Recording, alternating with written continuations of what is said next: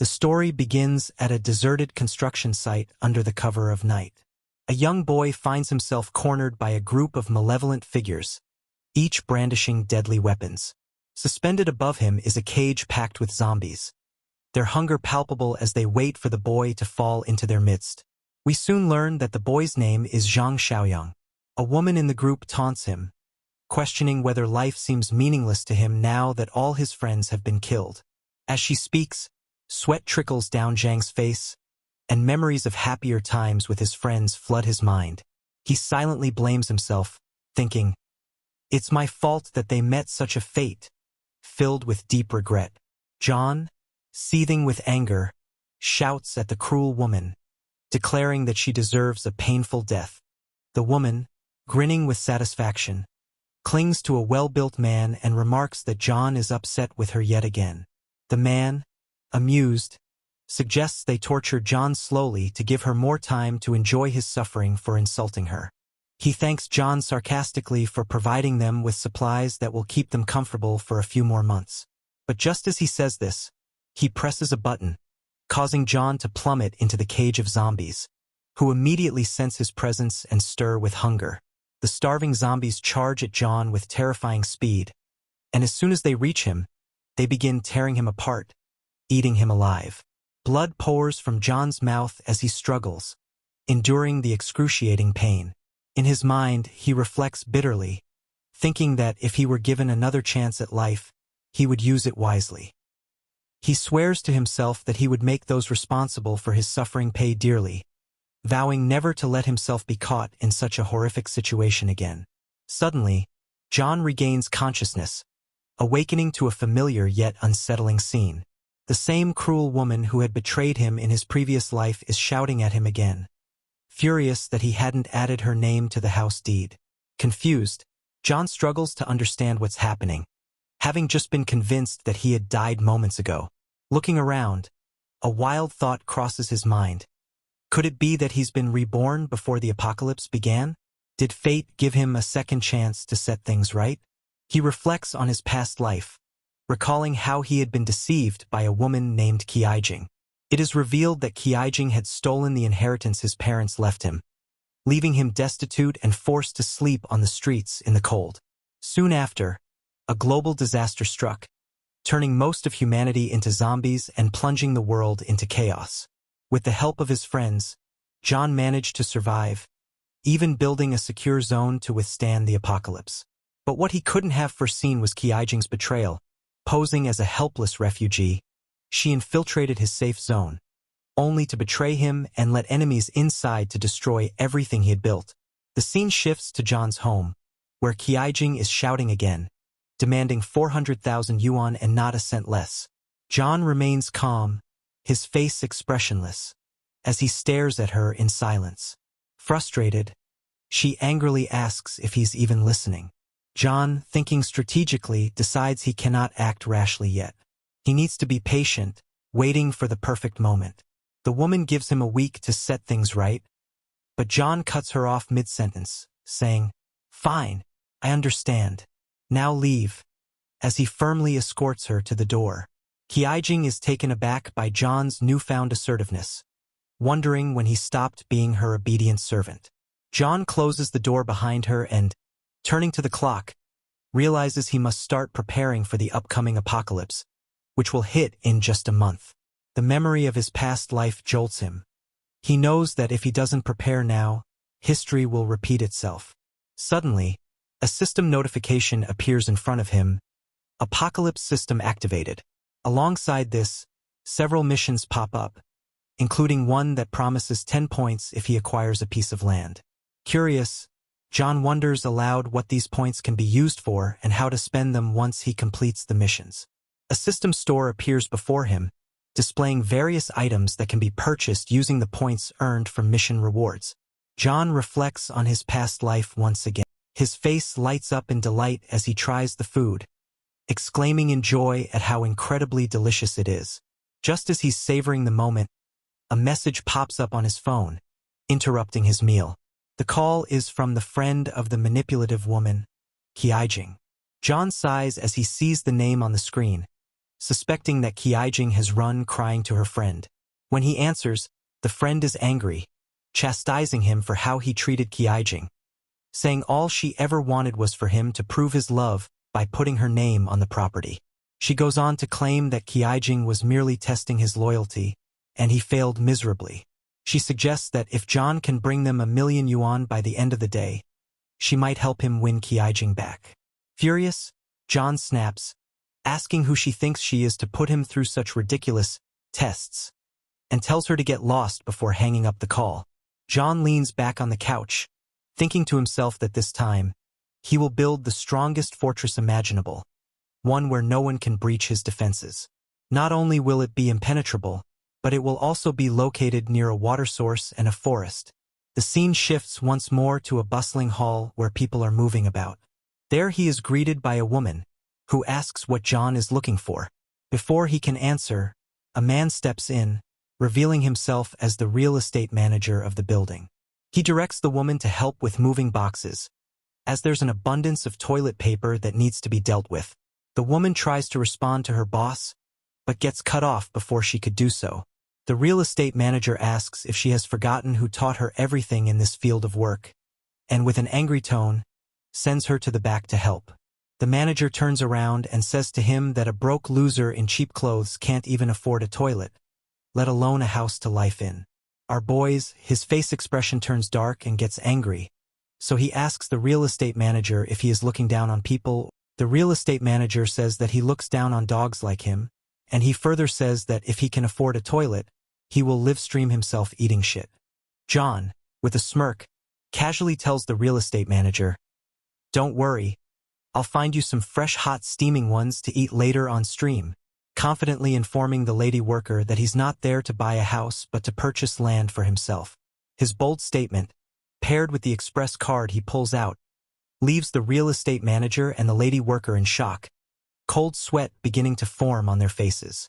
Every customer in the building is equally stunned, unable to believe what they're witnessing. They begin whispering among themselves, questioning what Jang means by buying land. Does he even realize how much money it takes to purchase land? One customer asks in disbelief.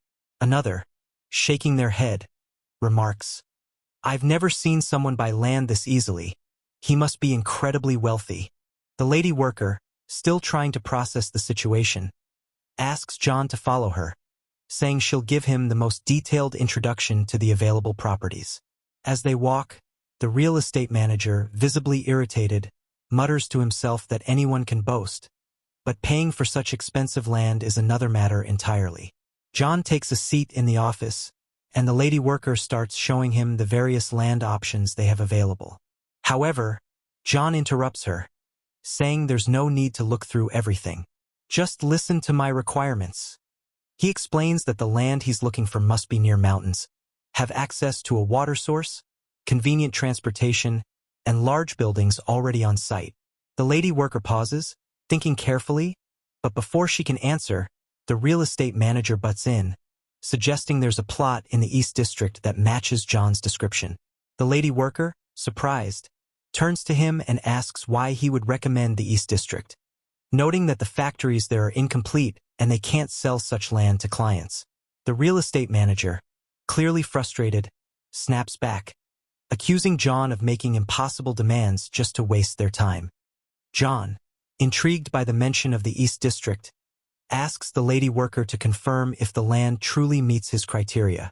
She hesitates but eventually admits that while the land fits his requirements, the factories are unfinished because the construction crew abandoned the project.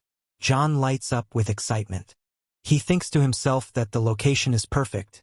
It not only fits his criteria, but the incomplete factories would actually save him a lot of money. "I'll take it," John declares confidently. "Let's draw up the contract so I can pay right away." The lady worker, still unsure, hesitates for a moment before apologizing for offering land with unfinished projects. However, her shock deepens when John insists that he's serious about buying it. With a playful smirk, he adds, "Someone's waiting to eat some fresh poop later, so let's not waste time." A little while later, he holds the receipt, his face filled with disbelief as he mutters, "It's impossible. He really paid the 300,000 yuan down payment. Still in shock, the manager struggles to comprehend how John could buy such expensive land.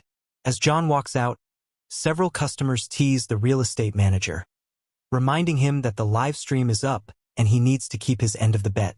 Meanwhile, John reflects on the fact that he spent all of the bride money to secure this land, but now he needs to figure out how to gather the funds to stockpile supplies.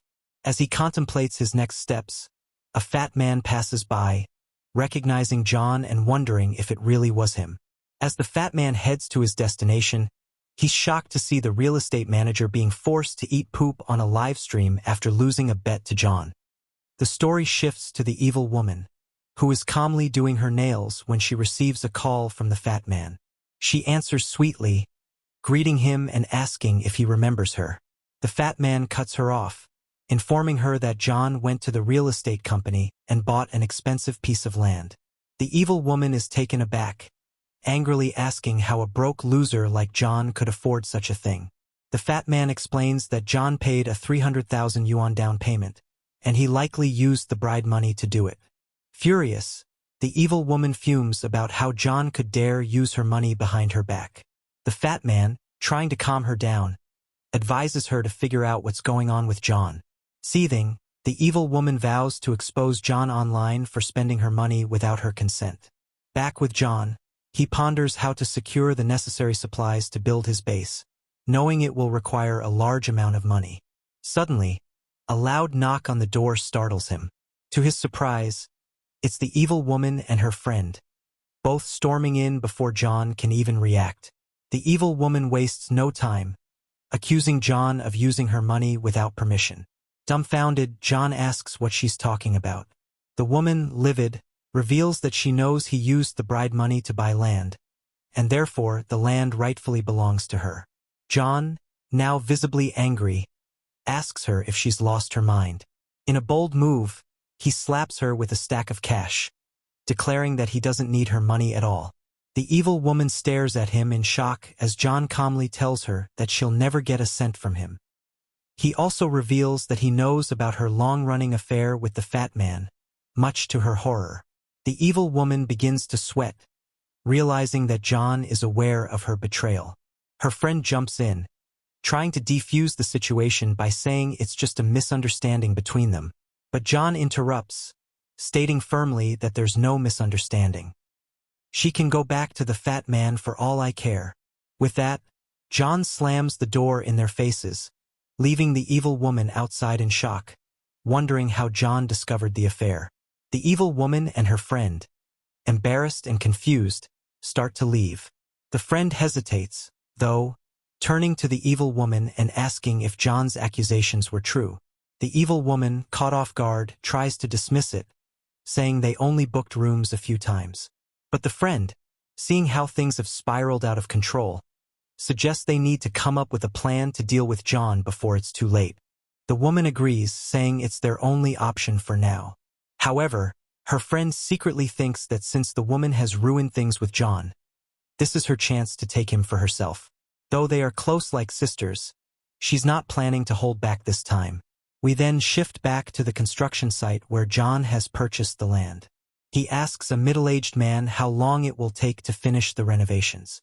The man, clearly puzzled, questions what kind of trouble John has gotten into to need such extensive work. John brushes off the question, saying the details aren't important and it's better not to ask too many questions. John then inquires about the cost to complete the project within a month. The man tries to explain that finishing in such a short time is unrealistic, but John cuts him off, stating that if he can't handle it, he'll find someone who can. The man reluctantly agrees but clarifies that his concern is the cost, not the timeline. John asks how much it would be, and the man explains that the rush and added pressure will increase the price significantly. John, a bit taken aback, asks if $20 million would cover the cost. The middle-aged man confirms it will but notes that John will need to provide a $5 million deposit before any work can start. John agrees, saying he'll transfer the money within a week, and urges the man to get moving with the construction.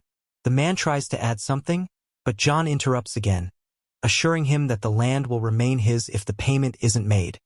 so there's no reason to worry. The man nods and agrees to the terms. At that moment, the woman's friend suddenly calls out to John. He turns around, confused by her presence. She clings to his arm, asking sweetly what he's doing there. Jang glared down at her, remembering that she was the one who convinced his ex to con him out of his family's property in his previous life. He had vowed to make her suffer twice as much as he had. His face remained furious while the friend, pretending innocence, continued asking what he was doing there. She complimented the land, calling it a nice place, and asked if this was where he planned to build. All the while, she pressed herself against him. John shoved her away, coldly telling her that whatever he was planning had nothing to do with her. Shocked, the woman couldn't believe it. She hadn't expected a man like John, whom she always thought of as a pathetic loser, to push her away so easily. Normally, just brushing her hand would make him blush, but now he looked completely annoyed by her presence. Despite her attempts to caress his hands, he remained indifferent, further frustrating her. While she fumed, John turned his attention to the construction workers, instructing them to expand the gates.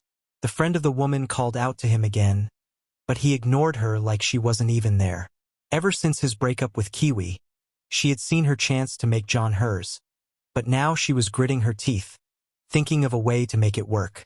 Back at John's home, he sat down on his couch with the documents from the newly purchased land spread out in front of him. He reflected on how he'd mortgaged the house, but the loan only brought in $3 million, nowhere near enough for the first phase of construction. With a serious expression, John thought that, with the apocalypse approaching, selling the house multiple times didn't seem like such a bad idea. He resolved to do just that. Suddenly, loud banging at his door interrupted his thoughts. The familiar voice of his downstairs neighbor, Grandpa Lai, could be heard. As he approached, John reflected on the old man's constant nuisances. Lai owned the first 2 floors of the building and had been trying to buy John's 3rd floor for ages. But the house had been intended as John's matrimonial home, which was why he hadn't sold it. Yet Lai never gave up, always causing a ruckus, from splashing paint to placing funeral wreaths at John's door. As soon as John opened the door, Grandpa Lai accused him of going clubbing the night before. Jang yelled back that he'd gone to bed early and wasn't in the mood for the old man's nonsense. Lai persisted, claiming he'd heard something. Fed up, John told him to stop the rambling. Tired of Lai's antics, John abruptly offered to sell the house. Stunned, Lai asked if he was serious. Jang looked down at the old man and said he'd sell, but on one condition: the house wouldn't be ready for 6 months, and Lai would have to pay the full $5 million upfront. Lai hesitated, but John began closing the door, telling him to forget it if he couldn't agree. Desperate, Lai stopped the door with his hand and nervously said they should sign a contract to avoid any regrets. Jang, annoyed, agreed, though he knew with the apocalypse looming, the old man wouldn't enjoy the house for long. Once the deal was sealed, John slammed the door, cursing the old man under his breath. He began calculating the money, the $5 million from Lai and the $3 million loan, giving him $8 million total. Just then, the system chimed in, confirming he had completed the task of acquiring land and granting him his reward. The next day, John headed into the city to fulfill the next task, gathering a year's worth of supplies. He swiftly moved through the shopping mall, filling carts with items that would last him through the coming chaos. Onlookers stared at him in disbelief, some mocking him for preparing for what they assumed were wild doomsday rumors. They called him foolish, but John didn't care. He knew what was coming. Once his carts were filled, the system awarded him 10 points for completing the task. As John browsed the system's store, he considered enhancing his attributes for the apocalypse, but he was too broke to afford that. Instead, he settled on the protagonist's supply box, confident it would give him the edge he needed. With a smile, he purchased the box, and his 10 points were deducted. The box appeared with an infinity symbol on it and question marks scattered across its surface. When it unlocked, the system notified him that he had received a level 1 space ring with a 500 cubic meter capacity. The ring would allow him to store fresh food without it spoiling, which excited John, especially since he wasn't much of a cook. The system then displayed his next task. Gather 10 years' worth of supplies, with 20 points as the reward. Just then, the store manager walked out with some guards, demanding to know who was causing a disturbance. Jang recognized him immediately. It was Yong Tao, a lackey from his middle school days who always hung around the school bully. Zhang Xingyong had always bullied weaker students but cowered before those stronger than him. John recalled how Yong and his group once demanded a protection fee from him, but he had told them to buzz off. Yong, in disbelief that John was buying so much, ordered him to return all the items in his carts. Zhang cut him off, mocking his continued habit of picking on the weak and calling him out for being a coward. An hour later, John's items had been scanned, and the cashier announced the total. With confidence, John swiped his card, successfully completing the purchase. As Yong walked away, John called him back, demanding an apology for his rudeness. Yong, insulted, refused, but the other customers began recording, telling him to apologize. Under pressure, Yong reluctantly bowed and apologized. John patted him on the head, telling him to be more careful in the future. Yong, visibly humiliated, asked John what he planned to do with all the supplies. John explained that he was preparing for something big and needed a wholesaler. Yong, realizing John was serious, mentioned that he knew a wholesaler, none other than Chang, the school bully who had once tormented John. Despite being disappointed that Yong was still under Chang's thumb, John followed him to a warehouse where a luxury car nearly ran him over. Out stepped Chang, puffing on a cigarette, looking as arrogant as ever. Yong nervously introduced John, but Chang barely acknowledged him, blowing smoke in his face and calling him the kid who had a bit of a backbone. Chang yanked at John's hoodie string, scoffing as he called it a cheap knockoff designer brand. He expressed his disdain for people like John, who pretended to be wealthy when they clearly weren't. John responded casually, saying he didn't know if it was a designer label and had just bought it at some random store. Chang, now furious, grabbed Yong by the head and shouted at him for wasting his time by bringing such an unworthy client. He kicked Yong hard, telling him that he couldn't believe he had been dragged into this. Yong tried to defend himself, explaining that John was actually a valuable customer, but Chang wasn't having any of it. He claimed he had been in the business long enough to know who had money and who didn't, and in his eyes, John was clearly not one of the wealthy. Zhang, realizing his usual approach wasn't working, calmly remarked that it was difficult to reason with someone like Chang. Chang, enraged, grabbed John by the collar and demanded that he repeat what he had just said. Unfazed, Zhang repeated his statement, calling Sheng out for looking down on others. But Sheng only latched onto the part where John had called him illiterate, his face twisting with anger. Yong, trying to ease the situation, stepped in and nervously explained that Sheng hated being called illiterate, as it was a sore spot for him, considering it was true. Without warning, Sheng kicked Yong aside, silencing him as he continued to focus his anger on John. He threatened John, saying that if he didn't buy a truckload of goods, he wouldn't be leaving the warehouse in one piece.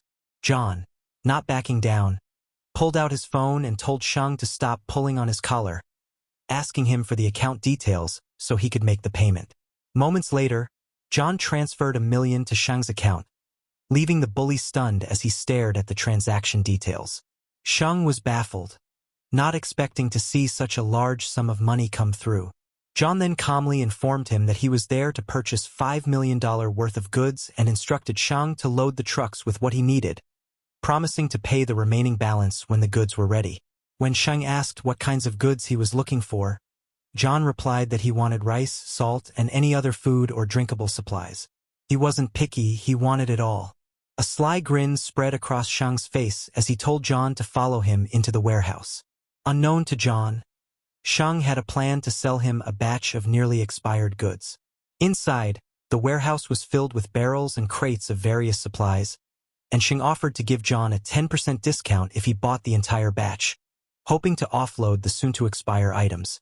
Zhang, however, wasn't easily fooled. He inspected one of the crates, picking up a bag and examining it closely. He quickly realized that most of the goods were close to expiration, except for the outermost layers. Yong, impressed, called John sharp for catching on to Shang's scheme. Shang, surprised that John had figured it out, tried to save face by offering him a 50% discount. John, uninterested in bargaining further, told him that he was only using the $5 million to purchase the best quality goods. He added that he had other plans for the nearly expired goods, which left Shang confused. Zhang agreed to take the expiring goods at the 50% discount, but with the condition that the payment would be made a month later. Shang, curious, asked what would happen if the goods expired before he was paid, but John assured him that if that happened, he would mortgage his house to cover it. Yong, sensing Shang's confusion, leaned in and told him that even the nearly expired goods would be worth a fortune in a few days, which made Chang'e break into a cold sweat. Visibly shaken, Shang nervously asked what John meant, but John brushed off the question, telling him to just deliver the goods and that he would send the delivery address later. As John left to take a phone call about selling his second-hand house, he told Shang he had other business to handle and exited the warehouse. After John left, Yong, still rattled, asked Shang if they had been scammed. Shang, however, was more bewildered by how well John seemed to be doing, despite his unremarkable family background. Back at home, John was greeted by Grandpa Lai, who handed him a bag of cash as a deposit for the house. The old man agreed to John's terms of leaving within 3 months and asked to sign the contract right away. John, somewhat amused, commented on how Lai hadn't even inspected the house before making the deposit. Curious, John asked why Lai was so desperate to buy the house.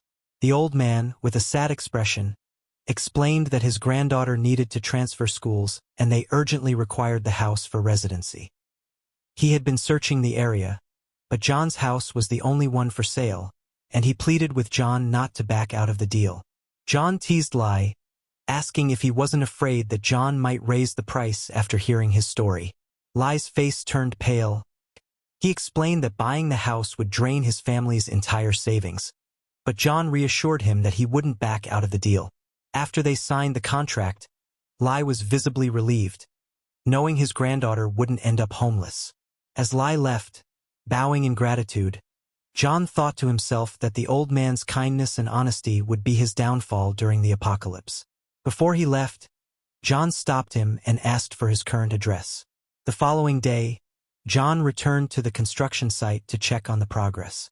The construction manager immediately asked for the next batch of funds, but John told him the transfer would happen soon.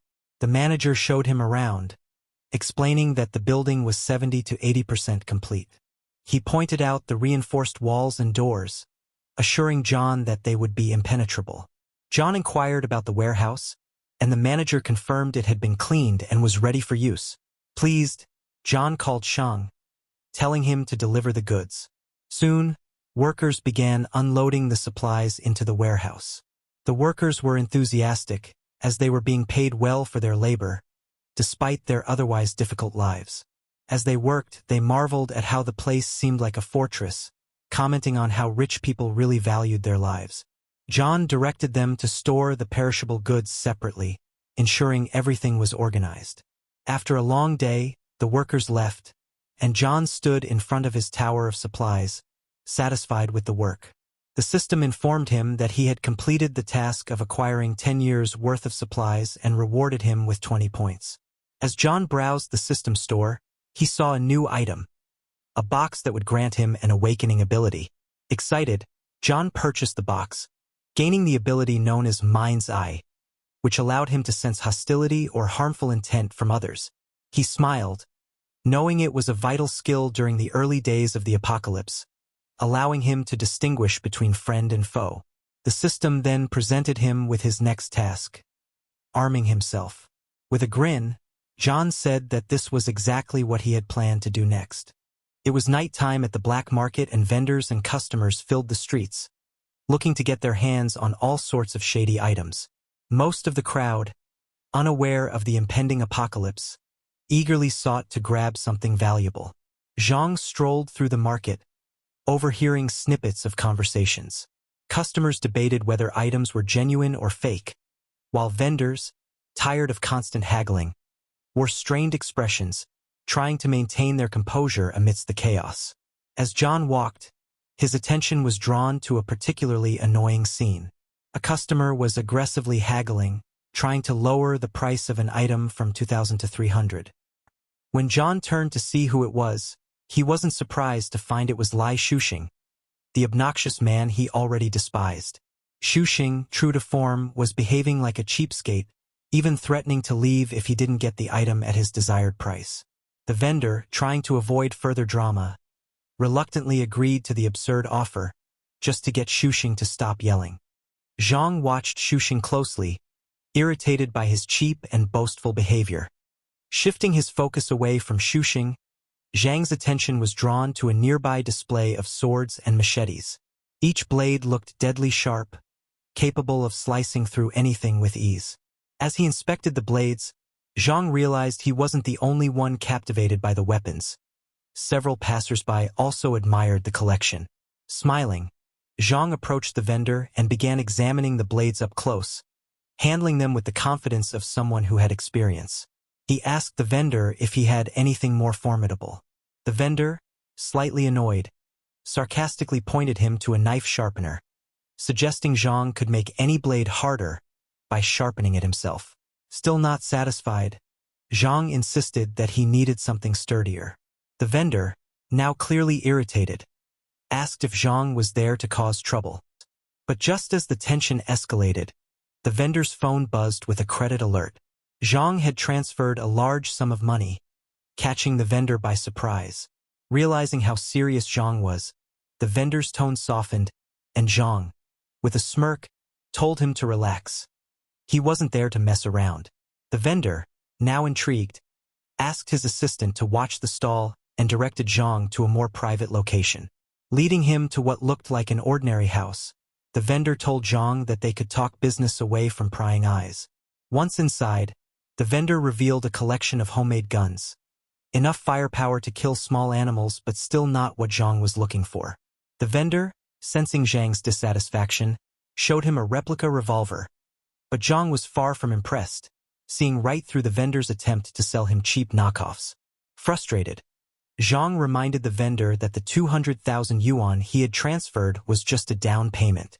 He was serious about spending 2 million on quality weapons. The vendor, now realizing the gravity of Zhang's request, hesitated, asking what Zhang did for a living to need such an arsenal. Zhang brushed off the question, stating that his subordinates usually handled such details and the vendor didn't need to concern himself with specifics. Sensing the weight of the situation, the vendor locked the doors and windows, ensuring their conversation wouldn't be overheard.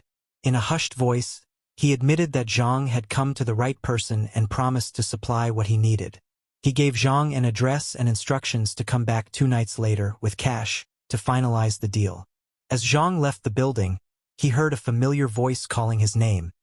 It was none other than Shuxing. Shuxing, oblivious to the situation, commented on how Zhang must have come into some money recently, mocking him for ignoring Qiaijing and implying that Zhang was selling off family heirlooms. Zhang, unbothered by the insults, saw this as the perfect opportunity to test his newly acquired mind's eye ability. Activating it, Zhang saw blue flames surround his vision, revealing icons above the heads of the vendor and Shuxing. The vendor's icon indicated neutrality, but Shuxing's showed hostility, confirming he was indeed an enemy. Pleased with the ability's effectiveness, Zhang mocked Shuxing, suggesting he had probably bought fake goods to win over Qiaijing. Infuriated, Shuxing didn't deny it but couldn't retaliate either.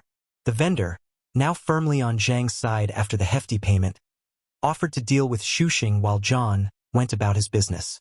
Zhang told him not to kill the man. He had plans for Shuxing later, but to teach him a lesson.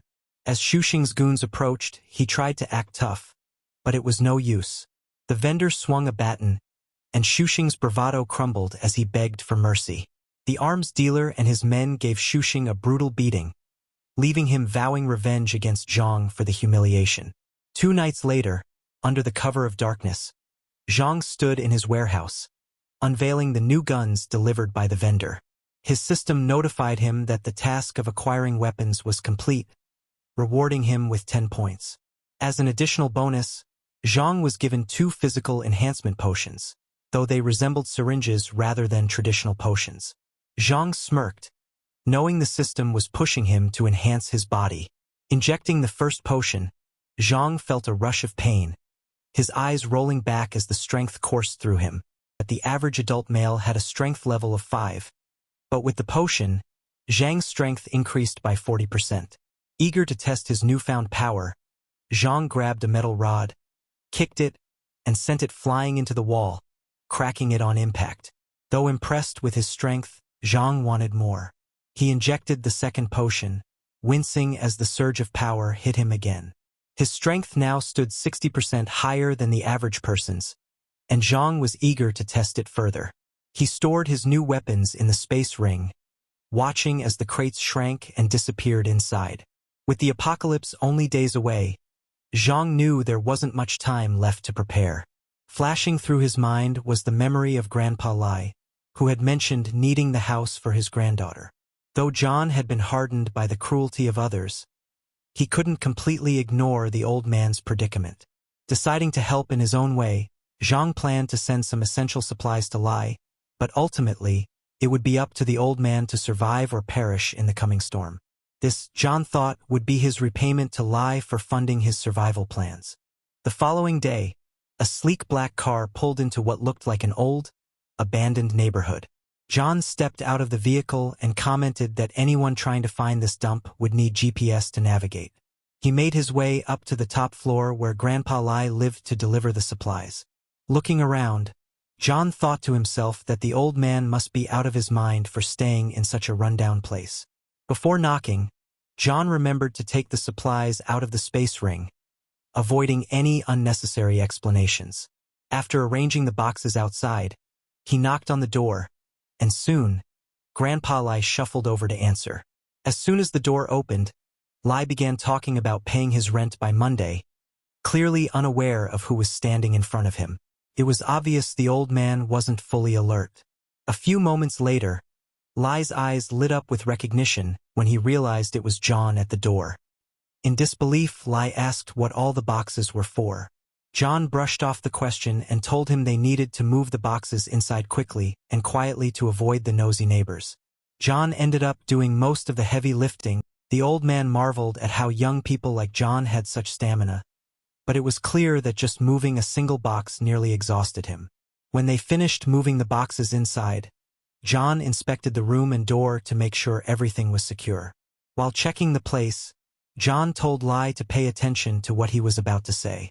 John continued, explaining that the supplies should last him for about half a year. John barely acknowledged his words. His eyes landed on a picture of Lai with a beautiful brown-haired young woman. John instantly recognized her as Meng Shanshan, someone he had been with in his past life. Curious, John asked if the woman in the picture was Lai's granddaughter, Meng Shanshan. Lai, surprised that John knew her name, asked how he had found out, as he had never mentioned her before. John's expression darkened as he asked where Shanshan was. Lai explained that Shanshan was still in their hometown studying, but she would come around once they moved into John's house. John's mind flashed back to memories of his past life. He recalled how Shanshan had cried about feeling like a burden to her grandfather. He also remembered how Grandpa Lai had risked his life to rescue Shanshan from a captured high school, only to lose his life afterward. Determined to change the outcome this time, John vowed to protect both of them. He was resolved to survive and be with Shanshan, making sure those tragic events didn't repeat. Without hesitation, John told Lai that they wouldn't be moving to a new house anymore. Lai looked shocked, as if John had gone mad, and pleaded with him to reconsider. But John cut him off, explaining that the world would collapse the next day, and humanity would soon be thrown into chaos.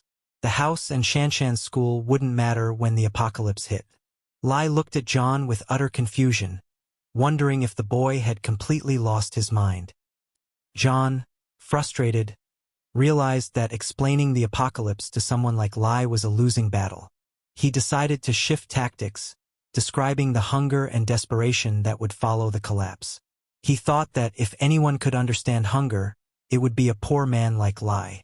John spoke of how people would suffer during a famine, but Lai, trapped in his peaceful worldview, couldn't believe such a tragedy could occur.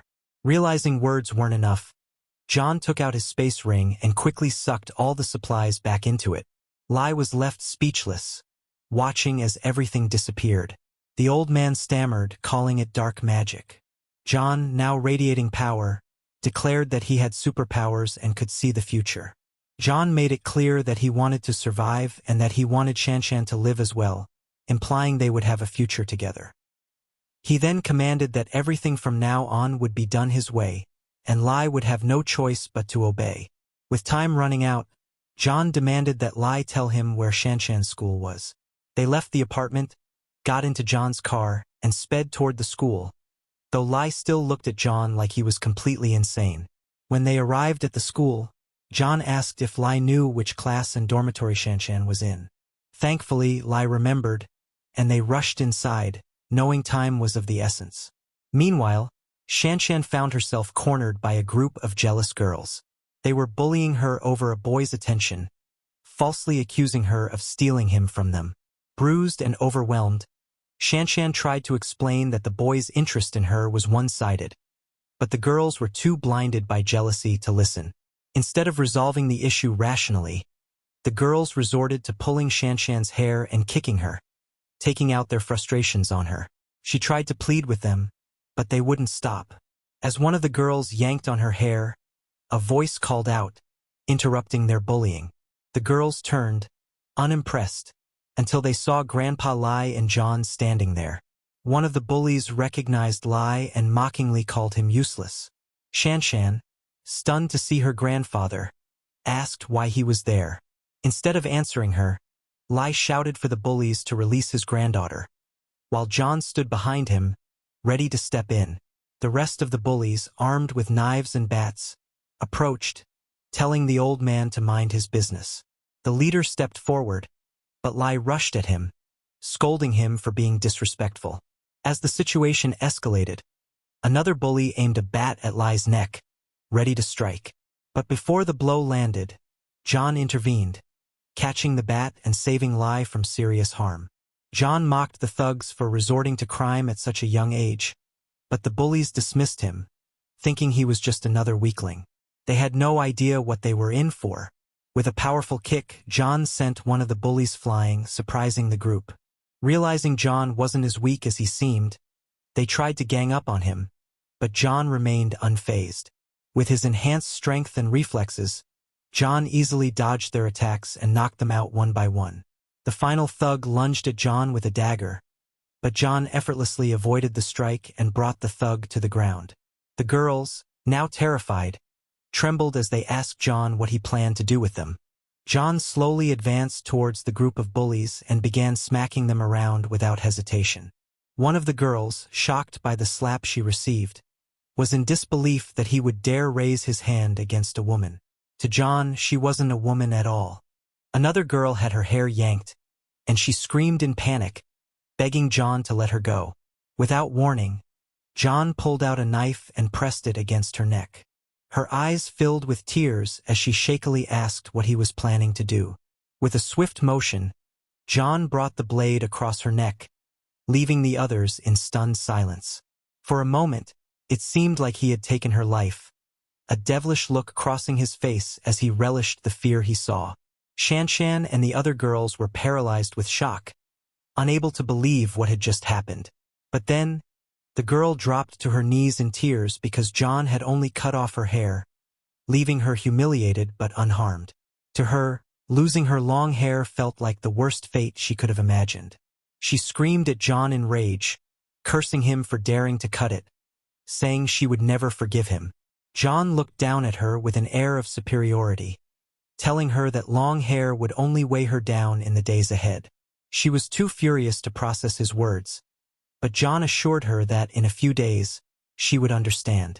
He added that her short hair might even save her life when things got bad. With the girls dealt with, John turned to Shanshan and her grandfather, telling them it was time to leave. Shanshan, still confused, asked where they were going. A short while later, they all got into the car and headed off. As they drove, Shanshan was stunned to hear that she wouldn't be going back to school. Lai explained that a massive famine was coming, and school would be irrelevant when survival was at stake. Shanshan tried to make sense of what her grandfather was saying, while John drove with a sly grin. On the other hand, Shanshan thought her grandfather had fallen for a scam, assuming the old man had been duped. She even asked him how much money he had lost in this so-called scam.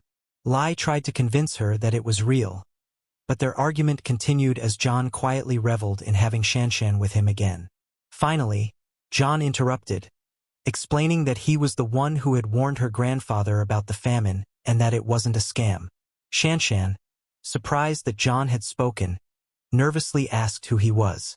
John introduced himself, telling her she could call him Brother Yang. Grateful for his help, Shanshan thanked John for putting Sun Hui and her gang of bullies in their place.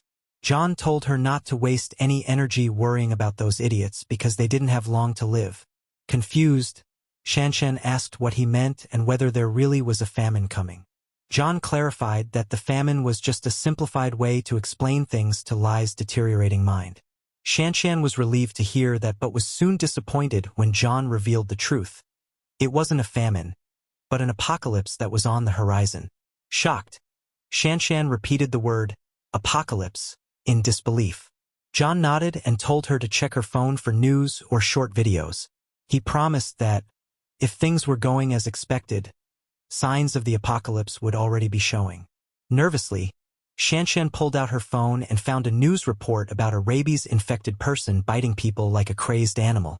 The footage showed officers struggling to contain the infected, who looked more like a rabid beast than a human. More reports followed, describing a strange, foul-smelling smog spreading across various regions. The sounds of chaos and screams filled her phone as Shanshan scrolled through more stories about people being attacked and bitten. Fear washed over her, and she couldn't believe what she was seeing. In disbelief, she looked at John, who calmly explained that these were just the first signs of the apocalypse. Still in shock, Shanshan stupidly asked if it was really happening, even after all the evidence on her phone. John continued, saying that by the next day, a toxic smog would cover several provinces, including Province B, and it would affect all living creatures. Slowly but surely, a significant number of humans would turn into zombies, and society would crumble into chaos. Those who tried to run would soon find their efforts futile, as the zombies would eventually catch up and turn them into one of their own. John added that Shanshan should at least be familiar with what zombies were. Of course, she understood the concept, but the reality of it all was hard to swallow. The idea that her school life had been abruptly cut off, only to be replaced by talks of an apocalypse, was the last thing she had expected. As they sat in a traffic jam, John reassured her that she would believe everything soon enough. As they sat in the stalled traffic, Grandpa Lai grew worried and asked John what they would do if the zombies reached them while they were stuck in the car. John replied that it wasn't that urgent yet, but began to think about the possibility of an outbreak happening right there. As he pondered this, a reckless driver tried to cut in front of John's car. Annoyed, John blocked him, but then hit the brakes suddenly, nearly sending Shanshan and Lai flying into the windshield. John was furious that the driver had tried to cut into the emergency lane without using a signal. He wasn't about to let the fool get away with such idiocy, so he started driving like a man possessed. The driver kept trying to push his way in, but John wasn't having it. The man pulled up beside them, shouting and cursing at John, but John ignored him. Lai, ever cautious, suggested that they let it go, as the man seemed like someone with wealth and power. But John wasn't worried. He was prepared to handle whatever the reckless driver might try. After nearly an hour stuck in traffic, the cars began to move, but the driver from earlier still tried to get ahead of them. Shanshan warned John to be careful, but he was already enraged, ready to teach the idiot a lesson. Despite Lai's pleas not to stoop to the level of the reckless driver, John was determined to show him no mercy. Finally, John managed to break free, causing the reckless driver to swerve and nearly crash by the side of the road. The man got out of his car, cursing and swearing that he would have John's car's license plate reported to the police. He was clearly some spoiled rich brat who had never faced consequences for his actions. That night, John returned to his newly acquired safe house. As he and his companions stepped out of the car, Grandpa Lai and Shanshan were awestruck by the sheer size of the place. Shanshan even remarked that it felt a bit excessive. He told them both to get some rest, warning that the days ahead would be much tougher. The next morning, John stood by a large window, sipping on a cup of hot coffee. Shanshan emerged from her room, yawning and stretching, commenting that it had been a long time since she had slept so well. For once, she didn't have to rush out of bed like she was in boot camp for early morning classes. John was pleased to see she had rested. John asked if she wanted to join him on a tour of the fortress. As they toured the grounds, John explained the fortress's features. The walls were made of reinforced concrete, and the gate, controlled remotely, was built from solid steel. It would take heavy artillery to break in, ensuring that neither zombies nor regular humans could easily gain access. John emphasized that no one else was allowed into the fortress without his permission, aside from the three of them. Shanshan asked if they would let any survivors they encountered die rather than help them. John ignored the question, beckoning her to follow him, explaining that people's true intentions would be unpredictable during the apocalypse. He warned that being overly kind would lead to betrayal, as humanity's darker side would inevitably emerge. They continued to the back of the building, reaching what John called the buffer zone. The area was enormous, filled with crates and a small shelter-like building. John explained that if survivors showed up while he was away, they could stay in the buffer zone temporarily, but they would not be permitted into the main fortress until he returned. Next, he led them to the food storage area, stating that in an apocalypse, food was the most crucial resource. He explained how food supplies would be rationed to last as long as possible.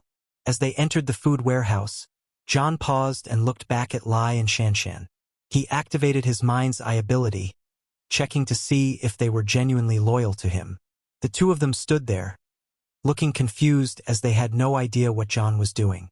But John saw happy emojis hovering over their heads, a sign that both of them fully trusted him. It was his first time seeing this indicator, reassuring him that they had complete faith in him.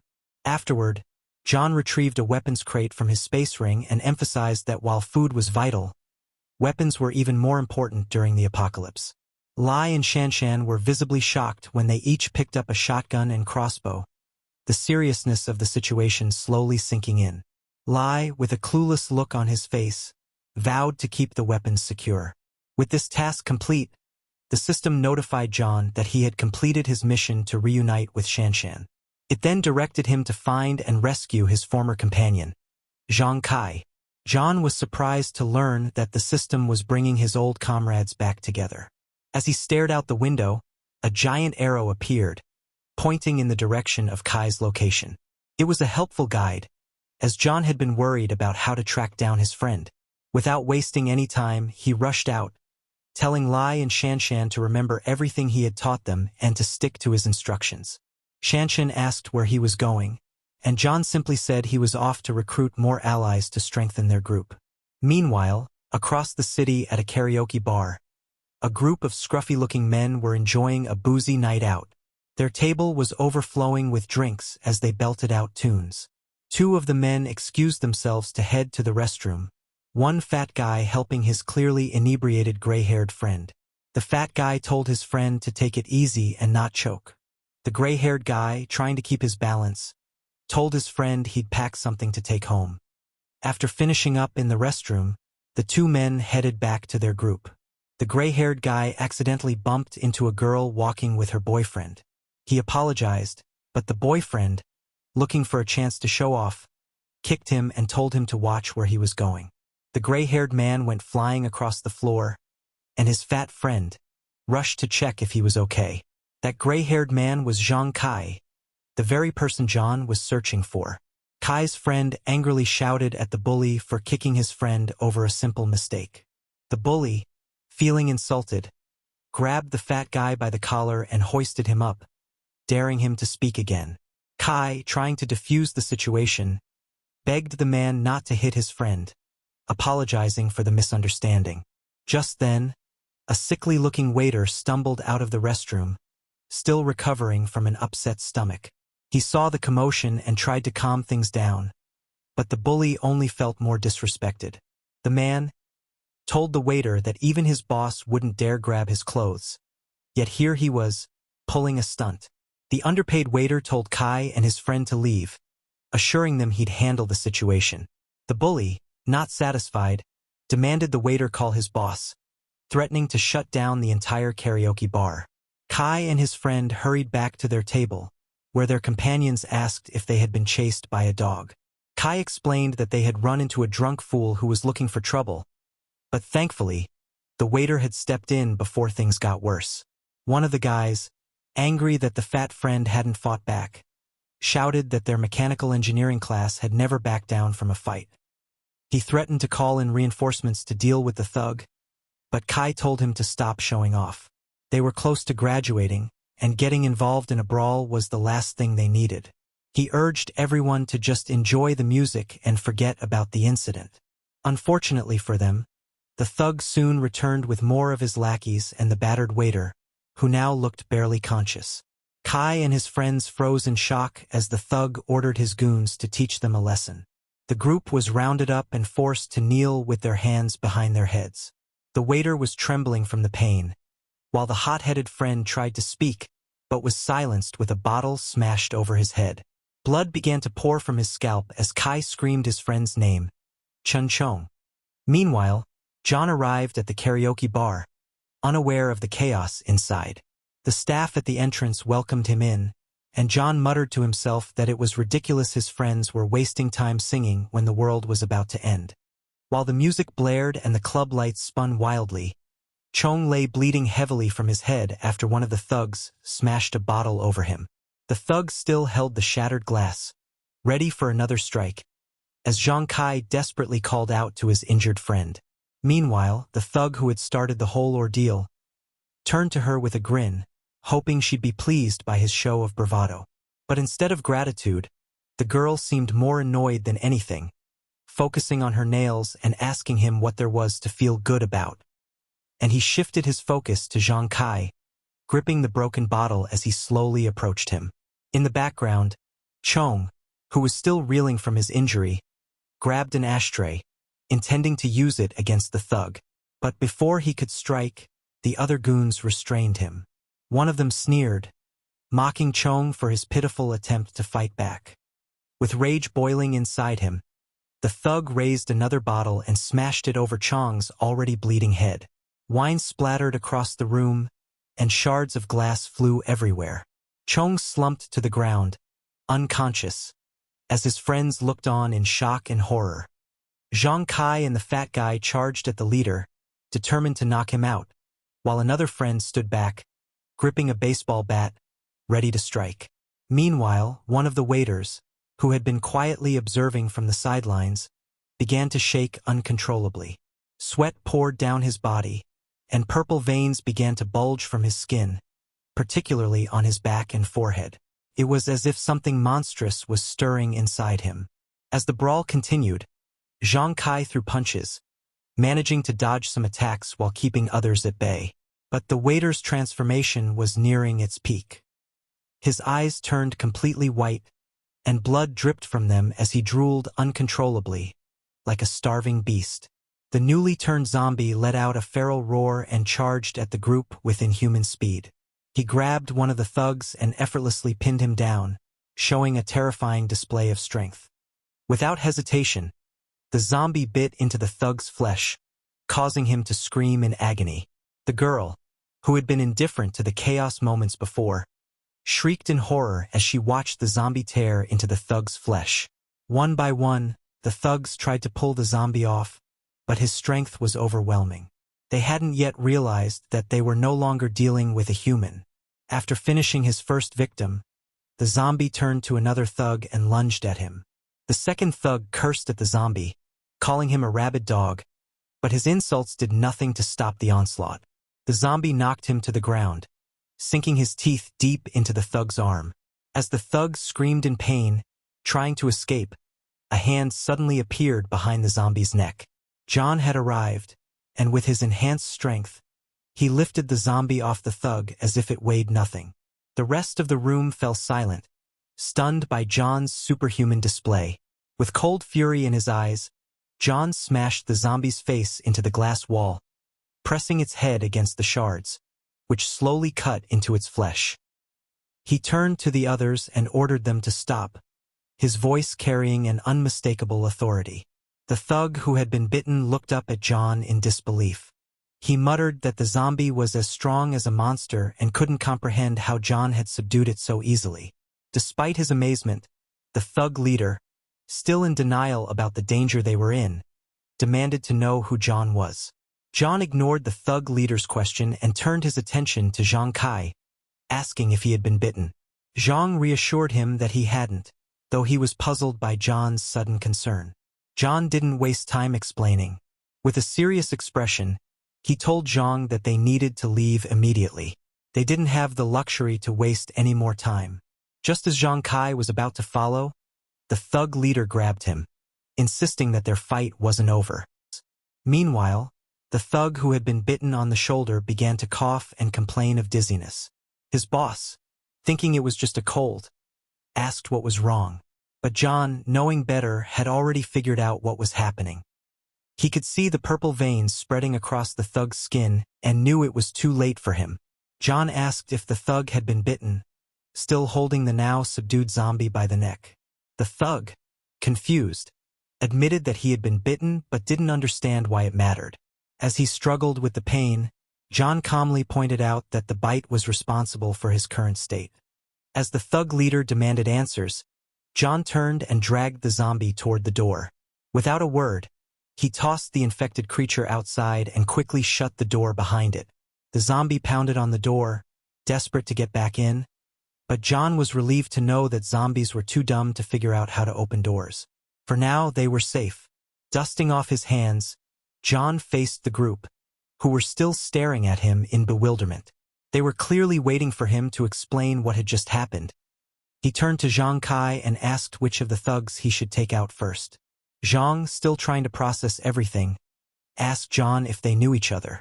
The thug leader, seeing himself being ignored, charged at John, furious. But before the thug could land a punch, John swiftly grabbed him by the head and slammed him to the ground, knocking him out cold. Another thug, the one who had been bitten on the shoulder, rushed at John, shouting curses. But John, unfazed, delivered a powerful punch to the thug's face, breaking his nose and sending him crashing to the floor. As the thug lay there, convulsing, the infection rapidly overtook his body, causing him to shake violently. One thug knelt beside his convulsing friend, completely unaware that the mutation had already begun. Meanwhile, feeling like he just chugged 10 cans of Red Bull, John taunted the remaining thugs, daring anyone else to challenge him. After everything calmed down, John turned to Chiang Kai and told him to take his friend and wait for him outside the private room. He and the fat friend slowly lifted Chong, who was still out cold, and carried him out of the room. Meanwhile, the thug leader and his crew tried to make their exit as well, carrying their injured friend to the door. But as they reached the doorway, John stepped in front of them, blocking their way. The leader looked confused and annoyed, asking John what he thought he was doing. John gave the thug a hard stare, remarking that he must have had too much to drink if he had forgotten his place. He reminded the leader that he had almost gotten his friend killed, but the leader only grew more irritated. The thug ordered John to get out of his way, his tone growing more hostile by the second. John had reached his limit. Without saying another word, he pushed the thug back, his eyes going blank as if he had flipped a switch. The leader cursed him out, threatening to kill him for what he'd just done. Before the thug could get back up, John stepped out of the room, locking the door behind him. Inside, the thug screamed at the top of his lungs, demanding the door be opened, promising he would tear John apart. Little did he know, his real enemy was now inside the room with him. The goon who had been bitten on the shoulder had finally succumbed to the mutation. His eyes were bloodshot, and whatever humanity he once had was now completely gone. The other thugs, still oblivious to what was happening, tried to restrain him, confused by his sudden aggression. Outside, John stood still, listening to the chaos erupting behind the door. The sounds of panic, screaming, and thumping filled the room as Hat began his rampage. One of the staff members approached John cautiously, asking if everything was all right and if any help was needed. John calmly told the man to lock the door and not let anyone inside, no matter what. He also instructed him to call the police and hospital, explaining that there was a patient with rabid flu in the room. The worker froze, fear written across his face at the mention of the flu. John's tone grew harsher as he yelled at the worker to get on with it, snapping him back to reality. The worker fumbled with the keys, his hands shaking as he tried to secure the lock. Meanwhile, John walked away, joining Chiang Kai and the others who were carrying the unconscious Chong. As they made their way out, the worker hesitated, hearing the terrifying sounds from inside the room. Another staff member approached, curious about the commotion, and the first worker told him about John's mention of the rabid flu. The second worker didn't fully believe him, but they both knew something was very wrong. They rushed to the security room to check the surveillance cameras, hoping to see what was happening inside. When they finally arrived, they were met with horror on the screens. The security guard monitoring the footage couldn't believe his eyes. The once human thugs had all transformed into mindless zombies, feasting on each other like animals. The workers quickly called the police, though it seemed pointless given what they had just witnessed. Meanwhile, John and the group finally reached his car. He told them to get in quickly, warning that the club wasn't safe anymore and that things were about to escalate. As they drove off into the night, Chiang Kai broke the silence, thanking John for saving them. He also asked who John really was, clearly still shaken by everything that had happened. John introduced himself simply, telling them he had been hired to protect them. He added that they didn't need to know who had hired him. One of the guys in the back nervously asked if the rabid flu was real, mentioning how online rumors had dismissed it. John, still driving, glanced back and asked if what they had just witnessed seemed fake to him. The guy quickly realized his question was foolish and nervously asked if there was any cure for the flu. John sighed and told him that the disaster wasn't going to end anytime soon. Things were only going to get worse, and if they wanted to survive, they needed to follow his lead. Suddenly, they heard a scream outside, causing them to look out the window. They saw a zombie attacking a civilian, who was crying for help. The civilian, clearly terrified, kept shouting about the rabid flu, convinced it was the cause of the attack. John explained to the group that what they were seeing was just a small outbreak, still in its early stages. Most of the infected were still in the incubation phase, but it wouldn't take long before the situation spiraled out of control. If they wanted to live, they had to do exactly as John said, no questions asked. Everyone in the car nodded in agreement, except for Chong, who remained blissfully unaware in his unconscious state. As they drove further away from the chaos, John's system notified him that his task had been completed, awarding him an additional 20 points. He eagerly anticipated checking the system store for new items. While driving, he opened the store and scanned the available items, noticing that the post-apocalyptic cultivator box was still there. Deciding it would be useful, he planned to buy all the boxes once they returned to his fortress. Despite the tense atmosphere in the car, John's thoughts were focused on the future and how to further enhance his abilities. He glanced at his new companions, knowing it would be a challenge to gain their complete trust. Flashbacks from his past life played in his mind. He remembered how Chiang Kai's entire dorm had been wiped out by zombies, all because of a traitor. Only Chiang Kai had survived, and now John was determined to find the traitor before it was too late. Elsewhere in the city, Kiwi Jing was on the phone, speaking sweetly to someone. She asked when the supplies she was promised would arrive, complaining about how chaotic things had gotten. The person on the other end assured her they would deliver soon, but before the conversation could continue, there was a loud knock at her door. Startled, she quickly ended the call and looked through the peephole. It was her friend, the same one who had tried to cozy up to Jang earlier. Relieved, Kiwi Jing opened the door and scolded her friend for scaring her with such a loud knock. Her friend, however, didn't care about the complaint and got straight to the point. She told Kiwi that old Lou from the first floor had been taken away by the police that morning. Shocked, Kiwi asked how it happened, and her friend explained that the police and an ambulance had arrived earlier. Kiwi realized this must have been the reason for the chaos she had noticed earlier. Her friend believed the rabid flu rumors were real and warned that the situation was getting serious. She then asked Kiwi if Shushing had delivered the supplies he had promised. But Kiwi seemed annoyed, doubting that he had been any help, suggested calling him to convince him that Jang had a large stockpile of supplies. She told Kiwi that with Zhang's resources, they could be in for a big payday. Kiwi, confused, asked how her friend knew about this. Her friend revealed that she had one of her lackeys keep tabs on Jang after she had been kicked out of his place. She had discovered that trucks were delivering supplies to Zhang's fortress regularly. Kiwi was furious, suspecting that Jang had known about the pandemic in advance.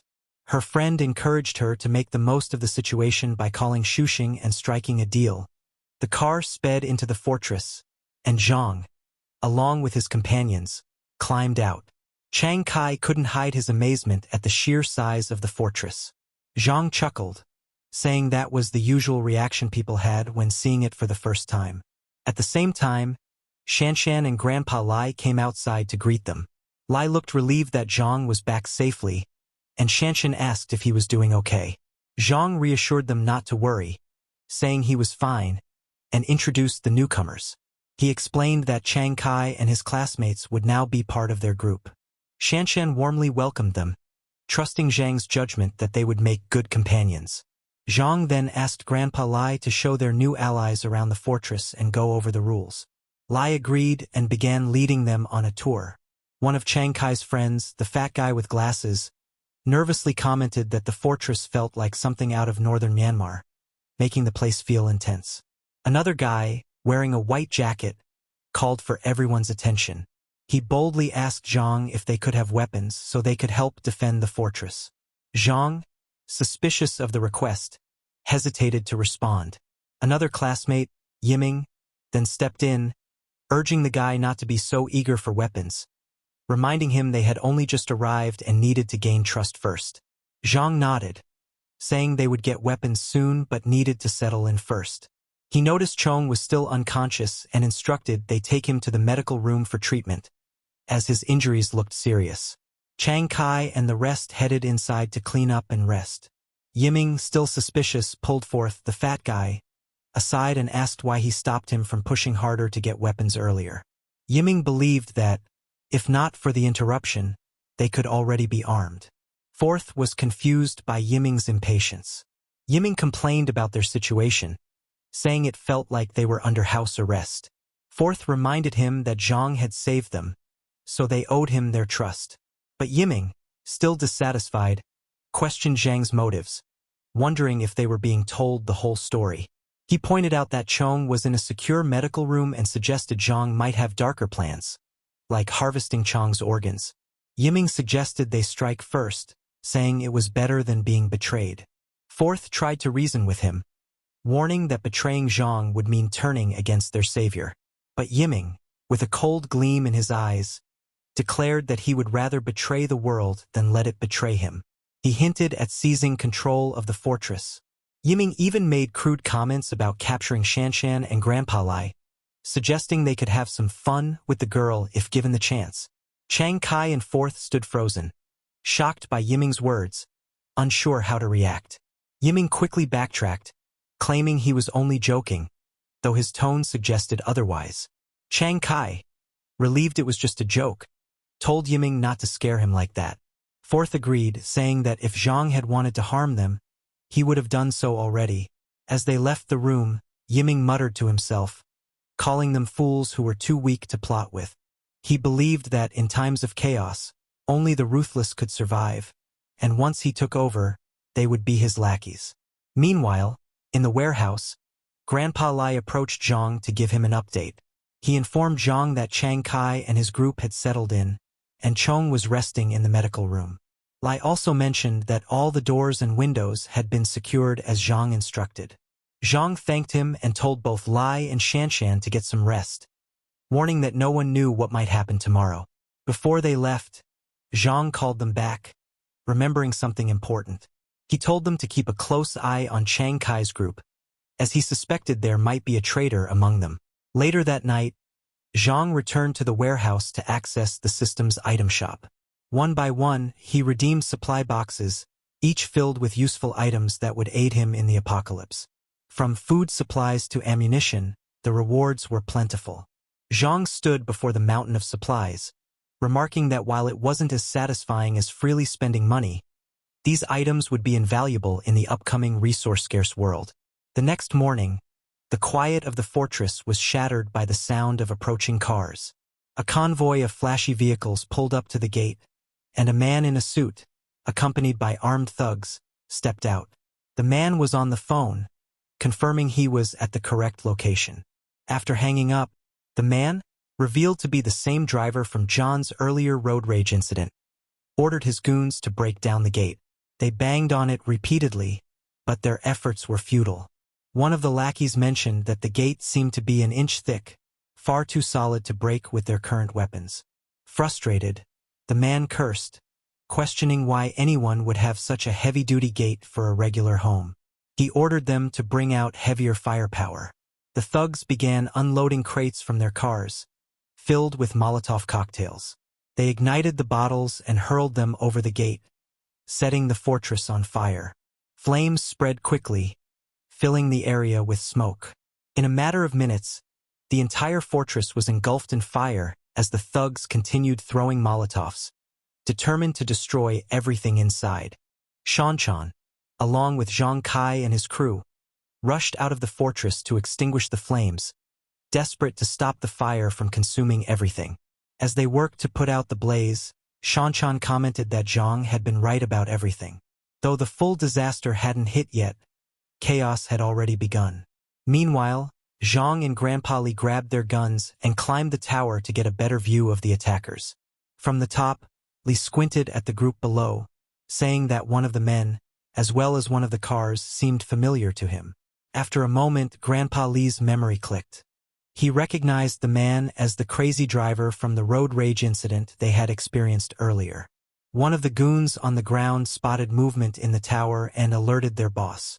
The crazy driver immediately recognized Zhang and yelled out, calling him a little punk. He demanded Zhang come down and face him, threatening to burn the fortress to ashes. Zhang, however, calmly warned the driver that he had 5 minutes to leave with his men or suffer the consequences. The driver's lackeys sneered, calling Zhang a brat and asking if he even knew who their boss was. Undeterred, they were ordered to bring out 2 more crates of Molotov cocktails. Just then, Zhang received a notification from the system. It recognized the crazy driver and his men as a direct threat to the fortress and assigned Zhang the task of eliminating them quickly. Grandpa Lai asked Zhang if they should fire a warning shot to scare them off, but Zhang scoffed at the idea. He explained that these men were true gangsters, committing heinous acts even before society had fully collapsed. Warning shots would be pointless. With determination in his voice, Zhang told Lai that leaving such people alive would only spell more danger for innocents. Without hesitation, Zhang fired his rifle. The first shot hit the crazy driver, severing his arm cleanly, causing him to scream in pain as he clutched the wound. Zhang cursed under his breath, disappointed that he had missed the kill shot, blaming his rustiness after living in relative peace. The goons, realizing Zhang's group had the advantage with firearms, started panicking and retreated toward their truck.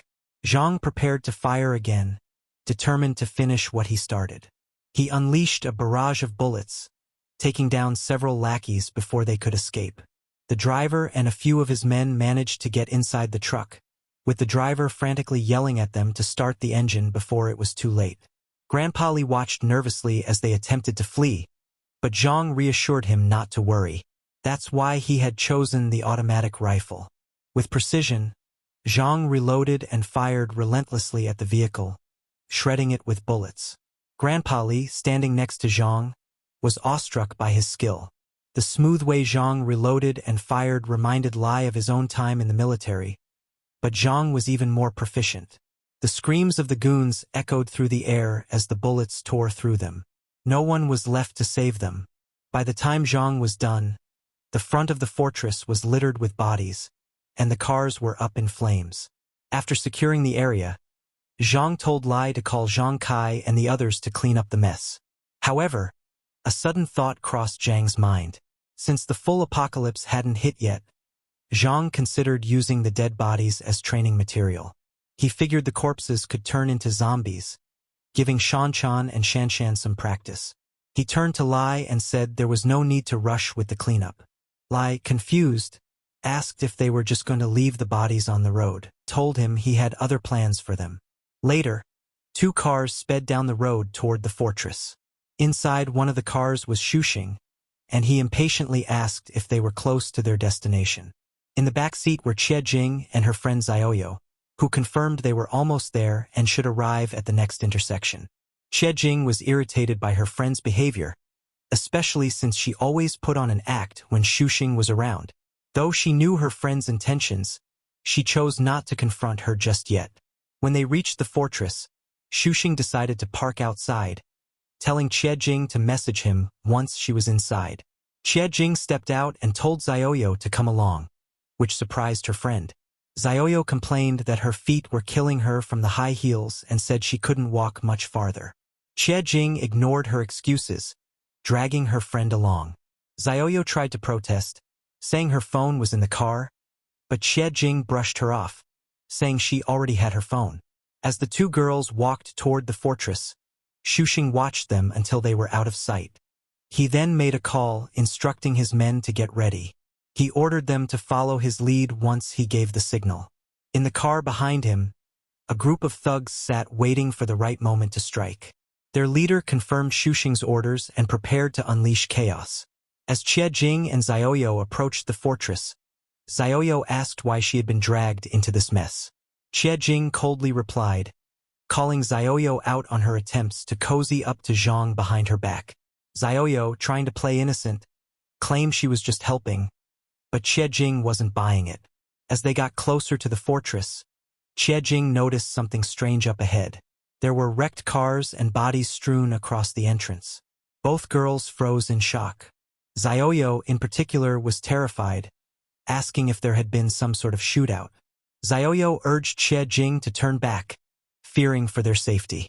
However, analyzing the situation, judging by the blood and damage, she deduced the men had been dead for a while. She began to wonder if rival groups had been fighting over Zhang's supplies. Jing assumed Zhang must have been killed in the battle but wasn't concerned about his fate. Her focus was on whether the supplies were still intact. Unbeknownst to them, the trunk of a nearby car creaked open, and the crazy driver, now in the process of mutating into a zombie, began crawling out. The zombie slowly made its way toward them, ready to strike. Jing and Zoya walked up to the massive gates of the fortress, both feeling uneasy about how they were going to get inside. They stood out in the open, exposed, and Zoya mentioned how they couldn't see anything because the gate was sealed tight. With the security looking so intense, Jing wondered if Zhang was still okay. As they fiddled nervously with the gate, a voice suddenly rang out, making them jump in fear. Looking up, they saw Shanshan, perched on the top of the fortress, crossbow in hand. She asked who they were and how they knew about the fortress. Zoya quickly claimed they were friends with Zhang, while Jing boldly announced herself as Zhang's girlfriend, which was a stretch. Shanshan, not buying it, called out to Zhang, saying there were 2 witches outside claiming to know him. She even mentioned one claiming to be his girlfriend. Hearing that, Jing got furious, convinced that Zhang must have moved on to Shanshan. Zoya, trying to keep her cool, told Jing to calm down and not lose it because they had bigger problems to deal with, especially with Shanshan armed with a crossbow. Jing confidently replied that Shuxing had brought pistols, so he'd be able to take down Zhang once the gates opened. Zhang finally appeared at the top of the tower, glaring down at them. He addressed them by name, clearly irritated, and demanded to know why they were there. Without hesitation, he used his eye of insight ability to check if they were lying. Zoya tried to play it cool, saying they were just checking in on him, given how chaotic things were. She asked if he didn't care about them anymore. Despite her friendly tone, Zhang already knew their true intentions. Laughing sarcastically, he called them out, asking how many people Shuxing had brought and what weapons they had. The girls froze, completely speechless, wondering how he knew their plan. Before they could even respond, Jang fired a warning shot, making it clear he wasn't playing around. Both girls were in shock, unable to believe he actually shot at them. Zoya, trying to keep things calm, urged Qiajing to stay cool, but Qiajing, stubborn as ever, asked why they should be afraid. She wanted to know if Jang would really go as far as to shoot them. Jang smirked, saying that shooting them would be too easy. He hinted that there were worse ways to deal with traitors. Things took a turn for the worse when they heard strange noises behind them. Turning around, they saw mutant zombies emerging from the truck. Qiajing asked if they were rabbit flu victims. Zoya nervously wondered if the flu could bring the dead back to life.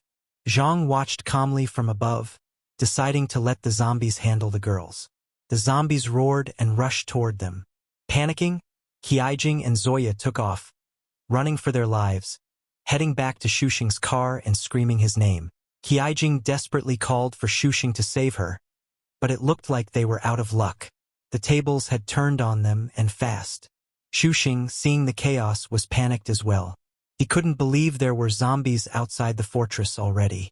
Speaking into his walkie-talkie, he ordered his men to turn the cars around and get out of there before the infection spread. His drivers didn't waste any time, quickly speeding away. Qiajing cursed Shuxing for abandoning her and Zoya to the zombies. The zombies were closing in fast, and the girls had no chance of reaching the cars. Just when it seemed like it was over for them, Qiajing, in a last-ditch move, tossed her handbag at Zoya's legs. The strap tangled around Zoya's feet, causing her to trip and fall hard onto the pavement. Zoya screamed as she hit the ground, knowing she was done for. The zombies pounced on her, tearing into her before she could even stand. Zoya's heart raced, and she begged the creatures to stop, but these weren't beings she could reason with. Blood splattered as the zombies tore her apart. In her final moments, Zoya saw Qiajing running away and cursed her with her last breath. She swore that Qiajing would never have a peaceful death. But Qiajing, showing no remorse, kept running, her face drenched in sweat, muttering to herself that Zoya had deserved it. From the tower, Zhang and Shanshan watched the whole thing. Zhang seemed unfazed, but Shanshan was horrified by what she had just seen.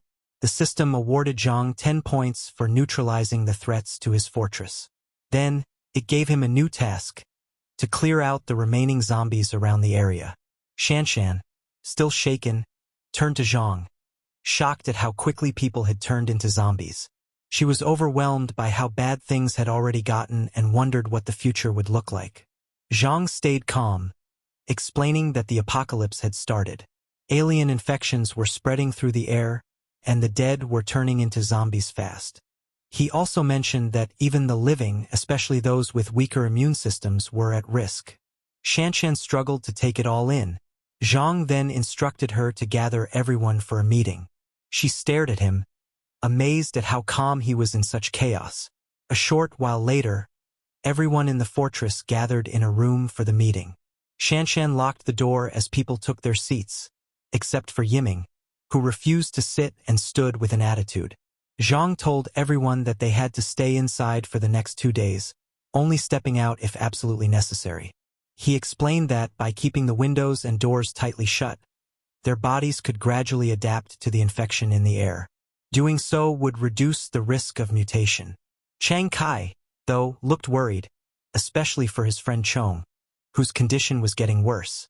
Later that night, Chong was lying in bed in the infirmary, clearly in pain. His body had started turning purple in several places, showing early signs of infection. Outside, a chaotic scene unfolded in front of a towering skyscraper, with dark smoke swirling around its surface. Business people ran frantically. One man yelled in panic as others rushed toward a yellow taxi. Shang looked out of the window, worry etched on his face, shouting, "It's complete chaos out there." He was observing the danger unfolding. In a tense moment, Shang told a woman and child urgently, "We need to head to the warehouse tonight and bring back what's left of the supplies." He added, "Zoli, you and Shou must stay here, and no matter what, don't open the door for anyone but me. Got it?" This revealed the urgency and danger of the situation. Determined and tense, Shang prepared to leave while the woman held the child protectively. His posture showed the gravity of the moment. Suddenly, there was a knock at the door. Shang's face became serious, his expression tense as he turned toward the sound. In the silence, Shang signaled with a finger to his lips for them to be quiet. The woman, anxious, held the child close, who covered his mouth. There was a clear threat nearby. Shang opened the door slowly, holding a golf club, ready for danger. A voice called out, "Brother X, are you there?" Shang let out a breath of relief, saying, "Oh, it's you," though he still clutched the golf club. His expression softened. However, as soon as the door was fully opened, a swift kick hit Shang in the chest, sending him stumbling back. Shocked and angry, he shouted, "What the hell?" Several attackers pinned Shang down, restraining him as he struggled against their numbers. More people rushed toward him, suggesting a planned assault. One of the attackers forcefully held him down while the others stood over him, stern and in control. Shang, stunned and feeling betrayed, shouted, "Yong Tao, what's going on? I treated you well." His voice was filled with disbelief and pain. With a smirk, Yong Tao responded, "Treated me well? To you, I've always been just a lackey." Shang retorted, "Don't you have any conscience? Without me, you wouldn't have saved for your house." Yong Tao stood tall, replying indignantly, "Yeah, you helped a bit, but you've earned more than enough for several homes." He then demanded the keys to Shang's warehouse. Still on the ground, Shang focused on what was most important, gritting his teeth in anger. Yong Tao, now smug, mocked, still acting stubborn? Confident, he turned away, sure of his victory. Meanwhile, the woman clung to the child, both looking scared and vulnerable. Yong Tao suddenly grabbed the woman by her hair, forcing her to look at Shang. "Look at this, you bastard," he snarled. The woman winced in pain while the child, wide-eyed, watched in horror. Desperate, the child yelled, "Let go of my mom," reaching out in an attempt to protect her. In a brave but futile act, the child bit Yong Tao's arm, tears streaming down as he tried to defend his mother. Furious, Yong Tao shouted, "You crazy brat!" He threw the child back forcefully. The child cried out in pain as his mother watched, horrified. Shang, still on the floor, stared up at Yong Tao with anger and defiance. "If you've got guts, fight me. Leave my family out of this," he yelled. Yong Tao, arms crossed and smirking, replied confidently, "Relax. As long as you cooperate, they'll be fine. Now, take us to the warehouse," Yong Tao demanded, asserting his control. Meanwhile, Yong Tao and his group stood confidently in the doorway, outlined by the light outside. They struck imposing poses, with Yanga in the center, radiating dominance and control as they assessed the scene. Yanga inspected the remaining boxes, asking, "This is all that's left?" Shang, beside him and looking away, answered defensively, "Weren't you the one who brought in those big clients? Everything's sold out, even the nearly expired and expired goods." Yong, deep in thought, touched his chin thoughtfully. Yong Ta, with a shrewd and ambitious look, revealed a bold plan to take advantage of Zhang Zong's resources. Shang had warned others to stay away from Yong Ta. During a delivery, he accidentally saw him with a gun. The person beside him listened carefully as Shang continued. "That guy must have known about this disaster beforehand." Yang, brushing it off, said, "That's his problem to deal with." His confident stance, arms crossed, and smug expression made it clear he had no interest in dealing with the complications or risks. Yong, cold-faced, glanced downward as Shang, surprised, asked, "What do you mean?" Yong Ta, with a manipulative offer, replied, "Take Zhang Zhang's supplies, and in exchange, your wife and child will be safe." His words left Shang in a tough spot, his tense face filled with conflict and frustration, his brows knit in a grim line. At Jang Fortress, a large industrial facility perched on a hillside set the stage for a tense confrontation. Jang and his group, led by Jen Kai, faced an off-screen figure. Their serious and determined looks suggested they were standing against a significant threat. The restrained man, veins bulging, sat strapped to a chair, screaming in distress or rage. His body strained as though he were in pain or resisting fiercely. The fatsoes in front looked serious and tense, crying, while others in the background appeared worried. Jen Kai's friend, sweating with a serious, determined expression, commanded, "Kill him." His intense gaze and cold tone showed the gravity of the moment. Jang looked serious, glancing to the side while another man watched closely. Jen Kai, surprised and slightly angry, asked, "What did he say?" His face showed disbelief at the statement. As another friend coldly stated, "He's already dead. If you don't finish him now, and he breaks free, everyone's life is at risk."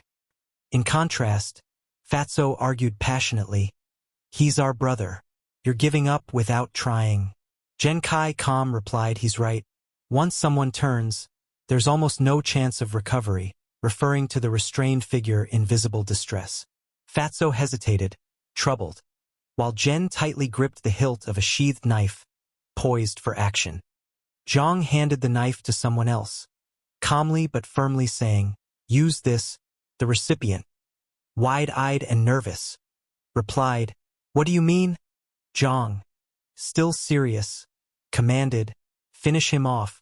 His unwavering gaze showed he had made up his mind. In the background, the restrained man writhed, escalating the tension. The young man, tense and conflicted, held the knife close, hesitant to act. Sweat dripped down his face. Jang sternly addressed him, saying, "You always wanted a weapon, didn't you? Now take this and end his misery." His intense eyes and commanding tone pushed the man to act decisively. Jang handed him the knife with urgency. Jen Kai, gripping a sword at the hilt, appeared serious and resolute, while others nearby looked conflicted. Jen Kai held the knife tightly, declaring, "I'll do it." His determined expression and stance showed he was ready for the difficult task. Meng gripped the knife tightly, his confidence from earlier wavering as he stared at the blade in his hand. He had accepted the grim task, but now, standing over his friend, hesitation gnawed at him. Jiang, noticing Meng's inner turmoil, calmly grabbed the sharp edge of the knife with his hand. His gaze was intense as he looked Meng directly in the eyes. "Are you sure about this?" Jiang asked quietly. "Do you trust me when I say your friend is too far gone? Because once you make this move, there's no turning back. You'll become a killer." Meng took a deep breath, his heart heavy, but determination filled his voice as he responded, "I trust you, Jiang." Behind them, the brown-haired guy, nervous and sweating, watched the scene unfold, unsure of what was about to happen. Jiang's lips curled into a small smile, satisfied with Meng's resolve. Jiang gave Meng a nod, signaling him to proceed. Meng, with a face now hardened by the grim reality of his decision, approached the bed. He raised the knife high, his eyes welling up with tears as he prepared to strike. The zombie, once his friend, Chun Chong, stared at him with lifeless, ravenous eyes. Just as Meng was about to plunge the knife into Chen's throat, ding! A sudden noise echoed in the room. Jiang acted swiftly, grabbing Meng's wrist before he could complete the motion. Startled, Meng turned to Jiang in confusion. "Why did you stop me?" Jiang's focus shifted to the blue screen that had appeared before him, invisible to everyone else. His expression darkened. "Everyone, get out of the room," Jiang ordered, his voice calm but firm. "I'll handle this." As the door clicked shut, Jiang approached Chin Chong. "Chun," he murmured, his voice low as he leaned over the zombie's head, pressing his hands against the wall for support. The zombie continued to thrash violently, but Jiang's voice was calm. "I need you to do something for me." Outside, the sky was eerily calm, in contrast to the horrors unfolding below. The distant sound of a car skidding out of control shattered the stillness. The vehicle swerved wildly before crashing into a street pole. Smoke rose from the wreckage as Zhe, disoriented and cursing his luck, stumbled out of the broken car. He was so close to the fortress. Clutching his aching head, Zhe barely noticed the zombie approaching him from behind until it was too late. The creature lunged, its grotesque mouth gaping wide, teeth bared for the kill. Zhe spun around just in time to see the monster, but he was too slow to avoid it. The zombie's jaws clamped down on Zhe's arm, eliciting a scream of agony. Fueled by adrenaline, Zhe shoved the zombie away with all his strength, sending it sprawling. He scrambled back to the car, grabbing a crowbar from the passenger seat. The zombie came at him again, but this time, Zhe was ready. With a wild swing, he smashed the crowbar into the zombie's skull, the impact echoing like a crack of thunder. The zombie crumpled to the ground, but Zhe wasn't finished. Rage and survival instinct overtook him as he repeatedly brought the crowbar down, turning the creature's head into a bloody pulp. Panting and exhausted, Zhe looked up to see more zombies drawn to the noise. Knowing he couldn't stay, he hurried toward the fortress, his arm throbbing with pain from the bite. As he neared the fortress, he passed the aftermath of a brutal battle. Abandoned cars and lifeless bodies littered the area, both human and zombie alike. In the distance, Jang stood at the side entrance, cautiously scanning the surroundings before signaling the others to follow. Armed with various weapons, the group moved with purpose, but Shan complained loudly about the heavy gear she was carrying. "I can't even walk properly with all this stuff on," she whined, clearly irritated. Jang turned to her, his expression serious. "You're inexperienced in combat. Zombies are stronger than humans because they don't hold back. There's nothing in their heads stopping them. The protective gear stays on." As they reached the edge of a corner, Jang raised his hand, signaling everyone to stop. "We're in the zombies' perception zone now," he whispered. The air grew tense as the group braced themselves. A lone zombie picked up their scent and turned, its milky eyes locking onto them. "Go!" Jang shouted. "Stay close. Watch each other's backs, and keep your distance." The zombie lunged at Jang, but he deftly sidestepped the attack. Using the moment as a teaching opportunity, Jang called out to the group, "Aim for the temple or the back of the neck when they miss. That's their weak point." Shao Kai, the guy with glasses, rushed forward, eager to put Jang's advice into action. He swung his baton hard, aiming for the zombie's head. But his blow glanced off the zombie's skull, doing little damage and leaving his hand numb.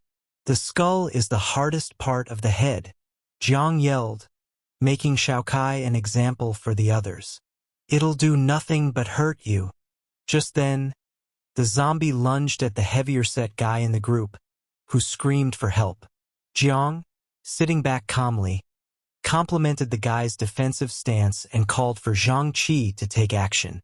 Zhang Qi didn't hesitate. He darted behind the zombie and with a powerful swing, slammed his baseball bat into the back of its neck. The zombie crumpled to the ground, lifeless. "Don't stop," Zhang ordered. The group moved in as they ganged up on the zombie, beating the death out of it.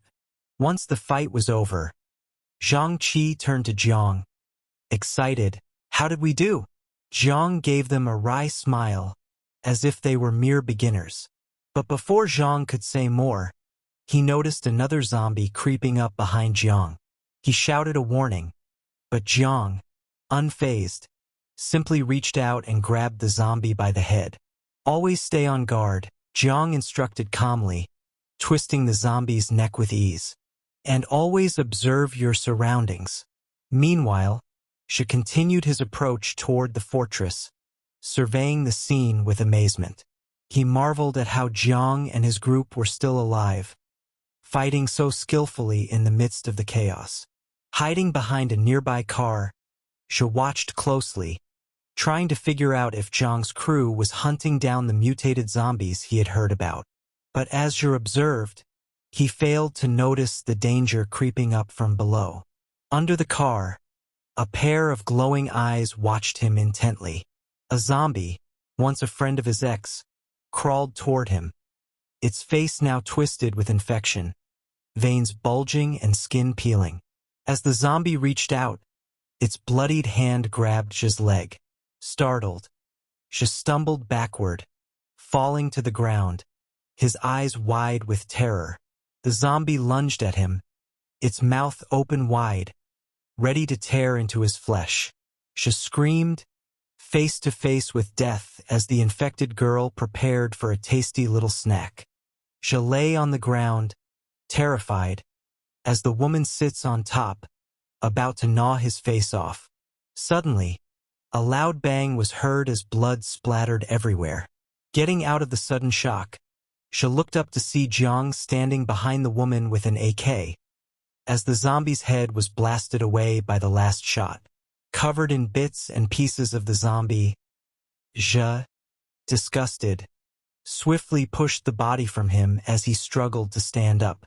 Jang, lowering the gun, asked Zha what he was doing here. Stammering to his feet, Zha slowly approached Jang, telling Jang how glad he was to see him. Looking at the bloodied Zha walking toward him, Jang's attention quickly shifted to the zombie bite on Zha's left hand. The bitten part was bloodied, and the color of the skin around the bite was slowly turning to zombie purple. Wasting no time, Jang pointed the gun at Zha's head, telling him not to come any closer.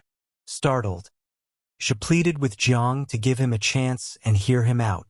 Jang told him to speak while standing where he was. With tears welling up in his eyes, Zha looked down and admitted that he was bitten and would turn into a zombie within half a day. Letting out all his frustration, Zha cried out, telling Jang how his family was kidnapped by Yang Tao and how he was using them to manipulate Zha into betraying Jang for all that he had. As Jang listened to his arguments with a cold look, Zha continued and admitted his lifestyle, but said he never did something this evil. Talking about his family, he pleaded with Jang, telling him that they were innocent people. With concern in his eyes, he lamented how his family's fate would be worse than death, as he pleaded with Jang to save them for all the resources Zha had helped him gather. Jang, understanding that the sale was all done to make a profit, couldn't deny the fact that the supplies really did help him survive. Looking back at his crew, it was clear that the sex ratio in the fortress was a bit off and that it had the capacity to accommodate more people as well. Just like reading his mind, a system notification popped up, giving Jang a new task. Jang smiled without even looking at the taskbar, knowing what the challenge was going to be. The new task was to rescue the wife and child and bring them to safety, with a reward of 25 points, while the other task of cleaning up the zombies in the area stood at 70% completion. Jang, shifting his attention to Zha, assured him of his family's safety. Zha stood there, unable to believe that Jang agreed to it. Dropping to the floor instantly, Zha bowed down in front of Jang, regretting that he would not be able to repay him in this life, but promising to be Jang's servant in the next. Now satisfied, Zha sat upright on the floor as he asked Jang to do it. As Jang asked Zha to clarify, Zha asked Jang to end his life before he could turn into a zombie and put his family's life in danger. Jang, with a serious expression, listened to Zha, then turned to Shanshan and asked her to bring out the bike from the storeroom. Looking back at Zha, Jang asked Zha to take the bike and leave the place to go somewhere isolated. As Zha remained confused, Jang told him not to question his decision and to do as he said, as Zha didn't have much time left. Giving up, Zha, with a slight smile, agreed to Jang's offer. Grabbing the bike Jang gave him, Zha rushed through the abandoned street, pedaling as fast as he could. The infection slowly crept through his whole body as his eyes started to get bloodshot and veins bulged in his face. But in his mind, all he was thinking about was his wife and son while his body slowly succumbed to the disease. Back at the fortress, the crew rounded up and cleared all the zombies in the area, as everyone stood there tired except for Jang. Emptying a can of gasoline onto the corpses, they lit it on fire, watching the zombies burn. Jang, turning to the others, commented on their skill, telling them that they were ready to take on a zombie and kill it without problems if they 3v1 it. The system notification popped up on the side, informing the completion of the training task. But when it comes to small hordes of zombies, they were still lacking. The others, eager to learn, looked at Jang and listened to him carefully. Walking towards the entrance, Jang asked everyone to follow him. Reaching in front of the giant door, Jang called out to the old man, and he answered, asking what was the case. Extending his hands, Jang handed over the fortress key to the old man, telling him that he would be going to the city that night and was leaving the old man in charge. Receiving the key with a concerned tone, the old man asked if Jang was sure about his decision, now that the city was swarming with zombies. Jang and the glasses guy eagerly stepped forward, offering to go with Jang, while the brown-haired guy in the background stood there hesitant. Brushing them off, Jang told them that they were just noobs, and if they went with him, Jang would have to carry them hard.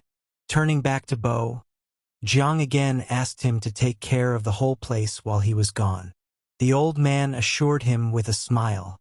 Sometime later, we see Jang driving a car with an AK and a machete casually kept on the other seat. The system was opened before him, displaying the system store. It was empty, and to do a manual refresh you had to spend 2 points. Man, the inflation is taking its toll. Deciding to suck it up, Jang pressed the refresh button, as the mission he was about to do was on veteran difficulty. As the system store refreshed, new items appeared, but the cost of another refresh went from 2 to 4. Surprised by the daylight robbery the system was doing, Jang decided to be careful with it in the future. But the good thing was that the items were not complete trash, and luckily enough, Jang had the money to buy them. Pressing the most expensive item on the list, Jang bought 1 black tech supply box for 20 points, and his bank was reduced to just 6. The supply box opened up to reveal 5 units of strength-enhancing serum, a weird way to say steroids. Seeing the item, Jang was sent back to the good old times when he first came across one of these. We see Jang in his previous life, holding 1 syringe with the serum. Excited for his first roid rage, Jang quickly injected the whole thing into his body without a second thought. As the serum coursed through his body, Jang winced in extreme pain. A system notification popped up, enhancing his strength, which now stood a whopping 260% higher than that of a normal human. That is some strong stuff. Back to the present, at Sh's home, in a room in the apartment, Sh's wife was comforting her son, assuring him that Daddy would be back soon. Suddenly, the door burst open as Yang Tao entered the room with one of his goons.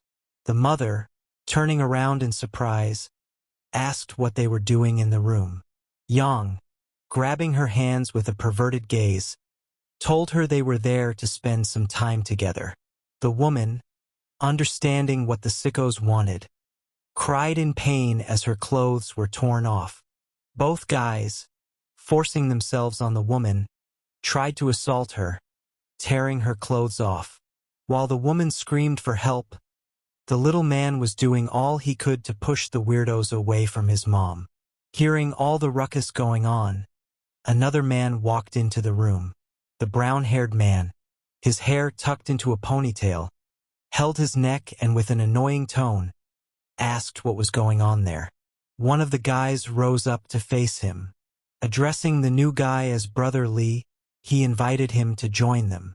Lee, taken aback by what he saw, scolded them for doing this when the job was not even done, asking them to leave the woman alone and return to the other room.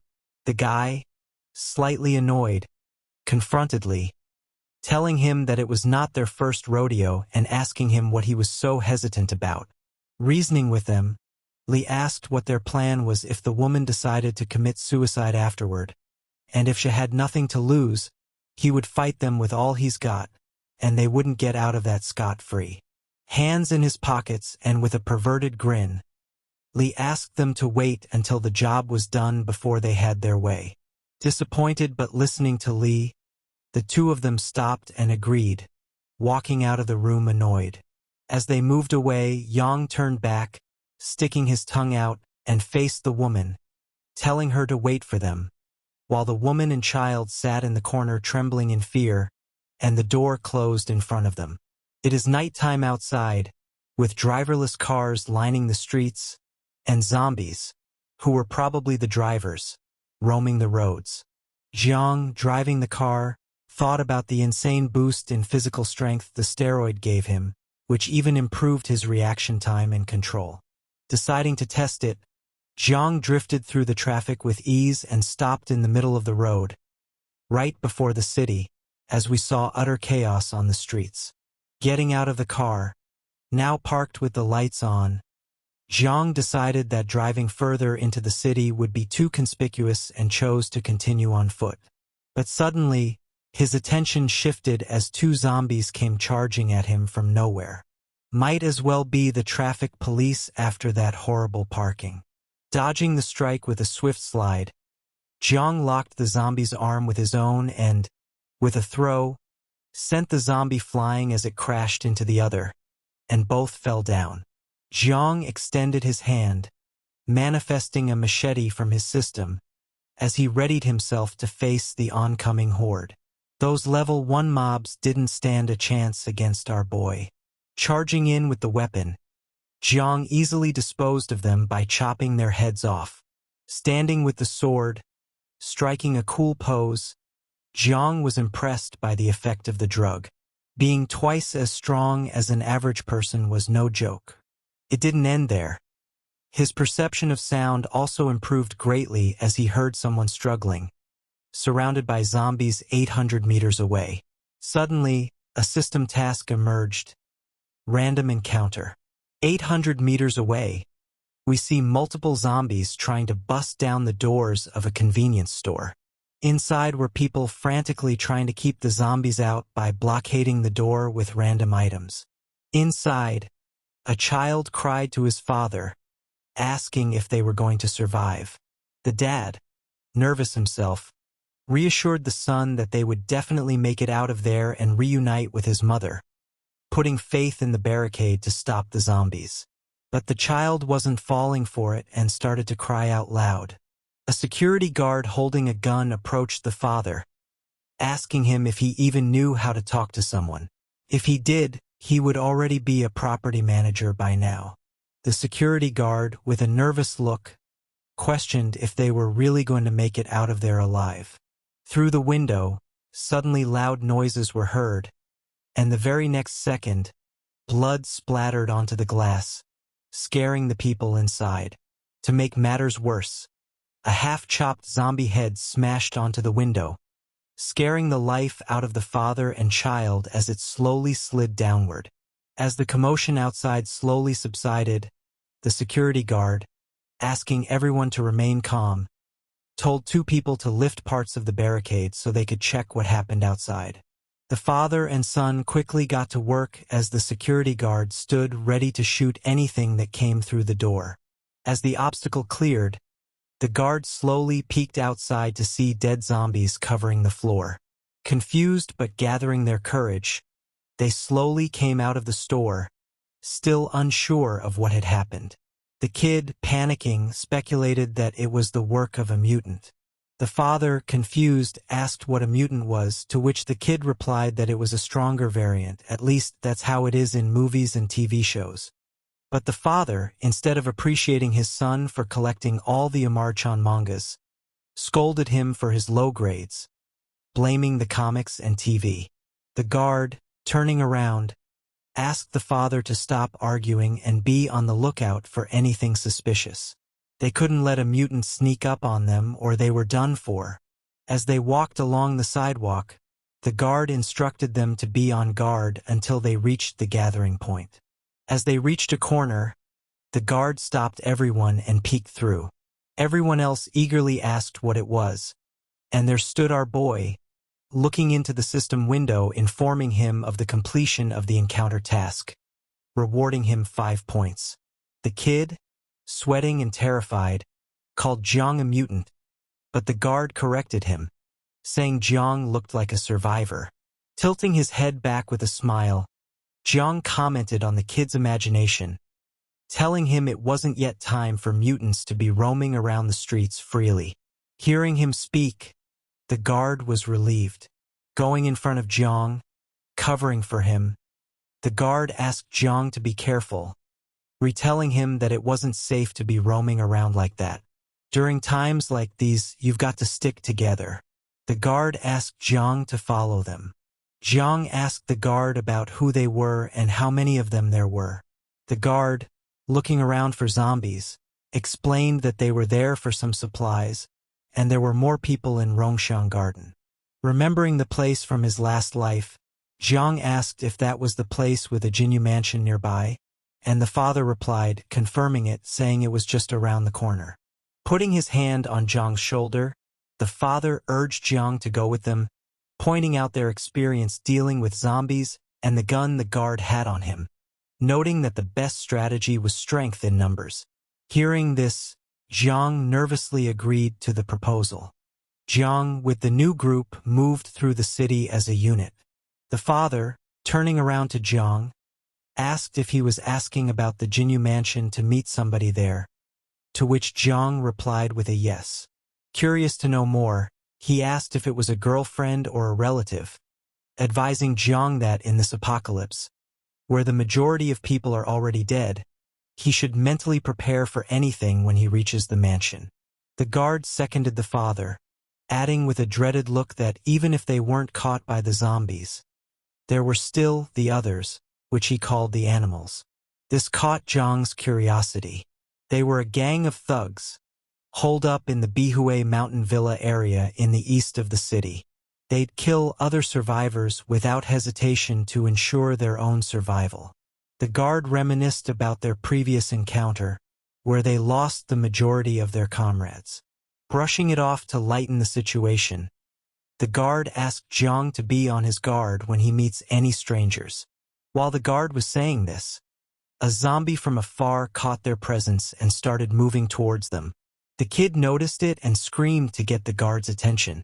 Right as the zombie was about to jump on the guard, he turned around and, with a stroke of luck, was able to pull the trigger, putting 2 bullets into its head and putting it down for good. But not all was good, as the gunfire had now attracted all the zombies in the area.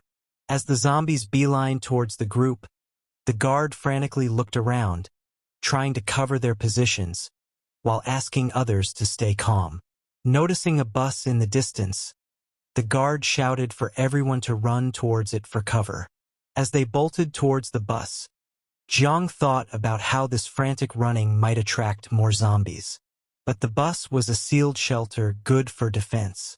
However, it also meant that once they got in, it would be difficult to get out. Thinking of the possibilities, Jang gave the decision a score of 70.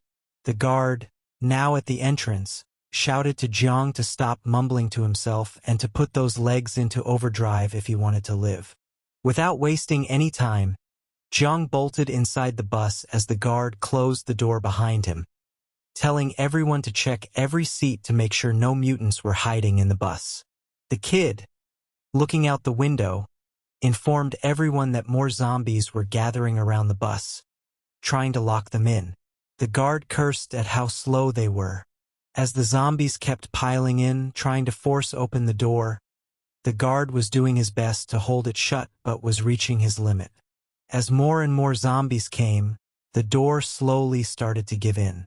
But Jang, lifting his hand to the door, slammed it shut with little effort, leaving the guard stunned. Looking at the guard, Jang asked him to lead the others in fighting back, assuring him that the door would remain locked, and the guard agreed. The windows on one side of the bus broke open with glass shattering everywhere.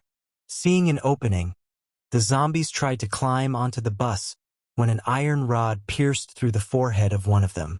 It was the father, who held the rod as he leaned out through the broken window, yelling at the zombies to die. Inside the bus, the kid and another woman held the man, preventing him from falling. But the situation was getting tense as they didn't have enough ammo to deal with all the zombies. Jang, coming in clutch, called out to the guard, offering him some aid. He pulled out a crossbow from his inventory and offered it to the guard. The guard, surprised by the sudden appearance of a crossbow, asked where it came from. But Jang simply handed him the weapon, that he had been storing it in his ass all this time. This was not the time for questions. Not wasting any time, the guard made use of the crossbow, sending arrows flying into the zombies' foreheads, and they slowly started to fall one by one, while the father covered close-range combat with his metal pole. After finally beating all the zombies, they got some breathing room and exited the bus to continue their journey. The boy, seeing how they escaped certain death, started imagining that they were the main characters and had indestructible plot armor protecting them. But Jang quickly jolted him back to reality, warning him about making stupid assumptions again. We then move back to the fortress, surrounded by mountains and forest. As the crew walked through a corridor, the brown-haired guy stepped up, offering to take the night shift himself. The fat guy, curious, asked why he was suddenly interested in working, which annoyed the brown-haired guy. Shouting back, he told the fat guy to mind his own business, insisting he was never lazy. Taken aback by the sudden aggression, the fat guy just walked off, telling him to chill. The old man chimed in, breaking up the fight, and offered Yiming the guard duty since he was so eager for the job, asking him to wake everyone up if there was any trouble.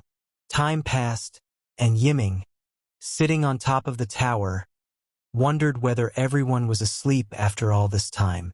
Standing up from his post, he mumbled to himself about getting something done before Jang returned. We then see the old man sleeping in his bed with the key beside him. The door creaked open as Yiming quietly entered the room. Yiming slowly crept into the room, approaching the sleeping Bo shivering with nervousness. He extended his hand carefully, reaching for the key beside the old man. Just as he was about to lift it, Bo suddenly opened his eyes, glaring at Yiming. Swiftly getting up, he demanded to know what Yiming was doing there, shouting in anger as Yiming stood frozen, unsure of what to do next. In a quick, panicked reaction, Yiming punched Bo in the face and grabbed the key from the bed. Without wasting a second, he bolted out of the room and down the corridor, as Bo, still in the room, screamed for Yiming to return the key he had stolen. The commotion woke everyone else, and they rushed out of their rooms to see what was happening. Bo, clutching his swelling face from the punch, informed everyone that Yiming had stolen the armory key and was heading there. He urged them to stop him. Confused by Yiming's sudden behavior, Zhang Qi and the guy with glasses called out to him, asking him to stop and explain what he was doing. But Yiming didn't listen, he kept running. As he fled, Yiming knocked over ladders and chairs that had been placed along the side, creating obstacles to block the others from following him. The rest of the group cursed in frustration as they struggled to clear the way and pursue him. Yiming reached the infirmary, glancing back at the door. Realizing there was no turning back now, he decided to go all the way. Inside the room lay the infected man, chained to the bed, now fully transformed into a zombie. Yiming stretched out his hand, attempting to touch the creature. Suddenly, the zombie broke free from one of its restraints and swiped at Yiming, trying to grab him. Yiming jumped back in surprise, wondering why one of the bindings was loose. Was it a mistake from when they first tied him up? A sinister grin spread across Yiming's face. He considered it a bonus. He wouldn't have to waste time untying both hands now. Minutes later, the others finally managed to clear the obstacles and made their way toward the infirmary. They froze when they saw the zombie standing motionless in the corridor outside the infirmary. Zhang cursed Yiming, furious at his sinister plan. He wondered if Yiming intended to kill them all and take control of the place. The old man, disappointed by Yiming's actions, regretted misjudging him. Shanshan, concerned, asked Bo what their next move should be, given that all their weapons were locked in the armory. Taking charge, Bo instructed them to work together to get the zombie back into the infirmary, calling it their top priority. He ordered everyone to remember what Jang had taught them and to be on guard, making sure the zombie didn't bite anyone. Nervously, the group approached the zombie, closing in on it. Seeing an opening, they lunged. Jang grabbed the zombie in a chokehold, while the fat guy and Shanshan restrained its arms. Bo urged them not to waste any time and to push the zombie back into the infirmary. They struggled, but managed to shove the creature through the door, locking it tightly behind them. The old man peered through the infirmary window, noticing something odd. Jang remarked on how suspiciously easy it had been to subdue the zombie, and Shanshan agreed. Bo interrupted, telling them to stop wasting time. Yiming might already have secured some weapons. At that moment, Yiming appeared from around the corner with a sinister expression. He sneered, asking who the old man had been calling a brat. The scene then cut back to when Yiming had reached the armory. Frustrated, he cursed Jang, finding only one weapon inside. Now, Yiming pointed the gun at the others, threatening to shoot if they didn't go back to their rooms and obey his commands. Jang, angry at Yiming's betrayal, questioned his motives and reminded him that it was Jang who had saved them. But Yiming rejected this, insisting that they were now Jang's slaves just because he had saved them once. The old man scoffed at Yiming's ungrateful attitude, while the fat guy urged Yiming to reconsider what he was doing. But Yiming didn't want to hear any of it. He demanded they follow his orders while the zombie in the infirmary stared through the window, its eyes locked on Yiming, filled with rage. As Yiming continued barking orders, the zombie slowly approached the door, a key in its hand. The story then shifts back to the city, where the night sky was dotted with stars. A guard gave Jang instructions to reach the Jinyu mansion, warning him to be careful since the terrain made it a perfect hiding spot for powerful mutants. The guard reminded Jang to come to Building 8 through the side gate, not the main one, once he found his friend at Rongxiang Garden. Jang gave a thumbs up, smiling as he walked away. The father, who had stayed behind, asked if they should help Jang, but the guard shook his head. He explained that the mansion was dangerous, and if they encountered a horde of zombies, they wouldn't stand a chance. The father sighed, disappointed in Jang's decision to go there, calling it a shame to lose such talent. Elsewhere in the city, where zombies filled the streets, Xiaoyang complained about the lack of power or phone signals, which left them unable to contact Zhe and find out if he had succeeded. A guy with a buzz cut angrily suggested they blow off some steam, saying he didn't care whether Zhe returned or not. Another thug agreed, speculating that Zhe was probably already dead, and they had no way of knowing. A fourth thug suggested they tie up the wife so she couldn't live herself. The goons continued talking outside the room where the terrified mother and child listened, shivering in fear. The ponytail guy, who had previously stopped the assault, finally gave in and warned everyone to be careful not to let the captives die. Someone asked if he planned to join in when suddenly something outside caught his eye. All the zombies that had been walking the streets were now lying dead, their blood covering the pavement. Concerned about what could have caused the incident, the brown-haired man decided to step outside and check. As he reached the stairs, he wondered if it could be a rescue team searching for survivors. Suddenly, his expression changed to one of terror. Before he could even process what was happening, a slash came out of nowhere, severing his throat cleanly. Blood gushed from his still-standing body as his head rolled to the ground, his face frozen in shock. Inside the apartment, the woman and her child huddled together, trembling in fear as the men barged into the room, their heads filled with vile intentions. The man with a buzz cut stepped forward, unzipping his pants, and mockingly asked the woman to stop pretending. He grabbed the child by the collar, dragging him roughly as the mother cried out in pain. Her cries earned her a brutal slap across the face, silencing her as the piece of filth threw the child against the wall and the group started to circle around the woman. A young man, bruised and battered, struggled to his feet, ready to fight off the attackers. But reality hit him hard as he was thrown out of the room, his face smacking against the ground. The door slammed shut behind him as he stood outside, helpless, shouting at the men inside to let the woman go. He threatened them, claiming his dad would return and feed them to the zombies. Suddenly, the door burst open, and one of the thugs was flung out, his face covered in blood. The terrified boy looked into the dark room as a shadowy figure approached, calling his name. Jang emerged from the darkness, looking at the boy with a serious expression. He asked if Shengzhe was the boy's father. Still frightened, the boy stuttered in response. Inside the room, the woman trembled, using her hands to cover herself. Yang, furious, slapped her again and demanded that she scream, telling her to forget her son and obey them.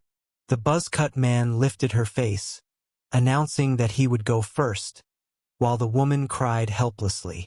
The door to the room swung open, and one of the thugs threatened the boy with death.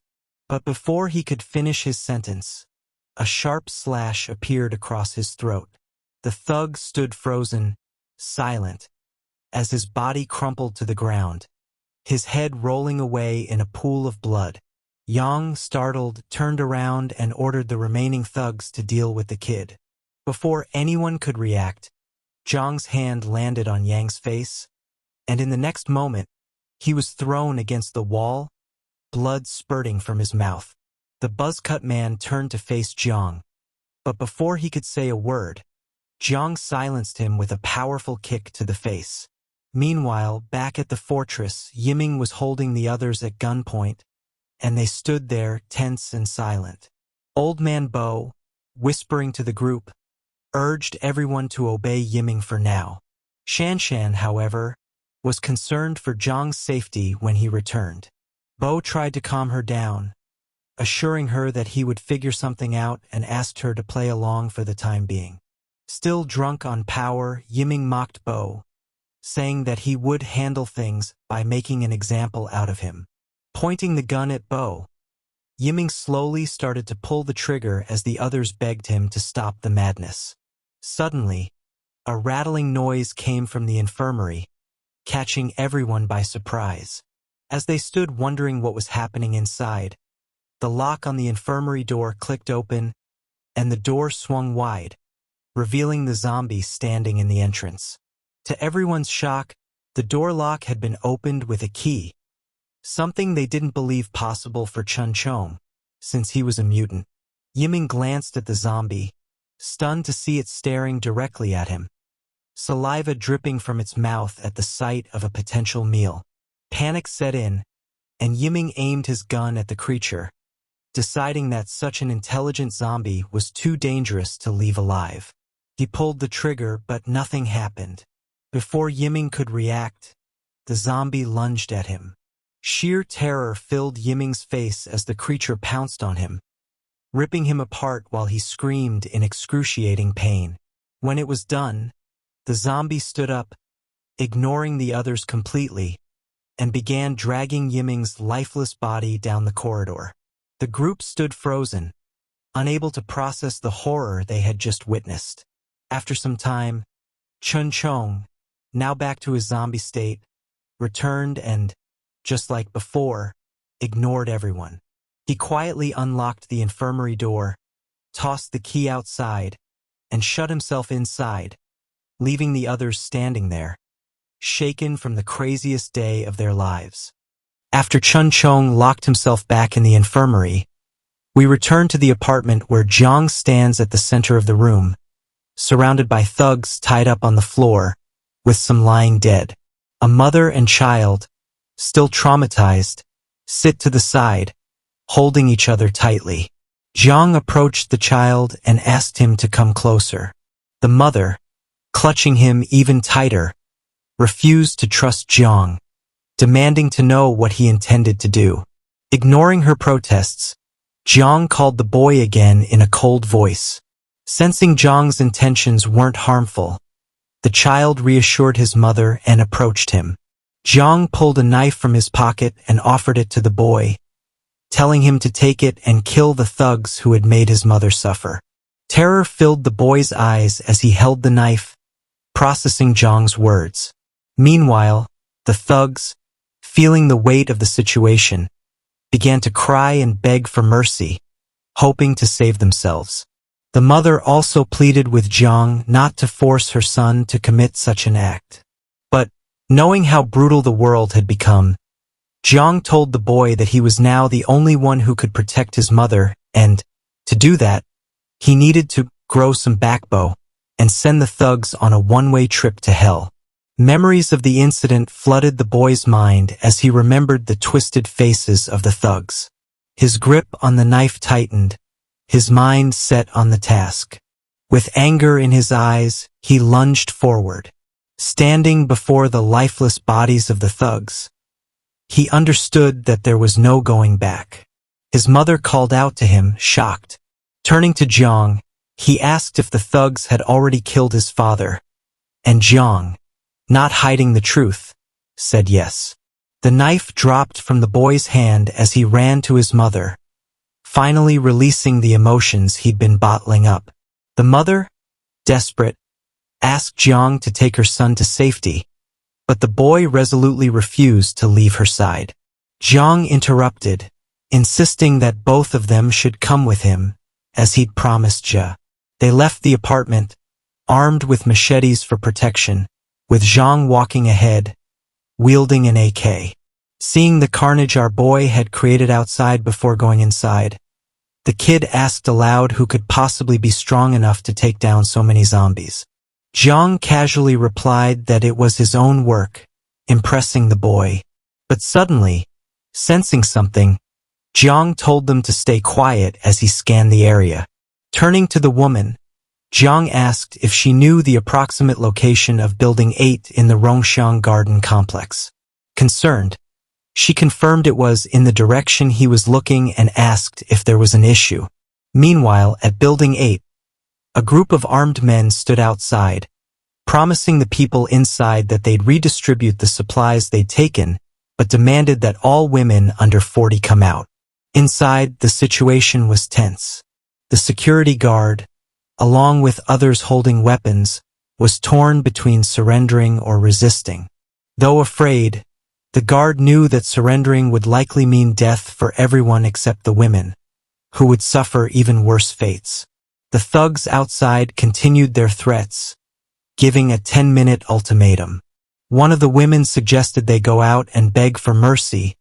She should audition for a role in a horror movie. Shocked by the stupid idea, another woman refused, unwilling to become a plaything for the thugs. The guard calmed them, insisting they wouldn't surrender, and urged everyone to hold the hallway so the intruders couldn't get inside.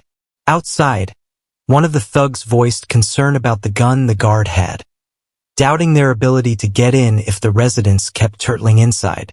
Another thug, holding a pistol and chewing a toothpick, dismissed the need for force. Grinning, he suggested they simply cut off the water supply to Building 8, believing they'd eventually have to come out. Unbeknownst to them, Jang was watching from a distance, observing everything unfold. His face colder than my toilet seat in the morning. Jang emerged from his hiding spot, aiming his gun directly at the thugs.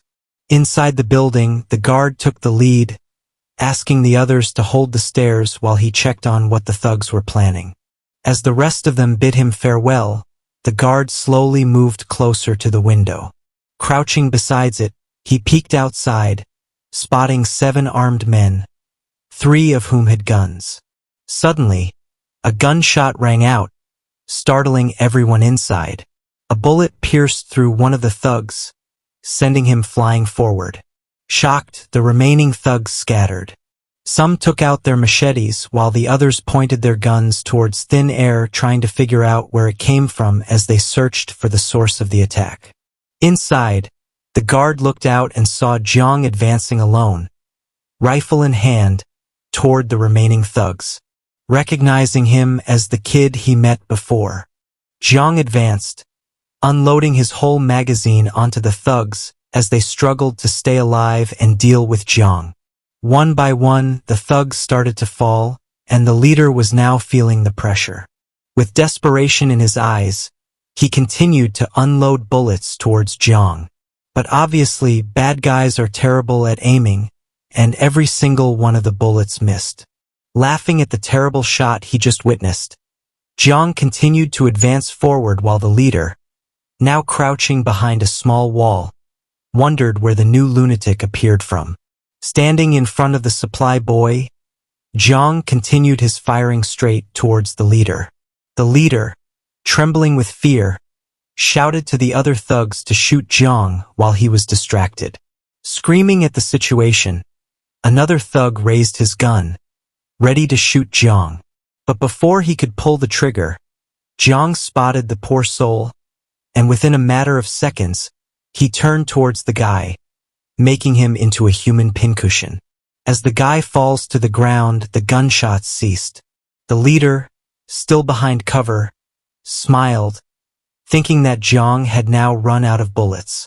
Confident that he now got him, the leader came out from behind cover, pointing his gun at Jang, screaming for him to die. The leader stood face to face with Jang, his gun now pointing straight to Jang's face. But Jang was smiling. Not wasting any time, the thug pulled the trigger, telling him to go to hell. But Jang tilted his head at the right moment, dodging the bullet at point-blank range. With a swift move forward, Jang twisted the thug's arms, putting the pistol straight at the thug's throat. And bang! Blood gushed out through the thug's head as he slumped onto the ground, lifeless. Successfully completing his job, Jang crouched down, put the gun back in his pocket, and moved towards the building. Jang entered through the main entrance while the rest of the thugs waited for an attack, hiding inside with weapons.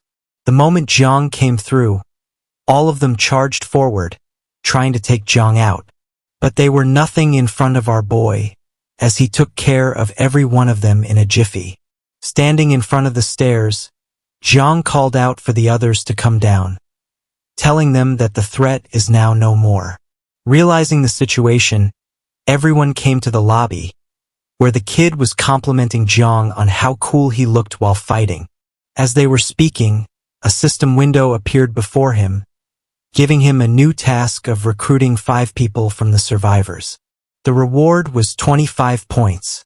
Turning his attention, Jang asked the guard about the identities of the thugs.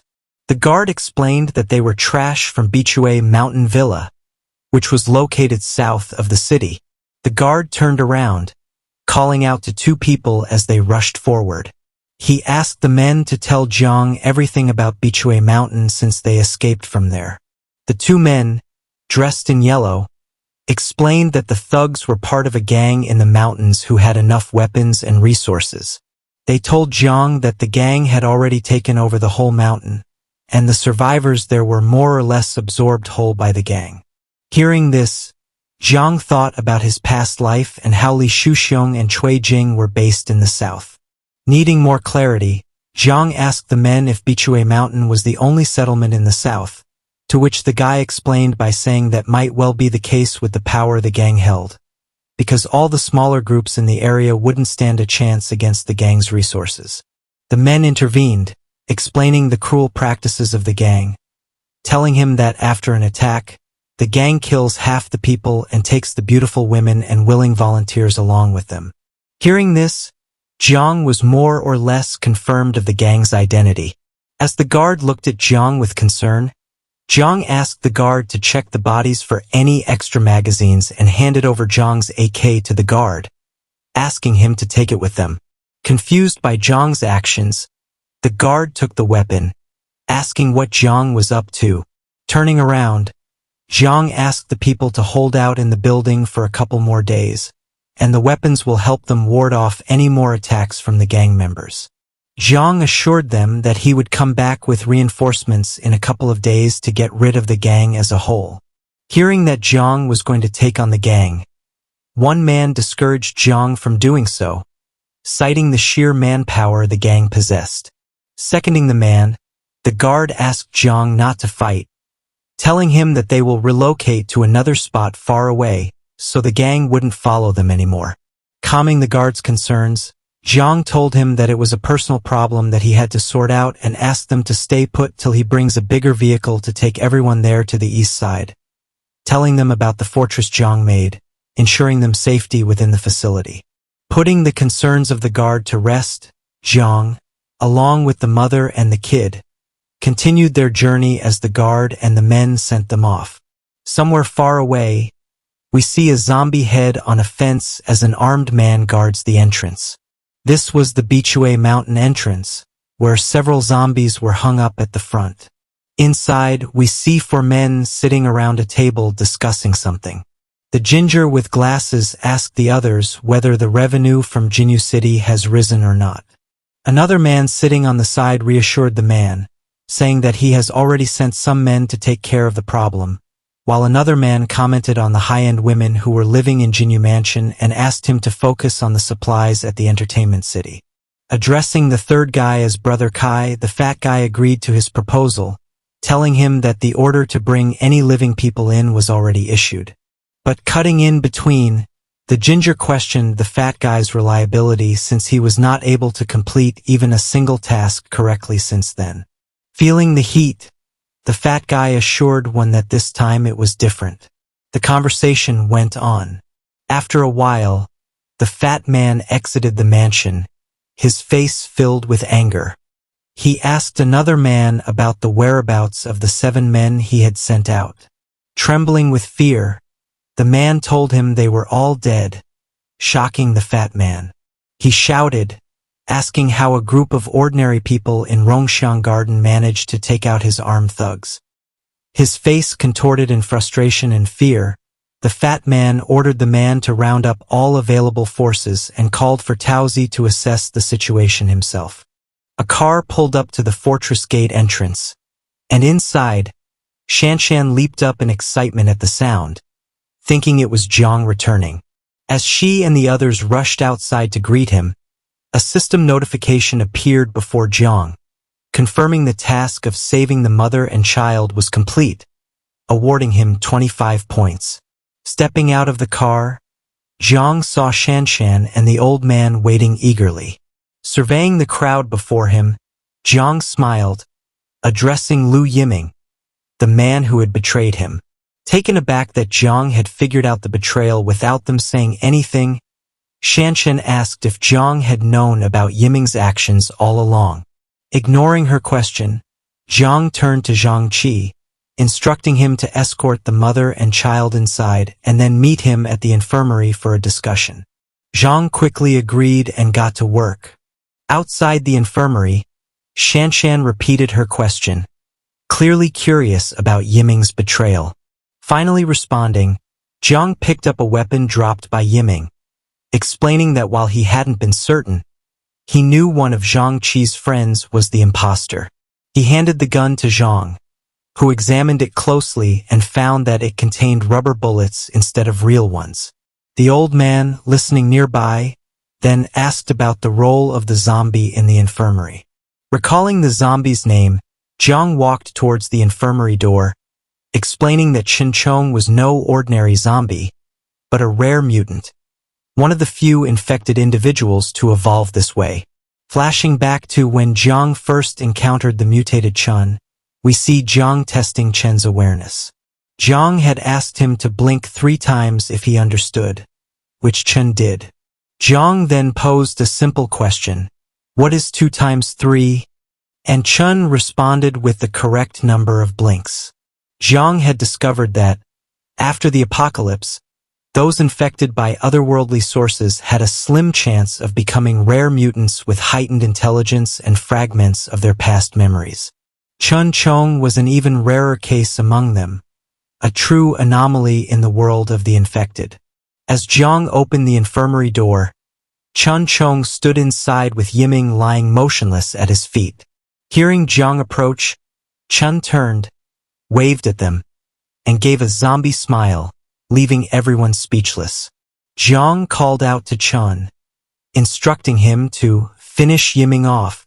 As Chun dragged Yiming's body out of the infirmary, Zhang Qi, watching from the side, asked if Chun remembered him from before. Pausing, Chun turned, gave Jang a low growl, then lunged suddenly, causing Jang to jump back in shock. Chen's sly smile afterward confirmed that his memories were still intact, along with a sense of humor. Time passed, and later that evening, Jang lay in bed when the system notified him of completing a hidden task, gaining a zombie as a companion. Curious, Jang checked the store to see if there were any useful items. A level 2 box caught his eye, exciting him as it was the first he'd ever seen, but it came with a hefty price tag of 50 points. Deciding to start smaller, he bought 2 level 1 supply boxes.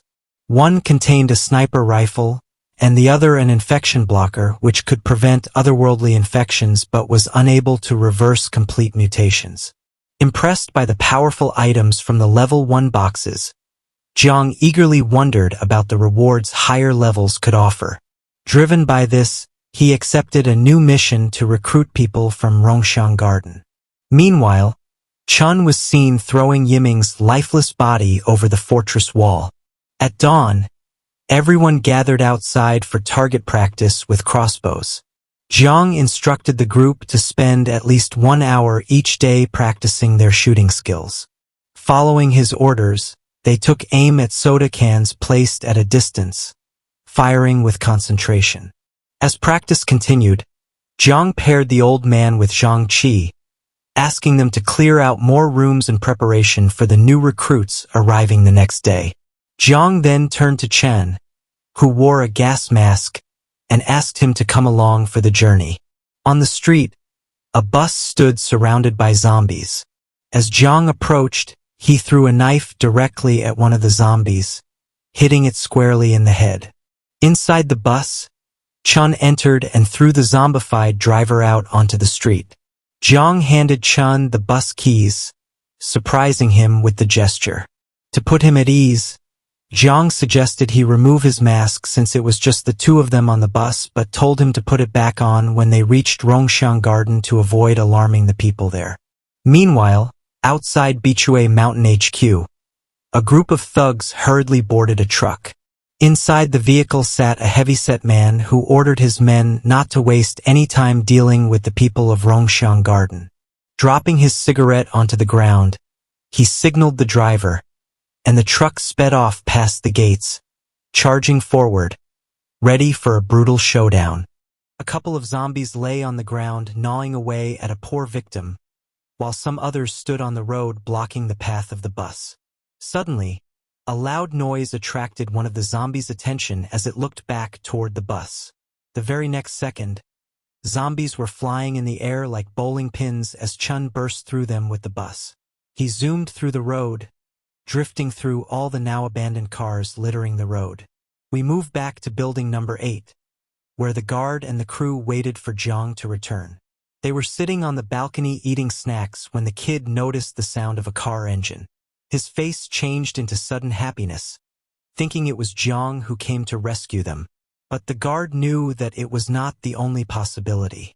Telling everyone to lay low, the guard moved forward to check out the situation. He reached the balcony and peeked outside nervously.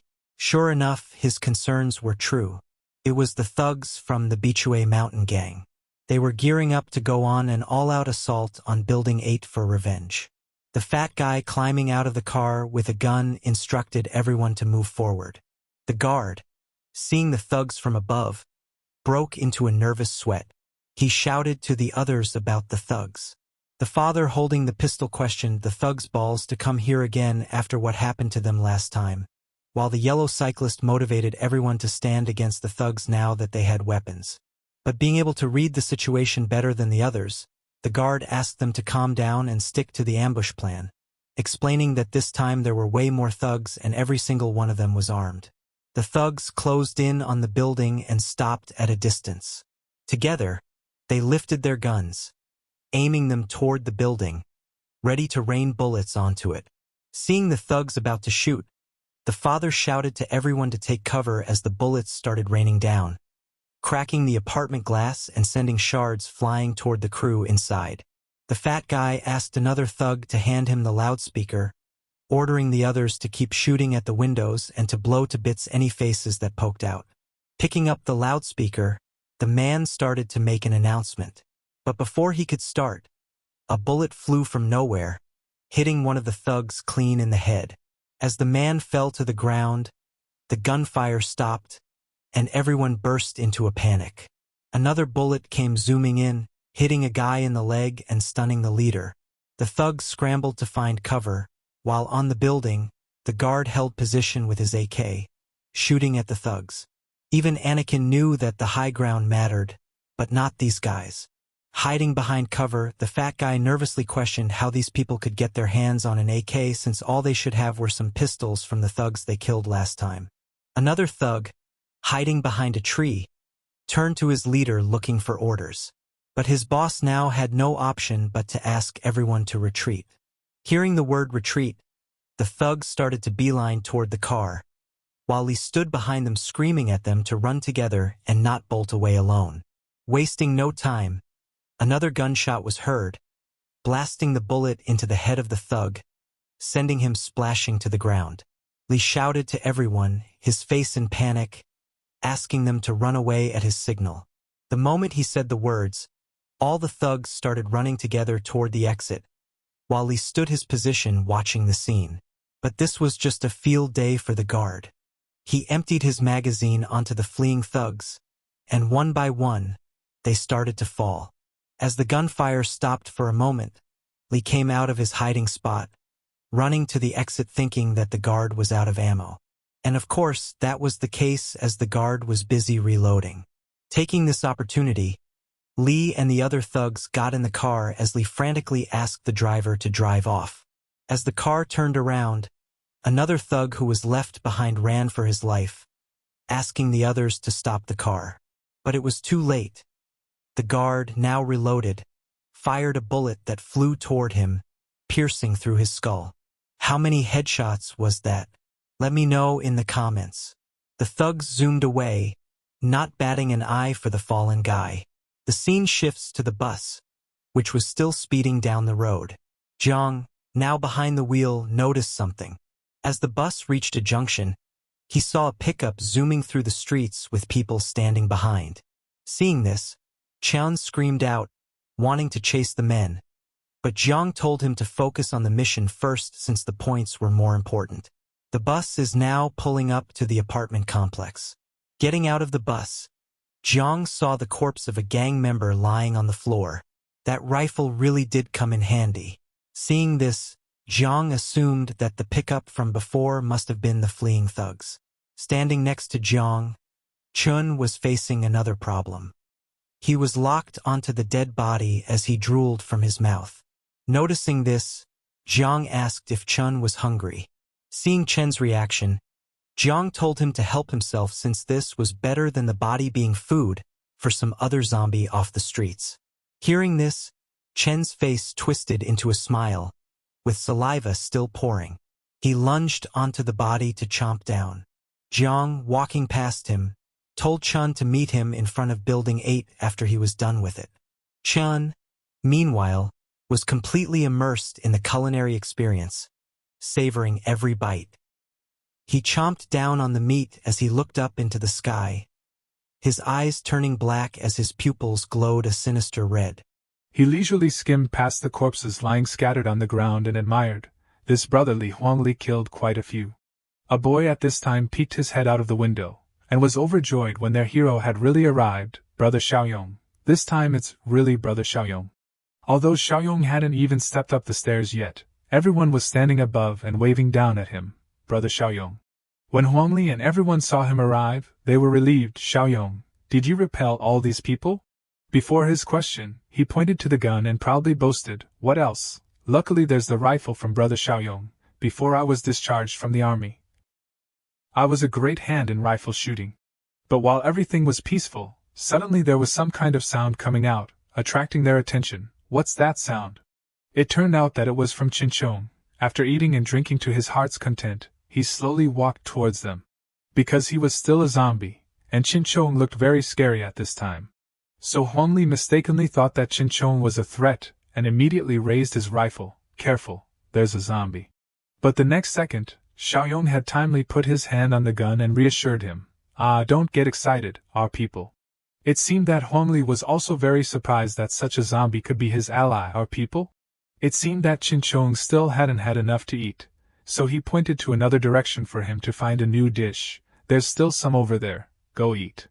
Huangli, witnessing this magical scene for the first time, asked for an explanation. What's going on, Brother Xiaoyong? Can you talk to zombies? Seeing that everyone was tired after struggling here, he suggested first, he's not an ordinary zombie. I can't explain it clearly for the moment. Get in the car. I'll explain it to everyone slowly on the way. Before leaving, Xiaoyong urged Chinchong, who was being greedy, fearing that he would be left behind, take the opportunity to eat. After you're done, go up to the car and find us. He was very self-aware, not wanting to become a threat to everyone, so he automatically put on his mask. Everyone at this time saw this strange thing for the first time, so all eyes were focused on Chinchong. That boy, although he was still a child, also found this to be very unbelievable. Does he even know how to wear a muzzle? Xiaoyong knew very well that Chinchong wouldn't hurt everyone, but he still scared the boy for fun. Muzzle? If he hears that, be careful, he'll hit you. Cool. Right. You can let him hear this sentence. After preparing all the safety equipment for himself, Chinchong then stepped onto the car. Although only he stepped up, it was enough to make the whole car sway. Huangli, who was also the driver, also felt that this bus was starting to have something wrong. Did the car tilt a little just now? Chinchong always kept that key very carefully, and then he gave it back to him. Key? But what caught Xiaoyong's attention was not the key, but the fact that he could stammer and say words. You can talk? It seemed that Xiaoyong also realized that Chinchong was starting to have some changes. Eating 6 corpses in a row, Chinchong, as a zombie, must have begun to evolve one step further. I have to quickly go back to convert the accumulation points into strength, the strongest combat power of the gathering place. Then they didn't stay in this place any longer and twisted the throttle to run forward at full speed. Hold on tight. Let's go home. He can't be a zombie. When Xu Xiong had failed and returned to the base, he was scolded by Guangqi so badly that he couldn't even wipe his face. What did I say? You can't do anything right. Although this was entirely his fault, he still tried to justify himself. Boss Lin, this can't be blamed on me. Those people have automatic rifles. But without seeing it with his own eyes, Qingwen didn't believe a word of what he said. What are you talking about? A small police officer. Where would he get an automatic rifle? Do you think we're stupid? Who understood this pain? Xu Xiong continued to explain with helplessness. It's not like that, it's true. If you don't believe me, you can send someone to see.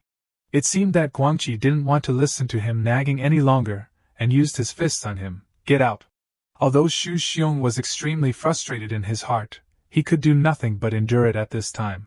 When he had stepped out of that room, Guangqi was still not satisfied. I've been annoyed with this useless guy for a long time, why not? His face then became treacherous with a surge of murderous aura, taking advantage of his subordinates, suffering heavy losses. But what Guangqi intended to do had already been seen through by someone else. You still crave the woman beside him, Boss Su, look at what he's saying. They really had blessings to share and misfortunes to bear, and burst out laughing. Share together, of course share together. But with Qingwen's cunning and methods, he still had many good shows to perform. Don't rush, Akai, wait for me to find an opportunity. They didn't know that every joke and scheme of their own from just now had been heard by Xu Xiong hiding behind. He didn't expect to be ostracized and stabbed in the back like that, so he gritted his teeth in anger. Xu Xiong had no place to vent his anger, so he took this anger back to his private home to vent on others. He threw all the objects in the room down very violently, causing Cui Jing to be startled. What's wrong, honey? She only said a few words, but soothed Xu Xiong somewhat. Don't be angry, quickly pack up, let's go. He was afraid that he and his wife would be hunted down, so he didn't want to stay here for another second. Where are we going? I'm afraid we can't stay here, we have to be careful, Qingzi. When he heard himself called, he immediately appeared seriously. Bossly, what are your instructions? Xu Xiong didn't want to leave anything behind in this place, so he must collect everything, call the remaining brothers, follow me early in the morning. Cui Jing seemed unwilling to leave this place, so she showed such an uncomfortable face. And back to Xiaoyong's group, after a long journey, they had arrived at a safe place. Everyone then slowly got out of the car and couldn't help but be overwhelmed by the scene here. This is really a new world fortress. The member increase mission has been completed beyond the mark with 8 out of 5 people accepted. Accumulation points 25 points, extra reward 5 points, current accumulation points 66 points. Completing beyond the mark also has an extra reward. But this trip was still not over, and Xiaoyong needed him to go with him to another place. Chen Chong, follow me to the south of the city tomorrow night. Hearing about their plan, Huang Li couldn't help but be curious. Go to the south of the city, what are you going to do? He didn't hide anything, but shared it with him truthfully. I and the people in the villa area on Bisui Mountain have some ancestral feuds that must be dealt with. Level 2 Black Technology Supply Crate, 50 accumulation points, empty, manually refresh for accumulation points. After hesitating for a while, Xiaoyong then reached out and touched the screen, the first level 2 crate. Successfully exchanged for level 2 Black Technology Supply Crate, deducting 50 accumulation points, current accumulation points 16 points, because Xiaoyong had expected too much before. This time he received something unsatisfactory. Don't disappoint me like this. At this moment, the system sounded, and in the air a light appeared. In that stream of light was a syringe, opening the Black Technology Supply Crate, level 2. Reward received, Physique Enhancer. Seeing this, Jiang Xiaoyong then reached out to take it. With the reward in his hand, Jiang Xiaoyong was happy. 20 doses of Physique Enhancer. Holy crap, it's worthy of being a level Z crate. Suddenly, a piercing scream and a beam of light came out of Jiang Xiaoyong's room. It turned out that he had used that dose to increase his power. Looking at his state in front of him, he smiled. 33 points of physique, comprehensive improvement more than 6 times that of ordinary people. This feeling? While enjoying the joy, a mosquito flew over from somewhere, making a sound, VOV. Suddenly Jiang Xiaoyong reached out to catch the mosquito. Then he brought it close to his eyes to observe, while the mosquito at that time was extremely panicked but could only shout, VOV VOV. But Jiang Xiaoyong had no intention of harming that mosquito. He released it, and as for the mosquito that was released, it hurriedly flew away so as not to be caught again. At this time, the sunset was also gradually setting. Jiang Xiaoyong went to another place, followed by a living corpse that seemed to be controlled so it would not harm anyone.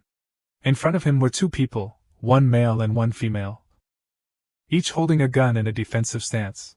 Seeing Jiang Xiaoyong coming, team leader Lai spoke, Brother Xiaoyong, you want to go to Namtana?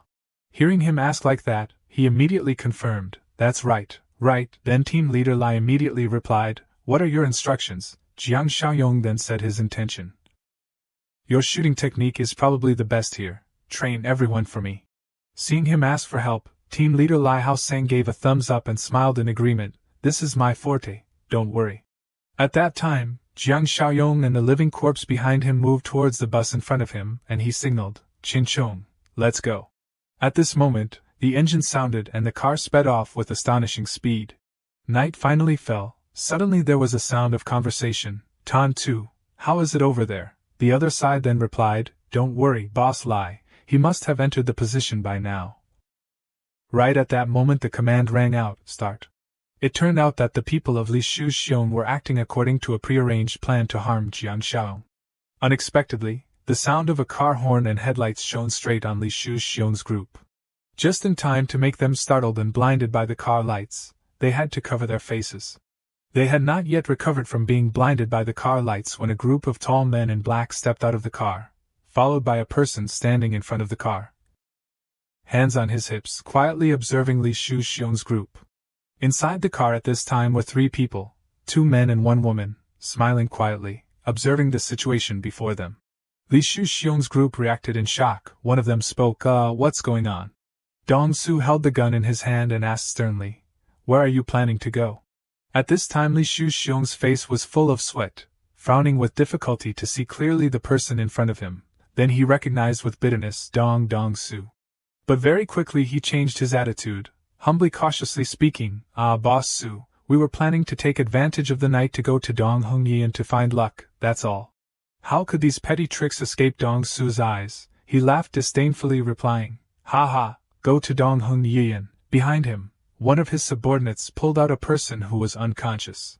Then he threw that unconscious person in front of Li Shuxiong's group, causing them to be shocked.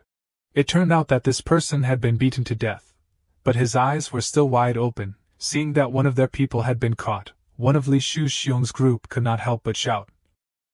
Tan Tu. As soon as the words came out of his mouth, he immediately ate a punch from Li Shuxiong. Then he angrily shouted, "Open your dog eyes and look clearly, this is not Tan Tu." Right after punching his subordinate, Li Shuxiong turned to smile and mediate. "Boss Su, who is this person? I don't know him." Suddenly at that moment, Dong Su and his subordinates all raised their guns, pointing straight at Li Shuxiong's group and shouted, "Shoot!" Immediately, continuous gunshots rang out. Pang pang pang, followed by painful cries. Li Shuxiong witnessed the scene just now and was terrified, trembling, hugging his head with both hands. When he no longer heard the gunshots, he cautiously opened his eyes to observe. Then he was horrified to realize that all his subordinates had been shot down. At this time Li Shuxiong explained in panic, I really don't know them, Boss Su, what are you doing?" But how could Dong Su believe what he said? He only pointed his thumb towards the car and laughed. "Ha ha, you're really old-fashioned. Look carefully, who is sitting in the car?" Hearing this, he paid attention to the car. Immediately Li Shuxiong gnashed his teeth as if he could not believe his eyes. It turned out that the person sitting in the car at this time was none other than Cui Jing, along with Zhang Qingwen and Lin Guangkai. Cui Jing at this time leaned on Lin Guangkai's shoulder with a submissive look. Right after that he also spoke, "Don't deny it, Tin Tin has told us about your betrayal plan." Hearing that his plan had been exposed, Li Shuxiong Ktuc wanted to rush over but was stopped by two subordinates. He roared angrily, "Cui Jing, you whore, you dare betray me." At this time Lin Guangkai glanced behind him asking, "Boss Zhang, how should we handle it?" But Lin Guangkai did not reply, only signaling to put his finger across his neck. After that Li Shuxiong was strangled with a rope.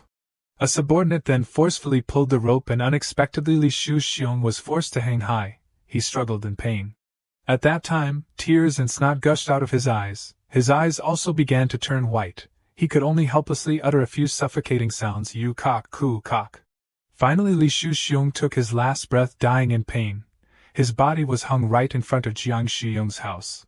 The surrounding space was quiet without a sound, and the bus that Jiang Xiuyong drove away in the morning had also stopped right in front of his house. Jiang Xiuyong led the living corpse Chinchong, moving quickly without making a sound. While moving, a leg protruded and swayed high. At this time he immediately realized the abnormality, and signaled Chinchong to stop. Witnessing the scene of Li Shuxiong being hanged to death in a struggling posture, he sneered, "Serves you right. But not me handling you myself. I still feel a little sorry." Jiang Xiuyong reached out and shot a stone. Right after that the stone cut the rope that was hanging Li Shuxiong. The rope broke and he fell straight down, landing on his face. At this time Jiang Xiuyong went to Li Shuxiong, grabbed his head and spoke, "Beast, considering your ending is quite tragic, I'll avenge you." In another place, groaning sounds were heard. It turned out that the groaning sound came from Cui Jing's mouth. She was wearing a lace lingerie with a sexy look. Her hands and feet were locked with number 8 handcuffs, and then she opened her absent-minded tone. "How annoying, I have made a great contribution and you treat me like this. Why don't you hurry up and take it off for me?" Immediately Zhang Qingwen gave a treacherous smile, moving towards Cui Jing, replying, "Isn't this reward great?" Then she made moaning sounds. Suddenly there was a sound, causing Lin Guangkai, who was pulling up his pants, to pay attention. "What's that sound?" Lin Guangkai vigilantly approached the window to observe the surroundings, ignoring the two people who were still playing a wrestling match on the bed. As soon as he looked down, he was horrified to discover the guards below had been ambushed, and were lying in pools of blood. At this moment, there was a rapid knocking on the door. The noise increased the attention of all three people in the room. They looked towards the door and shouted, "What's the matter?" Taking advantage of their carelessness, Jiang Xiuyong successfully broke in through the window, holding a knife and staring at them from behind. Observing the scene before him, he didn't make a sound. Suddenly, a blade was placed against Lin Guangkai's neck. Only then did he react, "Huh?" But before he could say anything further, Jiang Xiuyong decisively acted, slashing across his neck. Lin Guangkai was defeated and lay unconscious on the floor. Jiang Xiuyong jumped into the room with the knife. Seeing Lin Guangkai killed, Zhang Qingwen panicked and shouted, "Akai! Bastard! Who are you?" Cui Jing, standing beside him, immediately recognized him, Jiang Xiuyong. But he didn't say a word, forcefully throwing the knife in his hand. The knife pierced directly into Zhang Qingwen. He didn't have time to react, spitting out a mouthful of blood, his eyes widening as he uttered "cock-aid." Finally, he fell to the ground naked and died. Seeing both of them dead, Cui Jing screamed in terror. At this moment, seeing him approaching, Cui Jing panicked and shouted, "Jiang Xiaoyong, why are you? What do you want to do?" But he brushed past her, laughing, "Haha, you guys are having too much fun." Jiang Xiaoyong approached the door and said, "I wonder what that beast Li Shuxiong will react when he sees you like this." Cui Jing confusedly repeated the name, "Li Shuxiong?" At that moment, he opened the door. Li Shuxiong, transformed into a zombie, growled, "Roar aaa," and lunged forward. Seeing that hand almost touching her, Cui Jing was terrified, tears streaming down her face. Li Shuxiong, as a zombie, lunged forward and bit Cui Jing's neck. She screamed and begged, "Ah, Jiang Xiaoyong, I was wrong, forgive me. Get away!" Only Cui Jing's painful and desperate screams remained in the room. Jiang Xiaoyong gently took the doorknob and closed the door. Afterwards, Jiang Xiaoyong went downstairs and ordered the zombie Qin Chong, "Go and eat these bodies." The zombie looked towards the people lying on the ground and replied with difficulty, "Eat one person, most." Then he lunged and began to devour the corpse on the ground. While waiting for the zombie Qin Chong to enjoy his meal, Jiang Xiaoyong seemed to notice something. He used his sound-gathering ability to scout the situation. At the Bisui villa, there were still normal living people hiding together. Suddenly, a figure in a chef's white uniform came up from the stairs. He didn't say a word, quietly observing his surroundings with an unfriendly expression. In his hand, he held a large meat cleaver. Suddenly, a man, holding a knife in one hand and pulling a little girl with the other, said sinisterly, "This little girl, her skin is so tender, how wonderful." Seeing this, the little girl immediately struggled and cried loudly, "Mommy!" The chef looked around and frowned, "No, too skinny." Suddenly, he pointed to a chubby boy in a blue shirt and said, "Choose him." The mother beside him heard this and hugged her son, shaking her head frantically. Without another word, he went forward and dragged the boy away, saying, "This one is fat." Witnessing her son being taken away like this, the mother could only helplessly shout, "Let him go! Let him go!" Feeling it was too noisy, he angrily pushed the mother away and shouted, "Get out of my face!" The boy saw his mother being hit and cried, running after her calling, "Mommy!" The mother, tears streaming down her face, lay on the floor crying and begging, "Please, spare my child. Please, I beg you." At this moment, the mother reached out to the others, begging, "Save my son! Have some mercy!" But she only received silence and helplessness from them. Suddenly, a sound came, drawing everyone's attention. Everyone simultaneously looked towards the door. One of them asked, "Who is it?" The people felt a threat. Some of them picked up weapons and pointed them at the door. At this time, the chef asked, "This is the sound of a shotgun. Who else has this gun?" Some of them replied, "No one else. Only the boss has one." The boy was very scared and ran back to hug his crying mother, calling, "Mommy." The mother comforted, "Son, it's okay." Suddenly, the door slowly opened. Everyone inside was holding weapons, on alert. The chef felt impatient and ordered the man who had grabbed the little girl earlier, "Go over there and see what's going on." The man asked, "Me?" He impatiently replied, "Stop talking nonsense. Go quickly." The man cautiously walked to the door. Suddenly, a green hand reached out and grabbed the man's neck. Immediately, the man was dragged away with a piercing scream. Seeing the scene that had just happened, the people realized, "It's a zombie. Shoot! Shoot! Quickly!" Bullets were fired continuously at the door. Then they shifted their aim, "Over there! Be careful!" It turned out a zombie was flickering in and out of sight there. But the zombie broke through the wooden planks blocking the door and rushed in. His target was the chef. The zombie lunged and grabbed the chef's head. Then decisively twisted, turning his head 360 degrees. As soon as it hit the ground, the zombie immediately moved quickly in a zigzag pattern. In the Bisui villa, screams of terror rang out, It's rushing towards me! Save me! Save me! Ugh ah! Quick as lightning, the zombie had defeated all the bad guys. Seeing this, the remaining people were shocked. "It's not killing us? What exactly is this zombie?" At this moment, the zombie seemed to sense something and looked towards the door. Fortunately, it was none other than Jiang Xiaoyong. He opened the door and entered, saying, "Not bad, Chongjia. Without removing the chain and mask, you can still move so fast." Recognizing him, Chen Chong raised his constantly moving hand and replied, "Like this, cooler." Seeing the scene before them, everyone was shocked. A zombie can talk? The zombie Chen Chong stood silently amidst the confused crowd. But they were still scared. A mother and daughter hugged each other anxiously. Seeing them so timid and afraid, Jiang Xiaoyong went over to reassure them, "Don't be afraid. It's okay. He won't attack you." But the little girl in pink asked cautiously, "It's a high-level monster that kills without blinking." Hearing what the little girl said, he didn't answer immediately, just observing. Then Jiang Xiaoyong kneeled down on one knee and asked, "Have you two ever seen a similar variant like him before?" The mother immediately confirmed, "Yes, we have." He immediately asked, "Where did you see it?" She replied, "In Zhuangshi City in Shandong." Having obtained an important clue, he began to analyze. "So early? I thought it would be at least 1 or 2 months later. Moreover, Zhuangshi City is not far from Lao's Wuyi City." Qin Chong heard this and asked, What? Jiang Xiaoyong replied, "A variant just like you."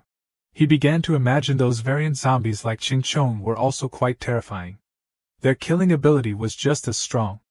Based on each person's situation, you will retain reason and memory to varying degrees, so the hunting efficiency will be much higher than ordinary zombies. Jiang Xiaoyong imagined the shapes they could mutate into when they became zombies, which could be like demons or monsters. But because the mutation is unstable, most of you are fierce and extremely dangerous. Hearing this, Qin Chong also felt worried and stammered then, I. But he immediately patted his shoulder to reassure him, "Don't worry, you're very lucky. Moreover, I'm here, I won't let you lose your mind." At this time, Jiang Xiaoyong turned to the people there and said, "In this Basui Villa area, there must be other survivors, right?" They replied, "There are still many people locked up in the real estate sales office. Also, maybe there are people living in the basement." Then the group went to the basement together. Jiang Xiaoyong gently pushed the door open. As soon as the door was opened, everyone couldn't hide their shock. He said, "This is..." Witnessing the scene before them, everyone couldn't believe their eyes. One person explained, "Every day they capture survivors from the surrounding area, then slaughter them." The group gradually entered the room. Jiang Xiaoyong looked around and asked, "Is this the reason why there are no other gathering places in Chengnan?" The more he observed, the more questions he had. "But slaughtering so many people, can they eat it all?" One of them replied, "They will transfer the meat periodically. We don't know how many people they actually have." Jiang Xiaoyong looked at the rotten meat on the ground and fell into contemplation. "I know about how many people they have. They certainly can't eat this much. Could they be raising zombies?" Only then did he turn to reply to the person's words. At this time, everyone mentioned the real estate office. "Tell me the situation in detail." The person replied, "The real estate sales office is on the south side of the gate, 1 kilometer away from here. People who are captured here will be locked up there first. The eliminated and the ones they are tired of playing with will be brought here to wait for slaughter." Suddenly, the system's voice rang, drawing his attention. The system issued an analysis, Utopia System Beta version task activated. Task content, expand the community. Task requirement, do your best to increase the community's evaluation points. Current evaluation point, 2 ordinary. Accumulated points, 20. Current total points, 36. At this time, at the real estate office, 2 guards were blankly talking to each other. "Just now I faintly heard gunshots from the north gate." Seeing this, the person standing next to him explained, They use living people to practice shooting." While the 2 people were not paying attention, a zombie ambushed from behind. Then there were screams, "Zombie! Zombie! Pooh!" At this time, in the jail cell, 4 girls were sitting together. One person had fallen asleep due to exhaustion. While they were panicking in fear, suddenly there was a loud noise from outside. At this time, one person asked curiously, "What's going on outside?" Hearing this, the sleeping girl was startled awake and shouted, "No! Let them do whatever they want. Don't come in here! Don't come in here!" At this time, suddenly the door was turned open. Seeing this, she panicked even more. Don't come in here. Don't come in here. Don't come in here. At this time, the male lead walked in and looked at everyone. Then he said to the girls in the room, everyone come out. Then they lined up one by one and followed Jiang Xiaoyong to go outside. Suddenly a girl spoke up and asked, are you really willing to provide a place for us? Jiang Xiaoyong turned around and replied indifferently, that's right. Then he added, but everyone has to work. Seeing this, everyone happily agreed, no problem. No problem. We have all our limbs. That's right. That's right. Me too. Hearing such answers, Jiang Xiaoyong happily led everyone outside. This can't be delayed. Let's go now. Then everyone got in the car to leave that hellish place. After a long journey, everyone finally arrived. Zhang Qi and Wen Shunya, standing high up, saw Jiang Xiaoyong returning and were very happy. They said to each other, Brother Xiaoyong is back. I'll go open the door. Seeing this, Zhang Qi quickly stopped her. Wait a minute. Brother Xiaoyong didn't drive straight in. Let's see what he wants to do first. At this time, down below, Xiaoyong introduced to everyone, that place is our fortress, but I can't let everyone in yet. At this time, one person stepped forward and replied, the world is treacherous, we understand. Then a voice asked, then where will we live? Noticing everyone's concerns, Jiang Xiaoyong reassured, next to the fortress, there are temporary housing and iron nets. Although it's not as safe as inside the fortress, the conditions are better than ordinary gathering places. Then he turned around, reaching out to gesture broadly and analyze further. This Laozhui Yicha city area still has a lot of farmland and abandoned buildings. Later we will gradually renovate them, and the conditions will get better and better. Immediately after hearing the benefits he brought, everyone bowed gratefully. Great kindness. We have nothing to repay you. Benefactor. The sun was high in the sky, and today the sky was very clear. The sun shone on everything under the ground, covering the cars parked in front of the villa gate.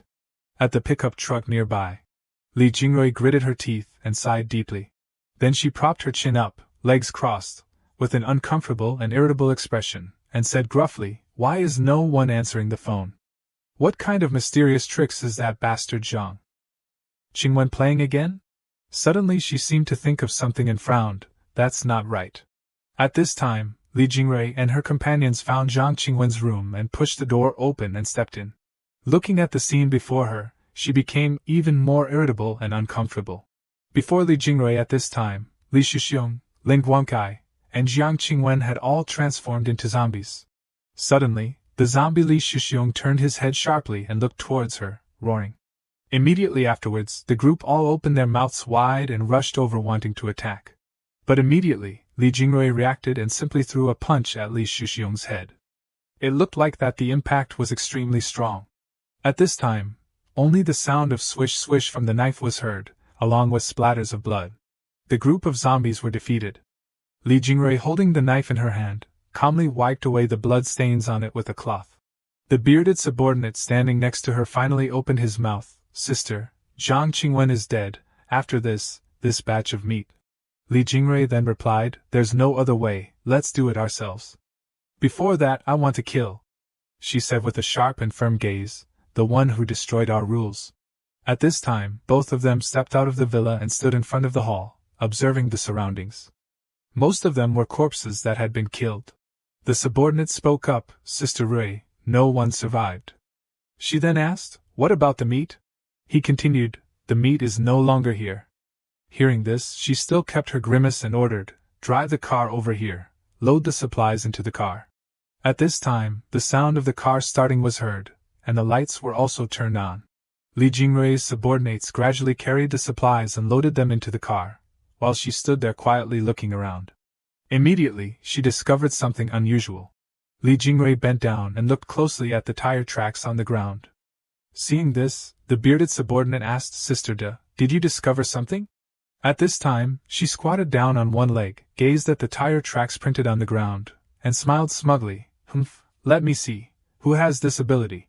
Changing the scene to the place where Jiang Xiaoyong was resting, the system's voice rang. Task content, expand the community. Task requirement, go all out to increase the community points. Current point, 2. Seeing this, he muttered, community points, how do I increase them? The number of residents must be an important indicator. Sitting on the high tower observing the whole scene, Jiang Xiaoyong began to analyze. There is enough land to use, haha, thanks to that dog who hates cats with a lot of fur before. Suddenly he had an idea, that's right, that rare species. Then he and his teammates entered the base. Seeing Jiang Xiaoyong, everyone was delighted and excited. Benefactor. Benefactor. You've arrived! The mother with the chubby son rushed over and knelt down, clasping her hands together gratefully and called out, Benefactor. He then took the person's hand and replied, No need, no need. After that, he turned to the mother and spoke to the mother of the little girl, the super monster that everyone said, Where did you specifically see it? That person then continued, In the Runfa flower shop on the Zhuangshi city side. Before, our group planned to go to the store to find supplies, then we encountered that demon. Remembering the image of the mutated green zombie turning into a monster with sharp claws piercing through a man's body, the person trembled and recounted, several people were killed by the monster. In an emergency, everyone got separated. I didn't expect that group of people to be a bunch of animals. Hearing the name that person mentioned, Jiang Xiaoyong repeated it to remember, Ruinfa flower shop. When Shunya spoke up at this time, Brother Xiaoyong, we still have a lot of supplies, no need to go provoke that monster. Zhang Qi next to her also spoke up. But after all, sitting idly and eating will exhaust even a mountain. Of course, the more supplies the better. At this time, Jiang Xiaoyong replied, The most important thing is that Zhuangshi city is less than 2 kilometers away from our city. We can't just leave that monster in a nearby place to threaten our safety. Hearing that he wanted to take a risk to protect everyone, the little girl's mother excitedly dropped the basin of clothes on the ground. She panicked and advised, Benefactor, don't go. That monster kills without blinking an eye. But how could he be afraid? He reassured, Don't worry, we have a plan in our hearts. Then Jiang Xiaoyong ordered, Zhang Qi, call Chongjiao, we're going to meet that guy.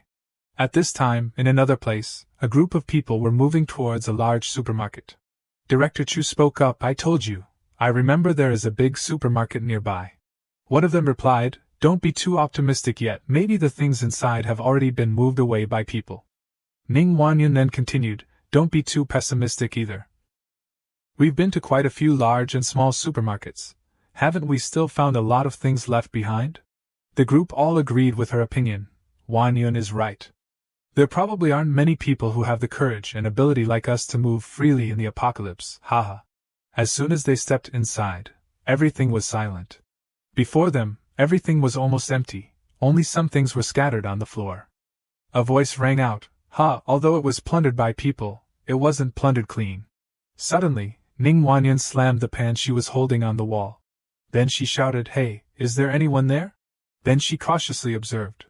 Because of her sound, several zombies appeared. Seeing this, they shouted, They appeared. It's the crazies. At this moment, the zombies nearby came to attack. The group clamored and shouted, Enter combat. Be careful. The sound of bang, thump, poo, rumble rang out. The group of zombies was knocked down by Ning Wanyan holding the pan. Then she laughed and said, easy as pie. The people inside said, There are zombies, but not many. Probably most of the zombies have been lured away by the previous group that came here. Today it's like we won the lottery. One person warned, Stay vigilant, continue to go deeper. Suddenly, a large shadow loomed nearby. It was the monster that Jiang Xiaoyong mentioned. With a gaunt face and teeth exposing the gums, it looked at the group of people in front of it, and said to itself, Prey, fresh prey. The group of people at this time still didn't know the danger was approaching. They were happy to find the remaining supplies here, oh wow, it's like New Year's. Enough for us to eat and drink for several years. Ning Wanyan noticed something and excitedly pointed in that direction. Look over there. She exclaimed, Beds, it's beds. Immediately afterwards, she jumped onto the soft bed and said happily, I don't care, I want to stay here. The people also cheered happily, How about we settle down here? That's a good idea. Director Chu said, I'm going to have a smoke. Another person immediately responded. Let's go together. The sound of a lighter rang out. The two people stood on the balcony smoking. One person said, What do you think? Are we really going to stay here? Director Chu then replied, This shopping mall has too many entrances and exits, it's not convenient to defend. Moreover, the supplies are abundant, it's easy to be targeted by others. Then he continued, but when we came here, I saw a 2-story house on the other side that was also quite good. Suddenly his words were interrupted. A claw pierced through Director Chu's body. Blood splattered out. Witnessing the scene before him, the other person panicked. Before his eyes at this time was a monster piercing through Director Chu's body and lifting him up. Not only that, it could also speak, thin skin and tender meat. The taste must be very good, hee. Then he smiled dangerously. This person immediately reacted and shouted while running, "Help, save me, there's a ghost." Hearing his cry for help, everyone turned to look with curious eyes. What's wrong? But before he could run far, the monster's fingers had pierced multiple holes through his body. It used its sharp claws to pierce through his body and lifted him high up. With a ripping sound, the person's body was torn in half. Witnessing the horrifying scene before her, Ning Wanyan trembled and shouted, What is that? Retreat, retreat quickly, get out of this place quickly. The sound of her footsteps was hurried. Seeing this, the group also fled in disarray. But unexpectedly, the monster's movement speed was unexpected. It chased after them and said, You can't escape, no one can escape. A girl who ran slowly had been pierced through the body by it. Everyone ran for their lives, shouting, No, I don't want to die. Immediately afterwards, the man running behind Ning Wanyan also couldn't escape its clutches. She herself desperately ran without turning her head towards the entrance. While running, she told herself, The exit, it's here, almost here. Ironically, she sprained her foot and fell to the ground. Seeing the monster approaching, Ning Wanyan felt like death was approaching, panicking to the extreme. Finally, a piercing scream rang out. Ning Wanyan thought that the tragedy had happened to her, but fortunately it didn't. At the crucial moment, Chin Chong had appeared in time to save Ning Wanyan's life. Seeing him, she trembled and shouted, Wah, I don't want to die. But perhaps she had mistaken him for that monster, just when Chin Chong brushed past her. Suddenly a voice spoke up, Don't be afraid, drawing her attention. The people who came at this time were Jiang Xiaoyong and Zhang Qi. Reflexively, she asked, Who are you? Jiang Xiaoyong looked down at her and reached out his hand. Then Ning Wanyan remembered that he was the land buyer. At this time, he gently helped her up and replied, Oh, you are the real estate sales girl. Memories flashed back. He remembered the image of her in a business suit warmly welcoming him, and then speaking up, I think your name is Ning Wanyan, right? Suddenly a loud noise rang out, causing her to cover her head and shout, Monster! There's a monster in the mall! Run now! Seeing Wanyan's actions, he reassured. It's okay, the monster has been stopped. Hearing him say that, she slowly looked back. The image at this time was like hitting her eyes, unbelievable. The monster had been stopped by Chin Chong, then it asked, You want to monopolize me, hee? Seeing this, Jiang Xiaoyong called out, Chongjia, can you handle it yourself? He then replied, Try and see, yes. Immediately afterwards, he threw the monster far away. But it immediately stabilized like normal and then stuck out its long tongue excitedly. First time meeting a fellow kind, great. It pounced on Chin Chong as quick as lightning. Then it launched an attack, but Chin Chong dodged it immediately. The monster at this time continued to strike while saying, I don't know if eating the flesh of my own kind will make me evolve faster, Before it could achieve its goal, Chin Chong was quicker and decisively threw a punch straight at its face. Taking the punch, the monster face planted into the ground. It raised its head and muttered, Damn it, unexpectedly, you have some ability. Not letting the monster have the intention of launching another attack, Chin Chong decisively delivered a kick from behind. The kick landed, shattering the ground. At this time, he suddenly realized that the monster had successfully dodged that attack. With its ability to move quickly, it had jumped up and grabbed the ceiling to avoid the attack. At this time, it spoke up, Roar, the strength I gained from hunting and accumulating recently. I finally have the opportunity to use it, Chin Chong couldn't hide his surprise when he heard this. Immediately it smiled wickedly and turned around to attack him. The sound of punching and kicking rang out. Seeing that Chin Chong seemed to be falling into a difficult situation, Zhang Qi was worried. Brother Xiaoyong, Chongjia is falling into a weak position. How is this monster so strong? Jiang Xiaoyong continued, This trip was too correct. If we let it hunt for a while longer, I'm afraid it really wouldn't be easy to deal with. Suddenly he took out a gun. Seeing this, the girl there couldn't help but be surprised. What's going on? A gun suddenly appeared in the air.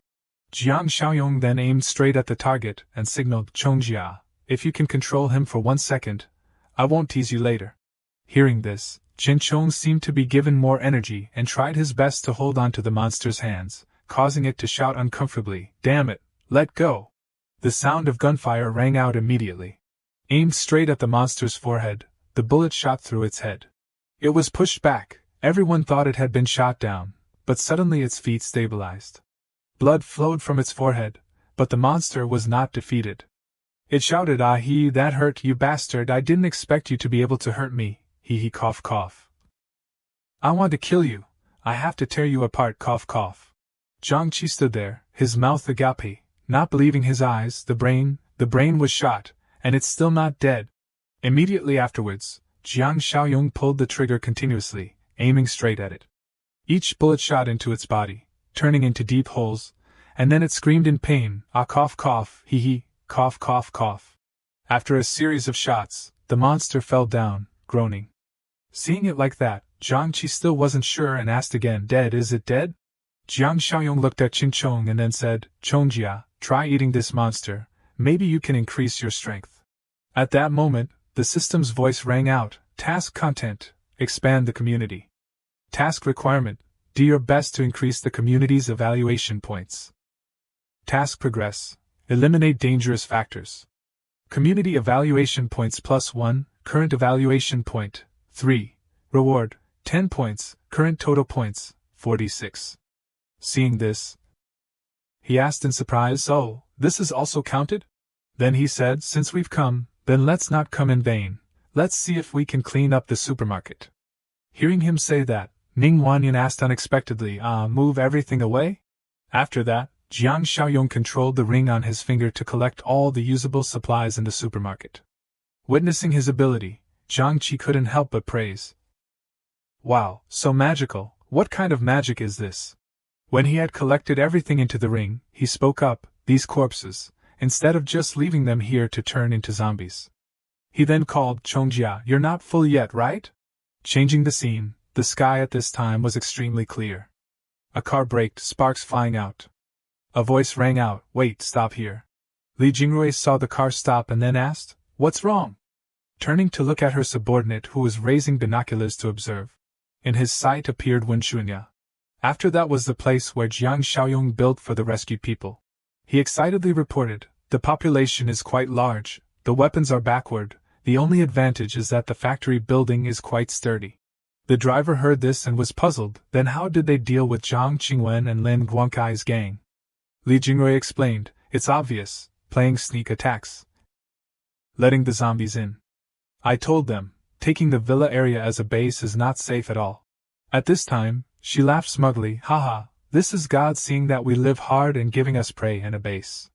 The subordinate immediately agreed, that's right, I feel a little embarrassed, hee. The driver spoke up and asked, what, are we going to rush up now? Li Jingrui replied, no, wait until we go back and prepare, then bring more people and weapons and then come here. Hearing this, the driver immediately revved the engine and drove the car away. A blue car was speeding on the road. This was also the car of Jiang Xiong's group. They had also taken Ning Wanyan back to the base. Sitting in the car, she asked excitedly, really? Zhang Qi sitting next to her immediately confirmed.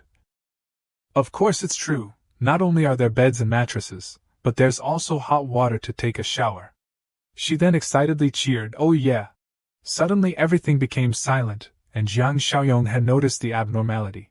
He signaled, be careful, there are people ahead, prepare weapons. The two people sitting in the back became silent and tense. Zhang Qi had already prepared the gun in his hand and silently observed. The car of Li Jingrui's group was going in the opposite direction from the car of Jiang Xiong's group. His eyes suddenly glanced over warily. And then those eyes met with the eyes of Li Jingrui. Suddenly the system's voice rang out, new task. The system panel displayed the announcement, new task, Nemesis Bane Volume 1. Task requirement, resist invasion. Reward 50 points. Jiang Xiaoyong couldn't help but wonder, resist invasion. Suddenly he remembered Li Jingrui and vaguely realized, is it that group of people? The car quickly stopped at the base. The sky was still clear. Reaching the place, he inquired about the situation from Meng Shanshan. Did any strangers come around here just now? She then pointed to the distance and reported, it seems like a car came here from a distance, but didn't go towards this side. At first, I thought it was you coming back. What's wrong, Brother Xiaoyong? Is there a problem? He turned serious and gave the order. Tell Uncle Xing and Old Li to call everyone here. I have something important to tell them. At the same time, at the coal mine in the southern suburbs, the wave receiver flickered and squeaked, re-re. A group of young people followed the machine's instructions of the wave receiver and gathered here, re-re. Lucky survivors, please come to the coal mine in the southern suburbs. We are setting up a base in this place, we are short of people, re. One of them looked left and right and judged, it must be around here. Suddenly a hulking car appeared behind them. The group of young people cheered happily, a car, its survivors, great. The car screeched to a halt next to everyone, causing smoke to fly everywhere. 3 people stepped out of the car. Jingrui spoke up, you received the broadcast and came to join us, right? The group nodded hastily, yes, yes. But the eyes of the entire group happened to be staring at her pair of full breasts. After suffering for a long time, they saw a hot girl like this offering herself to their mouths. The group of young people naturally had ulterior motives. They sinisterly looked at each other, ignoring her conversation and a representative, it's not far. The car is not going to fit everyone, let's walk back. Okay. Soon everyone arrived at the place. When they stepped inside, the group of young people couldn't help but exclaim, wow, this place is so big, great, we finally have a place to stop. The man in yellow suddenly scratched his face awkwardly and said, I suddenly feel like I need to go to the bathroom, I'll go out and come back in. Jingrui enthusiastically invited, no need, there's a bathroom inside, follow me. The man's eyes lit up and nodded like crazy, yes. The man in yellow leisurely relieved himself. He sinisterly glanced behind him. Yet Jingrui was standing next to him, intently observing. The man in yellow slowly pulled up his pants and invited, well, little sister, I know what you're thinking, come here, don't be shy, I'm very strong. But suddenly a sharp pain struck. He was in so much pain that his eyes widened and he coughed. Jingrui fiercely squeezed his neck. In a few seconds he was lying flat on the floor with a pool of bright red blood. She looked down contemptuously, TSK, I thought you were a treasure, but it turns out you're just like this. Seeing her come out, a companion turned around and reported, Sister De, everything is taken care of. Jingrui coldly ordered, drag the one in the bathroom out here. Looking at the group of young people lying all over the ground, she said coldly, by the way, call Lao Er and Lao San out here. At the same time, at the base of Team Xiaoyong, everyone was present for this important meeting. Li Hongli was puzzled after hearing his announcement. Who is targeting us? Xiaoyong was also vague. I don't have any information about the enemy. From now on, we may have to face invasion every day.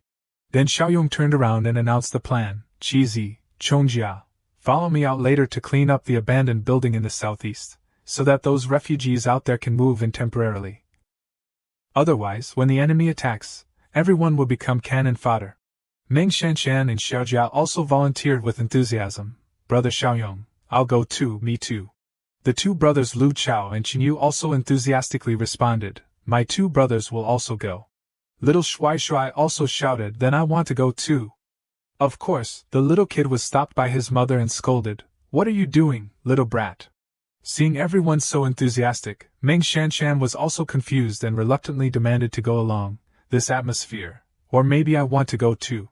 Seeing this, Xiaoyong didn't stop her. He continued to present the plan. There probably won't be any danger on that side. Uncle Xing and Old Li are enough to protect everyone. The rest of you can go. The group quickly arrived at the abandoned building in the southeast. Everyone was full of fighting spirit. The large building stood tall, like a giant looking down at the tiny people at its feet. Xiaoyong used his hot weapon to clean up the ignorant zombies that came to make trouble. A curly-haired uncle was no less inferior and turned the zombie into a donut with his spear. After working hard for a while, everyone was exhausted and panting. Xiaoyong turned around and asked about the situation. Is anyone injured? Check. Everyone said in unison, no. He turned around and reminded, in the next few days, there will be people coming to attack us. Everyone stay here temporarily. But everyone enthusiastically said, "We can fight, yes, we can also contribute." Xiaoyong had to agree, okay then. He continued to outline the battle plan. "Everyone clean up this side. Later I will bring some guns and bullets over. When the enemy attacks, we will talk by radio. You must listen to my command." Everyone said in unison, "Okay, no problem." At the same time, Li Jingrui's group was collecting things. Suddenly a call rang out in her ear. "What's wrong, Sister De?" Third in charge Mouth Factory frowned and asked, "How is it? Is it still going smoothly?" The evolved person next to him muttered again, "Human meat, eat human meat." Jingrui complained irritably, "What's going smoothly? The Bisui mountain was wiped out, we have to rely on ourselves from now on." He was puzzled, who did it? The evolved person still grunted, "Human meat, no human meat to eat, don't want to, not happy." She snorted coldly, "A group of people in the eastern suburbs, quite a few, tomorrow morning, Lao Er and I will lead people to attack, kill them." That night, at Shiyong's house, he took out the points to exchange for items, 46 points. Let's see if the system has new chests. The system panel displayed, System Shopping Center, Level 2 Awakened Ability Supply Chest minus 25 points. Level 2 End of World Farmer Supply Chest minus 15 points. Level 1 Sugar, Oil, and Protein Supply Chest minus 5 points. Manual Refresh minus 2 points. He was satisfied. Finally there are new things. He excitedly exchanged. "Oh, this time there are 2 level 2 chests, a total of 40 points. Let's see if there are any good things." The system panel displayed the announcement. Level 1 Overload Potential, Characteristic, Drug Potency 25%. After the effect ends, it will enter a state of weakness. He calculated even more happily. "Oh, increase by 25%, now I have 33 points of physical energy. Increasing by 25% means it exceeds 40 points, which is equivalent to being able to explode strength 8 times that of an ordinary person." Xiaoyong felt the surging energy in his body and said with interest, "I'm a little eager to try out the new ability now." The convoy sped away at a terrifying speed, creating a cloud of smoke behind them. Motorcycles and battle-hardened pickup trucks fiercely rushed towards the base in the south.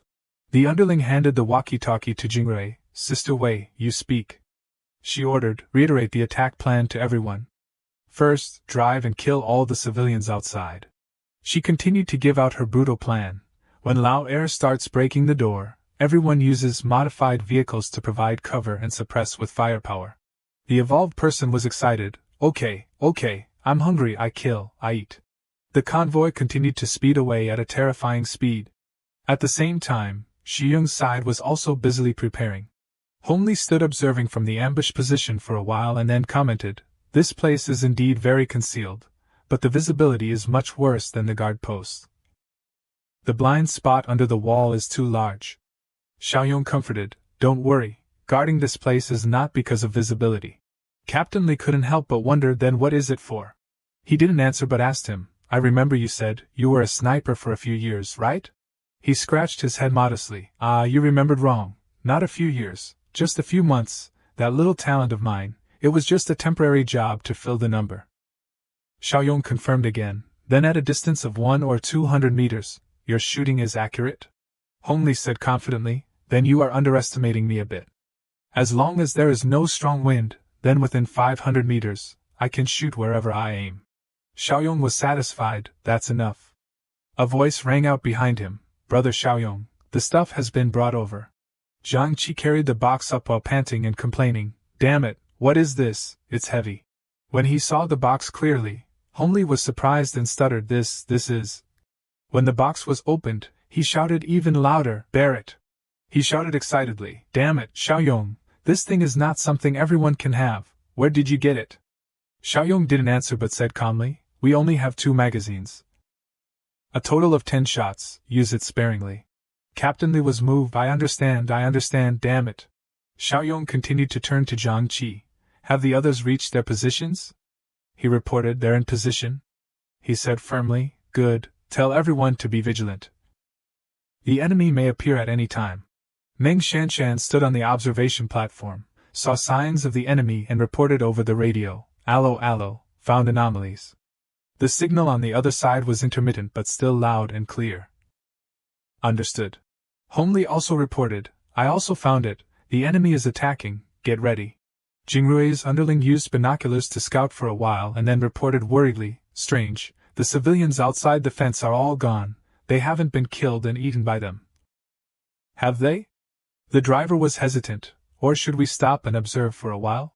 Jingrui again firmly launched the attack. No, just rush up, we are close enough, if we are discovered by them, then attacking will not be easy. The driver had to obey, yes. Their walkie-talkie flickered and rang out with the announcement, attack all, find cover under the fence. Meng Shanshan also quickly launched an attack, the enemy is within range, fire. Our side simultaneously fired bullets at the enemy convoy. The bullets rained down like a torrential downpour, causing the enemy to suffer a lot of damage. A driver took 2 bullets before he even understood what was happening. That car lost control and crashed straight in front of the convoy. Then it exploded when it crashed into the trees by the side of the road. The walkie-talkie rang out with the report from the lead car, it's bad, we've been discovered. Jingrui cursed angrily, damn it, how could this be? The underling waited impatiently for orders, what should we do now? She insisted, continued to rushed to hide under the fence. The convoy quickly reached the gate of the base. With a bang, a giant stepped down, stomping hard and causing the earth to shake. The evolved person took the chainsaw and rushed up fiercely, kill. He gently used the chainsaw to chop each chop like an axe into the poor rolling door. Meng Shanshan panicked and announced, it's over, a pervert is breaking the door. She quickly came up with a countermeasure, shoot, stop him from breaking the door.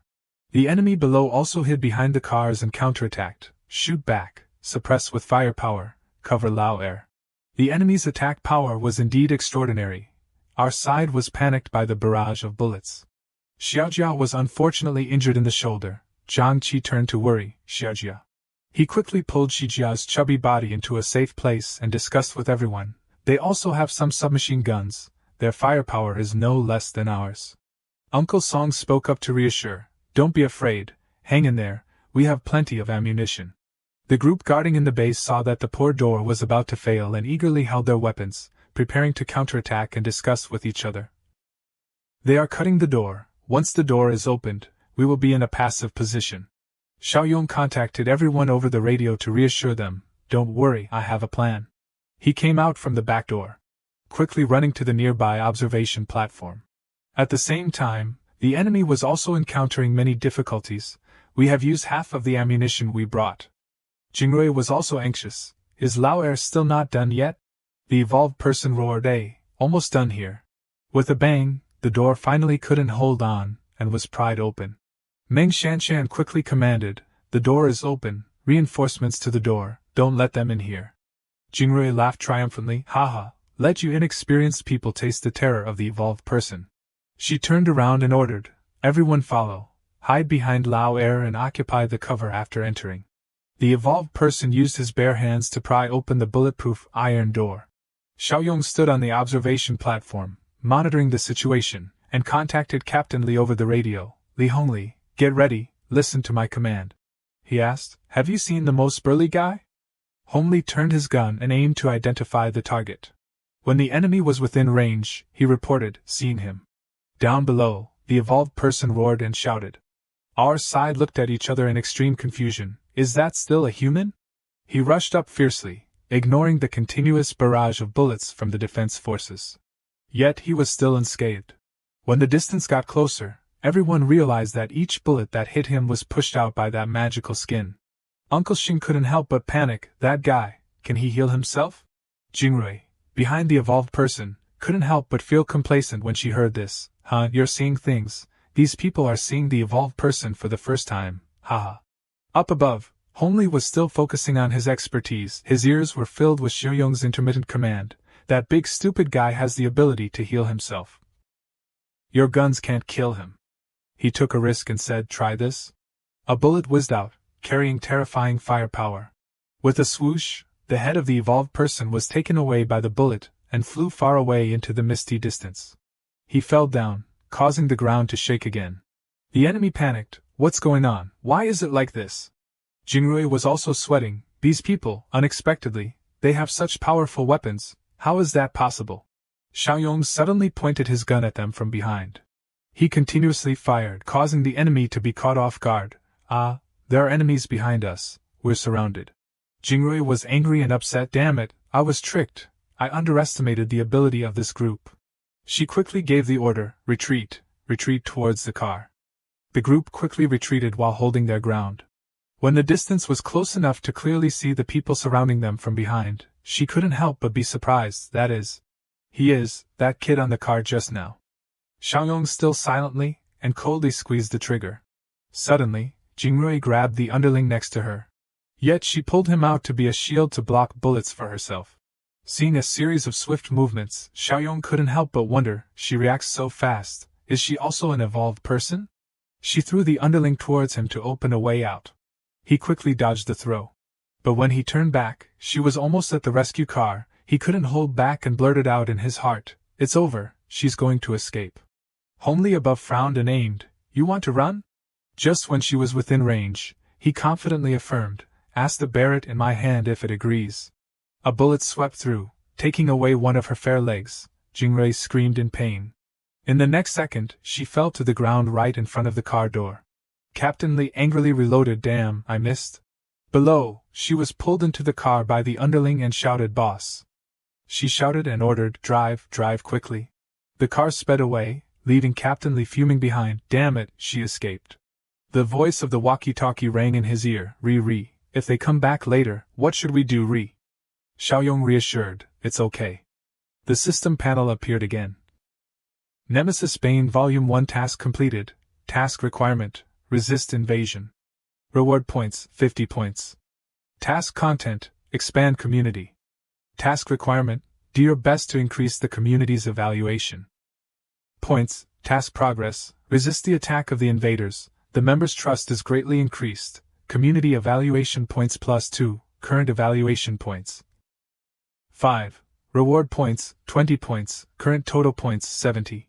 He looked at the car in the distance and confidently affirmed, "I know where they are." The system panel continued. New task, Nemesis Bane Volume 2, Task requirement. Attack the enemy's stronghold, eliminate the cannibals. Reward points, 50 points. Everyone rejoiced after the victory. Everyone's faces lit up. "Oh yeah, victory." Xiaoyong quickly inquired about the situation. "Are there any casualties on our side?" Everyone seriously reported. No one died but a few were injured.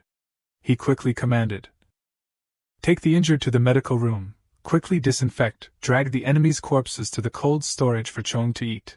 He continued then, "Go call the refugees at the abandoned building back, it's safe for now." He looked at the system panel with satisfaction and muttered, "This time there are 76 points, I have to spend them tonight." At the same time, the car carrying Jingrui finally returned to the base. She was supported out of the car by 2 underlings on either side. Third in charge Mouth Factory saw this and rushed over to inquire, "What's wrong?" She was angry. "Damn it, I was too careless, I didn't expect those people to have heavy weapons." Then she flew into a rage, taking her anger out on others and shouted, "What are you standing there for? Quickly go get human meat for me." Third in charge Mouth Factory smiled silently and cunningly.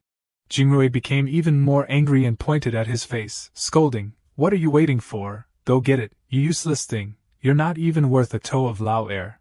He coldly combat straight, "You stinky whore, you're so defeated, and you still dare to talk to me like that." She widened her eyes and stuttered, You want to rebel?" She then ordered, "Subordinates, capture him for me." But none of the people around her had a reaction, let alone moved. Third in charge Mouth Factory scornfully held a weapon in his hand and said, "Now you are injured, Lao air is dead, I am the strongest here, not to mention that the brothers have endured you enough." "On ordinary days," he said loudly, "ask everyone, is that right?" Jingrui shouted angrily at the people who were slowly approaching her, "Damn it, back off, have you all rebelled? Don't think that I can't deal with you." As the encirclement closed in, she became more and more panicked and stuttered, No, don't." Third in charge Mouth Factory laughed smugly, waving his stick, "Ha ha ha ha." He took action and then signaled to the underlings to take action, laughing maniacally. Jingrui had no power to resist, lying flat on the ground, taking stick after stick. They beat her until her face was bruised and battered, unrecognizable. An underling called softly, "Third in charge," just as he was wiping his hands. He turned around sharply and grabbed his collar, shouting, "What did you call me?" He immediately knelt down, bowing his head and begging for forgiveness. Boss, I'm sorry, brother, it was a slip of the tongue. He didn't bother to dwell on the main issue. Okay, what is it? Speak quickly. He explained the worries in his heart. That bitch is dead now, second brother is also dead, and so many brothers have died, our combat power has been severely reduced. If we accidentally meet that guy. He pondered deeply, that guy with the tentacles. But then he still half-heartedly reassured, no, it's okay, we can go join those Xinjiang people, and then arrange to leave with everyone. A car slowly approached the base area.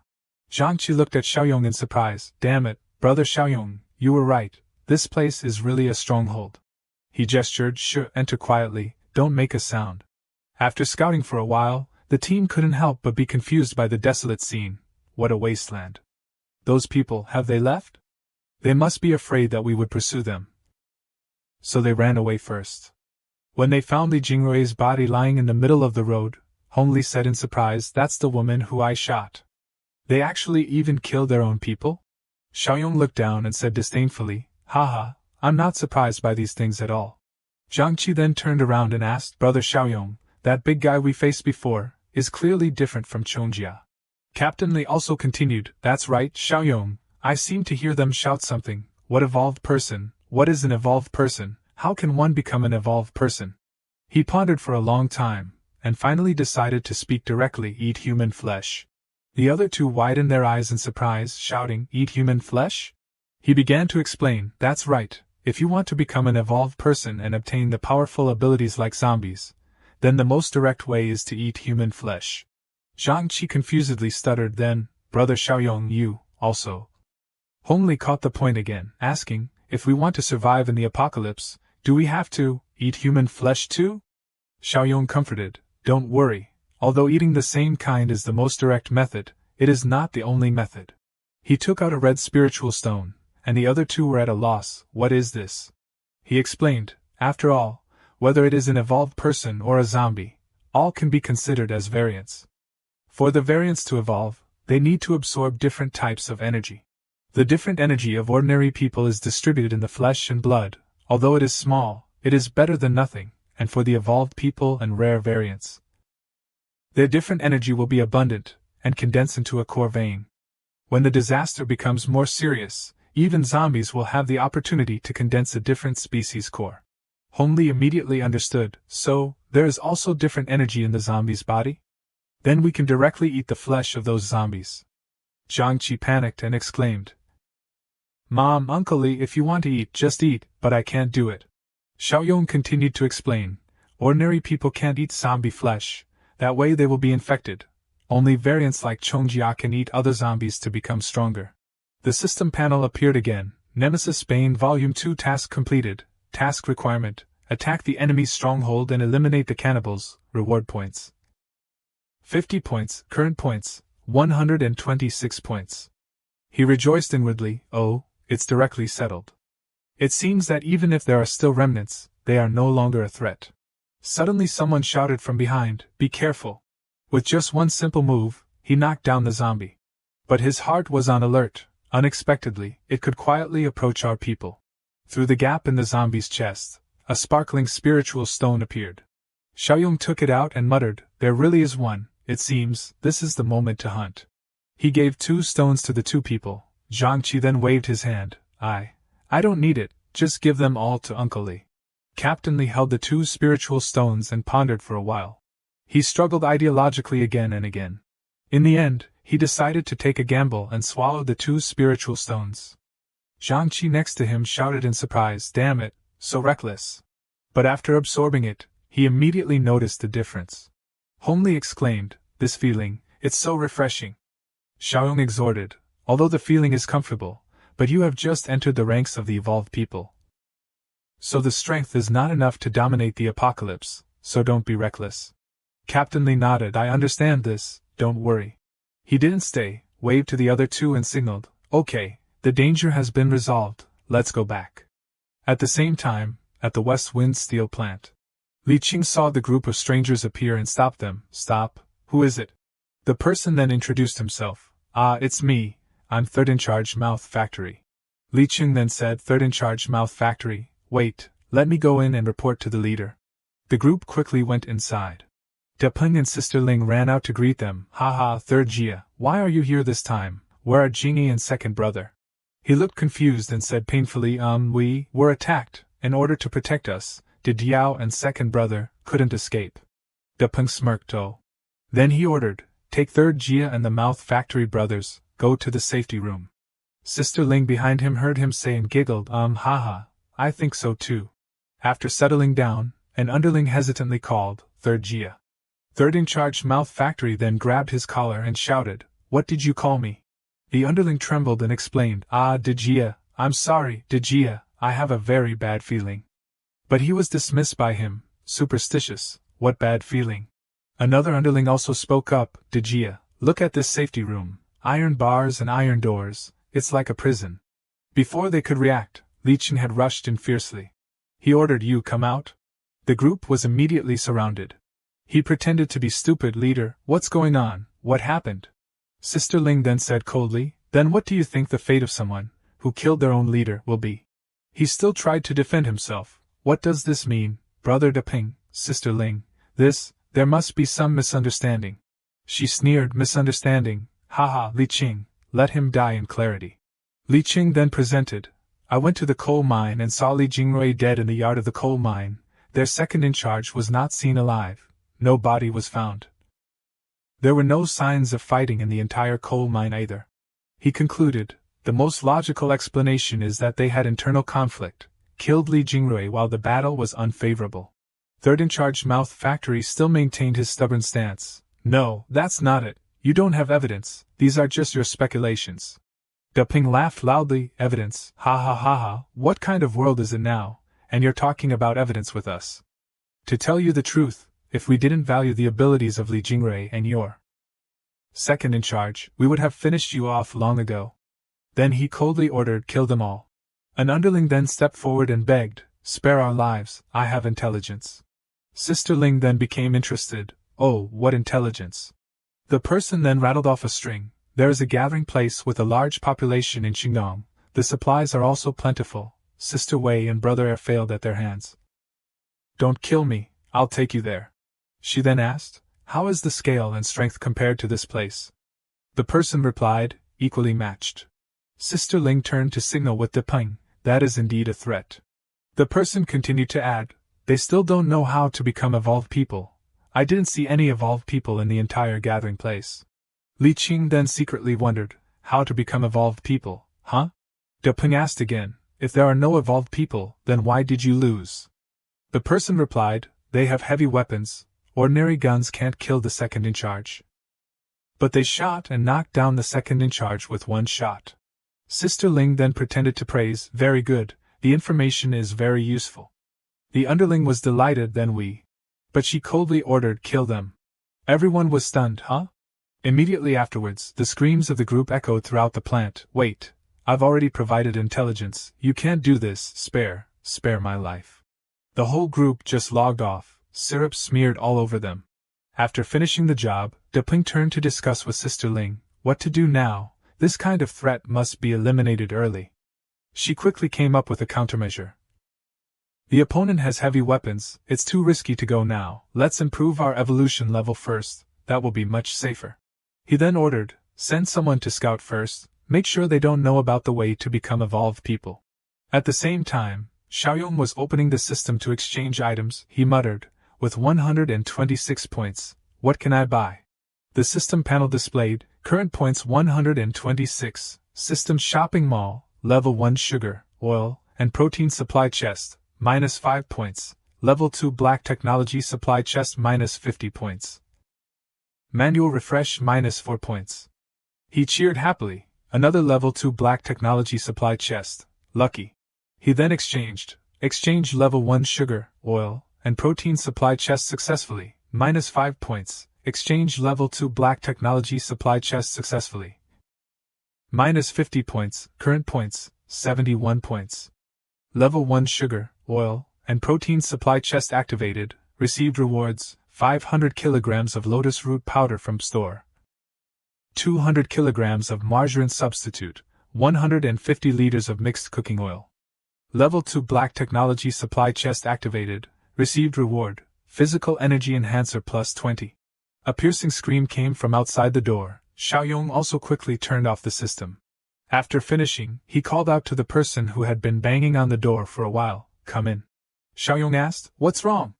Meng Shanshan reported, "Brother Xiaoyong, we caught a suspicious person." Seeing that she didn't notice anything different, he breathed a sigh of relief, stood up. "I'll go take a look." Tue Hung was carried up by Zhang Qi and Li Hongli but still tried to explain, "I'm not the enemy, call your leader out here." Xiaoyong then appeared and asked, "Looking for me?" He was overjoyed, "Are you the leader?"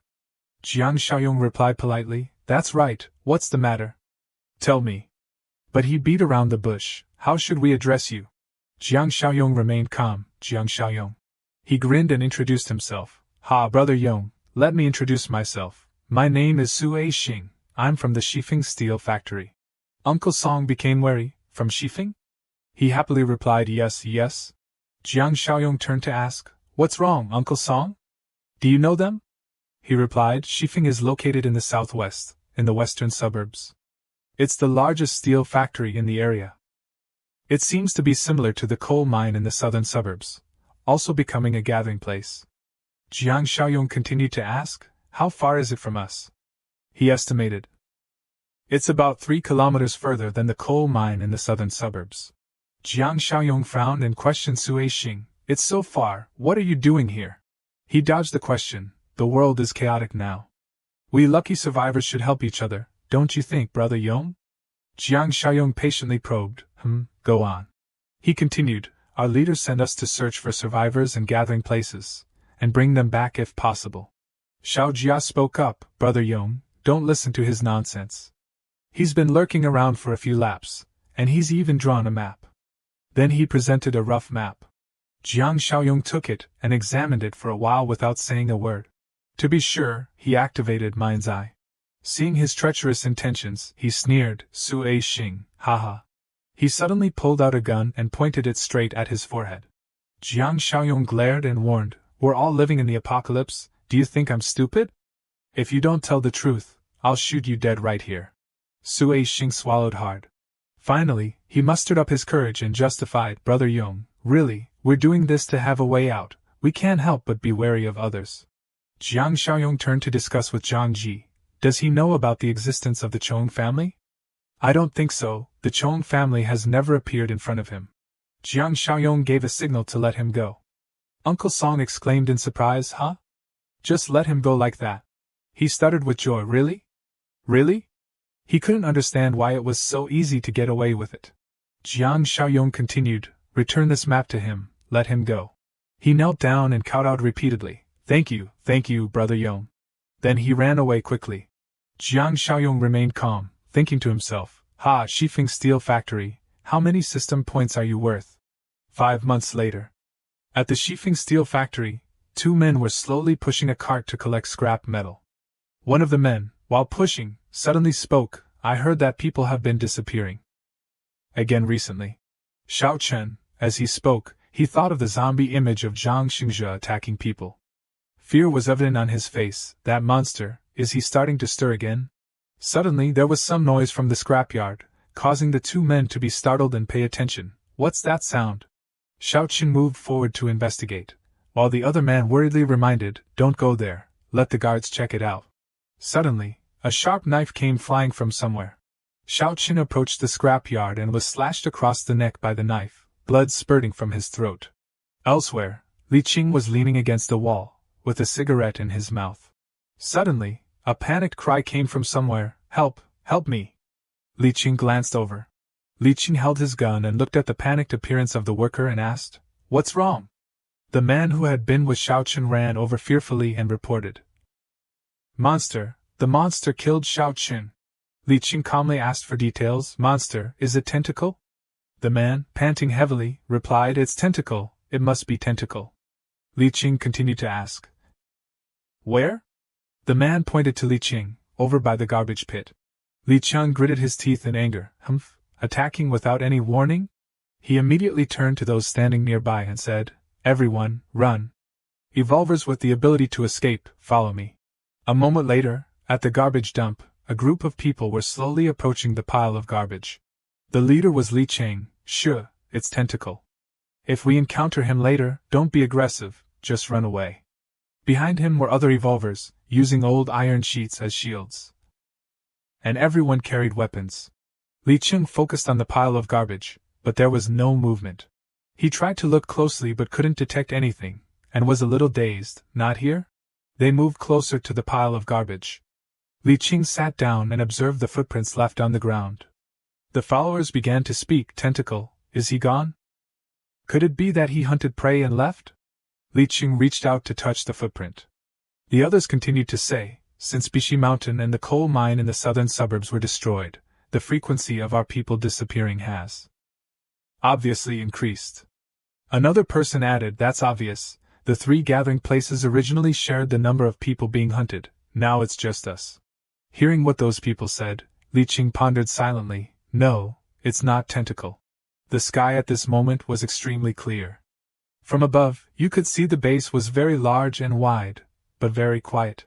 Jiang Xiaoyong stood near the railing looking down at the road. The survival time is longer than in the previous life. At this rate, the re-establishment of civilization is not impossible. The system panel suddenly announced Utopia Rebirth version, mission content, expand the community, mission requirements. Do your best to improve the community evaluation score. Current evaluation score 38. Jiang Xiaoyong's gaze was still very distant.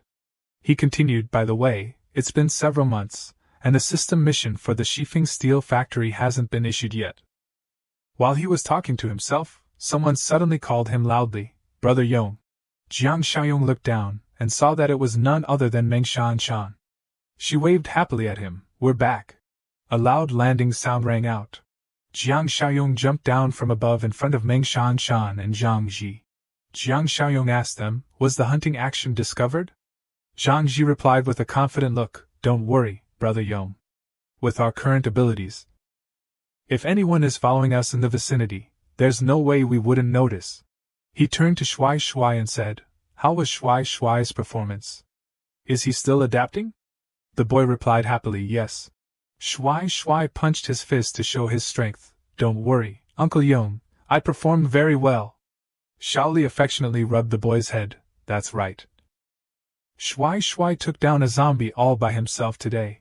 Jiang Xiaoyong smiled with satisfaction. Well done, put the alien nucleus into the warehouse. The system panel reappeared. New mission, Nemesis of Evil Volume 3. Mission requirements, eliminate the threat, strengthen support for potential teammates, reward points, 80 points. Jiang Xiaoyong looked at the system panel asking and was a little confused. Potential teammates, are they referring to the people at the Shifeng Steel Factory? The sky was still very blue at this moment, with clouds floating gently. In the room at this moment, Li Hongli spoke seriously with Jiang Xiaoyong. What, you're infiltrating the steel factory alone? That's too dangerous. Old Song next to him also chimed in, that's right, they send people to spy on us every now and then. Who knows what dark intentions they have. Xiaoyong, if something happens to you, we won't be able to cope, he said with a very worried look. Jiang Xiaoyong remained very calm and replied, don't worry, with my current abilities, even Chong could not hurt me, let alone them. Moreover, this time I'm going to confirm whether the other party is friend or foe. He turned to look at Uncle Sheng and continued, Uncle Sheng, Lao Li, everyone, please take care of the fortress and Lin Town. Uncle Zhen nodded in agreement. Don't worry about this side, but you have to be careful. Our gathering place can't be without you, he worriedly reminded. At a manufacturing workshop, from afar you could see black smoke billowing out. Someone said, let me in. I have something urgent to report. In front of the door of a room, there were 2 men standing in the way, not letting Li Chang in. I've already said, without the permission of the 2 leaders, no one is allowed to enter. Li Chang was extremely angry when he heard this, veins popping on his forehead. He recklessly grabbed the neck of the person who had just spoken, and the person next to him immediately tried to stop him. Li Chang, are you crazy? Li Chang was startled and calmed down when he heard the voice. He released his hand and worriedly asked the person who had just been choked, oh sorry. Li Chang worriedly thought to himself, what's wrong? My mood is getting out of control again. In these past few months, it's been happening more and more often. The person who had been choked by Li Qing was coughing while holding his neck. Damn, what are you going crazy about? Don't think that just because the leader values you. We won't do anything to you. Suddenly, the person inside the room spoke at this moment. Is that Li Qing? Let him in. One of the two men heard the order and immediately replied, Oh yes. He said to Li Qing, Go in. Li Qing looked at the door slowly opening with a bewildered face. Inside, it was none other than Sister Ling. She looked with her hot body and said, What's wrong? Li Qing didn't care and immediately reported the incident that had just happened. Regarding the tentacle encroaching on our hunting range, I have a different idea. Sister Ling listened seriously to him. Oh, what do you think? Li Qing continued, I have investigated the scene, and found women's footprints. The victim this time was a man. Sister Ling was a little frustrated and silent as if thinking about something. After a moment of silence, she continued to ask, So, the killer is someone else? Li Qing replied, That's right. Sister Ling's eyes seemed to light up, and she seriously said to Li Qing, Okay, I know. This news is very useful, but don't spread this news out. Li Qing was confused and didn't know why Sister Ling said that. Why? Sister Ling didn't hide and quickly said the reason. Tentacle has already made people panic. I don't want no one to dare to go out later. Li Qing intended to resist, but she didn't want to listen and immediately interrupted. No buts, I guarantee the situation won't be worse than before. Li Qing was frustrated and silent, not knowing what else to say. Suddenly, Sister Ling moved closer to him. Her lips seemed to be almost touching his face. What's wrong? Still want to do something else? Li Qing's face began to turn red when he heard those ambiguous words. He panicked and turned to head towards the door and said, Oh, sorry, Sister Ling. The door was slammed shut by Li Qing. Outside, Li Qing was still blushing, muttering and glancing back. Damn, look at my memory. I forgot to ask about that matter again. Suddenly, a voice from another door behind Sister Ling came out. Women's footprints, haha, you're too careless. She glanced back. Sister Ling uncomfortably reminded the person who was speaking, Be careful, they'll let you do this work later. De Peng was standing inside, holding two sharp knives in his hands. There was a lot of blood on the table and on him. Okay, I'll go kill, then you handle it. He threw something into the trash can. Looking closely inside, you could see a human head lying neatly inside. On the other side, a zombie lay collapsed at the feet of Jiang Xiaoyong. Around him were other zombies with the same ending. Jiang Xiaoyong stood in the middle holding a knife, looking at them. He looked into the distance and said, Almost there, I should restrain myself a little. With that, Jiang Xiaoyong reached out into the air and took out a pair of scissors. Without thinking, he used the scissors to quickly trim the hair on his head. Then Jiang Xiaoyong wiped his hands on the ground, using the dirt on the ground to smear his face. Then he put on a worn-out jacket and a pair of glasses. Jiang Xiaoyong looked very strange at this moment.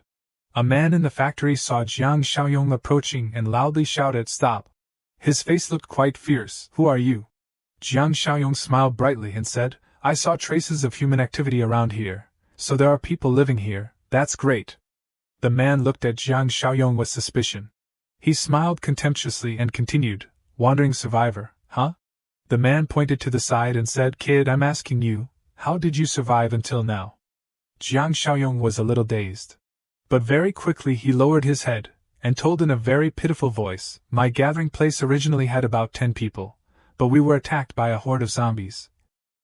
Everyone died, only I escaped. The man still smiled disbelievingly and asked, So you don't have any strength at all?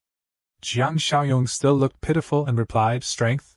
After a moment of silence, Jiang Xiaoyong seemed to remember something excitedly and said to the man, I do have some strength. I have experienced many zombie attacks. And I have also gained some experience in fighting zombies. I will do my best to make myself useful.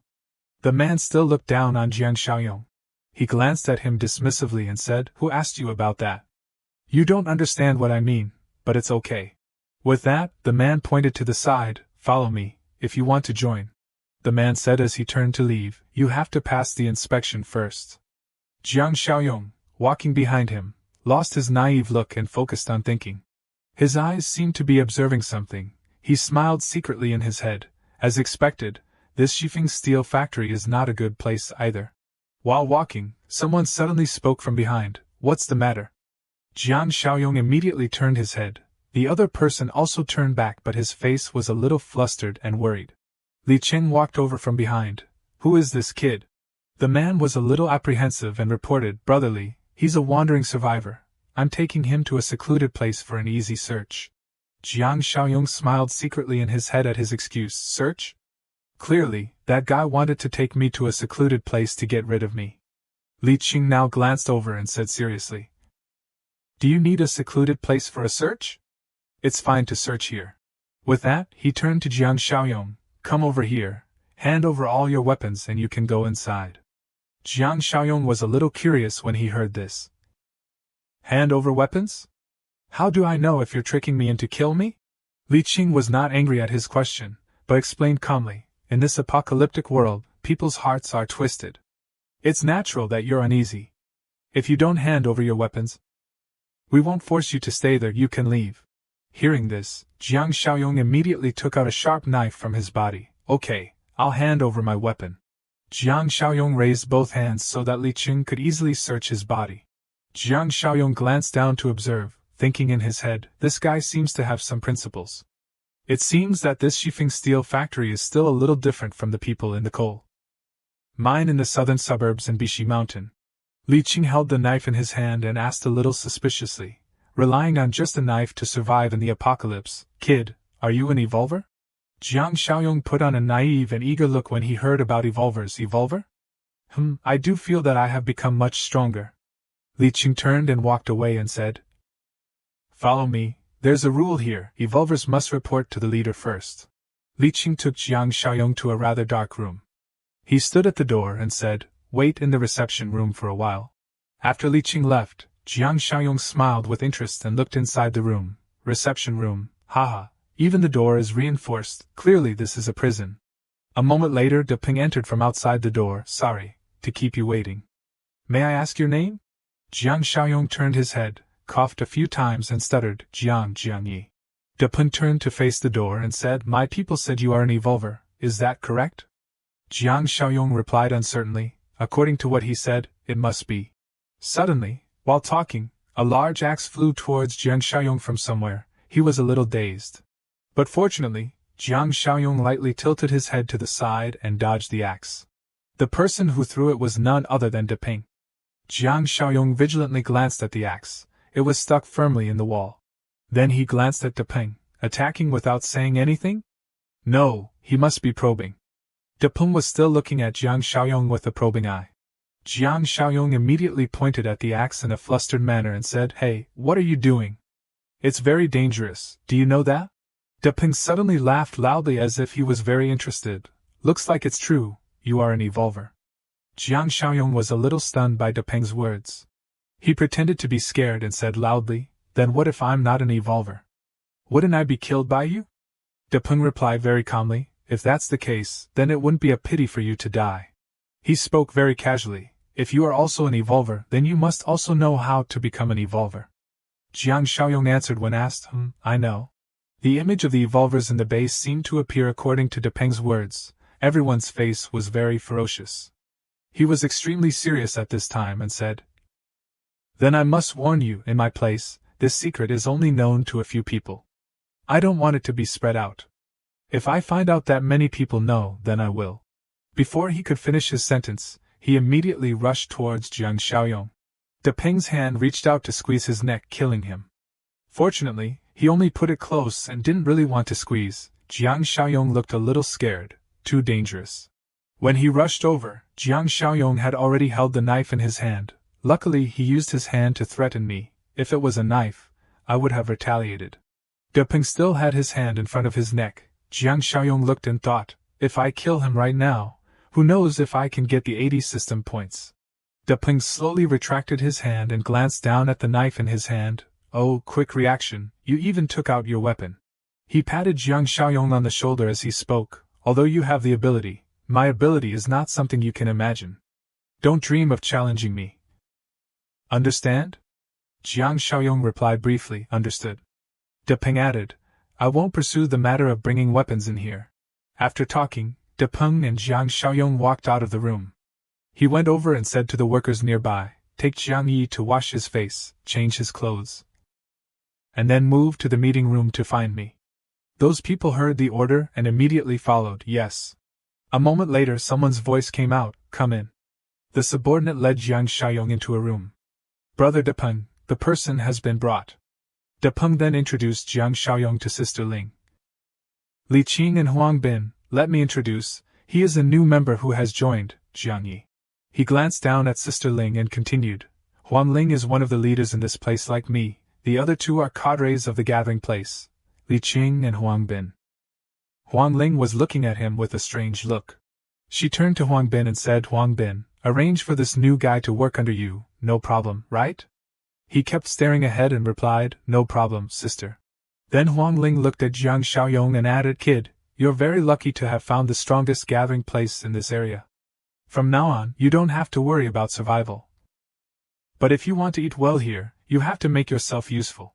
Jiang Xiaoyong immediately listened and bowed his head. I will follow the arrangements.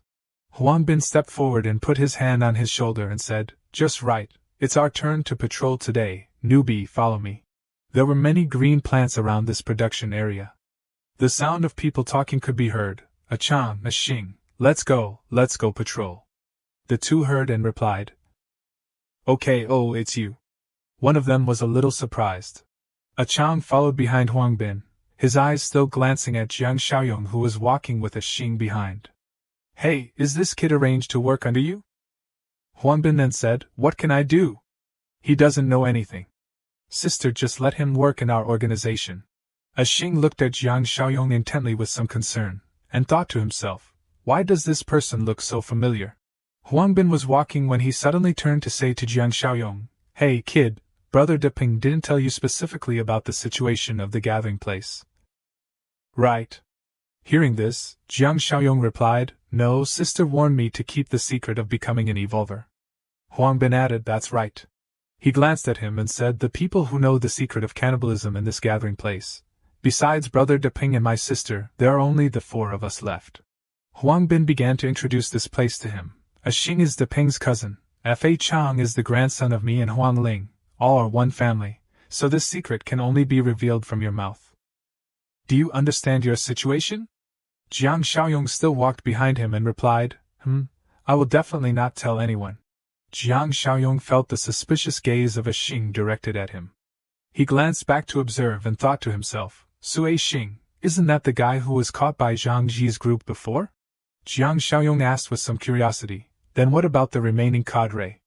Huang Bin said very quickly, his name is Li Cheng, haha, he is an outsider, but his aptitude is good. His ability is very strong, especially you can't let him know the secret, understand? Otherwise. He seemed to want to emphasize each word, and the veins on his face also began to bulge, either of you will survive this day. After hearing this, Jiang Xiaoyong fell into deep thought. It seems that Li Cheng's aptitude is indeed very strong, he has to rely on resources to restrain him. Otherwise the abilities of the two leaders may be surpassed by him quickly. After speaking, Huang Bin turned back and continued to walk forward. Okay, we're here. Jiang Xiaoyong was a little surprised. We're here? In the distance was a small base built quite discreetly, with sharp iron spikes attached around the outside. There are 7 members in this gathering area. We have been observing them for 3 or 4 days. Among the members, there should be no evolvers. Jiang Xiaoyong still didn't understand what the mission was this time. What do we need to do? Hunt them? Huang Bin smiled and waved his hand. Hunt? Not as brutal as you think. We need to keep them in captivity. A Chang suddenly stood close, put his arm over his shoulder and said, Kid, you are also one of the evolvers, you have to quickly change your mindset, don't be as rigid as Li Qing. He added, we are evolvers, strictly speaking, we are no longer the same species as ordinary people. Now we are a high-level species in the food chain. A Chang's face when he spoke was very confident. Jiang Xiaoyong didn't care much and coldly glanced to the side. So, you want to bring them back to the gathering place for captivity, and then later slaughter and eat them? Huang Bin turned around and said, no need to bring them all back, bring 5 or 6 people back. The rest will be dealt with on the spot. Jiang Xiaoyong still didn't quite understand Huang Bin's intention. Deal with on the spot? How? He turned around and waved his hand forward and said with a smile, "Learn properly." The clouds in the sky just drifted along in the sky. A man was using a cement trowel, putting cement on the wall. The man was a little tired, his face was full of sweat, panting, and said, "Finally, almost finished, this is really tiring." Suddenly, another middle-aged man standing nearby blankly pointed forward. That is. Everyone heard and blankly looked in the direction he was pointing. A group of pottery-like zombies were fiercely rushing towards them quickly. Zombies. The group grabbed their weapons. Damn, why is there a zombie attack without any signs? Prepare to fight, quickly! The zombies were still rushing madly towards them. A zombie with a body full of blood rushed towards a man. Another was also rushing towards another person. They could only scream in fear. Another person was holding a gun but didn't know what to do when he saw the zombie. "Don't come here!" he shouted in fear. The man who had been looking at his teammates screaming as they were attacked by the zombies could only stand and watch in fear. It's not good, too many. Their screams just echoed like that. "I don't want to die." On Huang Bin's side, Jiang Xiaoyong turned to ask him, "Luring zombies to attack, is this the good method you were talking about?" They stood not far away watching. Huang Bin replied when asked, "The resources of our settlement are limited, we can't afford to keep raising useless people. In addition, letting 10 people in at once will create factions, making it difficult to manage." Huang Bin continued with a sinister face, "Okay, it's our turn to act." A Chang and a Xing behind him didn't look much different from him, they were used to this. Among the 5 or 6 people was a woman. She was weakly attacked by the zombies, only knowing how to scream for survival. "No, please." Suddenly, something flew over, causing the heads of the zombies to separate from their bodies.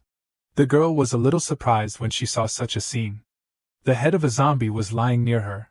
The person who did it was none other than a Chang. He smiled and reached out to the girl. The girl was still stunned. We're saved." Huang Bin and a Xing were also holding weapons to clean up the zombies. The man saw that they were strangers and asked, Who are you people?" Something fell to the ground. It wasn't clear what it was. Huang Bin, a Chang, a Xing and Jiang Xiaoyong stood together. He took the lead and introduced, "We are the evolvers of the West Wind Steel Factory." Those people were extremely happy when they saw them come to rescue them. "Evolvers? We're saved, thank you." Jiang Xiaoyong stood inside without saying anything, only silently pondering. Strength above 20. These 3 are on par with Zhang Ji's group. Suddenly, while thinking, he suddenly noticed something. Jiang Xiaoyong was shocked, and immediately turned to look at the tall building behind him. In a room, something was shining. What is it? But looking closely, it was just a room reinforced by wooden planks and glass panels. Jiang Xiaoyong calmed down when he saw this, but his eyes still focused on it. Hallucination. While standing blankly, someone called him, "Hey, Jiang Yi, what are you standing there for?" The caller was none other than Huang Bin. He pointed to the corpses of the zombies and said, "Come over here, help me deal with it." Jiang Xiaoyong immediately walked over. "Oh, coming." On the opposite side of the tall building, there seemed to be something standing and looking from there. Just as Jiang Xiaoyong felt, inside that building, there was a monster with a hideous appearance hiding, with many tentacles growing around its body and sharp wrinkles on its face. Huang Bin's group slowly approached the weak people. One of the men among them said, "There are some supplies in the warehouse." Huang Bin turned his head to look at Jiang Xiaoyong and ordered, "Jiang Yi, you stay here, gather all the supplies here to the gate. I will arrange for a truck to transport them later." He walked past him and added, "Turn the corpses of the people who were killed into a pile, and then transfer them away later." Jiang Xiaoyong didn't bother to look at Huang Bin and replied, Huang Bin went ahead and shouted loudly to the people behind, "The rest of you come with me." The people were extremely happy to hear this. Huang Bin just took the group out of the gathering area. From above you could see the corpses of the zombies lying below. Jiang Xiaoyong stayed behind. He reached out and a knife appeared from the air, just right. Back on the side of Huang Bin's group, while walking, a young man among the rescued people suddenly spoke, "Thanks to you, we were able to save our lives." The girl who had been rescued looked at a Chang admiringly and asked, "Brother, does the place we're going to have water? Can we take a bath?" A Chang suddenly unexpectedly put his arms around the girl in his arms. "Not only is there water, but there is also hot water, there is shower gel, you can take a fragrant bath." His voice was teasing. The girl was a little surprised by a Chang's actions, but still smiled. "Really? That's great." While walking, a Xing felt that something was blowing. He realized it, and immediately turned back defensively. Huangbin saw Xing suddenly stopping while walking and asked, "What's wrong, Xing?" Xing still worriedly looked in the direction he felt something was wrong. "There's something." Huangbin heard what Xing said and immediately warned everyone, "Be alert." Chang still had that scoundrel look. He put his arm around the girl standing next to him and said, "Stand behind me, I'll protect you." The girl was a little shy and uncomfortable. The group stood together and began to discuss, "Where is the thing you're talking about?" Xing replied, "I don't know, I can't feel it." But they didn't know that there was something standing from afar on high observing them. Chang thought Xing was having some problem and teased, "Damn, Xing, aren't you too nervous?" Xing with a very worried face turned to say, "I'm not mistaken, it was definitely just now." While Xing was not on guard, a black tentacle came flying from somewhere and cut across the back of his neck. "Xing!" Huangbin called out loudly. The tentacle began to retract after attacking Xing. He also leaned to the side and fell. Huangbin was even louder when he saw this, the tentacle man. When he looked up at the roof over there, he saw nothing appear. Vanished? Too fast. Suddenly someone spoke from behind him, "Behind you." Hearing someone call him, Huangbin immediately turned his head. When he turned his head, the tentacle man was already very close to his face. Back at Jiang Shuyong's side, he used a knife to cut open the stomachs of the dead zombies on the ground. Taking out 2 core crystals, one red and one pink, among these zombies, there are actually 2 alien energy core crystals, lucky. Suddenly a scream came from somewhere, attracting Jiang Shuyong's attention, "Help!" He heard the scream and immediately raised his head. The scream was none other than Huangbin's. The tentacle man had used all of his tentacles to wrap around Huangbin's body. He was now terrified and only knew how to scream for help. I'm done for." The tentacle man was very fierce. He used his tentacles to wrap tighter, wanting to break Huangbin's bones. The people standing right there didn't know what to do, only knowing how to blankly stare with their mouths open. Huangbin's blood seemed to splatter everywhere, accompanied by a miserable scream. Chang's face was no longer arrogant but became fearful. The girl standing behind him didn't look much better. After dealing with Huangbin, the tentacle man slowly turned to look at Chang. His mouth was constantly making noises. Chang saw him looking at him and fearfully took a few steps back. "No, not really." Suddenly, Chang grabbed the girl's hand next to him tightly. Without thinking, he threw the girl towards the tentacle man. The girl was surprised by his action and didn't have time to do anything but let out a scream. The young girl was just wrapped tightly by the tentacles of the tentacle man. The tentacles increasingly squeezed the girl's body. She could only be afraid and teary-eyed. Her consciousness gradually faded away. The girl's eyes slowly closed. Suddenly, there was some noise. The girl unexpectedly escaped from the tentacles of the tentacle man and fell heavily to the ground. The tentacles of the tentacle man were also lying scattered on the ground near the girl. She looked blankly. The person who did it was none other than Jiang Xiaoyong. He was intently looking at the sharp knife in his hand. "Jiang Yi," someone said loudly. The tentacle man stood behind him, painfully hugging his body tightly. Jiang Xiaoyong was not afraid and said, "Is this the tentacle man that everyone was talking about?" Chang was still a little scared and pointed forward while saying, No, this is the tentacle man's son." Jiang Xiaoyong was confused. "Son?" Chang then continued, "That's right, our name for them." He began to tell Jiang Xiaoyong more about the information about this tentacle man. The tentacle man often mumbles in his mouth, son, plus the fact that he can transform ordinary zombies into monsters with similar characteristics to him. We call these transformed monsters the tentacle man's sons. The shape of the tentacle man really looks like a human. Only a few squirming tentacles appear on his body. After Chang finished speaking, he suddenly fell silent in fear. The tentacle man's son is a powerful monster that even Brother Deping and Auntie find it difficult to face alone. This kid Jiang Yi is definitely not a match. No, I have to run.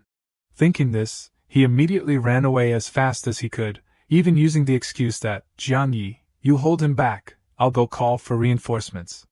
Now there were only the weak and blank people left, huh? The group also ran away in fear. Run. Jiang Xiaoyong was still standing there blankly. He still had that cold face looking at them running away. These guys want to betray me, taking advantage of the time to save themselves and run away. behind Jiang Xiaoyong. The tentacle man's son was still looking at him intently. Its tentacles moved so fast that they wanted to directly wrap around his body. Quickly, the large tentacles had wrapped tightly around Jiang Xiaoyong's hands, feet, and body. Jiang Xiaoyong smiled with interest and glanced back and said, "The tentacle man's son, very interesting setting." Without saying another word, he began to try his best to shake his hands and pull the tentacles of it. The tentacle man's son was pulled forward by his strength. His face was a little dazed. Jiang Xiaoyong said with interest, "You have aroused my interest." The tentacle man's son used his feet to scrub strongly on the ground so as not to be pulled forward. Its large body was gently pulled closer by Jiang Xiaoyong. The tentacle man's son was still trying to control himself. Jiang Xiaoyong gently used force to pull it closer. "The alien power that I opened before hasn't had a chance to use yet. It's just right to use you to try it out today." With that, he stomped his foot hard on the ground, causing the ground below to shatter, with rocks flying everywhere. From both sides of his eyes, small electrical sparks also appeared. Instinct overload. Jiang Xiaoyong strongly waved his hand down to the ground, and the tentacle man's son immediately and lightly flew into the air. His whole large body just slammed hard on the ground and was dragged away. When he approached Jiang Xiaoyong, he used his foot to stomp directly on his head. His face still had no emotion at this time. His foot was still on the head of the monster. It lay below, only knowing how to scream. That girl stood not far away and witnessed this scene and couldn't help but be surprised and a little panicked. Jiang Xiaoyong hungrily tore apart the tentacles on the body of the tentacle man's son with his bare hands. His face seemed to darken. The tentacles were broken off and thrown on the ground. The body of the tentacle man's son also fell apart into many pieces. Jiang Xiaoyong, with a face full of blood, slowly approached the girl and asked, "Are you okay?" The weak girl saw his appearance and immediately screamed in fear. Jiang Xiaoyong smiled gently, raised his hand to wipe the blood stains on his face and said, don't panic, I'm a human, not a monster." On the side of the group, the men ran after Chang to the gate of the base, constantly shouting, "We're here, we're finally here." Depeng, Sister Ling and Li Qing were all standing there. Depeng looked at their panicked appearance and asked, "What's the matter? Where are Xiao Bin and Xing?" Sister Ling, who was holding a knife in her hand, also spoke up. Chang, who was now panicked and panting, recounted the events to them. Xiao Bin and brother Xing were killed by the tentacle man's son. Li Qing still calmly asked, "Where is the newly arrived Jiang Yi?" Chang replied when asked, "No need to think, he must be dead too. The three of them are not a match for the tentacle man's son." Depeng listened to the story and lowered his head in anger. His eyes could kill someone at this time. He glanced at the weak people in front of him. They were very afraid. Tension was evident on their faces. Depeng said, "Just because." As he spoke, he used all his strength to throw the axe in his hand towards the weak people. "You guys." The sharp iron axe was just thrown straight into the middle of the chest of a man standing in the middle. He was weak and couldn't dodge in time and was hit by the axe. Blood splattering out non-stop. Sister Ling saw him angry like that and turned to panic and said, "Depeng, calm down." The other weak people only knew how to open their mouths wide when they saw this. Suddenly, a bundled mass of tentacles was thrown in front of Depeng from somewhere. Those people were a little surprised and puzzled, and looked up. The person who appeared was none other than Jiang Xiaoyong, followed by the girl from earlier. Li Qing saw that he was not injured and happily said, "Jiang Yi, you're not dead." Sister Ling was a little surprised and looked down at the bundled mass of tentacles lying on the ground. "That is." Jiang Xiaoyong spoke coldly, "The tentacle man's son or whatever was killed by me, the hatred of your relatives, I have avenged them for you." Depeng's eyes were very sad as he thought. Sister Ling next to him was also thinking silently, "Is this kid's ability so strong?" Jiang Xiaoyong said loudly, "Okay, you two leaders, hurry up and arrange for vehicles and people to follow me to clean up the spoils of war." A moment later, inside a room, Depeng sat down and turned to ask Chang, "Are you sure the strength of the tentacle man's son is stronger than Li Qing's?" Inside the room, Sister Ling was also sitting opposite him.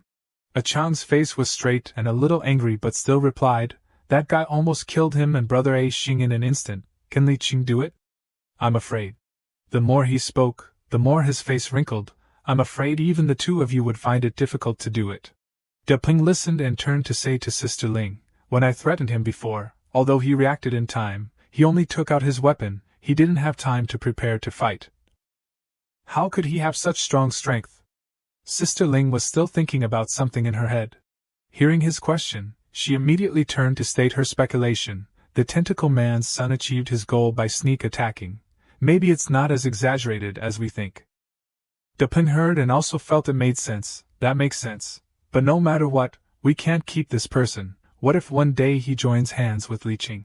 He was speaking when Sister Ling suddenly raised her hand to signal silence. Sure. A knock on the door came from outside. Sister Ling called, "Come in." Li Qing walked in from the outside. "Leader." Dupin turned around and asked, "What's the matter, Brother Li?" Li Qing first comforted the two Dupin and Sister Ling. "Brother Dupin, Sister Ling, please restrain your grief." Dupin replied with a face without any emotion. "I've seen these scenes so many times, no need to say that, get to the main point." Li Qing immediately continued, "Jiang Ye's ability is probably equal to mine. In my opinion, why not give him a position as a cadre?" Dupin heard that request and sternly refused. "No, his background." Sister Ling glanced over and raised her hand to signal him to be silent.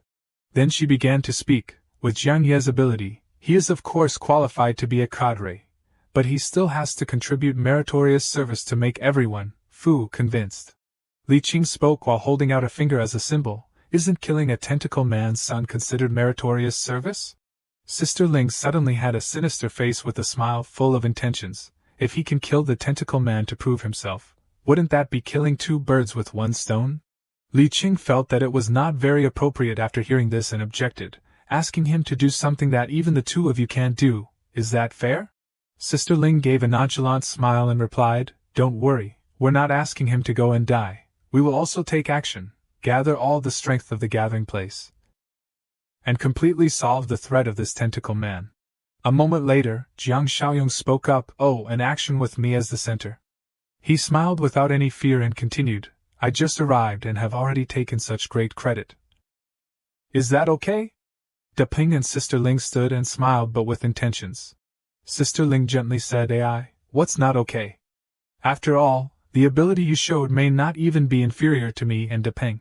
Duping, standing next to him, also chimed in, "If the action is successful, then the third seat of the gathering place will belong to you." Then he turned to look at Li Qing and continued, "Brother Li, Jiang Yi is relying on strength to climb above your head. I'm sure you don't have any objections, right?" Li Qing immediately replied without any thought, "No objections." Duping continued after hearing this, "That's good, it's settled then, 2 days later we will act." Jiang Xiaoyong gave a smile and thought to himself, "What a frank and sincere proposal. I'm a little touched, if not for." He thought to himself, "Mind's eye." In his eyes at this moment, Duping and Sister Ling both showed an evil face. Only Li Qing looked cold but showed a good face. A intermittent sound was emitted. Xiao Jia pushed the door open and rushed into the room, eagerly yelling, "Brother Xiaoyong, it's the walkie-talkie Brother Xiaoyong left behind." Li Hongli picked up the walkie-talkie and said sternly, "Hello, Xiaoyong, how's it going on your side?" There was a crackling sound on the other side, and then a voice came back. "Read you loud and clear." The young man standing on the crane announced to the other side of the walkie-talkie, "The day after tomorrow morning, at the park in the southern suburbs, call Chongjia and some of our strongest people." Jiang Xiaoyong looked down at the houses below. It's time to completely deal with the threat in Cheng'an. After the conversation through the walkie-talkie, Hongli turned to look at the group of people surrounding him. He looked at the oldest man in the group and said, "Uncle Xing, you're old, don't participate in this kind of playing with your life. Besides, we still need you to hold the fort over there." Uncle Xing immediately agreed upon hearing this. "Okay, then Lao Li's group must pay attention to safety. This action is not the same as before." Hongli made a sound, "Understood." Then he looked at a group of younger people gathering over there and ordered in a low voice, "Zhang Ji, Xiao Kai, Shan Shan, Zi Xian, Lu Chao, Chen Jia, plus Chen Chong. The 7 of you come with me on this trip, yes?" Suddenly the little kid appeared from somewhere. Shuai Shuai boldly pointed at himself expressing, "Me too, I also want to participate in this action." Shaoli, the kid's mother, didn't think it was right, and had to persuade him, "War is for adults, what are you doing interfering as a kid?" Shuai Shuai said unwillingly, "I'm not a kid anymore, I'm a man." Uncle Song saw the tense situation and stood up to mediate. "Don't worry, Shuai Shuai's mother, with Shuai Shuai's current ability, don't even mention zombies. Even in our core team, he can't be considered weak. Homely also based on this to continue. Experiencing these things early is not a bad thing. I will pay attention to protecting him. At the same time, 2 battle cars entered the small alley. Dapeng opened the car door and stepped out to look at the surrounding scenery. This is the place. Everyone also got out of the car one after another upon hearing this. Xiaoyong glanced at Dapeng and asked, "How do we lure him out?" He calmly smiled and replied, "Don't worry, we have our own ways." Receiving a firm answer from the other party, Xiaoyong didn't ask any more. He looked around, as if looking for something. Then he suddenly stopped, looking intently at the faint light on the upper floor of a high-rise building not far away. And in that place, Li Hongli was holding binoculars to observe the situation below. The expression of Uncle Song standing next to him at the time was no less tense. In the back, Xiao Jia was tidying up his bag. He asked, "Uncle Li, can you see clearly? Do you need to get a little closer?" Hongli still held the binoculars and looked down below, saying, Xiaoyong specifically instructed, before taking action, don't get too close to the park in the suburbs. Then he made a plan, his eyes still fixed on the scenery in the street below. Arrange the ropes ready, we will infiltrate from the side later. At that moment, down there, Sister Ling called the boy carrying a bag on his back over, "Kid, come here." The boy immediately walked over and stood close to her, replying, "Leader, what are your instructions?" Her face without a trace of good intentions ordered the boy, Go into the park." The boy hesitated when he heard this. Weren't we told to come to carry the spoils of war? Li Qing at this time also didn't understand what she wanted, and asked Sister Ling, "What's going on?" Sister Ling smiled and explained, "That guy keeps babbling about his son, then we will give him a son. Don't worry, we will catch the tentacle man as soon as he appears. This kid will not be in danger." The boy was horrified after hearing this and refused repeatedly, "Leader, I'm not going, I don't want to be bait." A hurried footstep approached. Dapeng angrily grabbed the boy's collar. "Stop babbling, if you dawdle any longer, I'll kill you first." Then he mercilessly and forcefully threw the whole boy into the forest. The boy groaned softly in pain after being thrown. Li Hongli just happened to witness this whole scene from the binoculars up high. He said to his teammates, "Something's up, action." Then he and a few strong young men in the group climbed down by rope. The boy limped forward, worriedly looking at the group standing from afar, and weakly called out, "Help, help me." A voice yelled, "Son." Immediately, a figure jumped down, making the surrounding ground crack as if it had been jindong, vibrated. The boy was immediately scared and screamed, "I don't want to die." Zhang Xingzhe's eyes in zombie form suddenly flashed. Li Qing standing outside shouted, "Okay, the tentacle man has taken the bait, quickly save him." A hand hurriedly grabbed his arm to stop him. Sister Ling calmly smiled and looked at him. "It has been agreed that you will not compete for credit with Jiang Yi." Xiaoyong heard her mention him and laughed a few times in response, "I know." Then he jumped away, dashing towards the boy with lightning speed. Forcefully grabbed his clothes in the boy's surprised confusion. However, decisively threw the boy behind him. Li Qing was standing behind preparing an advance, and quickly caught the boy, keeping him standing still in his hand. At that moment, the glasses fell off. Zhang Xingzhe used his tentacles to crazily besiege Xiaoyong, loudly shouting, "Return my son to me." But he didn't say anything, only quietly looked at the person in front of him for a while and then spoke up because he looked a little familiar. "You." Li Qing standing from afar encouraged, "Jiang Yi, hold on." Then he was suddenly held tightly by 2 people behind him. "The truth, because I know the secret of you guys eating people." Li Qing was shocked after hearing this. Eating people? Suddenly someone yelled, "Fire!" Bullets were directly fired at them. Dapeng retreated. "It's a sneak attack." Sister Ling at this time could no longer maintain her previous smug expression. She yelled, "Who is it?" Li Hongli and the young men in the team constantly held guns and fired intensely at this side. Zhang Xingzhe glanced over and just happened to see a small figure holding a lit glass bottle. Shuai held the glass bottle high and said loudly, "Uncle Xiaoyong, we've come to help you." Then he quickly and neatly threw the bottle forward without hesitation. Before the bottle could even get close to Zhang Xingzhe, it was lashed by his tentacles and broken in 2. Zhang Xingzhe stood still looking. In his eyes now reflected the figure of Shuai. He asked with a trembling tone, Son? Then Xingzhe's voice gradually faded, "Son." Shuai saw that the situation in front of him was not as expected and cursed, "Damn, I didn't expect this animal to be so strong." Hearing those impolite words, Xingzhe angrily scolded, "Don't curse." Zhang Ji standing not far away warned everyone, "Watch out, this guy is not an ordinary zombie." One of the group immediately rushed out.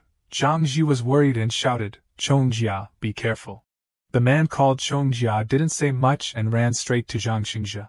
Sister Ling's group hiding behind the trees observed the situation and wondered, "What is that, another mutant?"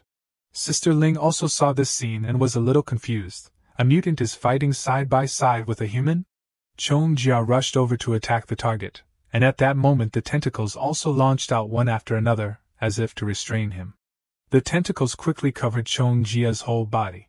Then he immediately shook them off. Some tentacles were accidentally torn apart without mercy. Without knowing where it came from, another tentacle quickly approached his head. At the same time the voice from outside shouted, "Chongjia, be careful." A tentacle then hit him, making him unable to defend, and was hit back. Jiang Xiaoyong smiled gleefully while looking at the scene in front of him. "Chongjia, you've met your match." Depeng saw that he was tied up and still joking like that and gritted his teeth slightly. That kid Jiang Yi still has the mood to laugh.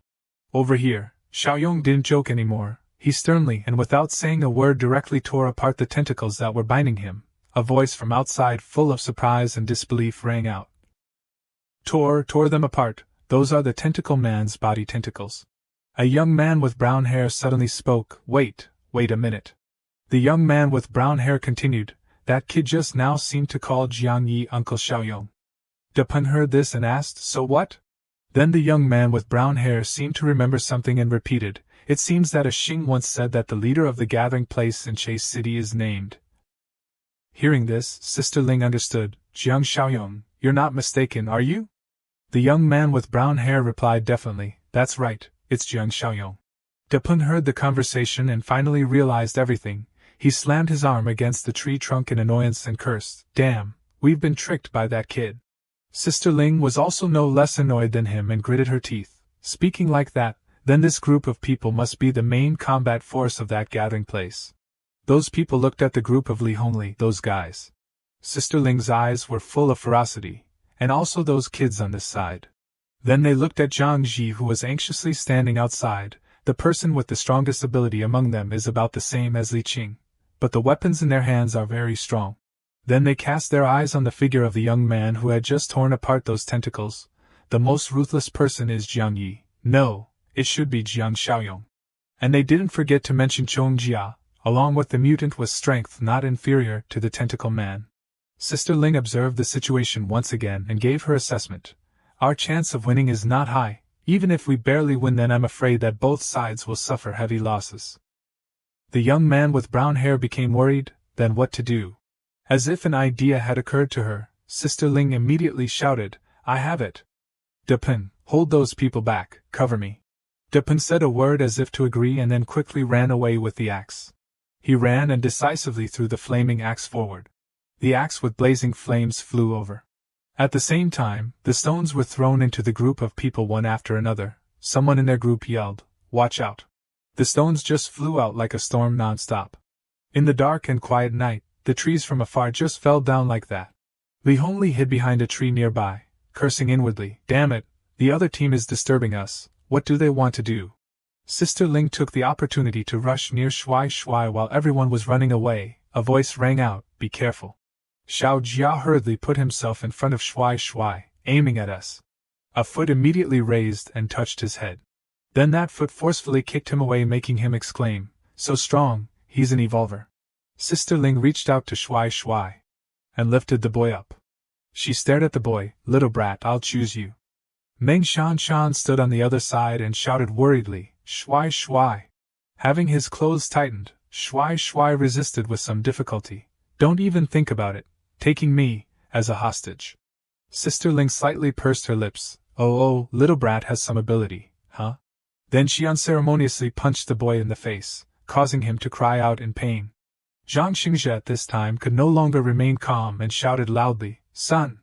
Chongjia at this time took the opportunity to sit on his shoulders, reaching out to strangle Xingzhe's neck. Chongjia roared, and a hazy stream of gas emitted from the antivirus mask. Xiaoyong didn't turn his head, but gently reminded him, okay Chongjia, let him go. Chongjia was a little confused and was stunned. Seeing this, Xiaoyong pointed to Shuai Shuai, who was being controlled on the other side. He's about to risk his life. At this time, hindering him is not a wise choice. Sister Ling impatiently reached out to touch Shuai Shuai's neck and threatened, "If you don't want this kid to lose his head, then put down your weapons." Shan Shan, standing outside, then worriedly called, "Shuai Shuai, don't touch him." Hongli interjected, reaching out to touch himself, and said, "You let him go, let me be the hostage, exchange with him." She still didn't compromise, just looked at the group of people and smiled, saying, "Looking at how anxious you guys are, I know I've caught the right person." Hongli was angry but couldn't do anything, only could stand there clenching his teeth in frustration. Damn it, if something happens to Shuai Shuai, then how can I explain to his mother? Sister Ling didn't give them time to hesitate, and decisively ordered, "Right now, everyone put your weapons on the ground, then retreat more than 100 meters. Hongli then listened and held the weapon out ready to put it down, then waved his hand and said to the people behind, "Do as she says." She continued again, "Then, tell that monster to come with you." At that moment, a shout suddenly rang out, "Sister Ling, watch out!" Tentacles flew out from somewhere unexpectedly in her bewildered gaze. Those tentacles then slammed down, causing her to be thrown away, creating no small shock. A tentacle attacked the young man with the head standing nearby. Dapeng shouted in horror, "A Chang!" Sister Ling quickly regained her balance and landed. "What's going on? Weren't those tentacles being restrained by them?" Then she looked up and caught Shiyong's complacent expression. And she also found Chong Jia standing next to him, with a curious voice, there, watching a show. A tentacle wrapped around Shuai Shuai's feet. Li Hongli noticed this and loudly reminded the boy, "Shuai Shuai, get away from there." Jiang Xiaoyong reassured him, "It's okay, Shuai Shuai is not in danger." Hongli still didn't quite believe him and hesitated a little. Not in danger? Shuai Shuai was then lifted by those tentacles in front of Xingzhe. He looked at the boy and gently called, "Son." Shuai Shuai, being called intimately like that, the boy was stunned. "Dad." Xiaoyong, standing behind, spoke to interrupt, "How is it, Zhang Xingzhe? I do what I say, your wife and children are living very well." Hearing the familiar name, Shuai Shuai suddenly hesitated. "Yes, it is Dad." Xiaoyong confirmed, "That's right, that's your dad. At first I guessed correctly. Your dad has a physique similar to Chong Jia." Hearing this, the boy immediately choked and leaned his head on Xingzhe's shoulder, and cried bitterly, "Dad." Dapeng saw that everything was out of control at this time and cursed uncomfortably, "Damn it, what a freakish plot this is." Then turned to say to his companions, "It's a failure, retreat, retreat quickly." But Xingzhe wouldn't easily let them go like that. The tentacles launched straight towards Dapeng's hastily running figure. Those tentacles instantly surrounded his body. Dapeng struggled desperately, "Quick, cut off the tentacles." Waiting for a long time but still didn't see any movement, he glanced back to remind, "Huang Ling, what are you waiting for?" Sister Ling silently didn't say anything and immediately turned her head to run away. Dapeng saw this and angrily shouted, "Damn it, you're betraying me." While running away, she thought to herself, even fighting side by side is not necessarily a match for the tentacle man, let alone with that group of people there. The only way to survive now is to take advantage of Wang Dapeng holding him back. While thinking about that, she suddenly widened her eyes. Because her feet were wrapped by the tentacles, Sister Ling complained, "Oh no." Then her body immediately fell to the ground. Sister Ling's glasses shattered. She struggled to support herself, cursing softly, "Damn it." Before Sister Ling had time to complain, her whole body was pulled away by the tentacle wrapped around her feet. Her body rubbed against the ground, causing her to cry out in pain nonstop. Dapeng was tied up not far away and saw this scene and curled his lips. "This whore still wants to betray me, now it's good." Then he looked at the person standing in front of him and called, "Li Qing, now we can only rely on the two of us." Li Qing, when called that, could only grit his teeth and say helplessly, "Damn it, there's no way." A hand patted on his shoulder. Li Qing was stunned and turned his head to look back. "You, since when did you appear behind me?" Xiaoyong only casually advised, "Don't take action, I guarantee your safety." Dapeng, when he heard this, was anxious. "Li Qing, you bastard, you also want to betray me?" The tentacles at this moment lifted his body up, then forcefully slammed down. Dapeng struggled to raise his head. His face was full of strawberry syrup because his whole body collided too strongly with the ground. Looking very dirty, he coughed. Then the tentacles rose high one after another. then slammed down, causing Peng's whole body to shatter. The body parts just flew everywhere. On the other side, Sister Ling, after being surrounded by Xingzhe's tentacles, was constantly struggling. "Let me go!" After calling for help, the tentacle once again tightened around her waist. The tentacle was getting tighter and tighter. From her eyeliner, nostrils and mouth constantly flowed a dark red stream of blood. Both of Sister Ling's eyeballs were now infected with an unconcealable strawberry syrup color. The tentacle gradually covered her head, causing her to scream in pain a few times. Then Xingzhe suddenly used force to make the tentacles crush her entire body. The body parts once again flew out as a signal that a life had just ended. Xingzhe calmly retracted the tentacles, letting the body parts drop, still remaining there. At the place where Xiaoyong was standing, the system panel suddenly appeared. Mission: Nemesis of Evil Volume 3 has been completed. Mission requirements: eliminate the threat. Help the potential teammates. Reward points: 80 points. Current points: 151 points. Jiang Xiaoyong smiled softly. This potential teammate refers to Zhang Xingzhe, huh? Then he turned to look at Li Qing and asked, "Okay, do you have anything you want to ask?" Hearing this, Li Qing hesitated. "You are people from the Chase City gathering place, in the eastern city?" Xiaoyong confirmed, "That's right." Seeing this, he continued, "What did you mean by eating people before?" Coming to this, Xiaoyong's face became gloomy. With a deep voice, "Did you think that you can become an evolver by relying on luck alone?" Li Qing heard him say that and gradually understood the hidden meaning inside that. "You mean, the reason we can become evolvers is because we had to." Then he seemed to recall when he held the box of meat in his hand. A tender voice rang out, "Mom, I also want to eat meat." The mother stopped her child. "Be good, don't make trouble. Uncle eats meat to have the strength to protect us." The mother shyly looked at Li Qing and explained, "Brotherly, sorry. The child doesn't understand." Li Qing didn't mind and handed the box of meat in his hand out. "It's okay, let the child eat a piece." The mother hurriedly refused. "No need, brotherly, no need." Remembering this, Li Qing's face turned pale.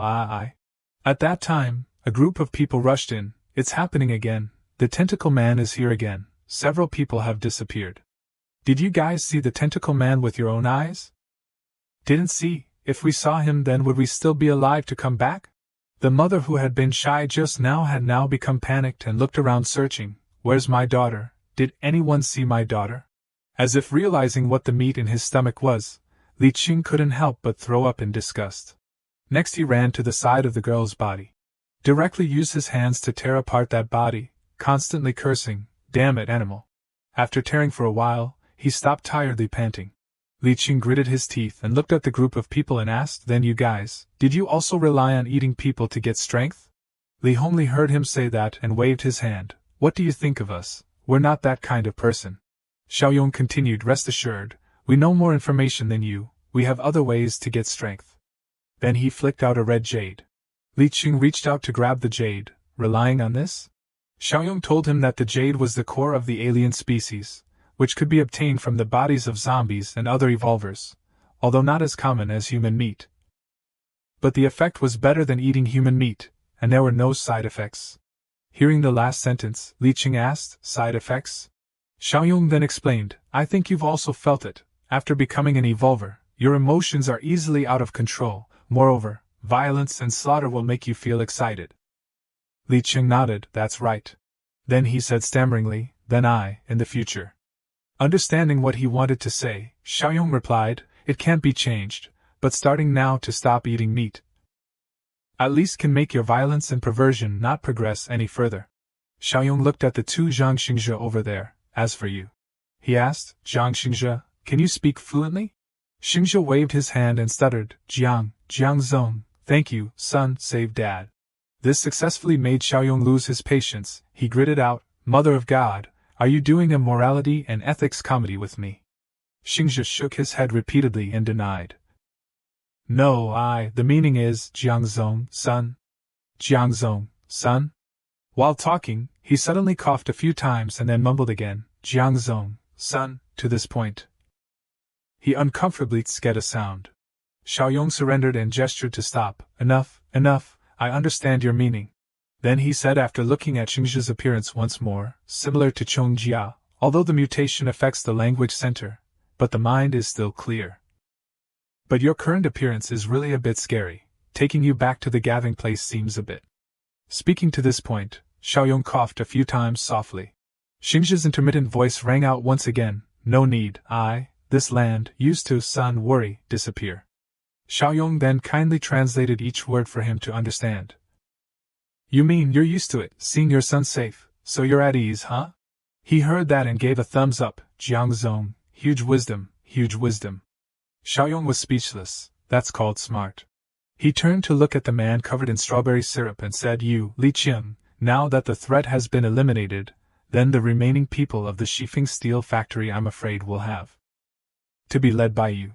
Li Qing didn't think it was right and immediately retorted, No, I'm a person who has eaten people. If I'm the leader of the Shifeng Steel Factory then everyone will not be safe. Xiaoyong listened and put his hand on his chin to ponder for a while. Then he looked at the group of Hongli. Like this, you, Li Hongli, in my opinion, the Shifeng Steel Factory will be led by you. Hongli replied, okay. He continued. Then Li Qing will come back with me to Chase City. A hand patted on Li Qing's shoulder. Xiaoyong leaned close to his ear and whispered, The devil in your heart, I will watch over for you. At the neighboring city, the border of S City. A voice yelled, Help, help me. Xing Kai tightly gripped his teammate's arm. Don't go, he's beyond saving. That unfortunate young man was now struggling to crawl on the ground. Waiting for him behind were the creepy zombies gradually approaching. That teammate couldn't bear to witness this scene anymore, cursed and turned to run away quickly. The young man crawling on the ground opened his eyes wide in disbelief and yelled loudly, Help, help me. Then he was surrounded by zombies and torn apart. Now, that young man's body had become a black and sticky mess. That body slowly squirmed. And so, a new zombie was formed. Xiaotong ran with the group for a while and then stopped tiredly, leaning on a tree nearby to pant and said, It's not good, I can't run anymore. Xing Kai quickly grabbed her arm and advised, Even if you can't run anymore then you have to run, once you're caught up then you'll be torn to pieces. The black-haired young man raised his hand, Wait a minute. Xing Kai didn't understand and asked, What's wrong?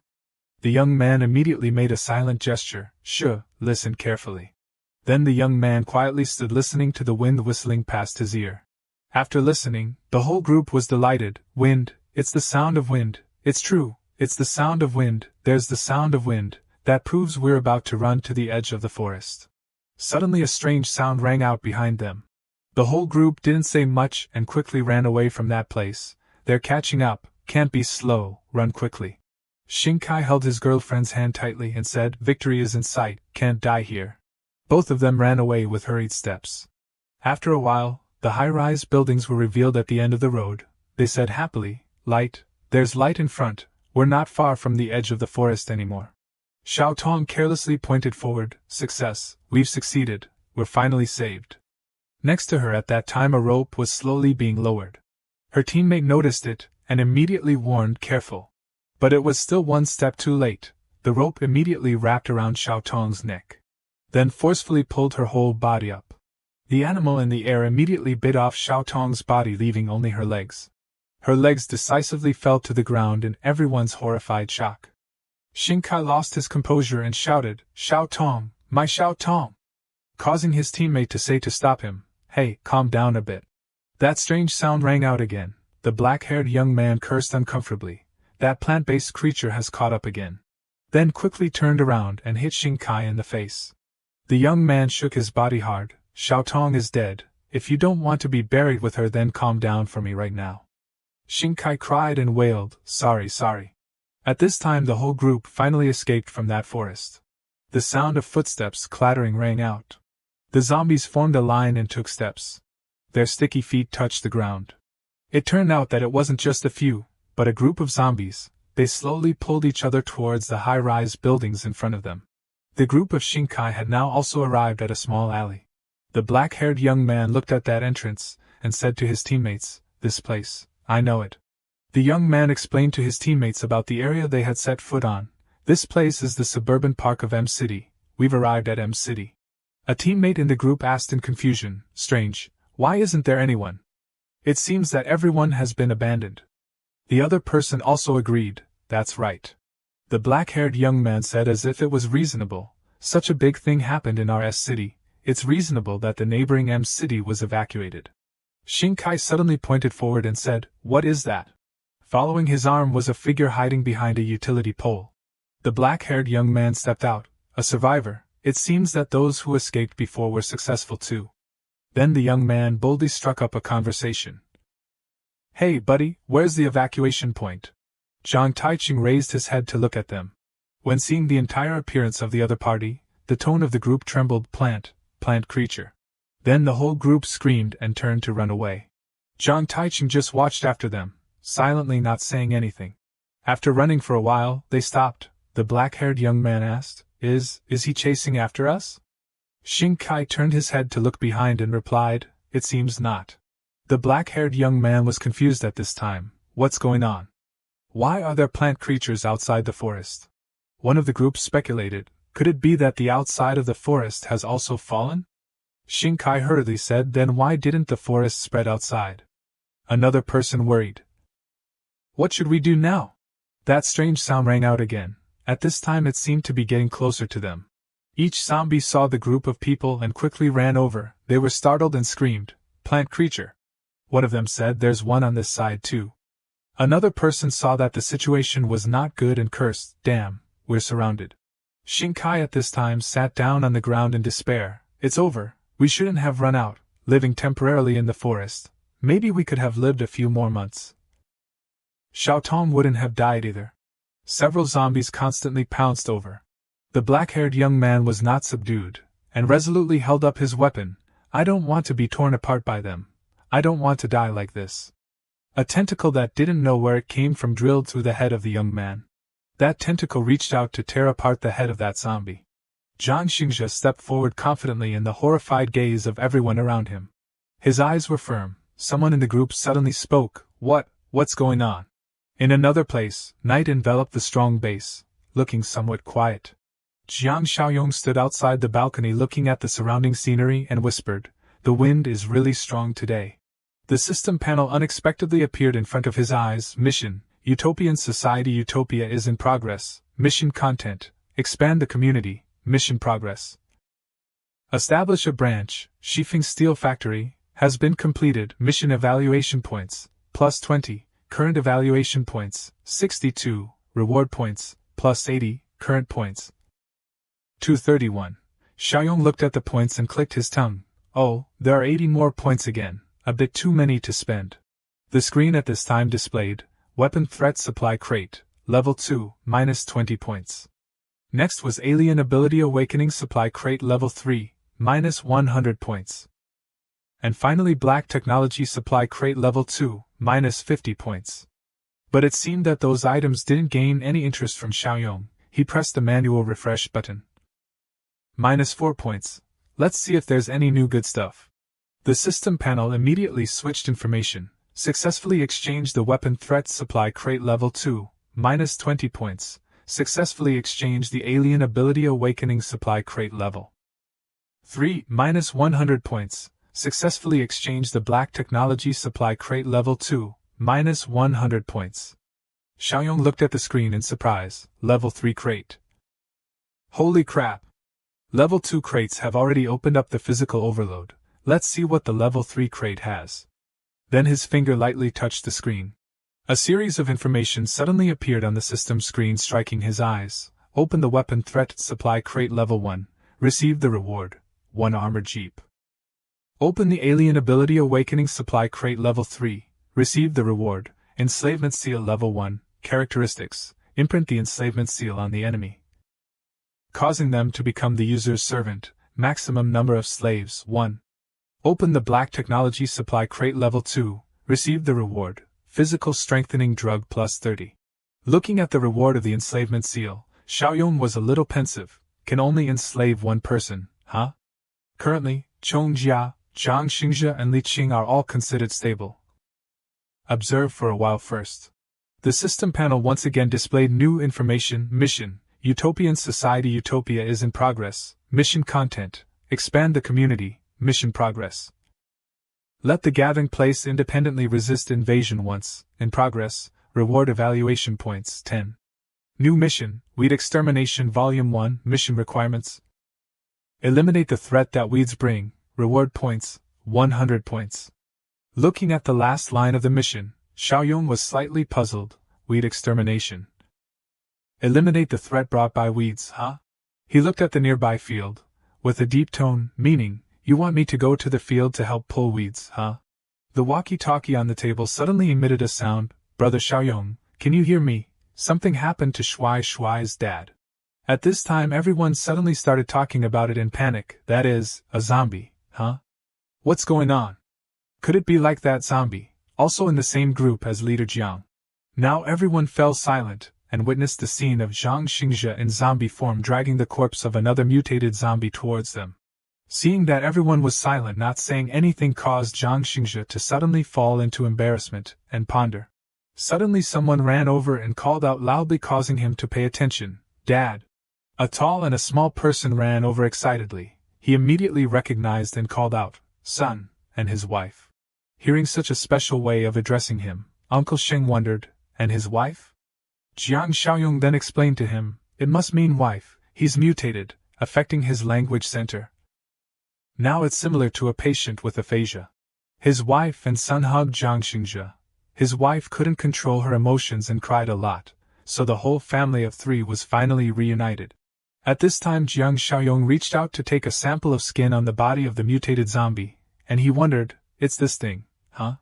Zhang Xingzhe replied, even though his language was somewhat disorganized, main course, food, border, vegetables stewed with meat, meat stewed with vegetables. Hearing Lao Zhang say that, he unconsciously asked back, meat stewed with vegetables? While he hadn't digested Lao Zhang's words yet, a young man stepped forward to answer, while pointing to make it easier for the listener to imagine, Big Brother.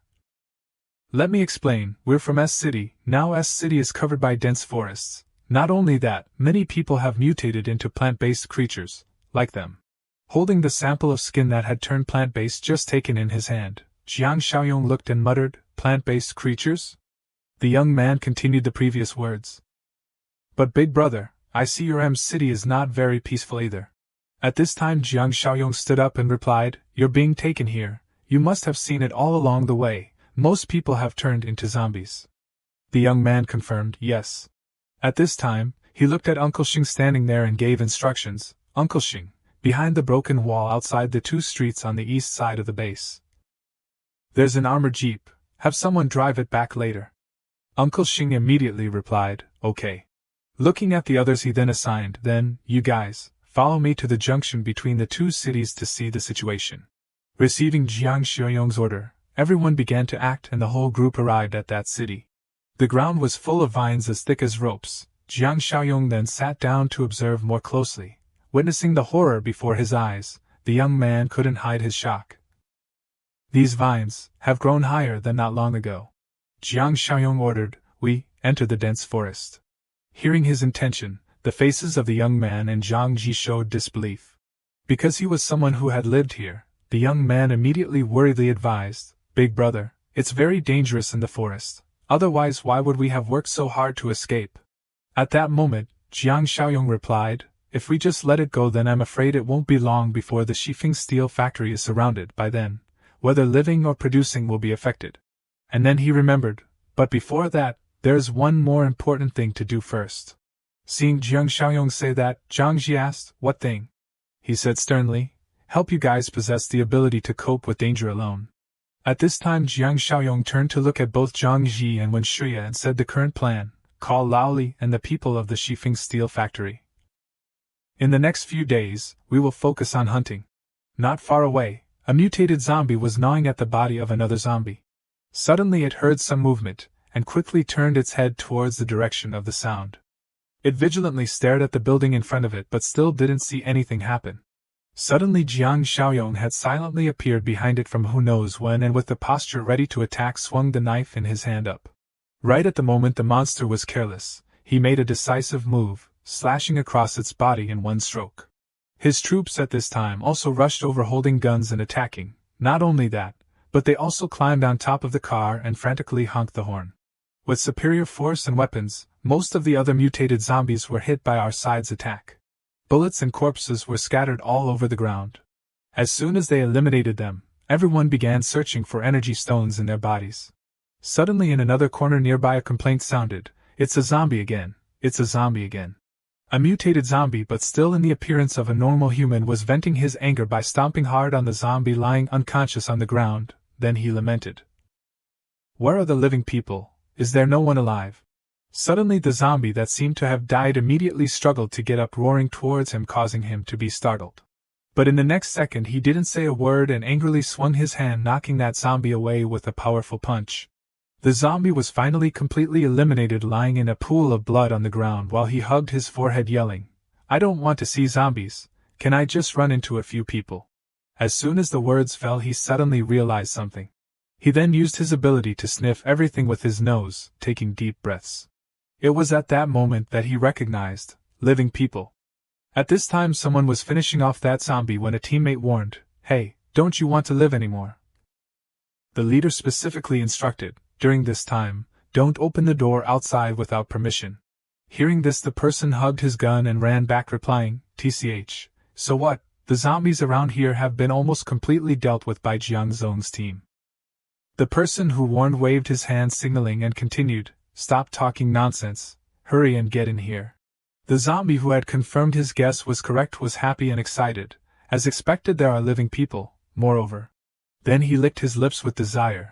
Living people who have never eaten their own kind, pure living people. At this time he was quite smart, recognizing that they all had weapons, but in the hands of these people there were some things. If it was him, then I'm afraid it wouldn't be okay. I still have to hold back for a few days. Just thinking about the food being offered to his mouth but having to hold back from enjoying it caused him to be covered in goosebumps of anger. His eyes were bloodshot with saliva dripping down. And yelling, Annoying, annoying, annoying. Change scene. Now Jiang Xiaoyong had returned to his home in his room. It was very bright with the sound of the system ringing. Successful refresh, successful exchange. Successful refresh, successful exchange, current points 3. At this time he spoke, Uncle Xing, call everyone to the meeting room. Uncle Xing replied, okay. Immediately afterwards everyone had gathered standing around the big table. Jiang Xiaoyong praised. As expected of a joint hunt, in just 3 short days we've earned so much. Jiang Xiaoyong began to continue, Li Hongli, Zhang Ji, these alien species cores, the two of you divide them equally.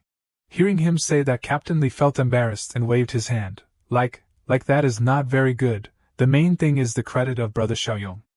Zhang Ji next to him also echoed. That's right, moreover, everyone worked hard, only the two of us. Before the words were finished Jiang Xiaoyong interrupted, Don't refuse, we don't lack hot weapons and ammunition, producing a few top experts is more meaningful than everyone being a mediocre evolver. Everyone at this time also spoke up in support, yeah, Laoli, if he tells you to eat then just eat, when has Xiaoyong ever misjudged? That's right, we completely trust. Jiang Xiaoyong turned to say to San San, in addition, San San, you follow me. Seeing this she asked again in confusion, yes? Both of them had now moved outside and she gently closed the door. Then now turned to ask Brother Xiaoyong, what do you want to do? At that moment someone gestured, sure, be quiet. Everyone outside then curiously pulled each other and pressed themselves to the door listening in. At this time Jiang Xiaoyong replied, it may be a little painful, you endure it a bit. Change scene, feet safely touch the ground. Jiang Xiaoyong quickly grabbed the vine that was preparing to wrap around him. Then he strongly pulled something purple that was pulled out from inside the mouth of the giant carnivorous tree. The young man standing next to him couldn't help but admire, top much. Bang, that purple thing then fell to the ground right when Jiang Xiaoyong pulled it out. That purple thing had life and thumped like a heart. The carnivorous tree, after being discovered and having its weakness seized, immediately shrank its body to escape. Jiang Xiaoyong then recognized its intention. Want to run? Didn't expect this thing still has the ability to move. Staring at it he spoke with teasing, don't let it escape, Zhang Xingzhe, playing with tentacles in front of me and you can still endure it, huh? Zhang Xingzhe didn't reply but immediately controlled his tentacles to chase after that carnivorous tree. His tentacles moved really fast, and had already caught up to it in just a moment, and wrapped tightly around it. Lao Zhang focused intently on controlling his tentacle. Without waiting any longer his 2 tentacles had wrapped around the mouth of the carnivorous tree and forcefully pulled it back to where everyone was standing. With a thud it lay prostrate on the ground in front of everyone. Thinking that it was motionless, but right at this time its mouth began to emit a yellow smoke. That smoke spread to Jiang Shuyong's nose, and as soon as he smelled it he praised, so fragrant. But immediately he felt that something was wrong. Jiang Shuyong reminded everyone, the smoke released from this thing has a strange smell, it may not be safe, be careful. Then he stepped into a defensive posture and spoke, where are the people? Xing Kai at this time suddenly felt different. He then shook his head uncomfortably. What's going on? The feeling is too strange. Then he suddenly recognized that everyone around him was standing still motionless. Xing Kai then frantically yelled, Benefactor, benefactor, what's wrong with you? Suddenly there was a rustling sound in the bushes nearby. A hazy black shadow appeared. Xing Kai asked in confusion, what is that? It turned out to be a blonde girl with a worried face calling his name, Xing Kai. Hearing someone call his name, he immediately excitedly turned around. He quickly recognized that person and approached replying, Xiao Tong, you're still alive? Xiao Tong then waved at him and said, it's very dangerous over there. Hurry over here, everyone is here. Just like that, Xing Kai unconsciously listened, okay, I'm coming right away, I'm coming right away. Then he began to gradually enter the forest. At the place in front of Jiang Shuyong's base a pair of feet stopped. Unexpectedly it was precisely that mutated zombie who still maintained a human state, but this time he brought his companions with him. Then he pointed to the base and said, see it, that's the place. One of them couldn't help but salivate and replied, Urka, human meat, that's right, pure human meat. Under his gaze with bloodshot eyes then most of everything was mainly covered in red and the point of view was the people who were working there. Witnessing this crazy appearance, that person spoke. Hey, calm down a bit. As soon as the words fell he couldn't look away and immediately rushed out. The one saw this and yelled, holy crap, you bastard. While rushing he was excited, can't stand it anymore, ha ha ha, want to enjoy too much. A person standing guard there had now realized the presence of this mutated zombie, but kept the initial state. Because his appearance didn't look different from ordinary people but was frantically rushing over, the guard loudly asked, hey, who are you? As soon as the words fell he pounced and grabbed the guard. Everyone saw this and shouted a warning, watch out. Because his speed was too fast, it was impossible to react in time, and immediately afterwards the guard was bitten by him, and cried out in pain. The group at this time rioted, it's a zombie, damn it, fire, fire now. The sound of gunfire and the growls outside attracted the attention of Captain Lee. Captain Lee at this time was extremely flustered and said, this is not good. But it seemed that the bullets being fired had no effect on him, and immediately afterwards he released the person he had just bitten and stepped to the others. One person holding a gun with trembling hands yelled, holy damn. His image at this time looked no different from an animal being stimulated by instinct to hunt in front of its prey. Even though his body had been shot many times, it was only like a scratch. Immediately afterwards he opened his mouth wide and stuck out his tongue, lunging towards the person holding the gun. In the nick of time Li Hongli had appeared in time, and kicked him in the stomach, preventing his next action. That powerful kick made him turn and fly far away several tens of meters. But very quickly he braced himself and sat down on the ground. Not letting him have the opportunity to attack again, Captain Lee grabbed his gun and aimed straight at him, firing continuously. Seeing this he ran away and dodged the bullets flying towards him. He angrily yelled, damn it.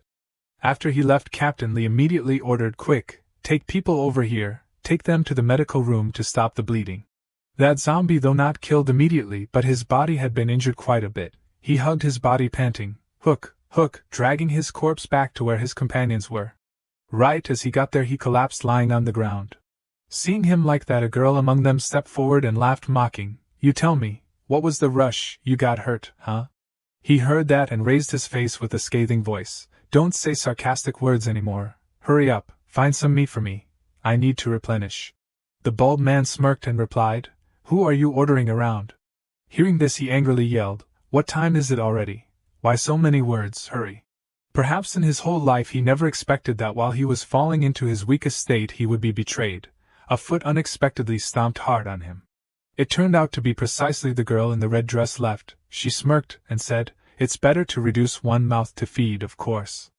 But with his current physical strength then he was no match for her, so he could only say curse words, cough, argue, what doing, bastard, you slut. Her heel pressed hard on his neck, blood spurted out, and finally he lay in a pool of blood, dying in betrayal.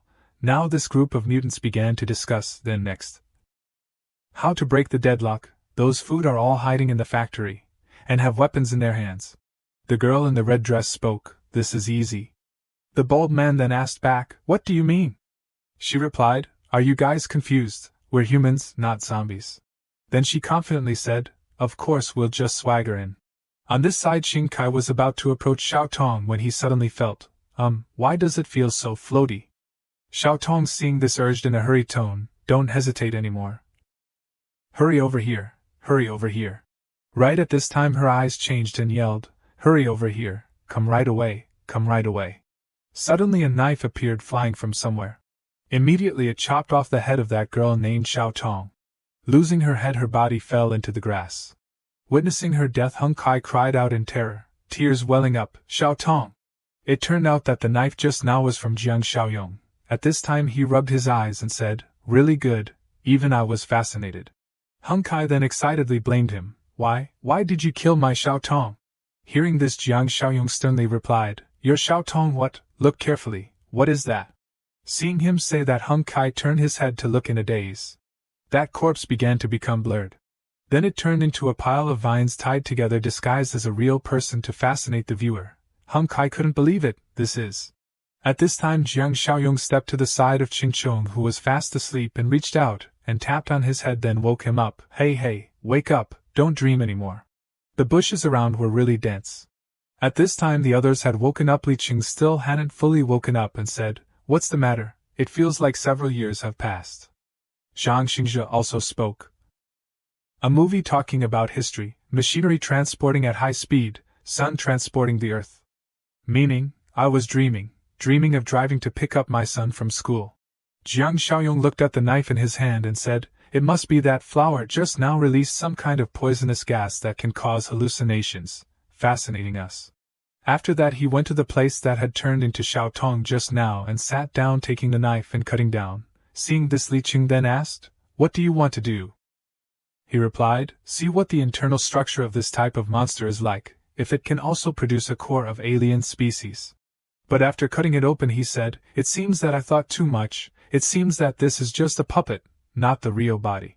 Then he saw them sticking roots into the ground and continued to judge. "This bunch of vines is stuck deep into the ground, it seems that the real body is not nearby." As soon as the words fell he suddenly realized something was unusual. That root actually swelled up, causing him to be shocked. At this time Jiang Xiaoyong lifted that root and asked, "This is?" He discovered that it was potatoes, taro. It seems that it's the nutrient storage module of this thing. Jiang Xiaoyong put it into space, put it away. Who knows if this thing can be eaten? At this time he glanced over and asked, "Zhou Xingkai, what do you know about this group of plant-based creatures?" He then replied, "I only know that they're very dangerous. Consider all living things as food, but I'm sure Lao He knows something." Hearing him mention that he wondered, "Lao He, where is he? Is he still alive?" He replied, "Lao He is an expert from the Institute of Agricultural Forestry Science. Before I escaped, he was sheltering with us in the high-rise building. I don't know if he's still alive now." Jiang Xiaoyong then praised, "Very good, take me to find Lao He." Night fell. The moon had also risen high, but tonight it was a waning moon. Suddenly a red-haired girl tied up high appeared, panting. Just as she was about to step forward she accidentally stumbled on a rock. Immediately she fell down and also screamed out of reflex, "Ah!" Hearing the movement the guard immediately recognized it. Then he happily yelled and ran to the side of the red-haired girl, "A survivor, a lucky survivor." Seeing him so hurried someone spoke up to stop him, "Hey, wait a minute." The coat on her body slipped down, revealing her body with a heat but carrying a weakness that needed to be protected. Seeing the girl in front of him so pitiful he wanted to help but was stopped by the other person. To be sure, notify first.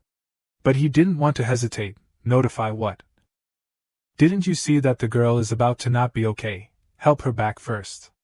The other person still wanted to stop him, but he immediately retorted, "Don't but anything. Leaving her here, later she'll be eaten by zombies." He asked anxiously, "Girl, are you okay?" She replied weakly, Save me, save me." He then reassured, "Rest assured, you're safe now." Saying that he then carried her up his back and headed towards the factory, but it turned out that she was precisely a companion of that group of mutated zombies, and they were lurking behind that broken car and contemptuously clicked their tongue. Seeing that the plan had succeeded, one of them praised, "She's really good." Suddenly a foot came to his side. The girl in the red dress in a sexy posture said, compared to her, "I'm even better." So they rushed together passionately while that girl grinned evilly on the back of the person who was carrying her. Now Jiang Shiyong's group had also begun on the road to find Lao He. Li Qing spoke, "It hasn't been anything, and why has it gotten so dark?" Xingkai replied, "It's getting to dusk, moreover, coming here then the forest has become so overgrown that there's almost no light shining in." Jiang Shiyong said, "How much further?" Xingkai replied, "Almost there." Suddenly someone called his name, Xingkai.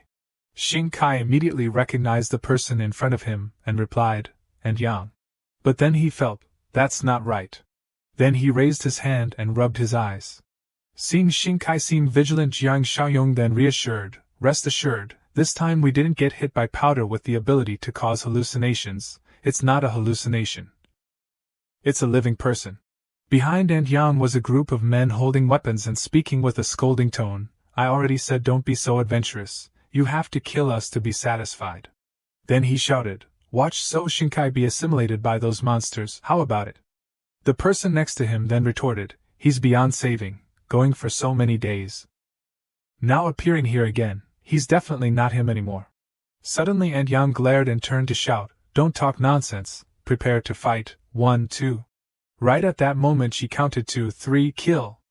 The whole group immediately rushed out. Seeing this, Lao Zhang was about to take action but was stopped by Jiang Xiaoyong. "Calm down, don't take action."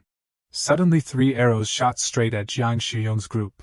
These tricks couldn't make things difficult for him. Just with a wave of his hand those arrows were immediately stopped in midair. At that time he shouted sternly, "Stop, calm down." Witnessing the scene just now plus his powerful shout caused everyone there to fall silent, wary. Zhou Xingkai also stepped forward to reassure, "And Yang, calm down, they're not the enemy." Hearing him say that, and Yang ordered, "Stop shooting, stop shooting." He stepped forward to explain, "They are people from outside the forest, are the benefactors who saved our lives." And Yang at this time still with a vigilant face asked, "Then where are the people who were scouting with you, and also Xiao Tong?" Seeing her ask that, he then replied, "Our people died and were injured by almost half, Xiao Tong also died, but me and the remaining people have escaped." She still interrogated, "What's the situation outside like now?" He replied, "This is not convenient, let's go back and talk in detail." But their eyes at this time collided with the dark and deathly eyes of the 2 mutated zombies. Qin Chong and Lao Zhang with murderous aura looked at them. And Yang tightly gripped the hammer in her hand, looking at Xingkai. Seeing this, he reassured, "Rest assured, they're all family." At this time he turned his head to say to the 2, "Say a few words to dispel their fear." Seeing Xingkai gesturing, Qin Chong took off the mask on his mouth, posing really cool, smiling brightly, opening his mouth. "I'm very ugly, but I'm very gentle." And on Lao Sheng's side he flew up like a bird, saying, "Smooth, naked, marble." The meaning in his words was, "Look at how sexy my body is."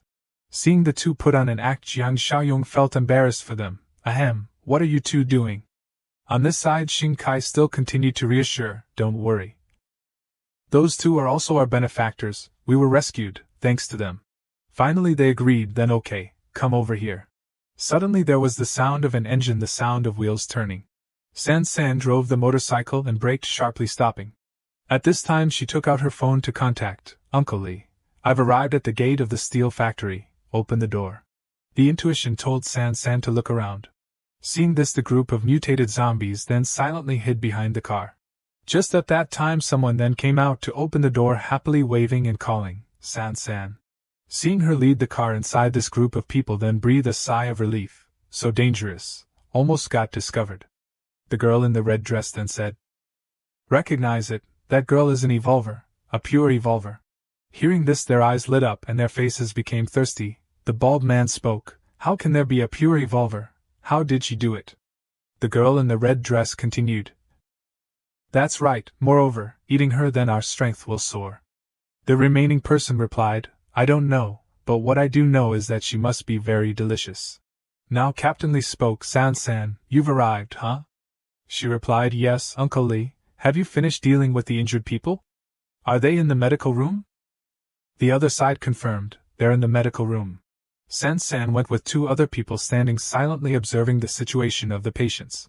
San held 2 tubes of medicine in her hand and said, "Uncle Lee, this is medicine to prevent infection." Before leaving, Brother Xiaoyong said, "If someone is bitten by a zombie, then use this." Receiving the 2 medicines, Captain Lee replied, "They've been bitten for several hours. Now there's no reaction, showing that the thing that bit them must not be a zombie." She then replied, "Not a zombie, huh? Then what else knows how to bite people?" Suddenly the red-haired girl who had pretended to sneak in spoke up, "I know, there are many mutated people in the western suburbs. They're not zombies, not infectious, but very violent, and also know how to bite people." Hearing her say that, Captain Lee then asked, "You are?" At this time she replied, "I'm a new member who has joined, from Western City." Captain Lee then asked, "Oh. What do you know about this group of mutated people?" She began to act pitifully. "They're scarier than zombies, eat people, and also have intelligence. Some people among them chased me all the way. Luckily I knew how to ride a bike. Otherwise I wouldn't have survived to escape." Captain Lee sternly interrogated further, "Speaking like that, then the person who attacked them was brought by you, huh?" Seeing that she had been suspected, she then pleaded, Sorry, I didn't mean to. I just wanted to live, I'm sorry." The man who brought her in then spoke up to defend. "That's right, this matter can't be blamed on her, brotherly." Feeling that perhaps he had wrongly blamed her, he then explained, "I didn't mean that, don't misunderstand. Knowing the other party's origin will make it easier to deal with." She then added, "I also know they won't give up, it won't be long, they'll lose control and attack. We have to prepare in advance." Now Captain Lee spoke, "The news is very useful. Okay, everyone go back and rest." She showed a warm attitude. "Yes, leader." After that, Captain Lee instructed, "Bring some food to the injured people. To ensure safety, observe for another night. You guys will have to suffer a little more." "Huh." Those people immediately replied, "Heh, it's okay, brotherly." Seeing them leave, San then frowned suspiciously. Seeing her attitude like that, Captain Lee then asked, "What's wrong, San?" She replied, "This newly arrived woman, I have a feeling that she's weird." Hearing her say that, he then asked, "Weird how?" But she couldn't find a reason. "I can't explain clearly, maybe I'm thinking too much." He also nodded, "It's probably because you're too stressed." Xiaoyong is also true. Putting such a difficult task on the shoulders of a small girl like you. On Jiang Shuyong's side, they had now arrived at the place they needed to find, and Yang, leading the way, said, "We're here." Suddenly he asked, "Why did everyone choose to gather in this place?" Passing by those factories and warehouses, fewer doors and more sturdy, clearly all are more suitable as a gathering place. Xingkai continued, "Benefactor, you don't know, the disaster in S City is different from your place."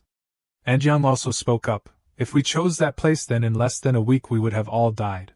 Xingkai continued, "You see the fog, the lower the place the thicker it is. If you keep breathing it in, then in just a few days you'll be infected and turn into a plant-based creature. Only from the 10th floor up, the fog is thinner, can temporarily resist." At this time, stepping inside, and Jiang pointed to the stairs and said, "Hurry up the stairs, talk in detail when we get upstairs." The whole group had finally arrived at the place. Xingkai opened his mouth. "Benefactor, this is Lao He, this is our benefactor, Brother Xiaoyong." After that he spoke. "Hello, Lao He, I've come to talk to you about the situation of the neighboring M city." Now he had told everything. "That's how it is, very regrettable, so the outside of the dense forest is not good either." Lao He heard and held his head in depression. Jiang Xiaoyong turned to instruct, "Chong Jia, Zhang Xingzhe, come in here, I've talked clearly about the two of you with the people here already." Hearing being called, both then stepped inside. Lao He turned to look at him and asked, "Then what about T City, B City, foreign countries too?" Xiaoyong replied, "At least until today, we haven't met any system reinforcements. Everyone is finding their own way to survive." At this time he took out the thing he had taken from the dense forest. "That's right, Lao He, I heard you research something about plant-based creatures. Do you recognize this?" Lao He then replied, "That's the tuber of the plant-based creature, edible, and Yang's group goes out to find this thing." Hearing that, he was happy for guessing correctly, as expected. Then Lao He continued, "We only found out recently. If it wasn't because of the lack of food, then we wouldn't have dared to try eating this thing. It tastes similar to taro, the calories aren't low, in the apocalyptic world it's considered not bad food." Suddenly someone ran over to report the news. "Something's up, something's up. Lao He then asked, "What's wrong?"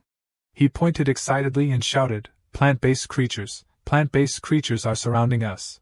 Lao He worried, "Surrounding us to this place, huh?" That person replied, "Very many plant-based creatures, they're gathering towards our building, gathering more and more."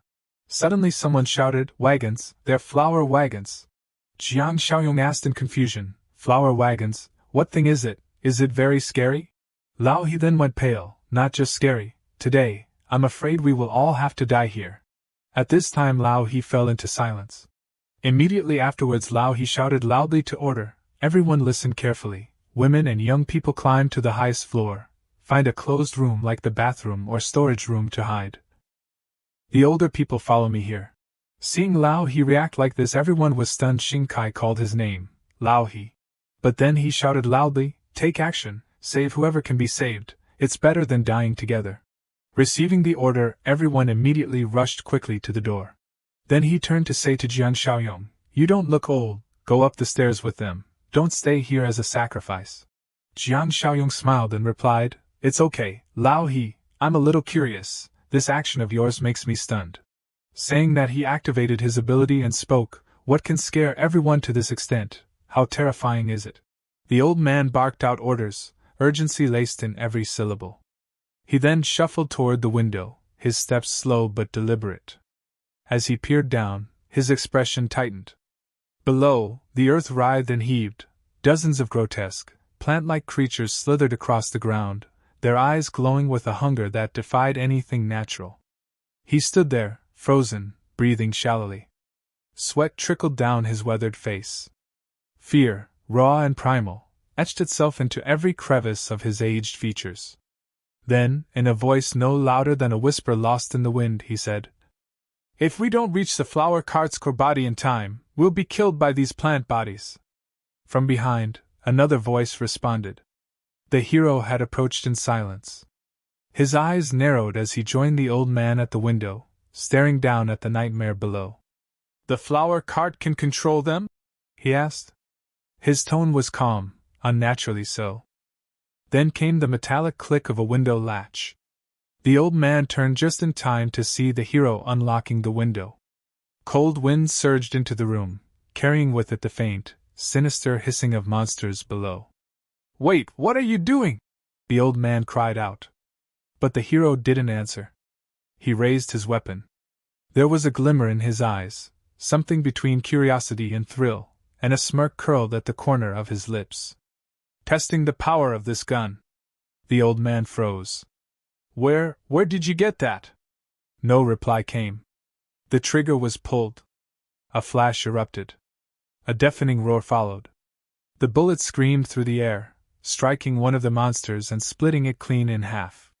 For a brief moment, it looked like a victory. Then, impossibly, the creature's body twitched. Roots and tendrils writhed out, reconnecting the severed halves.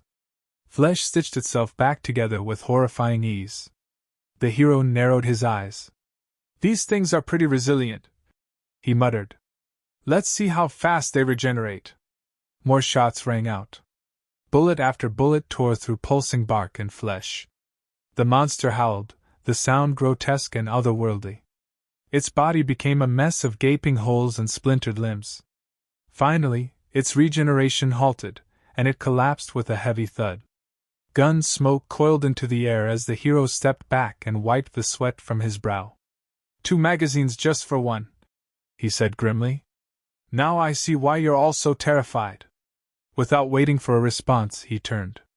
His eyes glinted with quiet determination. Raising his hand, he summoned a glowing box from thin air, a low hum of energy filling the room.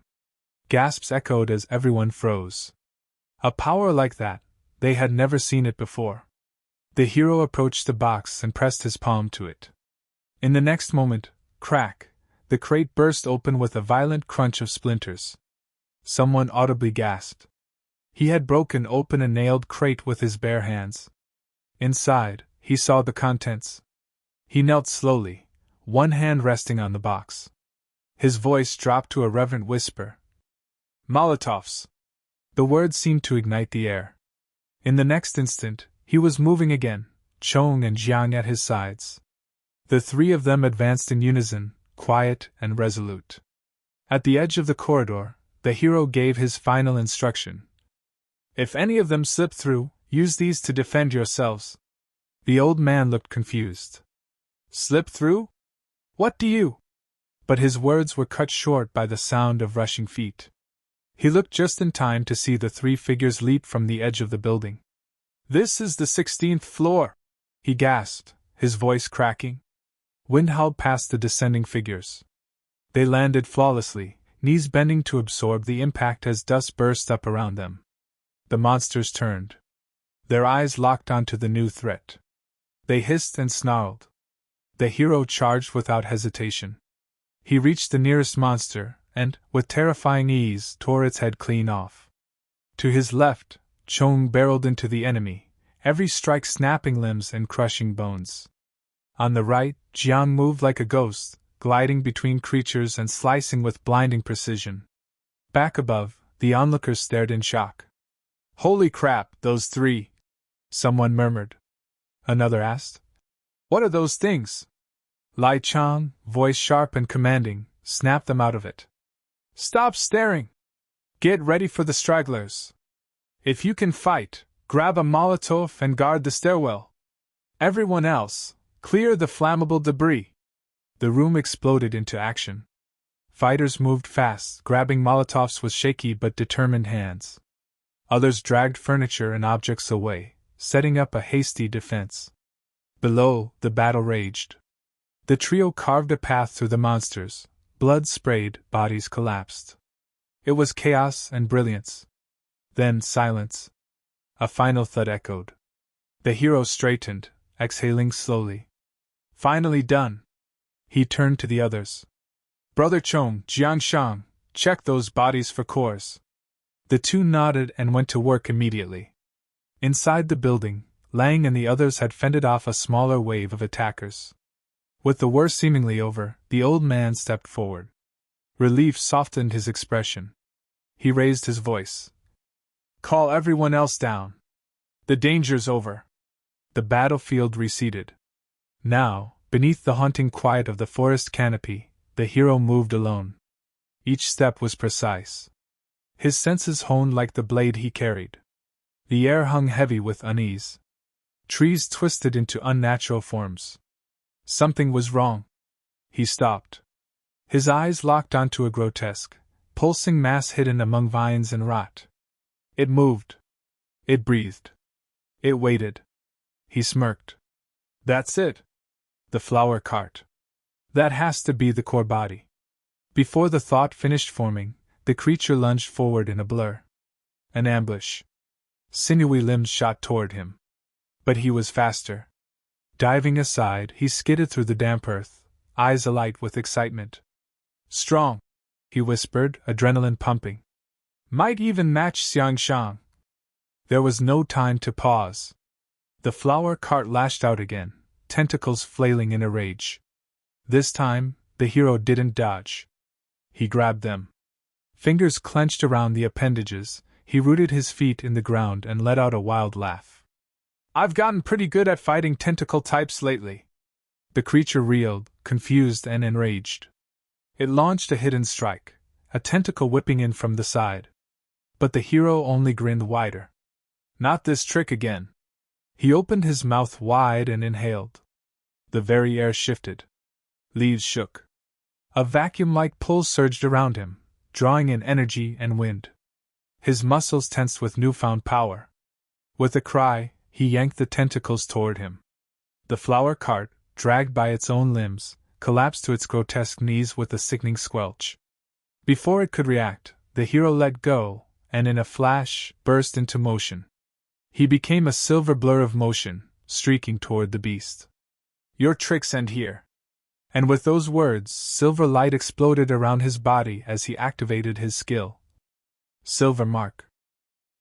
After awakening the power of his slave Mark, our hero soared into the sky like a vengeful god. The wind screamed around him as he cut through the air, eyes locked on the grotesque creature below the twisted flower cart.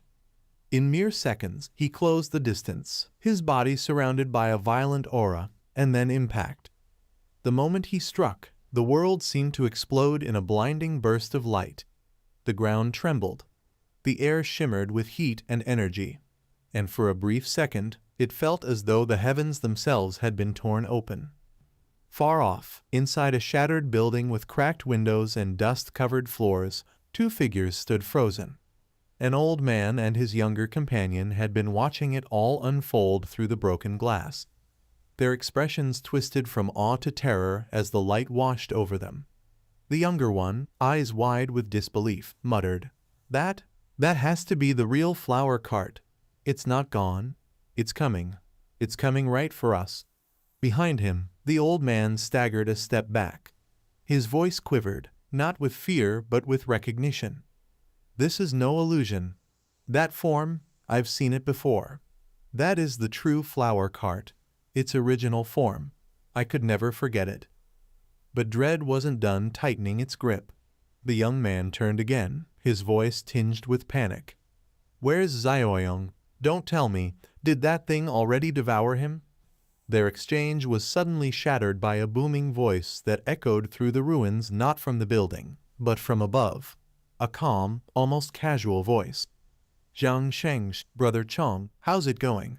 Inside those plant creatures downstairs, did you find any mutant cores?" It was him. The one who had struck like thunder moments before. Zhang Sheng covered his mouth with one hand, still half stunned, but managed to answer. The centipede legs didn't have any, but the spider legs had double. Not all, but enough to matter. Before he could finish, Brother Chong's voice followed, rough and quick. Not everyone had them, but quite a lot did. Hovering in the sky, the hero exhaled slowly. He ran a hand through his hair, the chaos below now nothing more than white noise. And with the weariness of someone burdened by the absurdity of everything around him, he muttered under his breath, "One talks like he's chewing gravel, the other just spouts nonsense. This is so damn exhausting."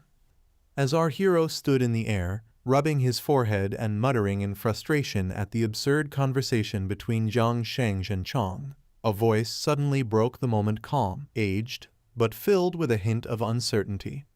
The old man, looking up from below, called out, "Brother Xiaoyang, about that flower cart downstairs."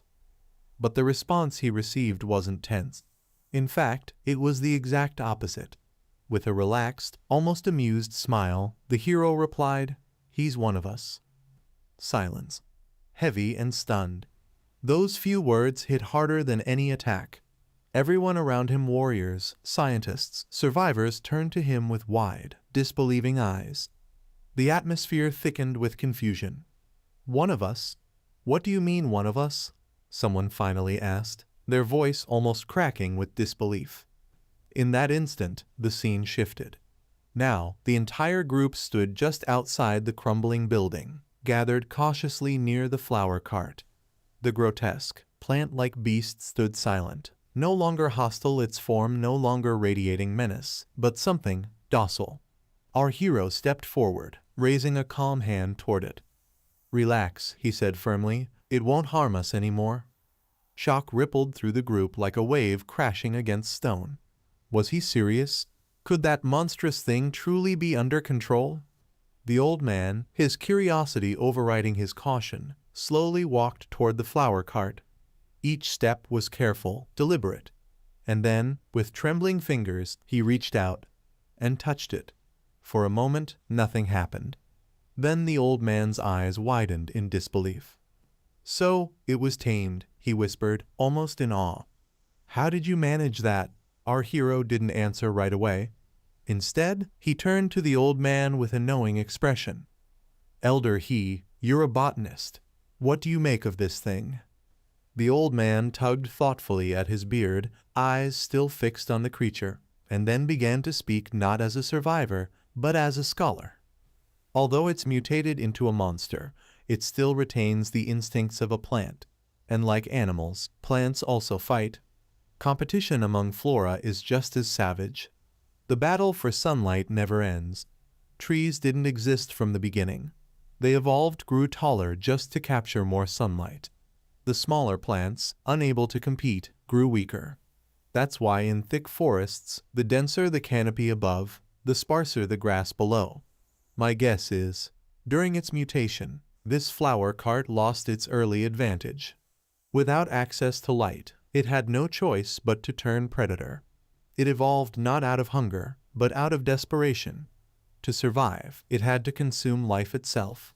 His words lingered in the air like echoes of an ancient truth, brutal, raw, and deeply poetic. And for the first time, those present didn't just see a monster.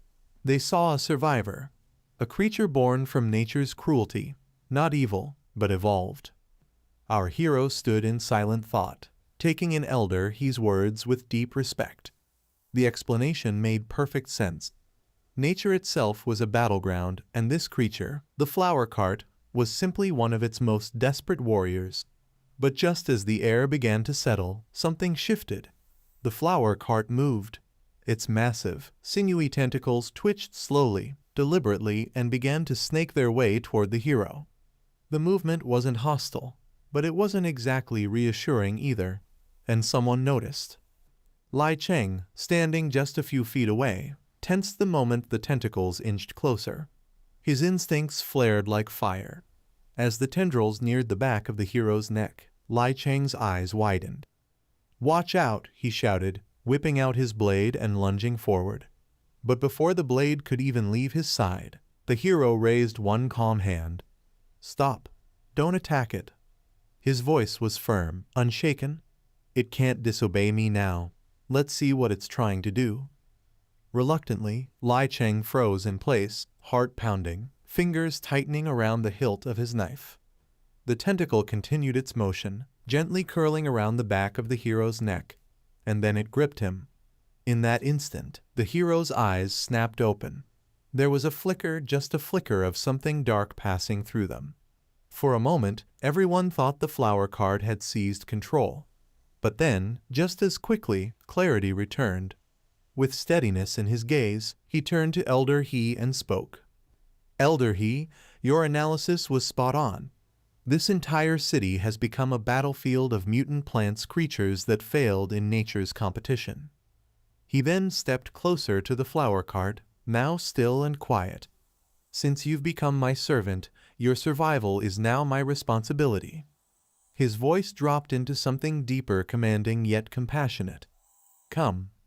And as if it had been waiting for those very words, the massive form of the flower cart began to dissolve, breaking down from its monstrous bulk into a stream of glowing tendrils. Like a flowing river of light, it poured into the hero's extended hand, its entire essence merging with him. In seconds, it vanished into his arm. Only its faint, translucent tentacles remained visible, subtly pulsing beneath his skin. Lai Cheng's mouth fell open. He staggered back, clutching his head. "That thing, where did it go?" he gasped. The hero looked at him and smiled. "It's symbiotic with me now." He then raised his hand, palm outstretched.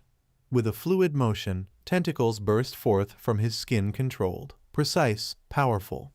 He flicked his wrist, and the tentacles lashed toward a nearby tree. In the blink of an eye, the tendrils wrapped around the trunk, tightened, and with a violent crack, snapped it clean in two. Everyone around him stood frozen in stunned silence. Even Jang Sheng couldn't hold back his shock. "Stronger than my own tentacles," he whispered in disbelief. Just then, a soft ding echoed in the air. A glowing notification shimmered in front of the hero's vision. He read it, and a wide grin spread across his face. "An achievement unlock? That's a first." The moment shifts with a subtle flicker. Now we see a towering structure, the central stronghold, our hero's main base. Inside one of its dimly lit rooms, a demon girl stands quietly by the window. Moonlight spills in, casting an eerie glow on her crimson eyes and graceful silhouette. Her expression is unreadable, serene yet wicked, until a sudden knock on the door breaks the stillness. She turns, a sly smile curling on her lips. "Looks like another fish took the bait," she whispers with a soft chuckle. She walks to the door with slow, deliberate steps and opens it. Standing there is a young man, wearing a nervous but hopeful grin. In his hands, he holds a small box inside, a neatly packed cake. I brought you a little late-night snack, he says cheerfully. The demon girl raises a brow, feigning mild irritation. And who told you to bring this? The boy laughs, slightly awkward. No one. I just thought of you. Decided to bring it on my own. For a heartbeat, silence lingers. Then the girl smiles again, this time, sweeter and more dangerous. Her eyes flash a deeper shade of red. She places a soft hand on his shoulder, slowly leaning in. Thank you, she says, her voice velvety and smooth. That slight touch just enough to spark hope in the boy's heart. Overcome with excitement, he moves in impulsively, arms reaching toward her. Caught off guard, she steadies him with a hand, pushing back slightly. What are you doing? Realizing his mistake, he stammers, pulling back quickly. Sorry, I didn't mean, but she only laughs softly, eyes glinting with mischief. There's a lot of people around, and the walls are thin. She leans closer. How about we go outside the factory and play something a little riskier? The scene cuts swift and sudden. Next, we find them inside a car parked in the shadows outside the compound. Whatever happened in there is left to the imagination, but the glow on the boy's face as they step out says enough. He gazes at her with admiration. You're insanely beautiful. But what's your name, really? She doesn't respond immediately. Her gaze drifts, distracted by something behind him, toward a large trash bin nearby. What wrong? She asks, her tone still playful.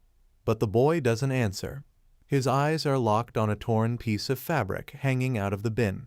He steps closer, frowning. This sleeve, it looks like Zhao Chen's jacket. Why is it here?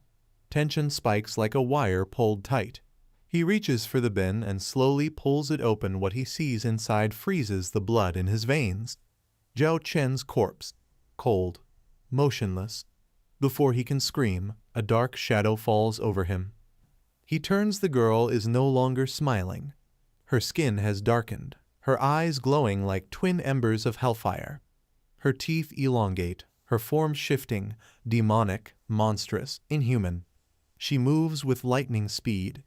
Her hand snaps around his neck with unnatural strength. His feet leave the ground. He gasps, choking his eyes wide with terror as the soft seductress from before becomes a true demon of death. There is no mercy in her eyes now, only hunger. The demon girl had long vanished into the shadows, leaving only silence behind after eliminating her prey. The air was still, thick with the eerie calm that follows a storm. Somewhere outside, parked under the dim glow of a flickering street light, her partner sat waiting in the car, eyes heavy, body slouched. He was supposed to be on alert, waiting for her signal, but that signal never came. She had gone in, hunted, and left without a single warning. Unaware that the mission was already over, the man dozed off. The night was quiet until it wasn't. Suddenly, the silence was shattered. A fist crashed down on his skull like a hammer. His body jerked violently awake as a furious voice roared through the night. What the hell are you doing? Sleeping on the job? His eyes shot open, and there stood Baldy, his boss. Baldy's face was twisted with rage, his veins bulging as if they were about to burst from beneath his skin. And no, boss, I wasn't sleeping. The man stammered, panicked, trying to make sense of what was happening. I was just watching, keeping an eye on things. Baldy didn't buy it. His hand shot forward, clamping around the man's throat like an iron vice. He lifted him halfway out of the car seat with sheer brute strength, his voice now a thunderclap of fury. Don't lie to me. I've been standing here watching you for minutes. You didn't even notice I was here. If you can't detect me coming, how the hell are you supposed to pick up her signal? The man choked, grasping at Baldy's wrist. I wasn't sleeping. I just closed my eyes for 10 minutes, that's all. Baldy's fury erupted again, and his grip tightened until the man's face began to turn red. His eyes bulged, fear taking over as the pressure around his throat increased. 10 minutes? Baldy spat, his voice trembling with outrage. 10 minutes is all it takes for everything to go to hell. But before things could spiral any further, A soft yet sharp voice sliced through the madness. Wen had been standing behind them all along, arms crossed, eyes cold. She stepped forward and said quietly, "We've been watching her for days. Not once has she sent us a signal. Not once. If you ask me, she doesn't want backup. She doesn't need us." She paused, her gaze darkening with a hint of twisted admiration. She wants to devour them all herself. Rip them apart one by one and savor the kill. That's what she really wants. Then, without looking at either of them, Baldy spoke. "Get up. We're sweeping the factory perimeter. If she's making a move, we'll know. And if we find even a scrap, even a single trail in the trash, we follow it." After searching around the factory for a while, the three finally reached the dumpster tucked away in a shadowed corner. The moment they opened it, time seemed to freeze. A wave of stench rolled out, raw, metallic, unmistakable. Blood. Inside, smeared across torn cloth and shattered remains, were bones. Real bones. Fresh. Still slick with red. All three of them stood frozen, eyes wide, breath stolen by the horror in front of them. Then, the guy standing behind Baldy leaned forward, his voice a hushed tremble of vindication. "I told you, I smelled fresh meat coming from here." As those words sunk in, Baldy's face contorted. He stepped forward, shoving his hand into the bloody pile and grabbing a cracked bone with such force that it snapped in his fist. Rage boiled in his veins, his knuckles white. "She really did it," he muttered through clenched teeth, turning to Wen. "You were right. She wants to do it all by herself." Wen, standing calmly behind him, smirked. A sharp, knowing smile, and then, with a playful glint in her eye, she said in a low, purring voice, "No worries. If she can charm her way in," she leaned slightly closer, "so can I." Her words struck Baldy like a blade to the gut. In a flash, he turned. His rage uncontainable, his hand shot toward her like a serpent, fingers wrapping around her neck and slamming her back against the rusted metal wall. "You want to sneak into, huh? You want to hog it all for yourself? Don't think I don't see through you, you're just like her," he bellowed, spit flying, eyes crazed with betrayal and fury. Wen struggled, gasping under his iron grip. Her boots scraped against the floor, hands clawing at his arm. "Big bro, chill out," shouted the third one, rushing forward. "If you choke her out now, we're finished. We'll lose our only shot at getting in." For a second, Baldy's eyes twitched, the weight of his anger teetering on the edge of madness. But slowly, with a snarl, he released her, shoving her hard to the ground. She fell with a grunt, coughing, barely able to breathe. He glared down at her, voice like thunder. "If you even think of copying her, I swear I'll storm in there myself. I don't care if it kills me. I'll take both of you down with me."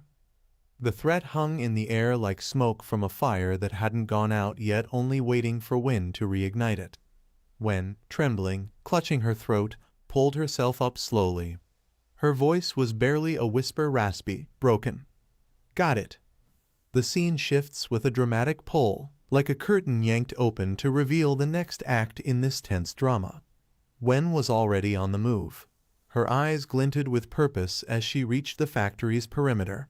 She stumbled toward the heavy metal gate, putting on a perfect performance, her expression twisted in desperation, her voice trembling with just the right amount of fear. "Please, someone help me." She pounded on the gate, voice echoing into the night. A few seconds passed, and then movement. Shadows stirred inside. Men emerged from within the factory, rifles slung over their shoulders, alert and cautious. One of them barked out, "Who the hell are you?" Wen clutched her side, panting, eyes wild with fabricated panic. "Please, there were so many zombies I barely escaped with my life. They're still behind me. Please, let me in. You have to help me." The men exchanged glances, and then their eyes wandered. Her torn clothes, her trembling body, her figure, one of them smirked. "Man, we're on a roll. First we saved that other chick, and now this one shows up?" Another laughed, nudging him. "Yeah, and this one's got an even better body." They were distracted, completely taken in by the bait. But then, from deeper inside, a sharper, more serious voice cut through the moment. "Wait, don't trust her." A third man appeared, eyes narrowed, weapon already raised. "She's the one I warned you about. A mutant disguised as a human." Time snapped like a trap closing. The mood shifted instantly. All those leering smiles vanished, replaced by suspicion and dread. In a flash, rifles were up, barrels aimed straight at Wen's chest. She froze, fury igniting in her eyes. Her voice dropped to a venomous hiss. "You bitch." And just then from behind the soldiers came another voice, cold and commanding. "Don't waste time. Kill her now." Without hesitation, the group opened fire. Gunshots cracked like thunder in the tight space, muzzle flashes lighting up the dark like lightning. Wen turned to run, but it was too late. Bullets tore through her body, piercing flesh, snapping bone. She staggered, coughed blood, and collapsed to the ground with a thud. The demon girl stepped forward, calm as ever, and barked, "Quick, go get some gasoline." The soldiers ran to carry out the order. But by the time they returned, gasoline cans in hand and eyes burning with the thrill of the kill, Wen was gone. Where did she go? One of them scanned the area, panic setting in. She was full of bullets, how did she even move? Another cursed under his breath. "We should have kept someone watching her." The third one didn't waste another second. "No time. We need to report this to Brother Lai and Sister Shan. Now." The moment shifts again violently, like a breath torn from the lungs of fate.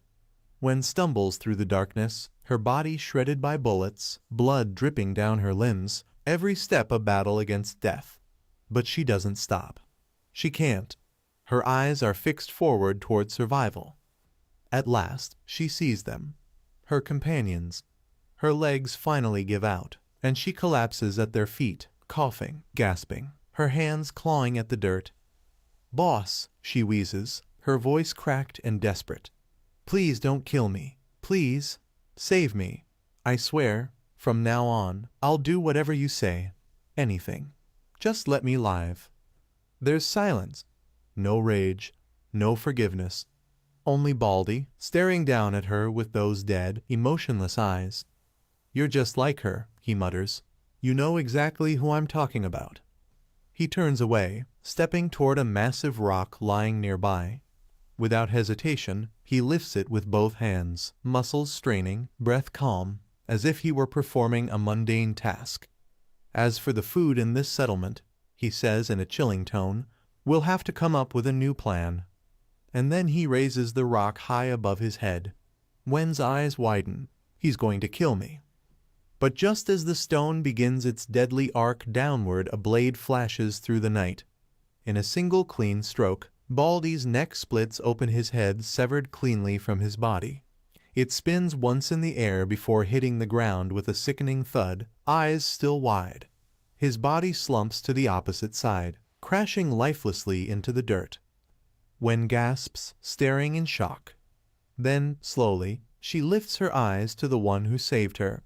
Her other companion, now standing over Baldy's corpse. He's already licking the blood off his blade. With a twisted grin, he looks down at her and says, voice low and laced with eerie calm, "One arm and one leg should be enough for you to heal. The rest is mine." Wen, still lying there, broken and bleeding, smiles. "Fine," she breathes. Her body trembles, not from fear but from understanding. From acceptance. And as she lays back, eyes staring into the endless night sky, her thoughts echo in silence. Just like the bald guy said, no one understands our kind better than we do. If we were splitting my corpse together, he wouldn't have gotten a scrap in front of Baldy. But now by ambushing and killing him, he's earned the upper hand. What he gives me is totally up to him. The moment shifts again, this time inside the factory, where a heavy silence hangs in the air like fog before a storm. Footsteps echo in the dim corridors as tension coils around the search party. Men fan out in teams, combing every corner, every shadow. They're hunting for two of their own, both missing without a trace.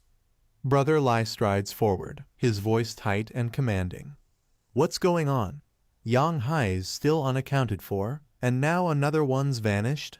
He spins on his heel, eyes scanning the area, and then they land on Shan Shan, who seems to be busy with something at the edge of the hallway.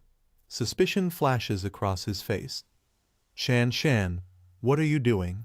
She jolts slightly, then quickly responds, her tone casual but laced with tension. Nothing. Just checking around, seeing if there might be any clues in the corners of the factory. Without another word, she walks past him and makes her way outside. But the second her eyes land on the trash bin, the one tucked in the back, near the alley, her blood runs cold. Her heart slams against her chest as her eyes widen in horror. Voices respond in confusion, but the urgency in her tone gets them moving. One by one, the men rush outside and gather around the trash bin. Then gasps. One of them stares at the evidence, hands trembling. No doubt about it, this is Chen Zhuo's jacket, and those shoes Yang Hai's. He's the only guy here who wears that brand.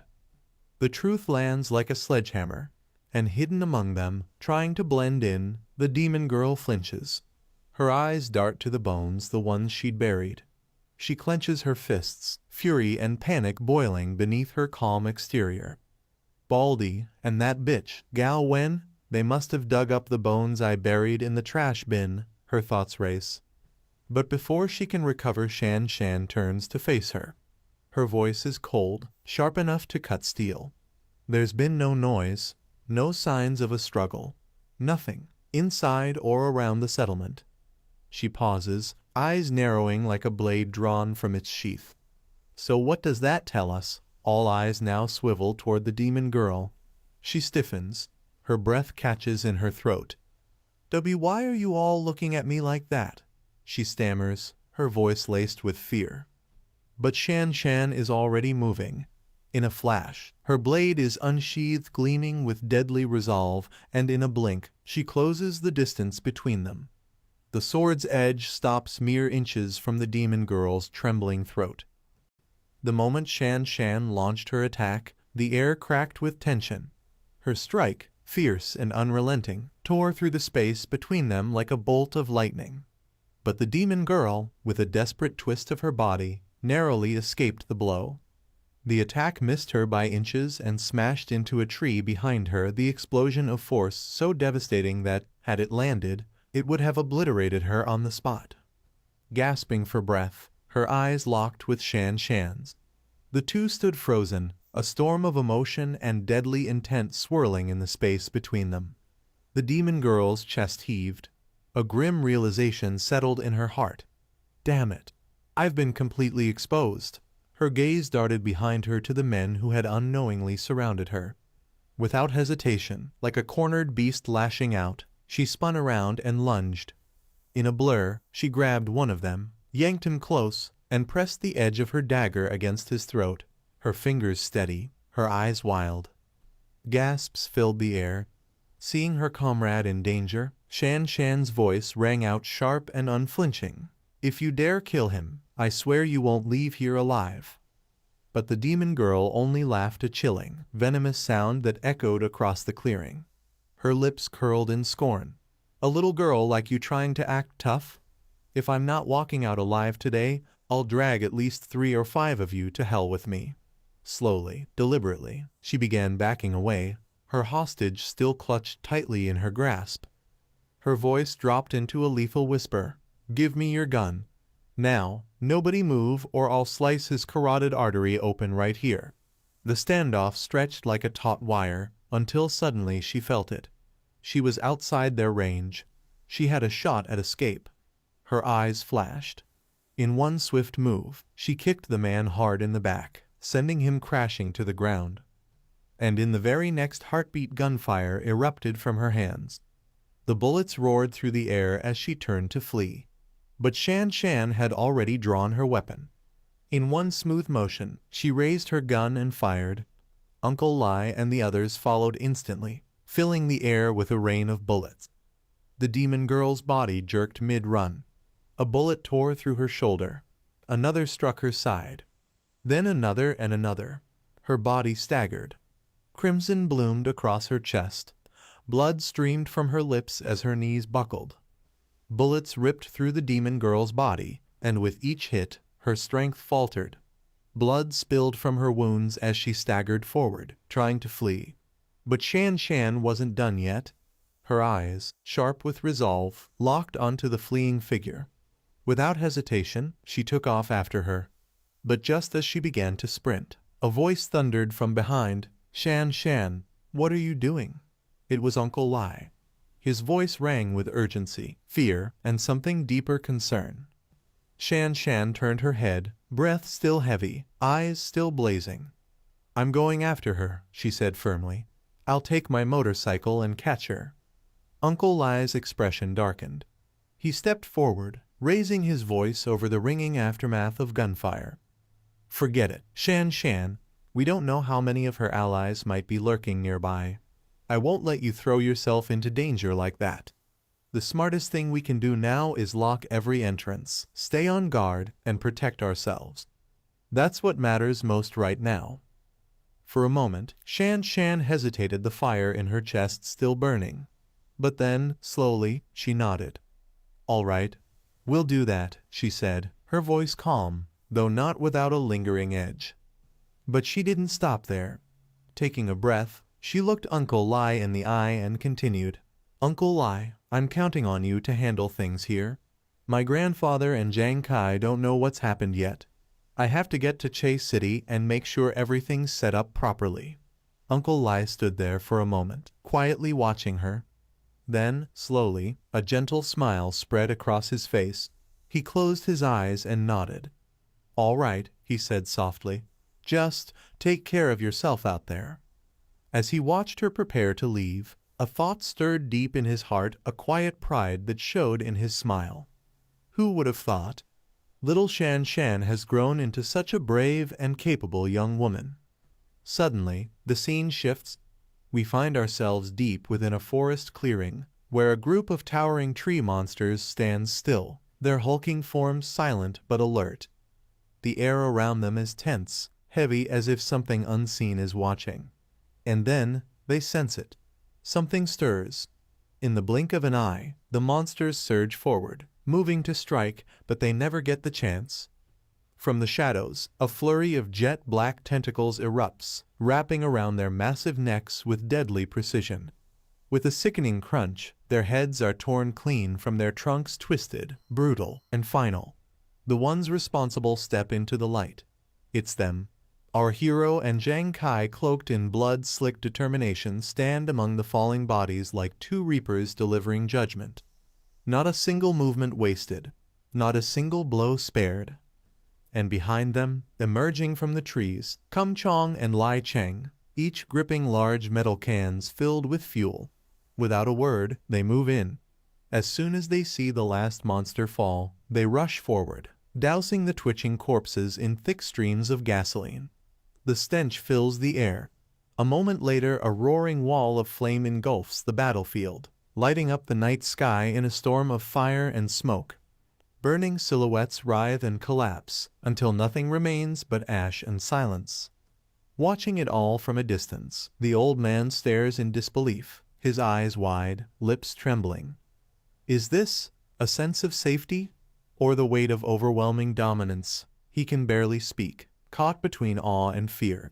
Meanwhile, a soft chime echoes in the air, a digital ping. Our hero's eyes flicker to his screen as a new notification appears before him. His expression changes instantly. A grin slowly spreads across his face as he reads it. Chuckling under his breath, he murmurs with quiet pride, "Jang Kai and Shan Shan, they didn't let me down after all." The scene shifts once more. We now find ourselves at the main base, a battered but defiant structure standing tall against the chaos of the outside world. Dust floats in the golden light as the gates creak open, and in walks our hero. The moment his figure appears, voices erupt across the base. "Brother Yang! Brother Yang is back! He's really back!" Excited footsteps thunder from every corner as people pour out of the buildings. Smiles, tears, and disbelief spread across familiar faces. He walks forward steadily, the weight of every journey carved into his posture, but his eyes, as sharp as ever, immediately seek one person. Spotting the old man among the crowd, he steps toward him. "Where's Shan Shan?" he asks, his voice calm but laced with urgency. The old man bows his head respectfully and replies, "There was a small incident at the steel plant. Shan Shan went there to assist." The hero's gaze sharpens. "It's not too dangerous over there, is it?" The old man quickly shakes his head. No, nothing too serious. Just a few of our members got bitten.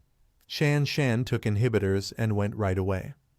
Before more could be said, the old man notices the unfamiliar faces standing behind our hero, silent, worn, but full of life. His brow furrows as he gestures toward them. "And who are all these people?" The hero turns and lifts his hand toward the group, introducing them with quiet strength. "They're the survivors from his city." The two old men, leaders of their own hardened paths, step forward and extend their hands. "A pleasure to meet you.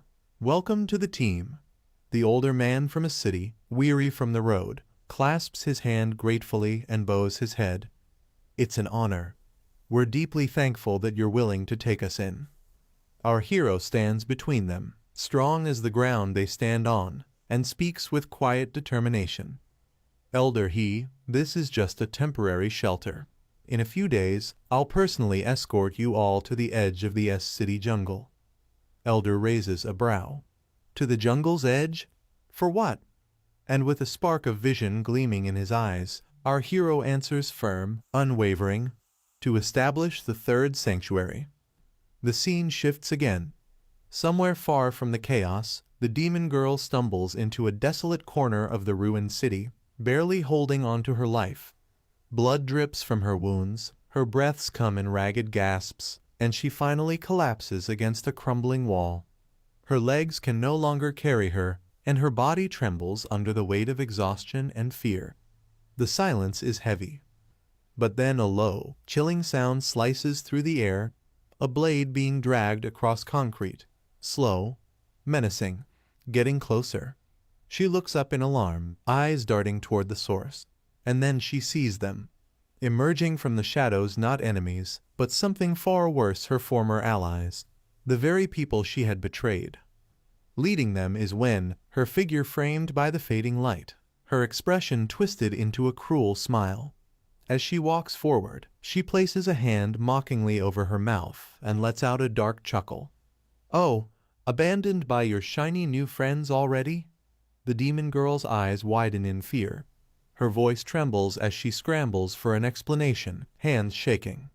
"Wait, this is a misunderstanding. I had a plan. Please, don't." Wen's eyes narrow, her voice turning ice cold. "A plan? Oh, your grand plan nearly got me killed." She turns to the demon boy standing just behind her and raises a hand with a cold command. "Finish her off. The mission may have been a mess, but hey, at least we feasted on that bald fool and this treacherous whore. It wasn't all for nothing." But just as Wen prepares to deliver her final insult, her voice catches. A sudden gasp escapes her lips.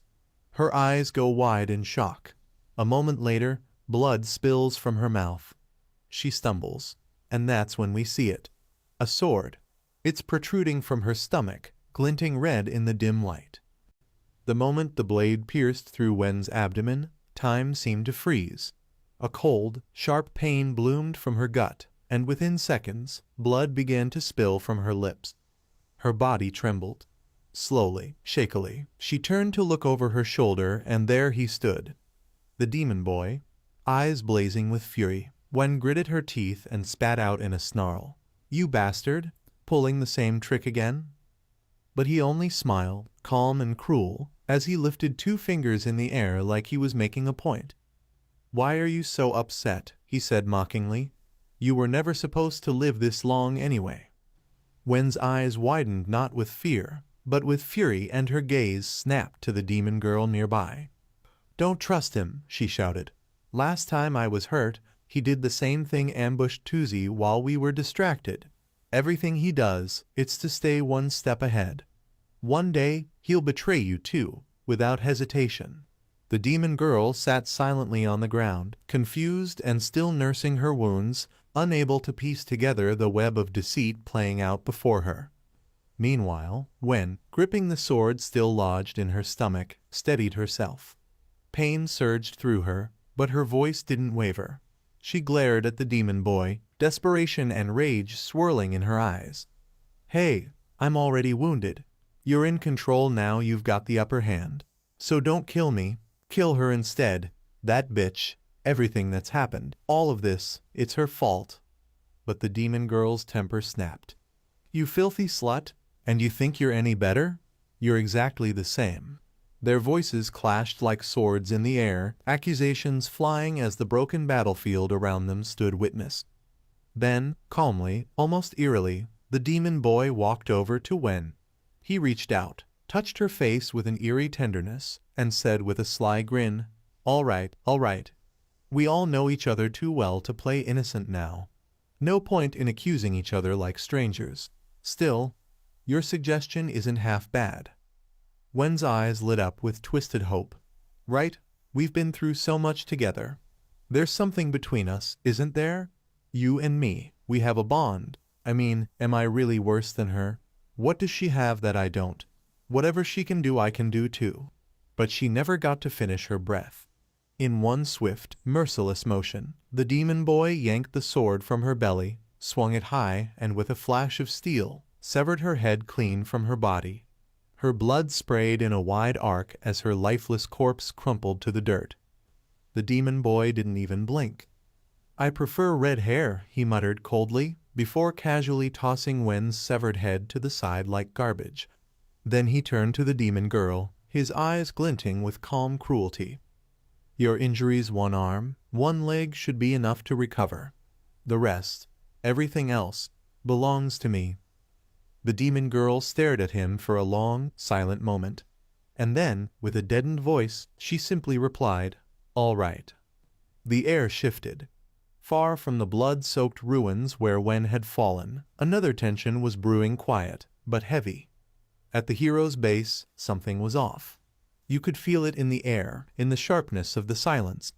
That's when Lai Cheng's voice cut through the murmur, sharp and sudden. "Cannibals! From the western outskirts?" Everyone turned. The words alone were enough to send a chill down the spine. But before anyone could respond, Uncle Lai's voice followed lower, more serious.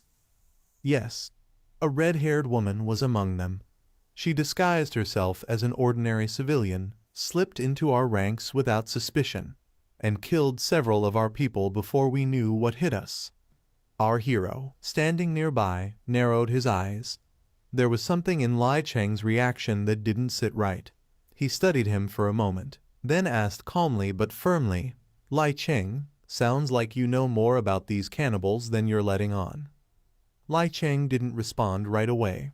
A shadow passed over his face. Then he looked up, and when he spoke, his voice was lower, darker. "Know them?" he said, almost as if it tasted bitter. "I am one of them." The room stilled. "I mean," he went on, "not like those freaks, not completely. My mutation hasn't gone that far. But I've lived it.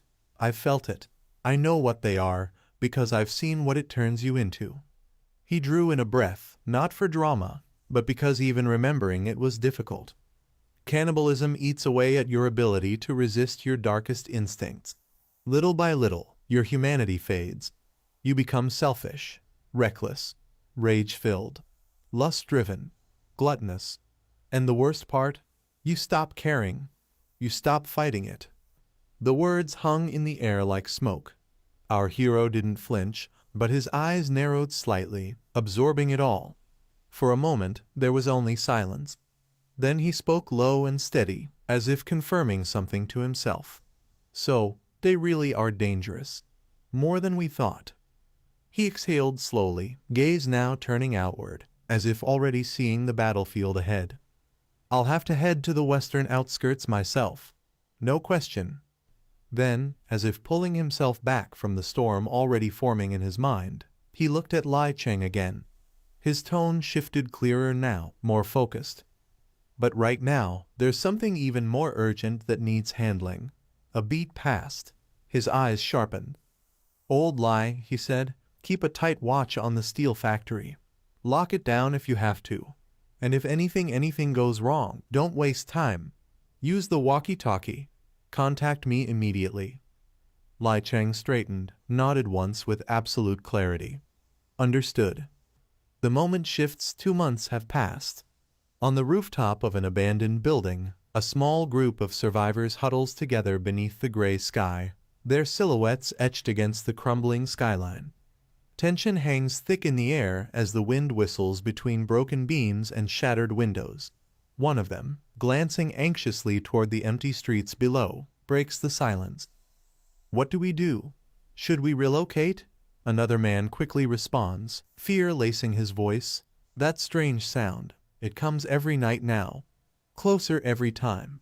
God knows what kind of monster is making it. A third man, eyes wide and desperate, speaks up. Someone make a decision already. If we wait any longer, we're all going to die here. After a brief, uneasy silence, their leader finally speaks. His voice is steady, decisive. Pack up the food and essentials, we're moving out. A short while later, they begin their exodus, carefully descending the ruined building and moving through the shattered cityscape toward what they hoped was safer ground. But as the sun begins to vanish behind the skyline, one of them looks around, shivering. Do we really have to leave at night? What if that monster finds us? His leader snaps back immediately, his voice low and firm. Daytime is worse. The plant creatures are more active under sunlight. You want to be torn apart by vines? Just then, a low, rumbling growl echoes through the ruins. Monsters. Without warning, a horde of grotesque, mutated creatures comes charging from the darkness. Their limbs twist like roots, their eyes glowing faintly green. The group panics, sprinting in all directions as screams pierce the night. One of them isn't fast enough. He's dragged back, his cry cut short as the plant beast engulfs him. The others keep running, their terror too overwhelming to look back. But their flight is short-lived. Soon, they're cornered, trapped on all sides, the plant monsters slithering and crawling in from every direction. Their breaths come in ragged gasps. Their hope crumbles. Then the leader points into the distance, eyes wide with sudden desperation. There, another path toward the direction of that massive noise. Without hesitation, they break into a full sprint, bolting through the narrow path in the rubble. For a moment, it seems like they might make it. But then a deafening crack. The earth shudders, and something huge begins to fall from above. Their eyes snap upward. A tree colossal in size is collapsing straight toward them. Its roots rip up concrete like paper. The survivors scatter, diving for cover just in time as the massive trunk crashes down with earth-shaking force. What kind of creature could knock down a tree this thick? One of them gasps in disbelief. Another hisses, "Stay quiet." As the dust begins to settle, they peek through the haze and freeze. There are people on the other side calmly cutting down the trees. Real people. Fighters. Then, the leader of the fleeing group catches sight of someone familiar. His face lights up in disbelief. Zinkai, the figure looks up, startled, and then stunned recognition. Aoyang, you're alive. But the reunion lasts only a second. Aoyang's face goes pale. Behind him, shadows move. The plant monsters have caught up again. Run, hurry, they're here. But Zinkai just smiles. What? Just a bunch of plant creatures? That's nothing. Aoyang blinks, confused. What do you mean, just plant creatures? But Zinkai doesn't even acknowledge the question. He calmly raises his walkie-talkie, speaks a few quick commands into it, and then turns to the survivors. Follow me, he says. Then, without hesitation, he steps into action, slipping into a full protective suit, fire-resistant and reinforced. In his hand, he grips a flamethrower, its nozzle already sparking with fuel. The monsters charge. But this time, they're the ones who scream. In a flash of roaring flames, the beasts are set ablaze. One after another, the plant creatures fall, burning in shrieking agony as Zinkai stands unfazed at the center, a one-man inferno. From the sidelines, Jang, Lai Cheng, and Chong watch the whole thing unfold, dumbfounded. Lai Cheng, arms crossed and eyes wide with quiet admiration, lets out a breath and says, "These days, we barely even need to lift a finger against those things anymore." While Lai Cheng was still speaking to Jang and Chong, a quiet confidence in his voice as he observed the battlefield, something else was happening just a few steps away.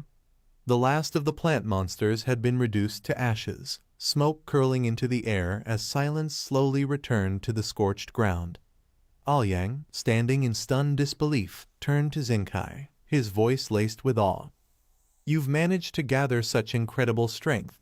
How did you do it?" There was genuine wonder in his eyes, not just at the power they had witnessed, but at the discipline, the control, the sheer efficiency of it all. Zinkai gave a small smile, almost as if the answer were simple. "We owe it to leader Xiaoyang and the others." Aoyang blinked, then turned toward the figures in the distance, Jang, Chong, and Lai Cheng, still standing near the edge of the clearing. But the moment his eyes landed on them, his face paled, and he took a step back in panic. "There are more of them." His voice rose in alarm as he instinctively reached for his weapon. The fear in his eyes was real. Years of surviving in a world overrun by monsters had taught him not to trust shadows. But before he could move, a firm hand landed gently on his shoulder. Zinkai chuckled softly. "Relax," he said, calm and warm. "They're not monsters. They're here to protect us." Aoyang hesitated. Zinkai continued, his tone reassuring but practical. "And you're in luck. We could use more people right now. Come on, I'll take you to meet leader Xiaoyang." The moment shifts again. Now we follow our hero and Chong as they arrive at the outskirts of City M, specifically the desolate Western District. The place is a ghost town. Cracked roads stretch into lifeless alleys. Collapsed buildings lean into each other like broken bones. The wind howls through shattered windows, and every footstep echoes far louder than it should. They move cautiously, eyes scanning the ruins. Time seems to slow in this graveyard of a city. After a while, Chong stiffens. His eyes flicker, reptilian and alert. In a hushed, strained voice, he speaks in his native tongue, the words dragging with tension. "There's someone's following us, strong too." Our hero doesn't stop walking. He just smiles faintly, as if he'd already known. "Yeah," he replies calmly. "I noticed. Their strength, about on par with Jang Kai and the others." Chong frowns. "So, what do we do?" His voice trembles just enough to show he's ready for violence or retreat, whichever comes first. But our hero only grins wider, the calm in his voice almost cruel. "What else can we do? Let you eat a little more." And with that cryptic reply, they keep moving, disappearing deeper into the concrete jungle, as if they were the hunters, not the hunted. But they weren't alone. From the shadows above, perched atop a crumbling high-rise, two other figures watched them intently. The demon girl's lips curled into a sharp smile. "What a perfect opportunity," she whispered. Her companion said nothing, silent as a blade unsheathed in the dark. She clicked her tongue and turned to him with annoyance. "What are you waiting for? If we hesitate, someone else might get to them first." But just as they prepared to move, something unexpected caught her eye. Far ahead, directly in our hero's path, a new group of armed figures emerged from behind the broken walls blocking the road. At least a dozen of them, all holding weapons that gleamed under the pale sun. At the front stood a woman, tall and deadly, her hair tied back in a ragged braid. She dragged her blade slowly across her tongue, eyes locked onto the hero like a predator savoring its meal before the kill. "Well, well," she purred. "Haven't seen top-quality prey like this in a while." The enemies surrounded them at a moment's notice, excited about the prospect of killing a pure evolver. One wondered if he would inherit the power if he ate him, while the girl standing there licking her knife was more interested in someone else. It was Chun. They were amazed by Chun's ability to control zombies, commenting on stealing Chun's power by eating him. Seriously, they've got to stop with this weird appetite. While this was happening, on a nearby rooftop, the red-haired girl was standing with the demon boy. She pointed toward the conflict, clearly annoyed that someone else got to them first. Seeing this, the demon boy, sweating, told her to monitor the situation to see if being late was a good or bad thing. Suddenly, a loud sound startled both of them. The red-haired girl turned around in shock to look at what was happening. It was Chun. He leapt on top of the gang, taking out one guy with a single strike, while our boy Jiang, still maintaining a cool pose, struck down the rest of them with his machete. Seeing the sheer carnage unfold, the rest of the thugs ran for their lives, cursing at the duo and calling them monsters. One of them thought it was a good idea to escape by climbing a nearby building, while Jiang stood there scanning for his next target. The thug frantically climbed up the building, trying to get as far away from Jiang as possible. But little did he know, the rooftop was already occupied. The red-haired girl cursed at the thug not to climb their way, revealing their position to Jiang. On the ground, we see Jiang casually pick up a steel beam. Lifting it up, he positioned it like he was about to fire a rocket launcher. The next second, he shot that large beam like a bullet right toward that poor soul, who clearly didn't stand a chance. The beam pierced his back, impaling him and pinning the thug to the building, leaving the girl surprised. On the ground, the situation calmed down. Jiang commented on the strength of the thugs, assuming they must have had variant cores. Now scared out of his mind, the demon boy peeked up from his hiding spot to check the situation. The red-haired girl asked him if the monsters had left, to which he replied yes, suggesting they go down and examine the place. Walking through the battlefield, Demon Boy commented on how Jiang and Chun only ate 3 of the corpses, so now it was an all-you-can-eat buffet for the rest. Meanwhile, the boys were walking through an alley as they teased Chun about his small appetite, asking why he was only able to eat 3 corpses even though he had all that time. To which Chun replied that his body was only so big. Suddenly, the silence in the surroundings was broken by a slight twitch. Instantly shifting his attention, Jiang became alert to a potential threat. He drew his sword as he walked toward the sound. Suddenly, a middle-aged man with glasses came out, shaking but standing his ground with a handmade crossbow, threatening to shoot if they didn't back off. Seeing an ordinary person, slowly becoming a rare breed these days, Jiang eased up a little. The tension was still palpable. Extending his hand toward the man, Jiang asked him not to move. But the guy, startled and jumpy, shot his crossbow toward Jiang in a frenzy. But our boy is too cool to get hit with a bow. He caught it with ease, not moving an inch from his position. Seeing this superhuman feat, the man was left stunned, while Jiang, not wasting time, teleported right in front of him. He snatched his bow and, with a calm tone, asked everyone to come out, clarifying that they were not cannibals. We move inside the house, where a bunch of normal people, cooped up for safety, were stunned by what they had just witnessed, asking Jiang who he was. Sometime later, after Jiang explained everything to them, one person was amazed at how they found a way to survive without eating people, thinking it was amazing. Now walking along with everyone, Jiang asked the guy with glasses about their destination. With a serious tone, Glasses told Jiang about Chifeng. It was a steel plant in the suburbs that used to broadcast messages through the radio, talking about taking in survivors. So that's where they were going. But then they changed their plan because the steel plant was filled with normies who had no chance of fighting the cannibals and winning. Jiang, now curious, asked if they had a safer location in mind. Turning around, Glasses explained to Jiang about a human settlement in the northern outskirts that was hunting down the cannibals. So they thought it would be better to join them instead. Hearing this, Jiang was left surprised that such a place still existed. Continuing, Glasses explained to Jiang the rumor that the northern settlement had a very strong leader who fought 6 cannibals alone like it was nothing, safeguarding the whole place by himself. Jiang, hearing this, exclaimed how one man could protect against 1,000 cannibals, like the ones in the western outskirts, all by himself. Unfazed, Glasses brushed it off, saying the cannibals never team up and only act alone. But this was quickly challenged by a guy in the back, saying he saw the cannibals gathering together 2 days ago. Hearing this, Glasses turned to the guy angrily, calling him crazy.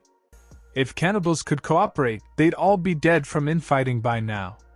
That's the only reason I'm still alive. Turning to Jang, Glasses asked him to dismiss the guy, saying he wanted to go to Shifeng because his brother might be there. Turning back to the boy, Glasses scolded him, telling him to give up on Shifeng. The chances of those people surviving were close to 0, and maybe they were cannibals themselves.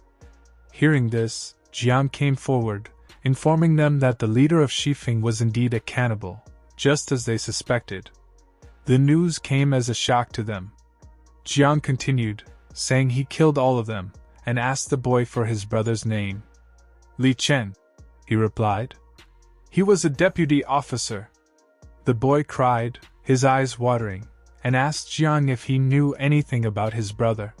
Turning around with a smiley face, Jiang informed them about how close he was with Li Qing. The boy, hearing this, came forward, hesitant to believe, while his face grinned with happiness. Continuing, Jiang told the boy that his brother was at the Shifeng plant helping with maintaining the farmland. The prospect that Jiang had managed to reinstate agriculture tipped the boy over the edge. He leapt with joy, telling everyone else how his decision to go to Shifeng was the right one. But not everyone was happy. The Glasses guy, coming forward with a skeptical look, refused to believe such a convenient story. Can't blame the man for thinking so. He asked if Jiang was trying to lure them into a trap to eat them. But Jiang, with an annoyed look, asked if he would waste time convincing them if what he wanted was a full-course meal. Piercing the conversation, a sudden gunfire rang out. The bullet barely missed Jiang as it pierced a hole in the ground. Panicked by what happened, the Glasses guy turned around to look at one of his companions who was holding a gun, and asked him why he shot. To which the guy replied that it was an accident. This man will probably kill an ally before he ever fires at an enemy. The conversation didn't last long, as a sudden scream echoed from the horizon, shifting everyone's attention towards it. Dread crept into the guy's face as the realization kicked in. Their position was revealed. The cannibals were on their way. Panic erupted as the Glasses guy pointed at the entrance, instructing everyone to hide inside the building. But the boys stayed there, unmoved and unbothered. The man, shouting, asked Jiang and Chun to go with them, telling them not to overestimate their strength. Even if they were strong, they couldn't take on a group of cannibals alone. Famous last words. Smiling, Jiang turned towards the guy and teased him about his remark on cannibals fighting each other, to which the guy replied that it would happen once they kill you and start dividing the meat. Wasting no time, the guy started running inside, asking them not to blame him if Jiang and Chun ended up dead because of their stupidity. Inside the building, the people were running for their lives. One guy screamed about the stairs to the second floor, and another guy suggested that they go as deep inside as possible so the chances of survival would increase. Moonlight shined through the window as the group huddled inside a room, scared out of their minds. The leader, now leaning against the window, commented on Jiang, hoping that Jiang doesn't snitch on them, wishing our boy gets captured. Downstairs, the situation was getting tense by the second. A group of cannibals quickly closed in on the building as Jiang and Chun stared them down at the entrance. One of them showed his disappointment at there being only 2 people, while the girl asked another guy if he ate the rest before they got here, but the guy refused that he did anything of the sort. But soon, their disappointment vanished as they took a good look at Jiang. This is no ordinary prey. Eating him is worth 10 regular survivors, the girl commented. Look at me like that, I'll let her eat me anytime. Curious about the commotion outside, the leader of the group looked out the window. He commented that 10 cannibals had already gathered, and more were coming. The situation was looking grim. Sweat pouring from his face, the guy dreaded the fate Jiang was about to go through. Not even bones will be left, he commented. Suddenly, one of the cannibals leapt towards Jiang, eager for that scrumptious first bite. But unfazed by the aggression, Jiang just moved to the side and, with one swift motion of his hand, gave the guy an early retirement from life. Jiang, with a machete in hand, looked on as the guy's body slumped onto the ground, his head rolling about. The rest of the cannibals were caught off guard, seeing the swiftness of our boy's actions. With an annoyed expression, Jang turned to the rest of them, taunting the insects to come at him all at once. The triggered cannibals ran towards Jang, hoping to teach him a lesson for looking down on them. Looking at one of them, Jiang asked Chun to take care of that so he could burn some calories for the meal that was about to commence. With a nod of agreement, Chun readied up while Jiang crouched down as a cannibal pounced on him from behind. He leapt into the air moments before the attack, leaving the cannibal confused on the ground. Witnessing this feat was the guy in glasses, who thought it was time to change his glasses after all. Jiang, now standing on top of the railings, looked down on the cannibals as they addressed him as a monster. One cannibal commented that Jiang's physique was far beyond his own, while another suggested the prospect of retreating. As their fate flashed in front of their eyes, the cannibals dashed towards the opposite direction, hoping to get away from there. But it was far too late for that. The guy's head got blown to pieces, leaving the others stunned in place. Looking down was Jiang, now wielding a sniper rifle as he warned of killing everyone there unless they managed to defeat Chun. This left Chun stunned. Rattled by the suggestion, Chun turned to Jiang, telling him that these cannibals were no weaklings. But before he could finish, the cannibals rushed towards Chun with renewed purpose, as their lives were now on the line. Chun, now with his game face on, readied himself to face the stampede. He leapt forward, punching the first guy in the stomach, leaving him on the ground, as he did a spinning kick that sent the rest of them flying. Not much time passed before the cannibals realized the position they were in. Some of them decided to take the chance to run for it, but the next moment, a bullet pierced their heads, sending them slamming to the ground. Looking out the window, the people were stunned beyond belief, seeing two guys wipe the floor with a whole cannibal crew. Turning to them, Jiang, still holding his sniper, instructed them to come out, as all the cannibals were now dealt with. The men slowly came out, walking through the corpses which now riddled the floor. Their faces were still stunned beyond belief. Turning to Jiang, the leader informed him that they had finally decided to join Jiang, pleading with him to accept them. Reassuring them, Jiang informed them that it was not a problem, but first, he had some business in the northern outskirts settlement that they mentioned before. Hearing this absurd statement, the leader asked Jiang why he would do such a stupid thing. Casually walking towards the leader, Jiang replied that he just wanted to check if it was necessary to wipe those people out before going back home. We move to a fortress where, through the moonlight, we see the silhouettes of a group of people crowding the entrances. A scream pierces the silence of the night, warning everyone of an enemy attack. A man from the top of the wall looks down to see a bunch of Mr. Olympus lifting up boulders to attack. The concern on the man's face grows. Hearing the commotion, a man slowly steps out of the fortress. A well-built 6 feet 4 inches gigachad with a collar walks along the top of the wall as a man behind him calls out, addressing him as Brother Fong. With a concerned face, a young girl stands in front of Fong, addressing him as father and begging him not to do anything, saying this might be dangerous, even for a gigachad. Turning around, Fong commands one of the men to close the gates and prevent anyone from going in or out of the fortress. The man agrees immediately. The next second, Fong leaps into the air, jumping down to the ground as the girl screams for him to be careful. He lands straight in front of the door, blocking the mutants from entering. Seeing Fong, the mutants start to rage with excitement. If they take this man down, the whole fortress will become a 5-star dinner. The mutants charge at him. But Jiang looks up at them, his eyes glowing red with rage as his veins swell, slowly transforming him into something else. The next moment, a huge mass of flesh covered in spines and teeth emerges where Fong stood, transforming him into Jabba the Hutt, towering high, looking down on the mutants. The mutants are left in shock. The confidence they once had now withers away as they gaze upon the ultimate Jabba, thinking to themselves that Fong is even more twisted than they are. Regaining their composure, they decide to charge at Fong together, trying to overwhelm him. They leap into the air to attack him at the same time. But before their punches land, in a flash of blue light, something dashes across all of them, chopping them into pieces. Their faces are stuck in a permanent daze.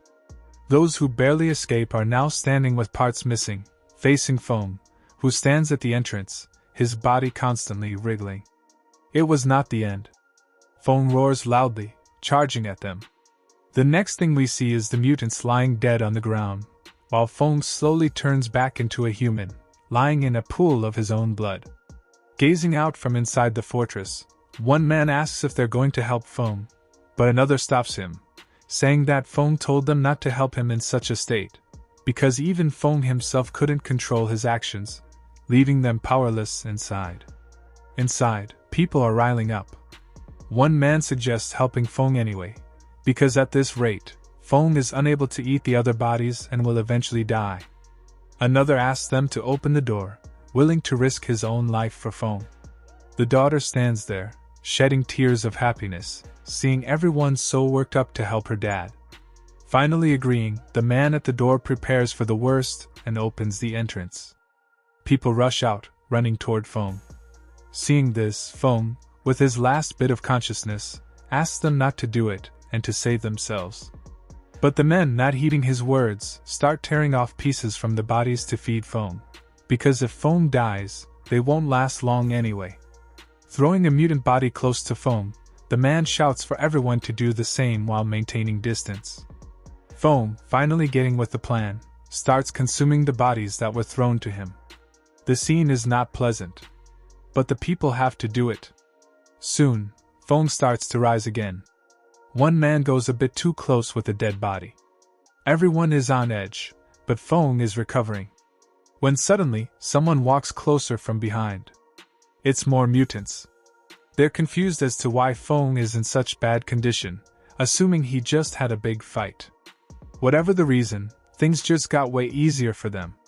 The new wave finally gets the people's attention as they go into a panic. They pick up whatever weapons they can find to make a stand and protect Fong. It's their turn now.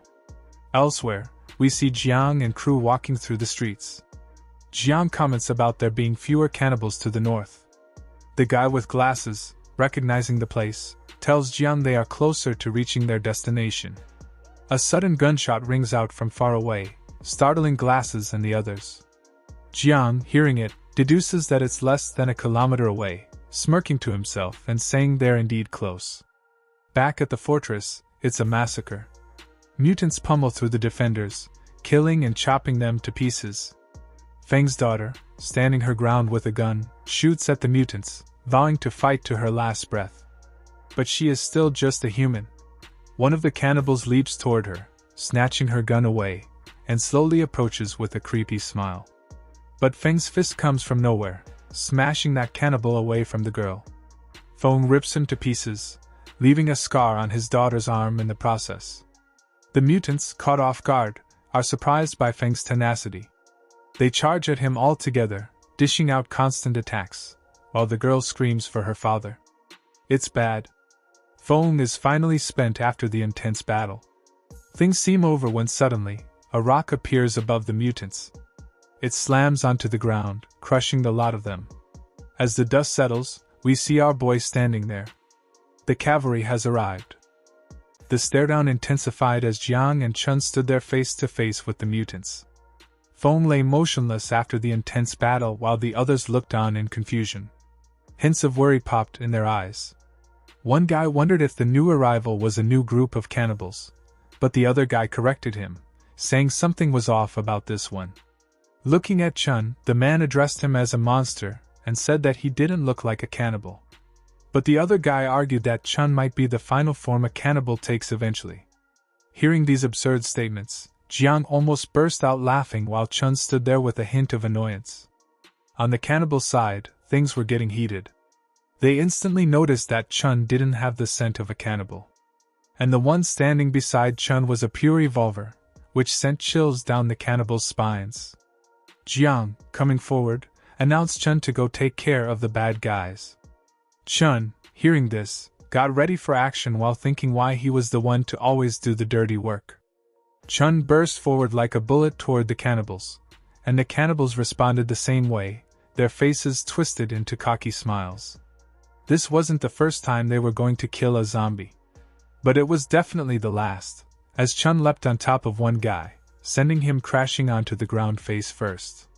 Seeing Chun own the cannibal like that, the people of the fortress were surprised at his strength. The being which stood before them was even stronger than their brother Fong, their faces sweating in fear of a new enemy. Calming them down, Glasses and his crew came from behind, informing the others about Jiang and Chun, introducing them as fighters from the southern outskirts.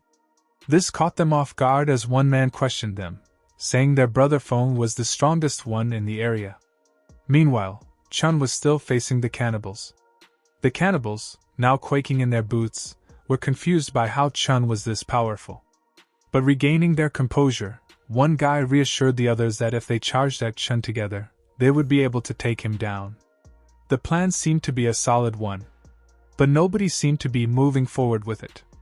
After a moment of silence, they burst out in argument about who would go first, which left Chun confused. But some among the cannibals had a different plan. They charged toward Jiang, who was standing there seemingly defenseless, thinking they could easily bag the pure evolver while everyone else argued over Chun. These guys were in for a rude reality check. Standing there emotionless, Jiang extended his hands forward. The very next second, he drove his hands straight through one of the charging cannibals, impaling him, as the guy spat blood from his mouth. With no effort, Jiang split the guy in half, giving the other cannibal lifelong trauma. Now realizing that Jiang was way more powerful than Chun, the cannibals started to bolt in the opposite direction, as if they had seen a monster. But our boy had no plans of letting them leave. He sent spikes extending from his hands toward the cannibals, impaling each one of them, killing them instantly. Within a couple seconds, the cannibal corpses littered the ground, with not a single enemy left standing. One guy witnessing all this was now convinced that Jiang was a monster, but he was calmed down by Glasses telling him that Jiang was an ally. Laying to the side was Fong, who was struggling to even move. But suddenly, Jiang was struck with a sharp feeling of getting impaled by a tentacle, causing him to turn around in panic. Surprising him, he saw a scratch mark on his arm as blood flowed from it. Wasting no time, Jiang sent his spines toward Fong, wrapping around his body, constraining him. The tentacle which attacked Jiang was now tied down as it struggled to escape. Seeing this weird slop wriggle made Jiang disgusted. He lifted Fong into the air, and twisting his vines, slammed Fong onto the ground. But a sudden cry rang out loud before Jiang landed his attacks. It was Feng's daughter. As Fong looked back with curiosity, the girl knelt onto the ground, begging Jiang to let her father go. Jiang asked if she was referring to the lump of meat he was holding, to which the girl replied that the lump of meat was her father, and he only attacked Jiang because he was in an unstable state right now, constantly begging him not to harm Fong. Intrigued, Jiang asked the girl if she still thought her father could come back from the state he was in. Deciding to give it a try, Jiang threw Fong down in front of the piled-up cannibal corpses.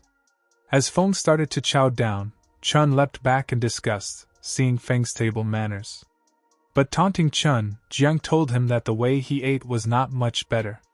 One of the guys came forward and invited Jiang and Chun to come inside the fortress, telling them it was fine to leave Fong out there to enjoy his meal. Back inside the fortress, the environment was calm. A sudden thud was heard as the people knelt before Jiang, calling him the savior, telling him that if it weren't for Jiang, none of them would have survived that day. Brushing it off as just lending a hand, Jiang came forward, asking the girl about how long they had been staying there and about Feng's condition. Breaking down, the girl clarified that her father was infected with a mimetic flesh mutation. Slightly confused by what he heard, Jiang asked the girl to clarify. It was a miraculous, yet dangerously unstable organism. Originally discovered in wild animals, researchers first mistook it for a simple protozoan infection. But once they managed to cultivate it in a lab, they were stunned. It could transform into any kind of tissue. This wasn't just mimicry. The organism didn't merely copy the cells it consumed, it enhanced them. The tissue it created functioned better than the originals, with improved performance and durability. Even though it was highly unethical, her mentor decided to bypass all regulations and secretly conduct human trials. The results? Cancer cells were completely annihilated. The entire lab erupted in cheers, with one scientist claiming they had found the God cell. Unfortunately, that's exactly when everything started going downhill. Cities began to fall, chaos spread like wildfire, and refugees flooded in from every direction. The girl explained that, at the time, everyone truly believed the God cell would save humanity. But in the end, the so-called solution turned into the root of the catastrophe. Jang interrupted, wondering aloud if the mimetic cell had simply lost control and gone rogue. That was exactly what had happened. The mimetic flesh didn't stop consuming. Couldn't. Once it entered a host, it relentlessly devoured and replaced every single cell. Bit by bit, the infected would lose their humanity, overtaken by the primal instinct of the flesh to spread itself further. Over time, the mimetic tissue would even forget what it was imitating, losing its structure completely. What remained was a formless, uncoordinated lump of organic material. Unable to move or function, it would eventually wither away from a lack of nutrients. While it could still temporarily maintain a human form, the infected often clustered together instinctively, drawn toward a final, tragic destination: the sea of flesh. Jang stood there, taking it all in, when a voice from behind interrupted his thoughts. The voice told him he was one of them now. Turning around, Jang saw Fong. A quick glance at his own wounds sparked a question. Had Fong done this to him? Jang quietly confirmed it. Fong, looking disappointed, told him there wasn't much time left. But Jang surprised him with a calm reply. He already purged the mimetic flesh from his system. Fong was caught off guard. Jang explained that his body was naturally dozens of times stronger than normal. His immune system, enhanced beyond comparison, had managed to eliminate the infection.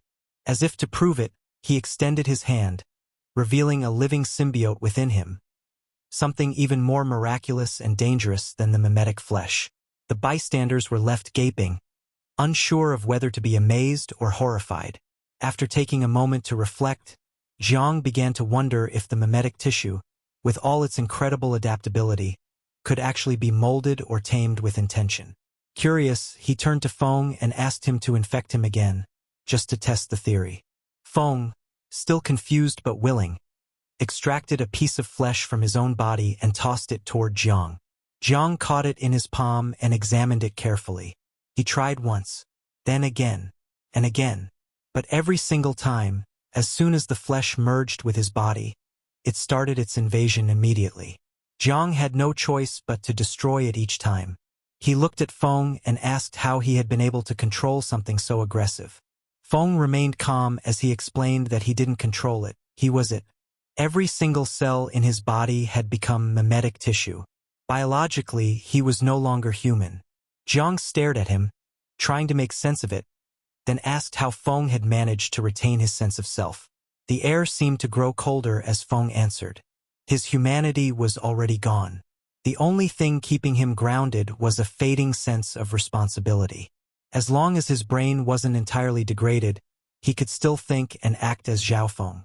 He could resist the urges of the mimetic flesh, but even that resistance was fading. Soon, he wouldn't even be able to maintain his human form.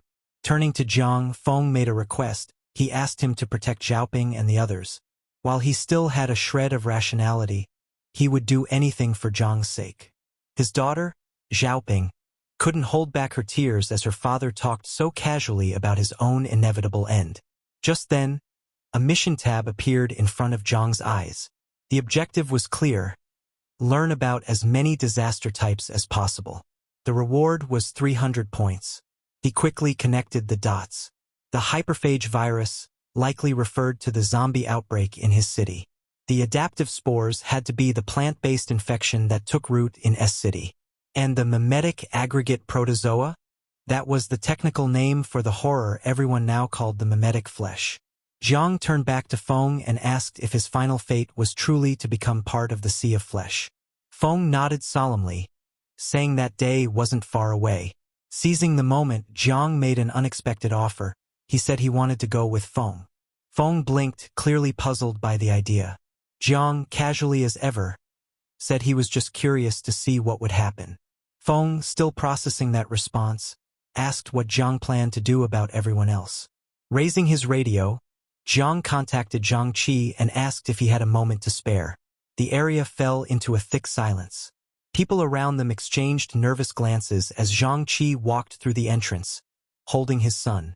As soon as the boy saw Jiang, he broke into a grin and sprinted forward. He called out to Uncle Jiang, clearly thrilled. Jiang smiled back but couldn't help feeling concerned. He asked Jiang if the kid's mother was really okay with him bringing their son all the way out here. The kid didn't hesitate to flex his tiny arms, proudly showing off muscles that clearly didn't exist, declaring that he wasn't the same weakling anymore. Jiang was far from convinced. Then the kid turned around and shouted at the entrance, warning anyone hiding to come out now, or they'd be going in to drag them out. The crowd turned toward the gate. For a second it was dead silent. But it wasn't empty. Moments later, a group of cannibals awkwardly poked their heads out of their hiding spots, visibly annoyed that their cover had been blown by a loud, overly confident child. After getting caught, the cannibals slowly emerged from their hiding spots. One of them stepped forward, squinting as he asked if this was the legendary hiding place they'd been hearing about. He wanted to see the person capable of taking down an entire group of their comrades. Irritated by the silence, another cannibal pointed at Zhang Qi and asked if he was deaf. He questioned whether Zhang was the one behind the rumors, the one said to have taken on several new humans alone. Zhang, thoroughly confused, tried to explain that he was just an outsider and didn't understand what they were talking about. Meanwhile, inside the base, one of Feng's men analyzed the situation as Fong himself wondered whether the cannibals had mistaken Zhang for him. Unaware of their mistake, the cannibals, fired up and overconfident, decided to attack Zhang while they still had the advantage in numbers. The kid stepped forward, pulling in front of his father and asking to handle it himself. Zhang allowed it, telling him to go easy. The cannibals charged ahead, already fantasizing about their next full-course meal. Calmly, the kid stood his ground and pulled out a pistol. A gunshot rang out, but the cannibals dodged it easily. One of them laughed, mocking him, saying their speed was far beyond what an ordinary person could react to. Then a bullet struck one in the shoulder. Flicking the magazine away like John Wick, the kid smirked and asked why they ever assumed he was just a normal boy. He sprinted sideways, firing round after round, hitting several of them in the process. One particularly quick cannibal managed to dodge, slid in from the side, and lunged for the kid. Before the punch could land, the kid leapt up, flipped around, and the next moment he was holding a pistol to the cannibal's temple. Without hesitation, he pulled the trigger. The shot pierced through the skull, killing the cannibal instantly. Inside the fortress, onlookers were stunned. A child had just taken out a group of cannibals with precision and skill far beyond his years. As the kid landed, another cannibal took the opportunity to attack from above. There was no time to react, or so it seemed. They had forgotten he wasn't alone. From behind, a tentacle shot forward, impaling the cannibal through the stomach. Zhang stood silently, one of the cannibals still skewered on his back. The people watching couldn't believe the monsters they were witnessing. The remaining cannibals, now in full panic, realized these two were far more powerful than they had assumed. In desperation, they charged Zhang all at once, hoping to overwhelm him. Without so much as moving a step, tentacles erupted from Zhang's back, slicing through every one of them with brutal efficiency. When the dust settled, the floor was littered with corpses once again. The kid turned to Jiang and asked how he did. Jiang praised him, while the boy casually credited his strength to the crops they had grown back at home. The crops from Huache Field are technically still plant entities. They're not as strong as the wild plant beasts in S-City, but they carry evolutionary energy. Pointing to Fong, the boy asked about the new being, trying to figure out what kind of entity it was. Everything was starting to fall into place for Jiang. First, zombies, then plant creatures, and now this mimetic flesh. Every region seemed to have its own unique disaster. What sort of monsters were waiting in the other areas remained a mystery. Elsewhere, a military stronghold was under attack. A swarm of giant ants flooded the base. One soldier shouted that they couldn't hold out much longer. The commander immediately ordered an evacuation through the back. Trucks roared to life as people fled in a desperate attempt to escape. Some made it through. Others were caught, their vehicles overturned by the ants. Soldiers left behind were consumed by the swarm. Back at the fortress, Jang ensured Fong and the others were safe while Jang and his team secured the perimeter. Inside one of the rooms, something unusual caught Jang's eye. A nearly naked man tied to a chair. Jang pointed at him, asking if he was a flesh eater. Fong explained that the man was used to identify those infected with the mimetic flesh. Flesh eaters, apparently, felt no hunger for infected individuals. While not everyone could resist the infection, those who were infected were far more dangerous than flesh eaters. They didn't reveal themselves. They infected others silently. To everyone's surprise, the man in the chair began to speak. With a cold smirk, he said he would reveal the infected himself.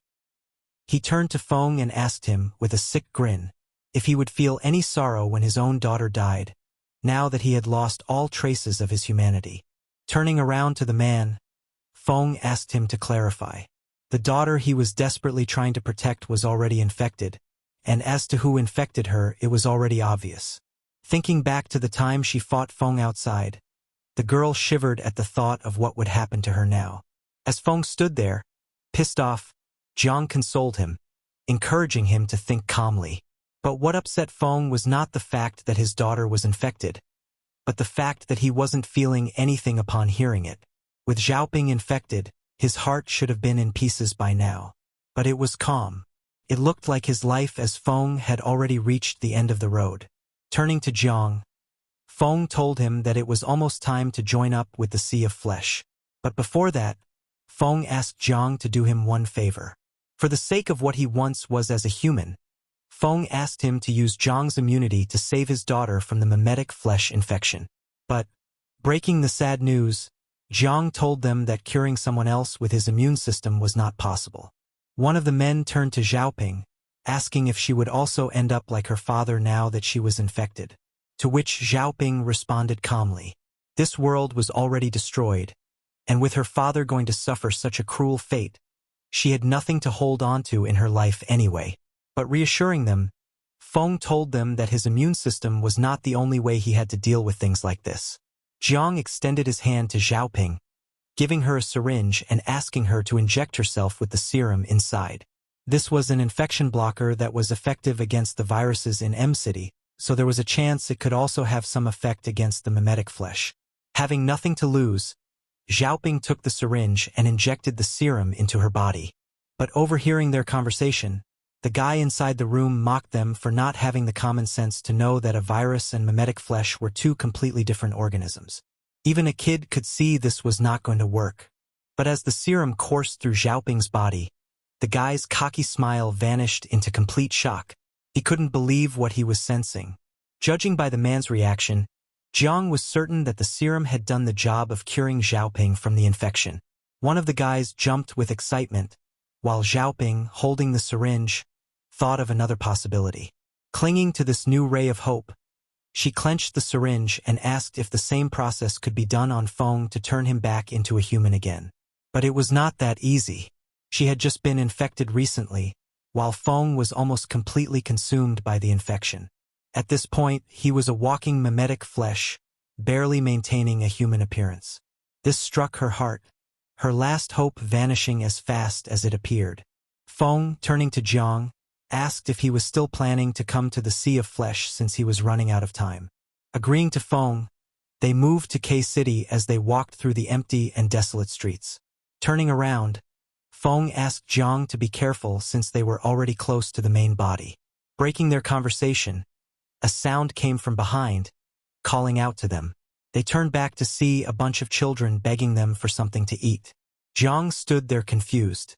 Fong asked Jiang to be careful, because in this place there shouldn't be anyone wandering around like this. The children kept begging for something to eat as their bodies slowly opened up to reveal sharp teeth like those of Fong.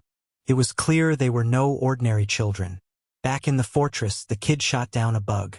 Crouching down in front of the body, the kid wondered why there were such huge bugs flying in since last night. Xiaoping came forward, confirming that this was a new phenomenon, since she had never seen such bugs until yesterday, and there seemed to be more and more of them. Hearing this, The boy wondered if it was their arrival that had attracted these creatures toward the base. Breaking the conversation, a car rumbled in the distance. The boy and Xiaoping quickly became alert as the boy stood up, cautioning everyone of the uninvited guests approaching. 3 military trucks rushed in and stopped at the entrance as the boy stood his ground, waiting to strike at a moment's notice. Inside the trucks, the army personnel were relieved and overjoyed to see other people and to know of other settlements existing. A crowd gathered outside the fortress, carrying guns and crossbows.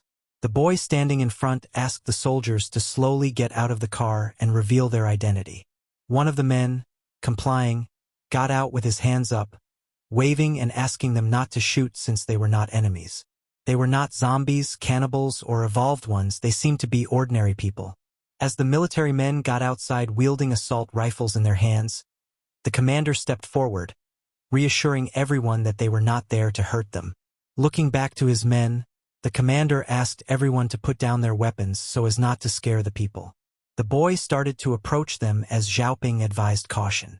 But they didn't seem to be dangerous people. The boy approached the commander as the commander stood there confused. He asked if the kid was pretending to be the leader of the settlement, but the boy clarified that he was just a temporary stand-in taking charge of the place. This caught the men off guard as one of the soldiers mocked the kid, calling him a brat. With a serious expression, the kid asked the commander to show some respect, and the man apologized. Pointing at the commander, the kid demanded an explanation about their motives and where they came from. Introducing everyone, the commander spoke about their situation. He explained they had been staying in City B and were forced to flee after a swarm attacked. 5 vehicles escaped, but they got separated. Their leader and another vehicle were headed to City K as they spoke. Reflecting on the commander's words, the kid threw the bug corpse in front of them, asking if this was what they were referring to. One of the men remarked how small the bug was compared to what they had faced. Another was relieved to find the infection here was less severe than in City K. But the commander warned them to stay alert, as the swarm would eventually reach this place, even if moving slower than expected. Correcting him, the kid clarified that the bug issue was new here, only starting a day ago, and added that they had their own set of problems in this region. Intrigued, the commander asked if the kid was talking about the walking corpses they had seen on the way.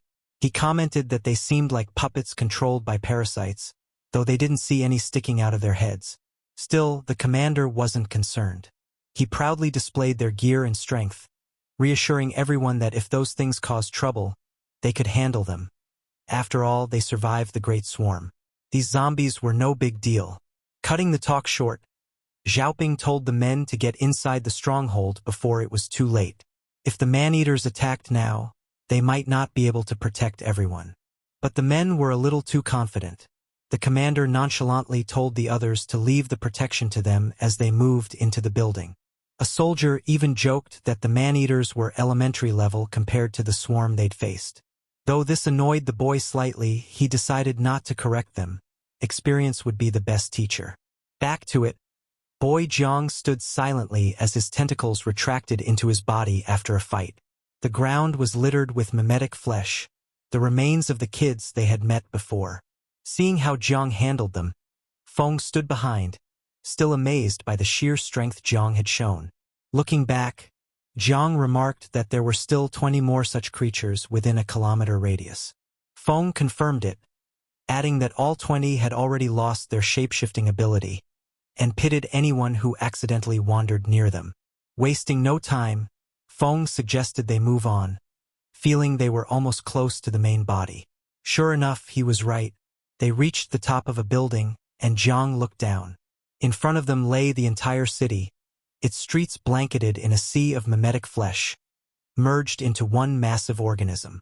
Fong gave a satisfied smile as his body began reacting to the creature. Tentacles burst from his body, and he leapt toward the ledge, ready to embrace the warm, slimy hug of the grotesque sea. But Jang caught him at the last second. A confused Fong asked what Jang was doing. Jang simply looked into his eyes and asked if he was really going to give up like that, without even trying to resist. But Fong told Jang it was pointless. His willpower would eventually break, and when that day came, he wouldn't be able to fight his instincts, so he might as well get it over with. Disregarding Feng's words, Jang reached out and touched Feng's face. As Feng stood still, surprised, small tentacles emerged from Jang's fingertips, and one darted into Feng's forehead. Feng gasped as his eyes turned bloody red. He dropped to his knees, panting, while Jang levitated, surrounded by a green aura. If what Feng lacked was structure, then Jang would give it to him. His aura coursed through Feng's body, enveloping his brain and transforming his internal form. A moment later, Feng collapsed, wondering what Jang had just done. A system window appeared in front of Jang, updating his task progress. Jang explained that he had implanted an adaptive spore into Feng's body. It would maintain Feng's current brain structure, and in the process, Jang had also learned more about the mimetic flesh. The mimic aggregate protozoa. The name stunned Feng. Jang clarified it was the same mimetic tissue they knew. Comforting Feng, Jang explained that Feng's loss of memory structure was not due to the flesh's nature, but rather a flaw. The flesh sea is a desperate solution. To survive, it constantly needs new life to join and feed it.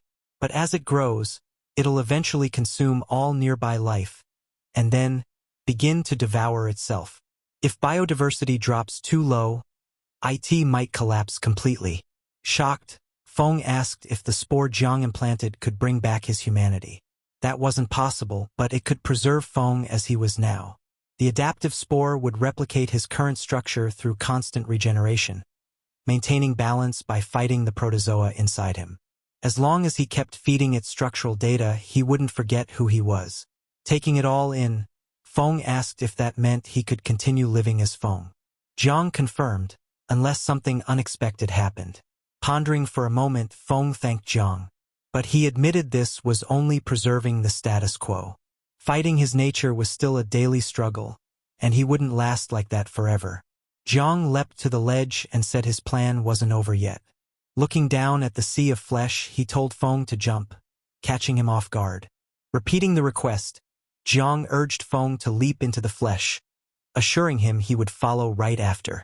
Somewhere else, in an abandoned gas station, 2 military trucks were parked as soldiers filled them up with gas. The leader, lighting a cigarette, told the men to hurry up. They didn't know what kind of danger was lurking in this new area. Another guy walked up, asking for more time to finish refueling. One man, rummaging through his pockets for the radio, commented that they should be far out from City B by now and expressed concern about how Yang Bing's group was doing. The leader informed him that the radio had been damaged during the chaos back in City B. Regretting not bringing spares, the guy sighed, but the crossbow guy comforted him, saying they'd catch up once they were done refueling. Suddenly, someone called out to them, catching their attention. It was a group of women and children, requesting to be taken along, promising supplies in return. We clearly know where this is going. The crossbow guy approached them, asking if they were survivors and whether there were any insect swarms nearby. The woman reassured them they were completely safe, again promising to provide supplies, while her back, unseen by them, was a mess of mimic flesh that hadn't fully transformed. While he felt a little weirded out by the way they talked, he turned to the leader, asking for permission, only for the leader to suddenly scream at him to watch out. Turning back, he saw the bodies of the women transform into giant mimic mouths, lunging to swallow him whole. And it was done in a flash. Back at the sea of flesh, Fong questioned Jang if he was really sure about what he was suggesting. But Jang, smiling, told Fong to just do it. He'd planned on it anyway. Without wasting time, both of them jumped headfirst into the sea, while the mimic flesh sent spiked tentacles at them in reaction. The moment they landed, toothy maws emerged around them, surrounding them, pouncing to swallow them whole.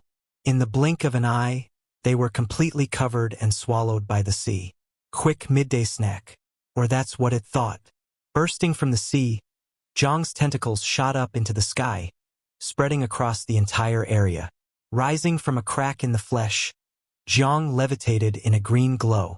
As he prepared to land, Fong had already made his way up, still confused.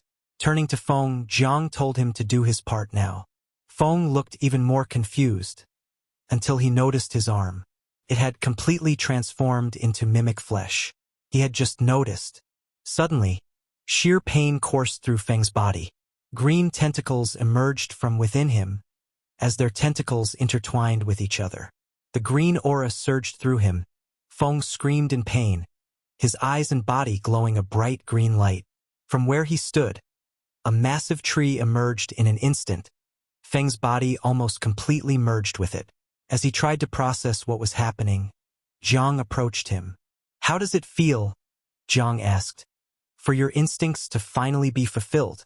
Looking down at himself, Fong began to wonder if this was the form Jang had been talking about. But that wasn't all. With his will, he could move it. Another shock. Fong seemed to have become the flesh sea itself. But Jang corrected him. No, Fong wasn't completely in control of the sea yet. To reach that point, he'd need at least half a month. For now, he could control about 1/5 of it. Just then, another trunk popped out of the sea. With each new trunk, Feng's control over the sea would increase. And once the entire flesh sea was filled with them, he would truly become the flesh sea. But even now, the adaptive spore, the core of it all, was ultimately under Jang's control. Jang's face turned serious as he faced Fong.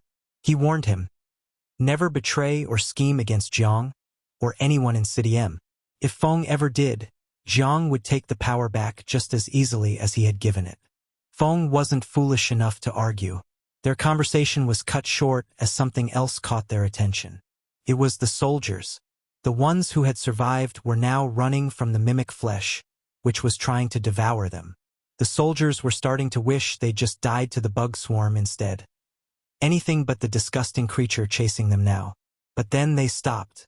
They looked up and saw it. The majestic tree Fong, glowing like the tree of life in the middle of the all-devouring flesh sea.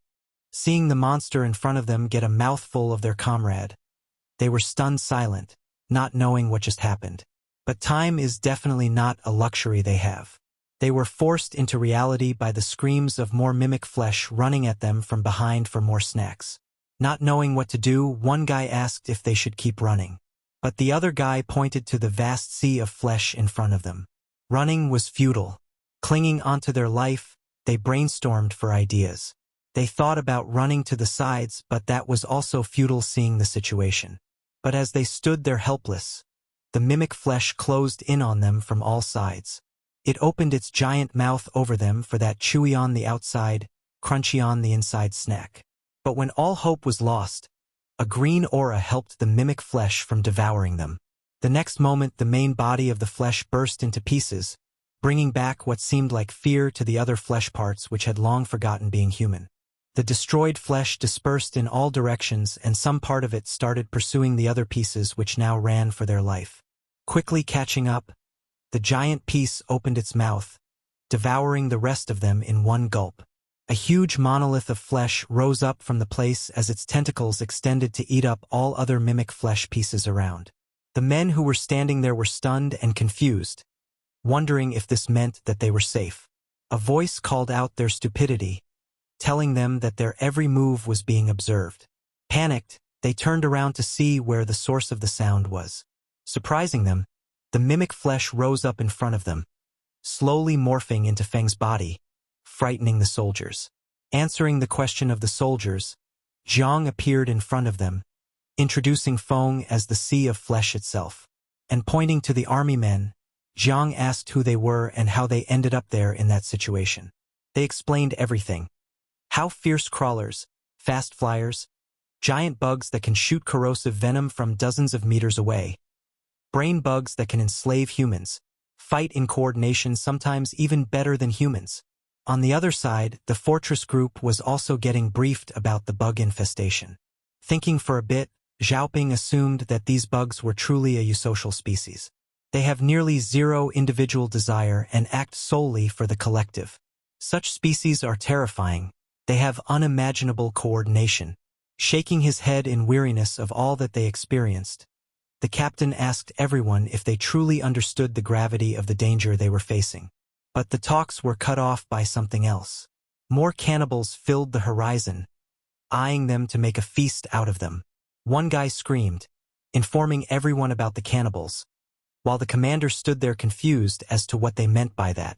Confirming the commander's doubts, the kid asked everyone to be on guard, telling the commander to see for himself the kind of dangers they were facing instead. One of the leaders told them how they spotted Jang and Fong go to City K. Now they were defenseless. Coming forward, the female cannibal put a reasonable deal on the table.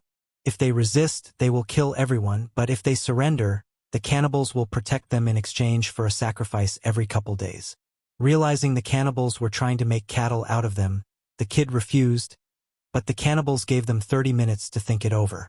Observing the situation, the commander became a little cocky, thinking that the cannibal had no shame saying such things. He came forward, whipping out his massive 10-incher, asking if the cannibals recognized what he was holding. The cannibal girl, confused by the action, asked if the commander was an outsider who just stumbled in there. The cannibals leapt from the 10-story building, shocking the military men. As the cannibals landed with no scratch on their body, the military went on guard, finally realizing that these were no ordinary people who were scared of guns. Wasting no time, they started blasting their load on them. Unbothered by the barrage of bullets, the cannibals charged forward, not even flinching as the bullets pierced their flesh. Surprised at the situation they were in, the men kept firing at the cannibals, thinking about their next move. Turning to the men, the commander ordered them to hold the line and retreat in order. But the cannibals were already there. One of them leapt in for the commander, eager for his easy meal. But moments before the strike, a tentacle pierced his body, sending him flying away with it. The commander, now soaked in cannibal blood, stood there mortified at what just happened before him, while the cannibals shared the same sentiment, wondering what just happened to one of them. Seeing the massive person with tentacles sprouting from his back, the cannibals started to rethink their plans. I swear they remind me of Team Rocket, who just comes back only to get yeeted off to oblivion again. As one of the cannibals hovered in the air with a tentacle through his heart, the others started to gang up on the guy who had revealed the leaders weren't present. But he defended himself, saying the monster before them wasn't the leader. Whatever that thing was, fighting it was the last thing they needed. Turning in panic, the cannibals retreated, running for their lives. Watching this, Chong leapt down from the fortress, eager to get in on the action himself. The military men who saw him appear wondered if this was another expert arriving to aid them. Chong landed in front of the fleeing cannibals, blocking their escape and leaving them stunned. Wasting no time, he pounced, mercilessly slashing through every one of them. It was over before it began. The ground soon littered with mutilated corpses. The soldiers stood speechless, struggling to process all that had happened. The boy, addressing the commander, asked if he still thought survival here would be a cakewalk. Wasps and insects were one thing, but mutated humans were a whole different matter. The commander had no choice but to agree. Back at the sea of flesh, the new Fong stood tall like a tree. The officers filled Jang in on everything that had happened so far.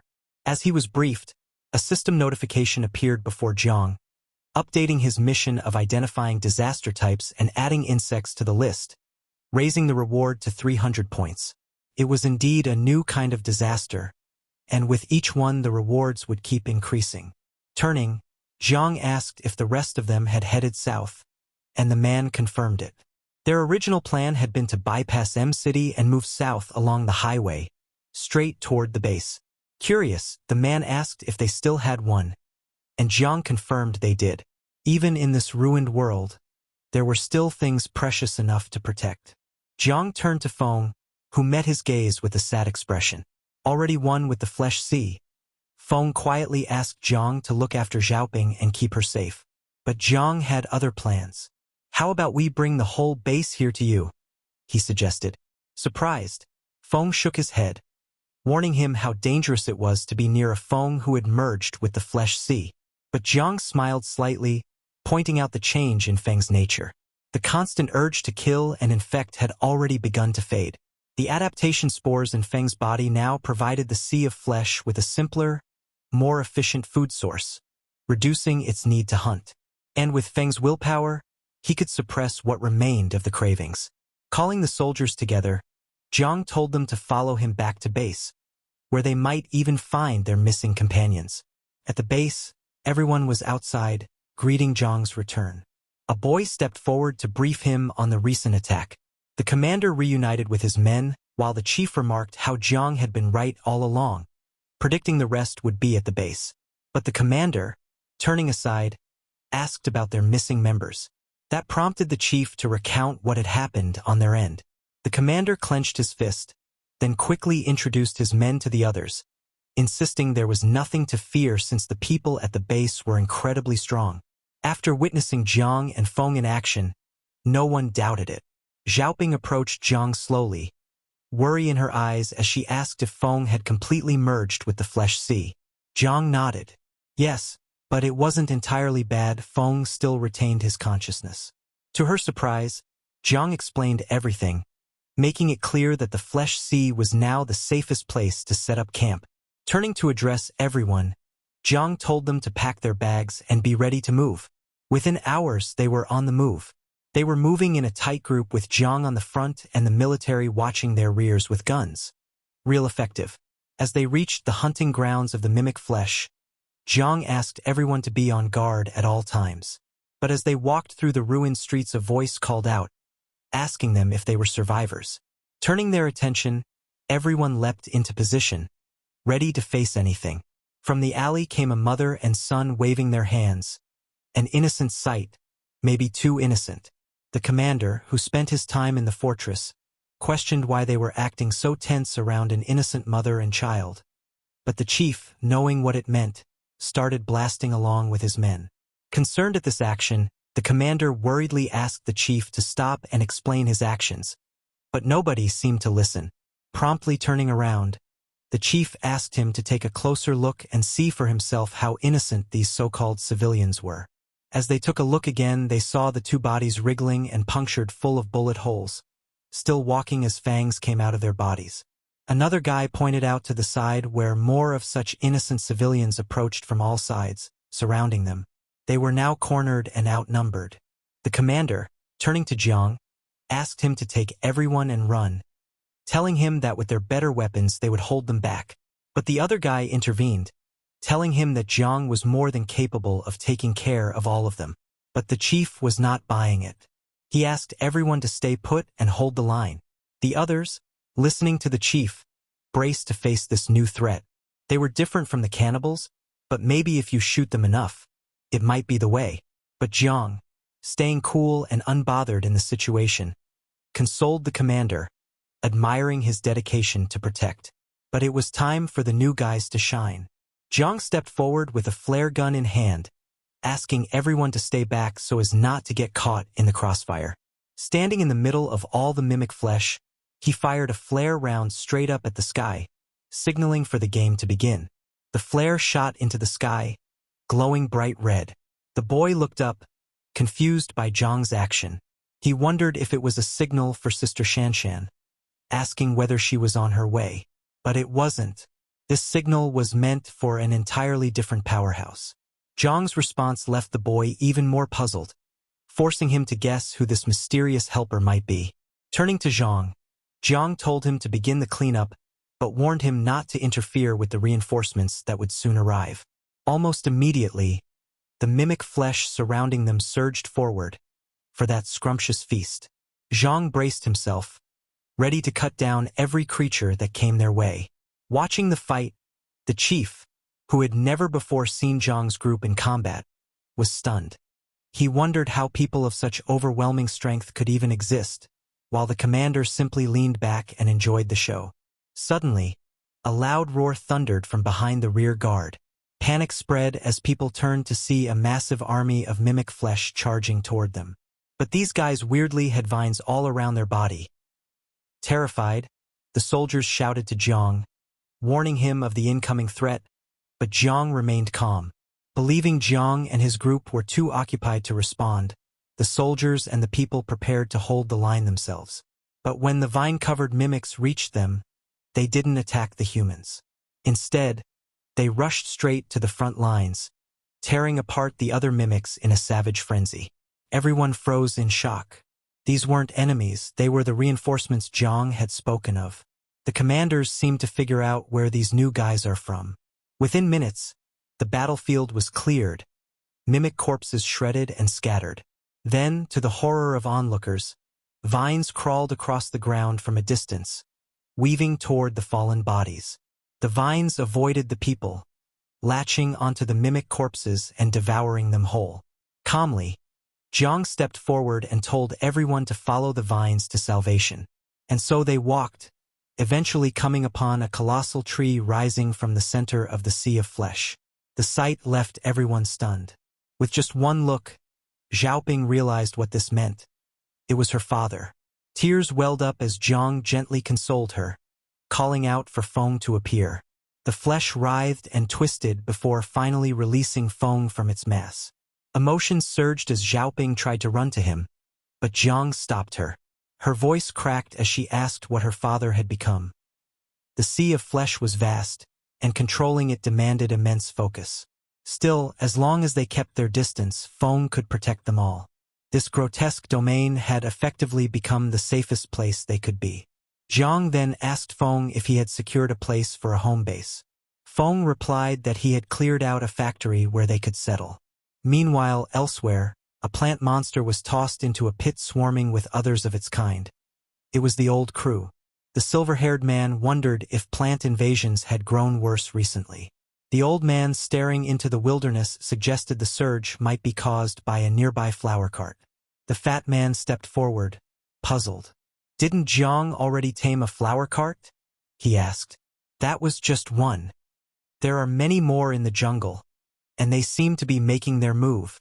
Back at the Flesh Sea, the group finally reached the factory. The men worked tirelessly to clear and fortify it, shaping it into a new base. But then Jang's radio buzzed. "Something is not right." Jang asked Fong to keep watch there. "Something has come up in the M-City border." Turning to the boy, Jang called out to him, asking him to stay there with his father, while he and Chun go investigate the flower cart field about the new problem. Back at base camp, after a long time everyone sat around for a meeting. Reassuring Jiang, the silver-haired guy told him not to worry since Shanshan, he and Xiaokai were there. Nothing was going to happen, but the officer stepped up, correcting him. With the kind of monsters around, Jiang was their best bet to fight them off. Seems like these days the silver-haired guy is getting more cocky about his abilities. Flexing his muscles, he bragged about his strength gained after eating the flower cart rations, demanding that he be declared one of the strongest people in the apocalyptic world. If that is the case, this is a perfect opportunity to put it to the test. Jiang asked him to accompany him to the deep forest to investigate this new surge in monsters. In the jungle, the crew was chopping up monsters left and right. Clearly, everyone had gotten way stronger than before as the silver-haired guy bragged on about his strength. While they were busy chatting, one guy noticed something weird in the distance. He called out to Jiang. The sight was surprising. It was a couple of tree stumps. While not unusual, it was a bit weird to see chopped-down trees in an apocalyptic world. As they went forward through the trees, a vast clearing of trees lay in front of them, all chopped down with a chainsaw. Who did all this and why? Was it one of our people? One guy asked. But that was impossible since none of them had ever come this deep into the jungle before. Noticing something strange, Jiang asked them to keep quiet. Honing in on the sound coming from afar, Jiang moved closer to the source to investigate. A little far away, many men wearing yellow jackets, wielding chainsaws, were busy at work chopping down all the trees at an insane rate. One tree, which was just completely chopped, decided to go out with a bang and take some of the men with it. The tree slowly started to fall down on top of the men as they scrambled to get away from there. All of them got out, but one unlucky soul tripped and fell, leaving his fate to the tree gods. Fortunately or unfortunately, the tree fell straight onto his leg as he screamed in pain. His life was spared, but with a crushed leg as a bonus. The man, writhing in pain, cursed at the one who chopped it down so carelessly. His pain and frustration came out as screams and curses toward the man. But suddenly it stopped. He felt it. His anger washed away in an instant as he turned to begging for his life, pleading to give him just 2 days to heal up, claiming that he was still useful. But his pleas were in vain. Large amounts of green veins sprouted from his body, impaling him from within as they burst out from all the holes. Even his eyes were not spared. Within seconds his head burst open, with many veins now taking its place. The worker's dead, motionless body slumped to the ground, veins and branches crawling their way through it. This dreadful sight left the other workers stunned but not too surprised. It seemed like it was not the first time they had seen something like this. One man shouted to the others, calling them back to work and telling them not to waste any more time. Realizing the state they were in, they immediately picked up their tools to continue working, reiterating that they were all fine and healthy. The people continued their work as they heard a shout that it was Jang's crew. Seeing new survivors in front of them was an unexpected sight, but their faces showed no sign of happiness. Seeing their monotonic faces made Jang and the others alert to potential danger.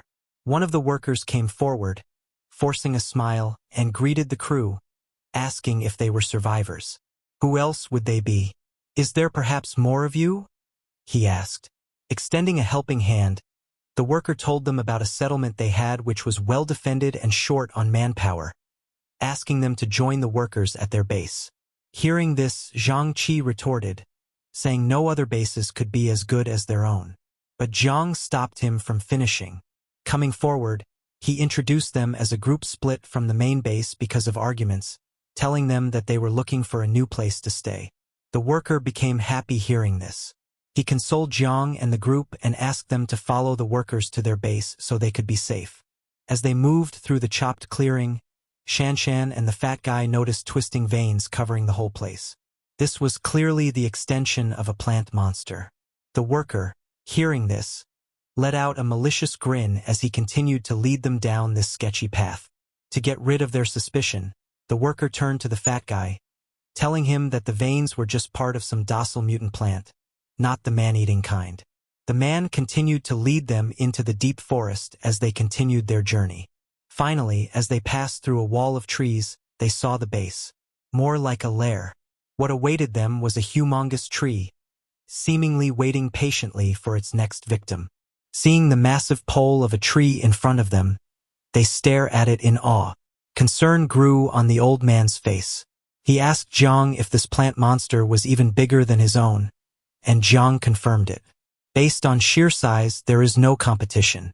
Even if you put the whole flower cart field together, it still might pale in comparison. Looking at Zhang Qi, Zhang asked him to show the strength he was boasting about and to defeat the monster. But he clearly was not up to it. While they were distracted by chatting, the workers crept up on them from behind. They jumped on them from all sides, restraining everyone from behind. The leader of the workers grabbed hold of Zhang as he pinned him from behind. Well, more of a tight hug. Look at his face, thinking that he did something there. He is about to know why you don't mess with the main character. But the fat guy, suddenly noticing something, screamed for everyone's attention. Huge vines erupted from the tree as they reached down toward the massive pile of corpses lying around. Each tentacle went into corpses as the bodies rose up like puppets. Their decayed flesh started to stand up and move toward the crew. Pointing at them, the corpses screamed in an eerie voice. "You! Submit!" The sheer voice was enough to make your skin crawl all over. The zombies, their eyes glowing red, kept shouting, "Same kind! Willing to be slaves! Disgrace!" These words shocked the leader of the lumberjack crew. Let's call him Dumbass. Dumbass recoiled in shock hearing the plant monster called Zhang. Same kind. Taking the mild moment of distraction, Zhang buried his elbow deep in Dumbass' face, sending him flying backward. Tentacles rose from Zhang's hands, wrapping around Dumbass, keeping him hovering in the air. With fear on his face, he looked around. The other members were already taken care of by the rest of the crew. Looking at Dumbass, Zhang warned him to stay away, giving him a chance to escape since he was also being manipulated. The plant monsters were closing in from all sides. Throwing Dumbass to the side, they rushed toward the monsters, charging them head-on. These are just low-level trash mobs for our guys. They started to wipe the floor with every monster they got their hands on. The workers, seeing them fight, were awestruck, wondering if these random people really had a chance to fight against the plant monster that was controlling them all this time. But Dumbass, not being so dumb, had a pessimistic view. Even if they fought against individual monsters well, they were far too outnumbered. It's just not sustainable. The whole mountain of corpses was just spare inventory that the plant monster could pick up any time. But they didn't know who they were talking about. Jang swung his hands, tentacles flying toward the monsters as he chopped down several in one fell swoop. "That's it. These people are monsters," screamed Dumbass. But something was not right. One of the workers felt an eerie calm in his body before vines burst out of his chest, killing him. Soon after, one by one, vines started to pop out of every worker's body as they screamed for help. It was almost like the plant monster was tapping into its reserved supply. If this kept going, none of them would survive. But Jang had a plan: go for the main body. He leapt from the ground toward the tree as sharp tentacles rushed forward to stop him. With his own plant body inside, he started to chop them all down. But one of them caught him off guard, slapping Jang toward the ground like a meteor. The tree was too big to be killed off that easily, and dragging the fight was also not in their favor. Every second that went by, the remaining workers were slowly consumed by the monster. Turning to the workers, Jang asked every infected person to gather around him. Then, taking a deep breath, he unleashed the plant spores, which covered all the workers like a fog. The workers stood in shock at what had just happened. The spores Jang blew into their faces stopped the parasitic plant from taking over their bodies. Turning to Zhang-Chi, Jang asked him to take the workers to safety. Soon they left, leaving Jang with the old man and another man facing off against the giant tree. The zombies the tree had raised still stood before them, calling the plant inside Jang a disgrace to their kind. A small smile crept across Jang's face, and his eyes glowed green. The plant within him was using his body to communicate. Pointing at the tree, it called it foolish for the way it operated, claiming that mutual symbiosis was the right and most beneficial path for the future. For a brief moment, both plant monsters faced each other as the air grew tense. Feeling that the message had been delivered, Jang regained control of his body. Seeing two plant entities communicate intrigued the old man. It seemed that the mutations had accelerated the evolutionary process of these creatures, allowing them to form neuron-like structures capable of complex thought. And above all, this particular plant seemed to have many more tricks up its sleeve. It would be better to fight it only after thorough preparation. They left the scene after covering the workers' escape, while the plant and its zombies continued to watch. Back at the base, a new strategy meeting was underway. Jang proposed calling Zhang and the others back to help defend the base from attacks by the plant creature. Hearing this, one of the men voiced concern about leaving the other side vulnerable. But that wasn't a problem. Their own powerhouse was guarding that flank. Hearing about these powerhouses, Zhang-Chi's curiosity was piqued. Seeing this, Jang invited him and the old man to come along so they could research the insect monsters. Back at the Flesh Sea, Zhang-Chi stood stunned at Feng's massive wood. Jang introduced Zhang-Chi to Fong, explaining that Jang was interested in sparring with him. But after seeing the enormous Flesh Sea, Zhang's confidence began to waver. Acknowledging Zhang's request, Fong lifted a finger, causing massive tentacles to rise up from the sea. That was enough for our boy to immediately throw in the towel and call a truce. Later, Jang introduced Xiaoping and Old Man He to each other and asked he about possible strategies to fight the insect swarm. For a swarm, he explained, taking down the queen sounds like a great idea. The intelligence of a swarm is nothing more than the collective behavior of countless individuals performing simple, divided tasks. The queen bee or ant queen is only one component of that system, responsible solely for reproduction. The pheromones she secretes merely suppress sexual maturity in others. They don't truly make decisions. But Xiaoping had a different theory. Since the insect swarm had grown far more intelligent after mutation yet still retained its collective mindset, it was possible the queen had undergone a massive evolution, becoming the brain of the entire operation. That seemed like a solid possibility to the others. However, as someone who had faced the swarm directly, the commander stepped forward and pointed out the massive numbers they possessed. It would be impossible to go in and target the queen directly. Immediately, Zhang Qi, who was listening intently, had an idea. If they couldn't attack head-on, what about an apocalyptic Trojan horse? 3 trucks raced down the highway, stopping in the middle of the road.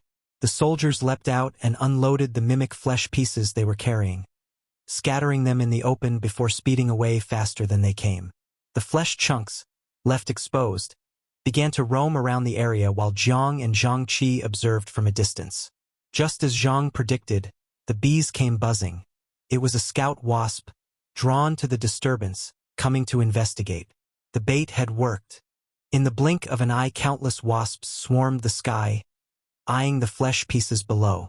A sense of fear emerged even in the mutated flesh, which was supposed to have long forgotten such emotions. The military men watching the swarm were no exception. Adding to their past traumas, some soldiers finally met their breaking point and started to flee. The sight was terrifying for everyone. The old man called out to Jiang, who was controlling the vines, asking if he was okay. Replying positively, Jiang continued his plan. Soon the wasps dove toward the ground, beelining for the flesh pieces. As the mutated flesh fought off the bees for its dear life, Jiang's vines crept up from the ground, leaping into the air and tying the wasps in a chokehold. Twisting around the wasps' bodies, the vines pierced the insects through the head, killing them instantly. Seeing Jiang mog countless wasps in a single blow like that, the commander almost peed his pants before remembering Jiang was on his side. Seeing the insect corpses littering the ground, it almost felt like the plan was a waste. Jiang could just swarm the place and be done with all of them at once. The old man came forward and asked Jiang for an update. The regeneration of these bugs was not as good as the mimetic flesh, so it was going to be harder to control them. Our boy is so overpowered that keeping an enemy alive is harder than killing it. After searching through the sea of corpses, they finally found one that was still alive. The wasp was squirming on the ground, struggling to escape as Jiang's vines popped out of its body. Seeing Jiang come forward, a sudden fear crept into the insect's body, making it squirm in pain before eventually calming down. It was a success. They finally got an insider for the job. The vines had taken complete control of the wasp's body. Even though the success rate was questionable at best, this was their ticket. The wasp lifted Jiang into the air and moved toward the base as Jiang acted unconscious. As he closed in on the insect swarm, the true terror of the swarm came into full view, enough to traumatize Mike Tyson. Meanwhile, another group of men seemed to be deep inside the forbidden hole. They hid in between the rocks as countless giant ants crawled around them. One of the guys, skeptical of their plan, asked if they were really doing the right thing. But the leader seemed confident.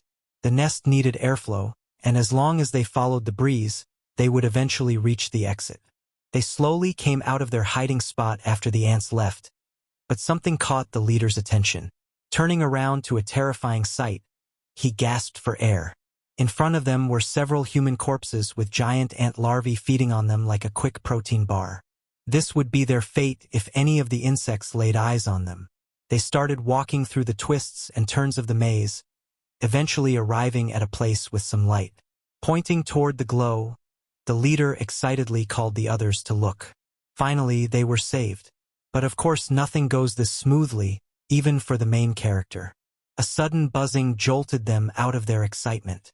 Turning around, they saw a swarm of ants rushing toward them like they'd stolen the last slice of pizza. Salvation was right in front of them. They couldn't give up now. They bolted toward the exit in a final rush for life. The leader's face lit up with relief as the light closed in on them. But wait, something was wrong again. Looking outside the cave entrance, the whole terrain was filled with insects crawling around, guarding the place. The ants soon noticed the 3 hairless monkeys poking out of their home and lunged at them to finish them off. We moved to another group of people, seemingly trapped inside a hole in the ground. One of them was alerted by sudden movements above, startling everyone. The next moment, the 4 guys trying to escape were thrown into the pit with the others. This was the food chamber, and from that moment on, they were all backup snacks for the insects. Being reduced to a backup meat strip was too much for one of them, and he broke down in tears thinking about the good times when he was just a simple laborer. At least he got to live then. Looking around, The leader saw a guy collapsed on the ground and asked if he was dead. Everyone's gaze shifted to the collapsed guy, but nobody seemed to recognize him. One of them came forward, tapping Jang and trying to wake him up. Suddenly our boy got up, rubbing the dirt off his clothes. All the twists and turns of the place had nearly made him dizzy. Waking up from his little nap, he took some time to admire the architecture of the maze that was built here. But one of the guys standing nearby was confused by Jang's nonchalant attitude and asked why he was busy praising the place instead of panicking about the situation. Brushing off the comment, Jang turned to address the people. Looking around, he casually asked if anyone knew the location of the mother insect. This insane question caught everyone off guard as they began questioning our boy's sanity. Maybe he hit his head while sleeping, but Jang just repeated the same question without flinching. Seeing the guy who woke up suddenly talking about the boss of the place, the onlookers concluded he must be scared out of his mind and rambling nonsense. The conversation was cut short as a loud rumbling echoed from the cave above. Hearing this familiar sound, one man's face twisted with panic. "It's here again. They're selecting food again," he screamed. Instant panic spread through the crowd as they shoved each other to the front, trying to stay as far away as possible from whatever was about to pop out. During the chaos, one man turned to Jang, who was just calmly staring at the hole, and shouted for him to take cover. But another guy stopped him, saying that if someone had to die anyway, it was better for it to be the guy who had already lost his mind. When it comes to survival, every man for himself. The man hesitantly walked away as Jang stood there, watching the panic unfold. Soon enough, the monster appeared. A giant ant poked its head inside through the hole directly above where Jang was standing. The two monsters locked into a stare down for a moment. The whole room went silent, everyone holding their breath in anticipation. The next second, Jang's hands shot forward to grab the ant by its claw, and with his right arm he punched a hole straight into the ant's skull, neutralizing it instantly. It all happened so fast that the onlookers didn't even process it. Judging by the noise they heard, they convinced themselves Jang must have somehow snuck in a gun and blasted the ant, while our boy casually struck a pose with his latest catch. The next moment, Jang jumped onto the exit and asked everyone to decide, stay or go with him. While most still hesitated, the leader of the earlier escape group stepped forward and offered his help in finding the way out. That finally motivated the others to move their asses and leave the place. This was not going to be an easy journey. Outside waited a massive ant army, determined not to let their protein escape. Jang stood in the center, facing them. The people, not knowing the level of gigachat our boy was, started panicking again. "No matter how strong he is, he can't take on a whole army," one man said. But their comments were silenced when Jang single-handedly beheaded one of the ant soldiers that lunged at him. The panicked crowd froze in awe at what they just witnessed. Jumping forward, Jang began slaughtering the whole pack, ripping their bodies apart and blasting them to shreds. It didn't take long before Jang stood alone, the blood of his enemies washing over his feet. Looking in the direction the bugs had come from, Jang wondered if that was where the mother insect might be. Only one way to find out: go there. As the group ventured deeper inside, Jang was surprised to encounter a new kind of bug. A massive ant-cricket hybrid stared him in the face. Could this be the mother insect? But suddenly the leader stepped forward and explained that this was the antenna bug, not the boss. It had a massive antenna at its butt, which it used to send attack signals to other bugs. Seeing as he had just found one of the commanders, Jang's face lit up, but the guy hurried to warn him not to tick the bug off or else it could call its allies any second. But before he could even finish his sentence, Jang extended his hands as vines rushed forward from his fingertips. With no time to react, Jang's vines rushed forward, piercing the bug's thick shell as it screamed in pain. Seeing how easily our boy had just destroyed the commander bug, the others began to wonder if Jang was even human. Unfortunately, that scream attracted some very unwanted attention. Because of the antenna bug's commands, a whole army was now on its way to swarm them. The group turned toward the exit just as a massive ant army poured in, and one guy shouted for Jang to watch out. Jang, still busy establishing control over the antenna bug, simply lifted his left hand and unleashed more vines. They shot forward, smashing into the cave ceiling and startling everyone. The rest of the vines rushed straight toward the insect army, making quick work of them. At this point, you had to wonder who was the real monster here. With glowing green eyes, Jang stared at the antenna bug, its body writhing in pain as countless vines pierced straight through it. The next moment, the bug collapsed to the ground. Was it finally dead? It seemed controlling resistant ones with the mutation spores was still difficult. Still, Jang had finally located the mother bug's position. Jang unleashed multiple vines from his body, which darted into the cave walls and crushed them from the inside. The others could only stand there, stunned, as the vines broke through into nearby chambers, catching the feasting monsters completely off guard. At this point, they were nothing but NPCs. The vines made quick work of them, squishing their bodies as their innards were unceremoniously sucked out. Soon, the entire lair began to shake, tremors rippling far and wide. Inside, panic broke out. The others screamed at Jang to stop before he brought the whole place down on their heads. But Jang just smiled. He had only loosened the cave a bit and drank some bug juice for energy. Totally worth it. Now it was time for the final act. Jang lifted his foot and stomped hard onto the weakened ground beneath him. Instantly, the floor gave way, sending Jang and the others plunging into a deep underground cavern. After a long fall, they finally landed in a tunnel at the lowest levels of the lair. Before them was a large opening, completely devoid of life, except for their own. As the group asked Jang where the mother bug was, he simply looked down at the ground, stomped again, and sent the whole crew even farther below. Finally, they arrived in a similar chamber. This time, however, it wasn't empty. A humongous bug queen stood before them, face to face with Jang, staring him down as the stage was set for the final showdown. The bug mother roared, sending tremors throughout. In the next moment, countless ants poured in from nowhere to protect their queen. It was almost like an endless sea of bugs at this point. But before the others could figure out what was happening, the ground beneath them cracked open, sending them deeper underground, only to be caught by Jang's vines. The vines formed around them, creating a protective cage. It was time to get serious, and that meant taking care of the distractions. Jang told them to stay put, and they swiftly agreed. The bug army rushed forward while Jang prepared his attack. Several thick, green, veiny vines danced around Jang's fingertips, slashing any bug that came close. All of a sudden, white sticky liquid flowed toward Jang from the side. Noticing it instantly, Jang dodged, avoiding the biological attack. Those responsible were a bunch of blue balls with faces and legs, the artillery squad. Jang darted forward, avoiding everything else. Getting closer, he picked up a rock from the ground and pitched it straight at the artillery bugs.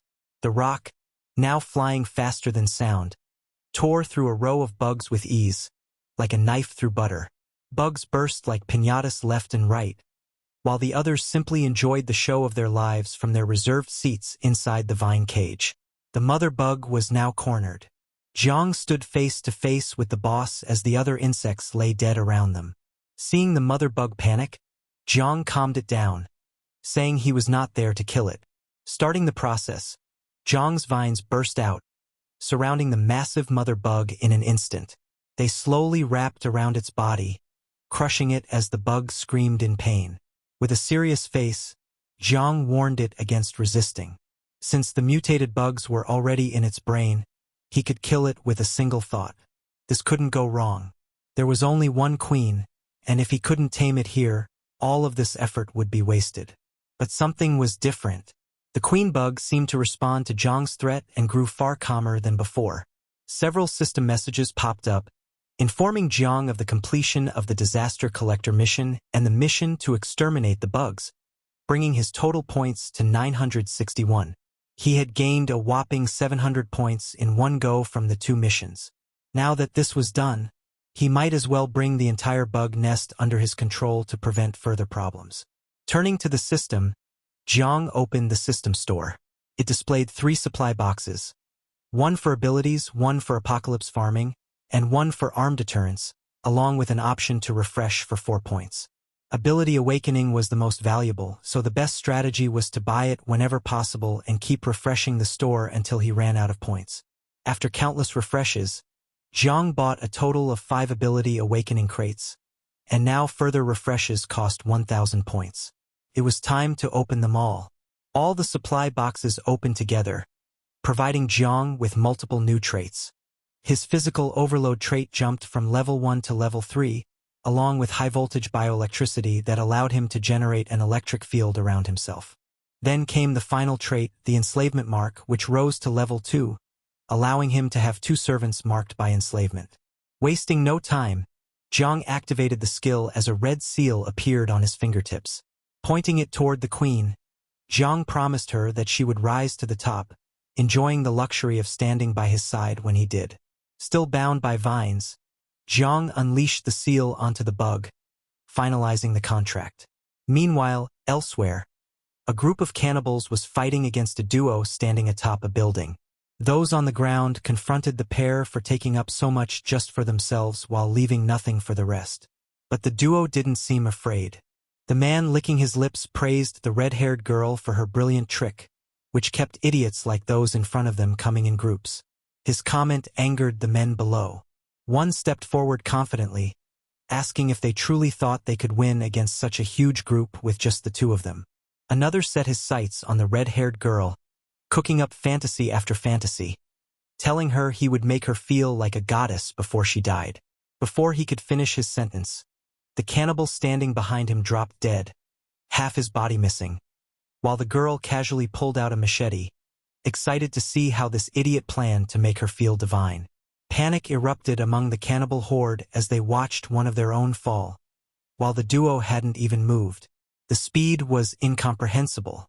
In the next moment, the girl appeared in the middle of the crowd and began slashing every last cannibal. All that remained was the big-mouthed man from before. With her blade pressed against his neck, the red-haired girl asked about his earlier promise to make her a goddess, while he nearly pissed himself in fear. The few survivors screamed, demanding to know how they had become so strong. Answering them, the musclehead appeared behind them, mocking them by saying that the only ones stronger than the duo were the people from before.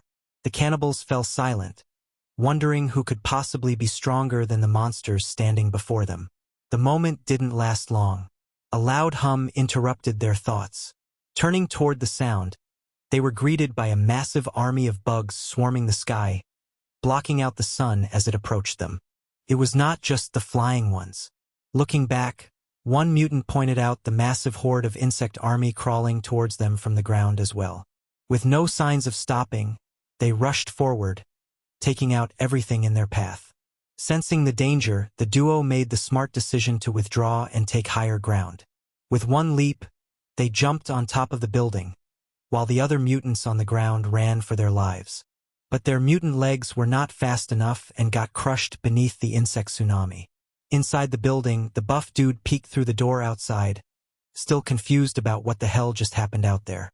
Meanwhile, at the new base near the Flesh Sea, it was their turn to take a glimpse at the massive insect swarm approaching. Old traumas kicked in for the soldiers, seeing their nemesis from the past approaching them now. Looking through the binoculars, the soldiers finally thought this was it. With shivering hands, the commander wondered what happened to Jang, who went to defeat the swarm. Could he have failed? People piled up on the rooftops, witnessing the situation unfold with great worry. With a sudden tremor, the Flesh Sea rose up from behind the building, easing the people's minds. "We still have the Flesh Sea," one screamed in relief. The massive pillars of flesh stood tall, ready to face the swarm to protect the people of the building. Truly a legendary face-off.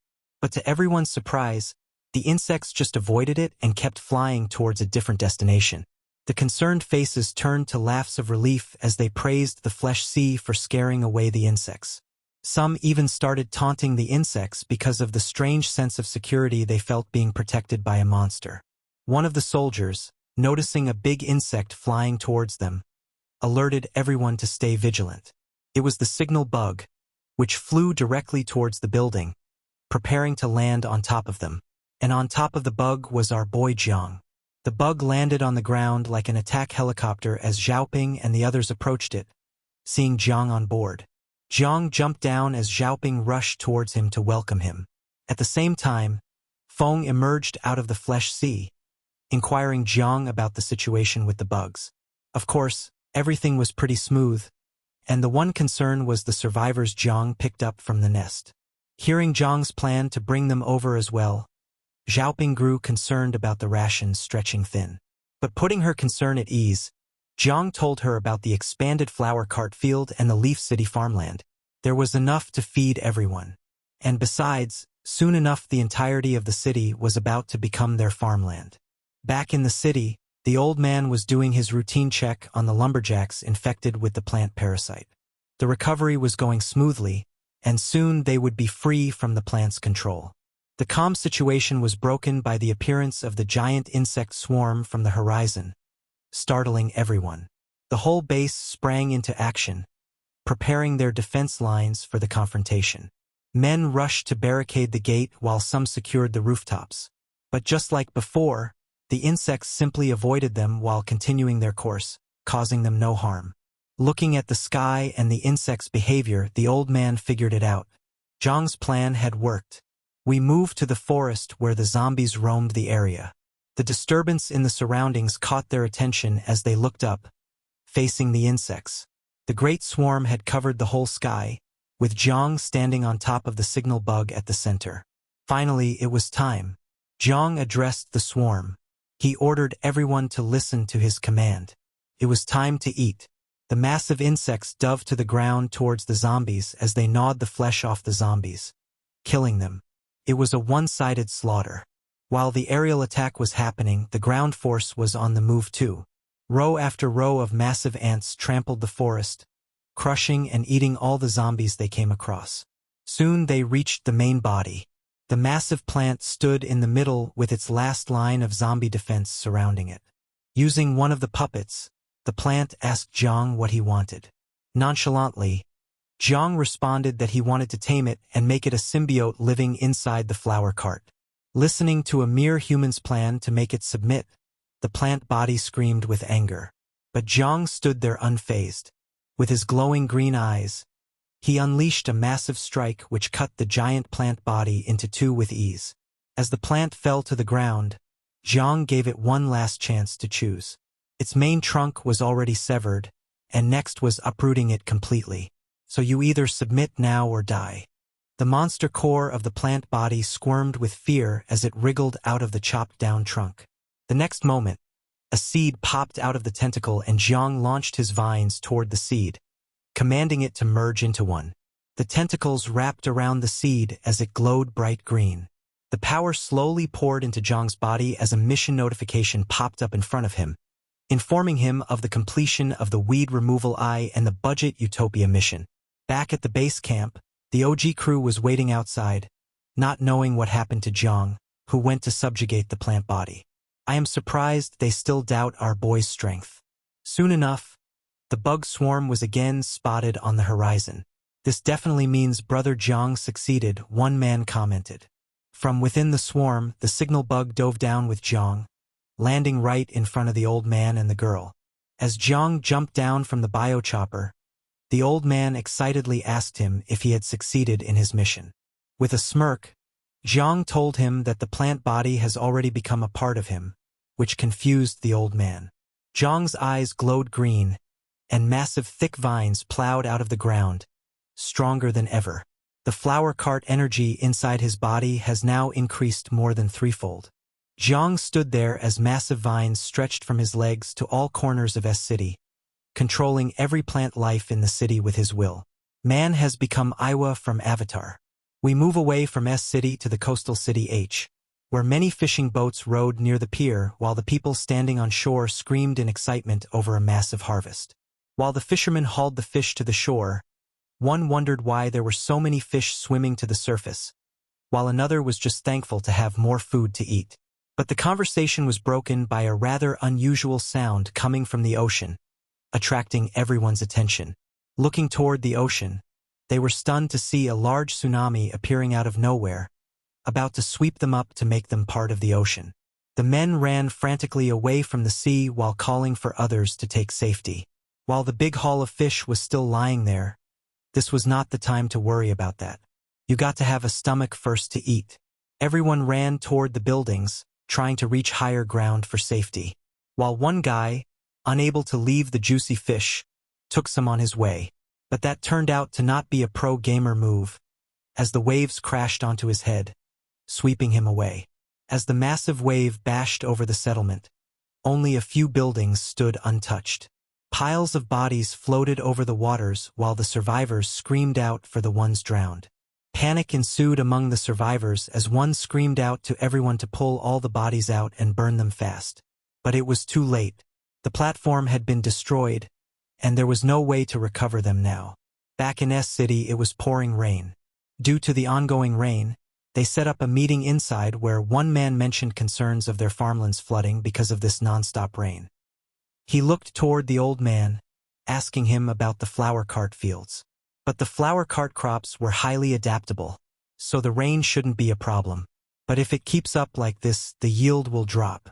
Suddenly, Jang stood up in panic, startling everyone.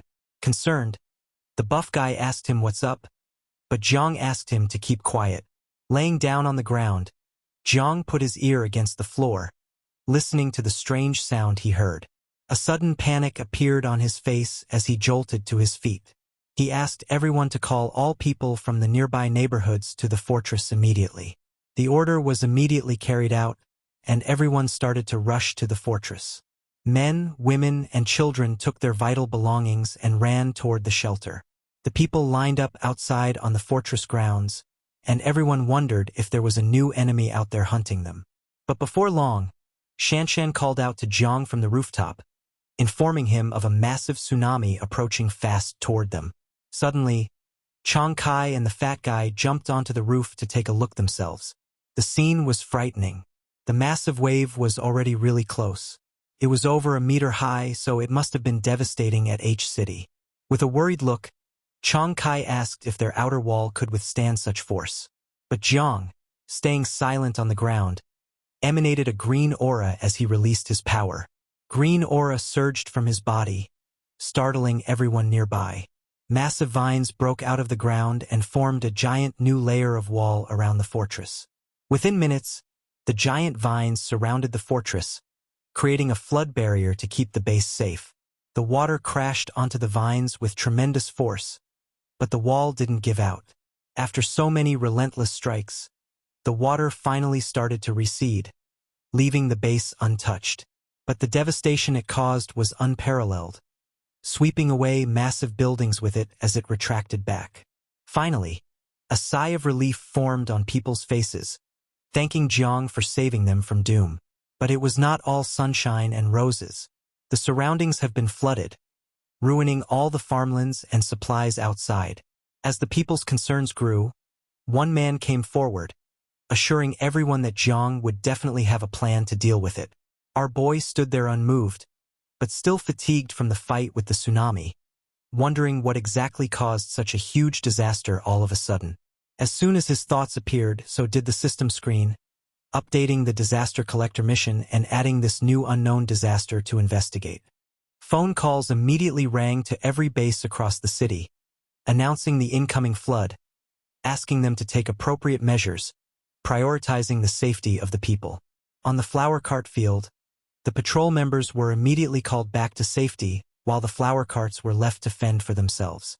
The seawater rushed in faster than an F1 car, heading straight for the factory. The impact sent shockwaves across the place as the water rushed into all places and fields, flooding the crops and the factory alike. Back at the Flesh Sea camp, Fong used his massive Flesh Sea as a barrier, blocking the flood and blunting the impact of the massive wave. Through the process, Jiang was keeping tabs on all of them through the communication channel.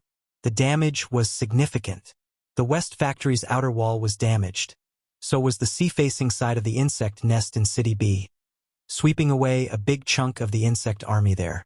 But that was manageable. As long as the insect queen was alive and well, they will regain their numbers quickly. Hearing this, The buff guy hoped for the floods to end quickly so that they can resume production. But the old man intervened, his face showing a disappointed look. He checked the flood water and it was salty. The salty water has completely ruined the fields, rendering them incapable of cultivation for at least a year or two, even if the water were to recede. The only hope was that the flower cart field did not reduce much in yield. Calming them down, Jang pointed out their food reserves, which were enough for 3 years. And within less than half a year, he was sure that they could resume production in the large lands of City C. The most important thing right now was to figure out what exactly was happening with this flood. Back at the coastal city, the refugees took shelter on the roofs of large buildings, while the whole place flooded with sea water. One of the men lying on the roof wondered if the waters were safe since it looked so calm. But another guy refuted his claims. Most probably, the dead people had turned into water zombies waiting for them right below the surface.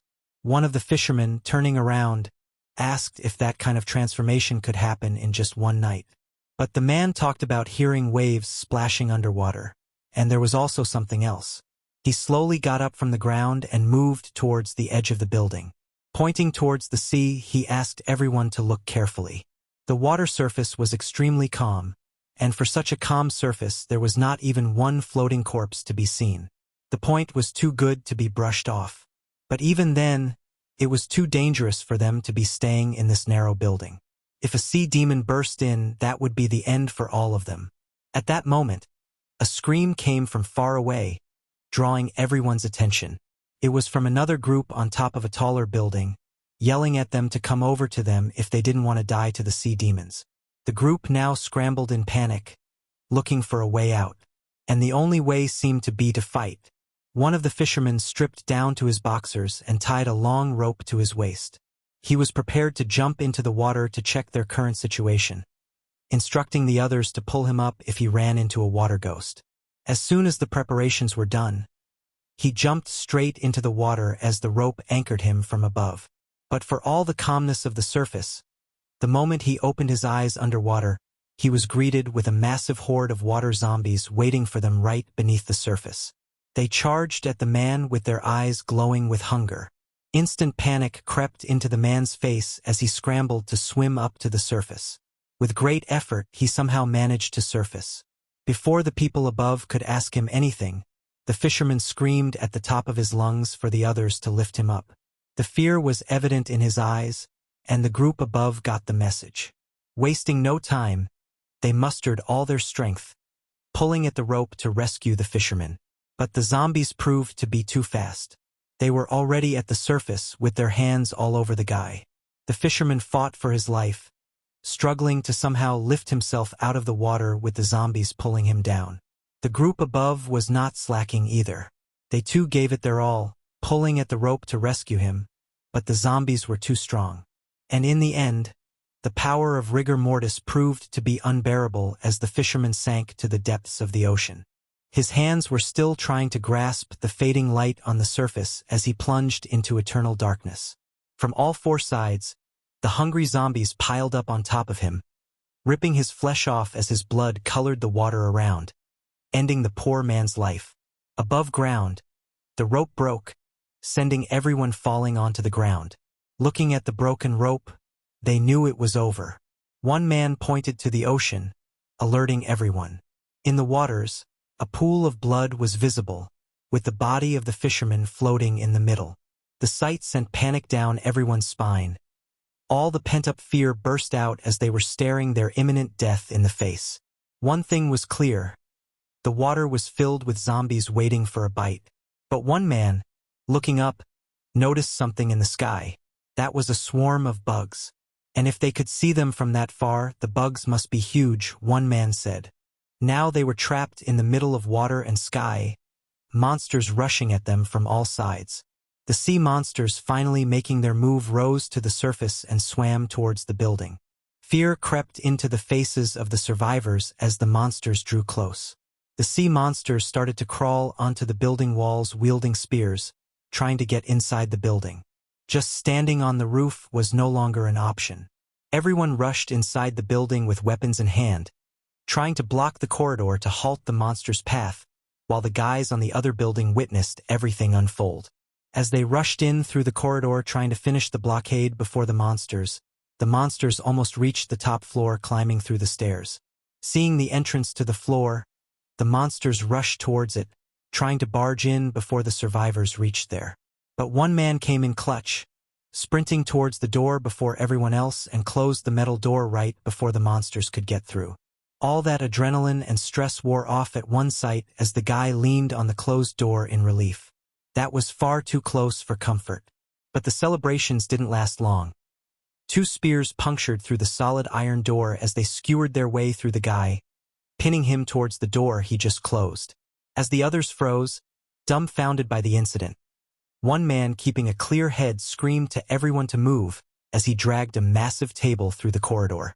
He pushed the table, placing it across the door, and asked everyone to push against the monsters like their life depended on it. Because it really did. But their combined strength was no match. They were pushed back from the doorway as a weird vibration started to be heard from the other side. The sound pierced through their ears, rendering everyone helpless. The next moment the door was slammed broken, sending everyone flying across. From the doorway emerged massive humanoid sea monsters wielding their deadly spears as the people scrambled for safety. Out of all the people, 2 managed to make it back to the roof, closing the metal door behind them. But now they knew. The door was not going to keep them out for long. Then what are we supposed to do? The fisherman asked. Jumping into the water was the only way. That was the most absurd idea of the occasion, but that was their only choice. Removing his shirt, the man moved closer to the edge, encouraging the fisherman to do one last Hail Mary. This at least gave them a chance of surviving rather than being trapped on the roof surrounded by 8-foot sea monsters guaranteeing their death. Realizing their situation, they both hardened their minds as they prepared to jump into the ocean. Taking the dip, they sank into the water, witnessing the massive undead army waiting for them underneath. Both of them scrambled to the surface to race towards the other building, fighting through the zombie horde. But the fisherman was not that lucky. Succumbing to the numbers, he quickly became the snack, while the other guy successfully reached the surface. With a smug look, he challenged the zombies to catch him since he was on the swimming team. Wasting no time, he started to swim towards the taller building, while the sea monsters stood on the roof of their old building with bodies of the victims hanging from their spears.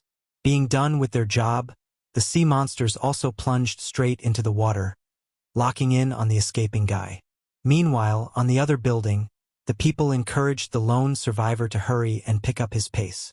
The sea monsters cut through the water with ease, almost like they were made for this, quickly closing the distance between them. Hanging on to the pride of a swimmer, he pushed forward to his destination. But he was not fast enough. Reaching near the survivor, one of the sea monsters lunged out of the water with its sharp claws ready to slash the man with one sweep. At that very moment, from the sky, a strange bug dove towards the man with extreme speed as it smashed onto the sea monster, completely dismembering the monster's body into different parts. The people on the other side were stunned, seeing the massive flying bugs now fighting the sea monsters. Taking this opportunity, the man resumed his effort to reach safety while the bugs sank into the ocean, surrounded by more monsters which eventually speared the insect to death. R.I.P. to the MVP. Back at the base, Jang stood there with his eyes glowing green, controlling the bugs he sent to the shore. It was finally time for him to go to the scene directly. Meanwhile, Jang and the crew were on a raft, scouring the area to gather info. The kid, slightly annoyed, asked Jang why they weren't flying in on the giant bugs making a grand entrance, but instead waddling around on a raft like lost tourists. But Jang corrected him. The bugs still retained their hunting instincts. If they suddenly decided to attack the refugees while they were close, Jang's commands might not stop them in time. But the kid, being cocky, boasted that he would kick their insect asses before they even made a move. While their brotherly chat was going on, it was interrupted by a loud shout heard from afar. As they looked toward the sound, they saw a few survivors in the middle of the ocean taking refuge on a makeshift wooden raft while battling sea monsters trying to climb on from all sides. Their efforts were not going well, as one of the monsters managed to grab a woman's hand and while everyone was panicking to lend a helping hand, she was dragged into the water in an instant. The men screamed, calling out to her as she drowned underwater, getting dragged further and further down. One man, dread in his eyes, screamed her name and removed his shirt, preparing to jump in to save her. This was her father. But his desperate action was just going to get him killed, so another guy intervened to stop him. While this was happening, a distant motor sound rushed closer to them. It was the boys, and our girl. Thinking they were other survivors, the people on the wooden raft called out to Jang to save them. Noticing the cries for help, they quickly moved their raft closer when she noticed the sea monsters surrounding them. This was their first encounter, but Jang speculated that this was the cause of the H-City disaster. During his initial patrol with the insects, he saw these creatures floating around. But there was also another type of monster that was even harder to deal with. Whatever it was, first they had to deal with what was in front of them. Relief got onto the faces of the refugees seeing that the new group had guns. As Jang and the others rushed in, closing the distance, the kid and the girl opened fire on the monsters, taking out multiple zombies surrounding the wooden raft. The father, whose daughter had just been dragged into the water, quickly ran to the front of the raft and knelt before Jang, pleading with them to save her, informing them how she had been dragged in by the zombies. The girl's situation was not good. She had already lost consciousness, and the zombies were close to devouring her. Wasting no time, Jang removed his jacket, ready for a dive, while the other refugees discouraged him from going on this suicide mission. One guy wondered if it was Jang's first time seeing the water monsters for him to charge headfirst into a horde like that. The man turned toward the father, scolding him for pushing an innocent man to his death for his daughter, while the father stayed in shock, seeing Jang actually jump in. Underwater, Jang swam toward the zombies while the girl's body kept sinking lower. As the zombies locked onto the fresh meat that had just presented itself on a plate, Jang suddenly opened his eyes, sending a water vortex that decimated the nearby zombies, causing a huge wave to form on the surface. As the people above struggled to stay on their feet, the drowned girl's body was thrown out of the water onto the raft, her father hurrying to catch her. Concern grew in his eyes seeing his daughter unresponsive. The next moment, Jang casually leapt onto the raft, shirtless, like he had just finished a light cardio jog. One of the guys couldn't believe his eyes. This guy in front of him had just saved a girl surrounded by water monsters underwater so casually. And not just that, he had killed every single water monster around while doing so. Jang, staying cool, brought them back from their shock, telling them to save the girl quickly. If it took any longer, she would suffer permanent brain damage. Realizing the situation, everyone rushed to get the water out of her body, which was eventually successful. The father's eyes filled with tears seeing his daughter now safe. Wasting no time, he started to bow before Jang, expressing his heartfelt gratitude for saving her. Another guy came forward, asking who they actually were.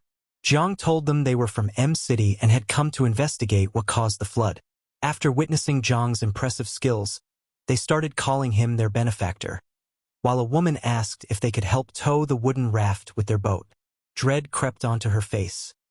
She knew that now that the water monsters were gone, the sea monsters would be here soon, and if they stayed any longer, it would be the end.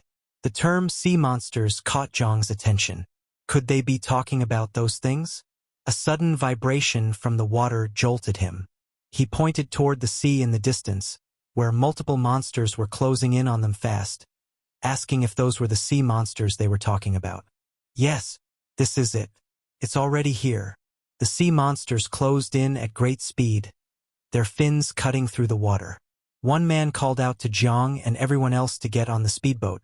If they stayed any longer, they wouldn't be saved. Meanwhile, our boy just stood there, preparing for his next aura-farming moment. Panic was spreading fast among the others, as there were too many people to fit on one speedboat. All the screaming was getting a bit too much for Jang. Clearing his ears, he asked the others why they were panicking. All they had to do was kill these things and be done with it. One man, surprised by Jang's confidence, or what he thought was stupidity, warned him not to fight these creatures, which were way stronger than the zombies in their home turf. One of the fishmen lunged out of the water with its spear, screaming toward Jang. But as the spear closed the distance, Jang grabbed onto the weapon with his left hand, startling the monster. With his other hand, Jang went straight for the jugular, choking the fishman, breaking its neck, and ending it in one go, without moving a single step from his position. He casually threw the body aside while the onlookers stood stunned and speechless.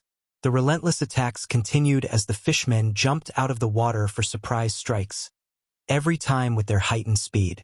These things were way faster than the cannibals from the western suburbs. While Jang was distracted speaking to the others, one of the fishmen lunged at him from behind and dragged him back into the ocean. One of the guys who had been hoping for a miracle quickly realized how dumb he'd been for thinking anyone could defeat such a creature in the sea. If they had left earlier, maybe someone could have survived. But now they were all doomed. A new battle was about to take place underwater as the fishmen closed in on Jang. They charged headfirst, spears stabbing into him together while he floated motionless. But something was off, even the monsters could sense it. The next moment, green vines started coming out of Jang's wounds, twisting around the fishmen underwater. Jang's face glowed a sinister green, the most ruthless way to deal with fish. High-voltage electricity. Electricity flowed through the extended vines from Jang's body, giving the fishmen the shock of their lives, frying their brains in an instant. Back at the surface, the water was eerily calm. But one man noticed something. A sea monster's corpse slowly surfaced, floating lifeless and roasted to perfection. Several more followed soon after, and the kid told everyone to relax because the moment they ran into Jang, the refugees were basically saved. Multiple vines emerged from the water, grabbing the wooden raft while the refugees prepared to face a new kind of monster. But out came Jang, walking out of the sea on a bridge made of vines. Seeing a guy with vines popping out of his body, one man asked if Jang was even human at this point. Brushing that question aside, Jang told them to come with him to H-City downtown if they wanted to live. The father, still holding onto his exhausted daughter, retorted. They had barely managed to escape downtown and were planning to go inland, and now Jang was telling them to go back? That was ridiculous. Calming them down, Jang explained the situation. With their current condition, they wouldn't survive inland. Zombies, mutants, cannibals, the monsters inland were way worse than what they were dealing with here. This was their moment of realization that the whole world had turned into hell, and they had just experienced the tutorial level of it. Consoling them, Jang assured their safety and asked them to follow him. Back at the giant building, several refugees were climbing to higher ground to stay safe from the monsters floating underneath. One man assured the others that they were far high enough from the water, and since the monsters drastically lost their strength the longer they stayed out of it, they were safe.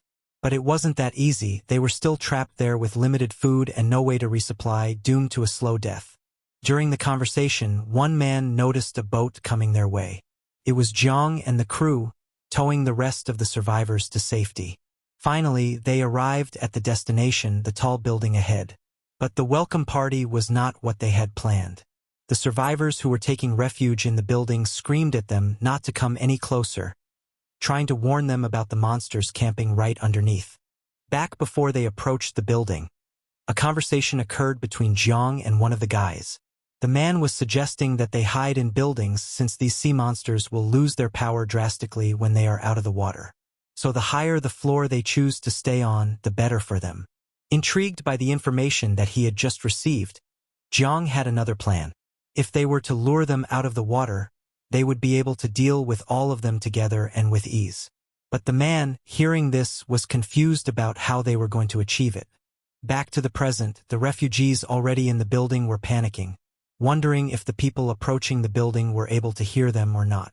But the closer they approached, the more danger they were in. As one of the refugees pointed to the water, they saw countless sea monsters who were camping around the building swim toward the raft, eager for that rare meat.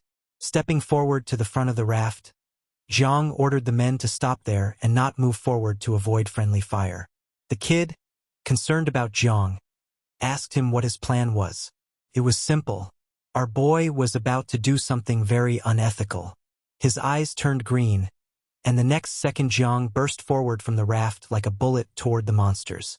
Flying at tremendous speed, he swung midair, adjusting his body as he shot vines forward from his hands. The multiple vines shot toward the water and branched out inside the sea, creating a web. The monsters watching this were confused as to what this weird hairless monkey was up to. As small electric shocks emerged from Jang's body, his lips curled up into a sinister smile. The next moment, electricity burst out of Jang's body, following the vines toward the sea. It swept into the water instantly, electrocuting all the monsters for the fish they were. Understanding the situation they were now in, the remaining sea monsters decided to seek refuge on the building, away from the monster they were facing. The tables had turned. The panicked monsters hurried onto the first building they could find, running as far away as possible from Jang.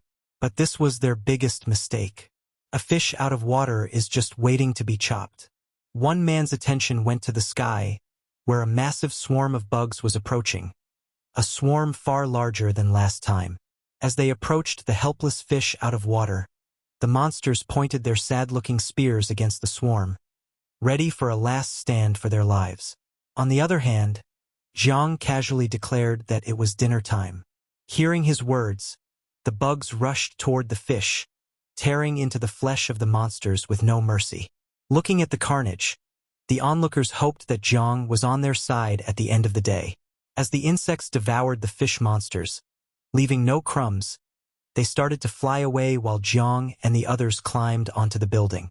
Leaping up from the boat, Jang jumped straight to the roof, greeting the surprised refugees who were standing there. Addressing the people, Jang promised that he was not a monster. But the people were not buying it. One man asked about the bugs in the sky, and Jang, with a slight wave of his hand, sent them away. Calming the mood, Jang asked them to fill him in on what exactly happened there to cause such devastation. A massive tsunami shattered what used to be a peaceful life, and a huge number of people who were on the streets or in low-rise buildings died instantly.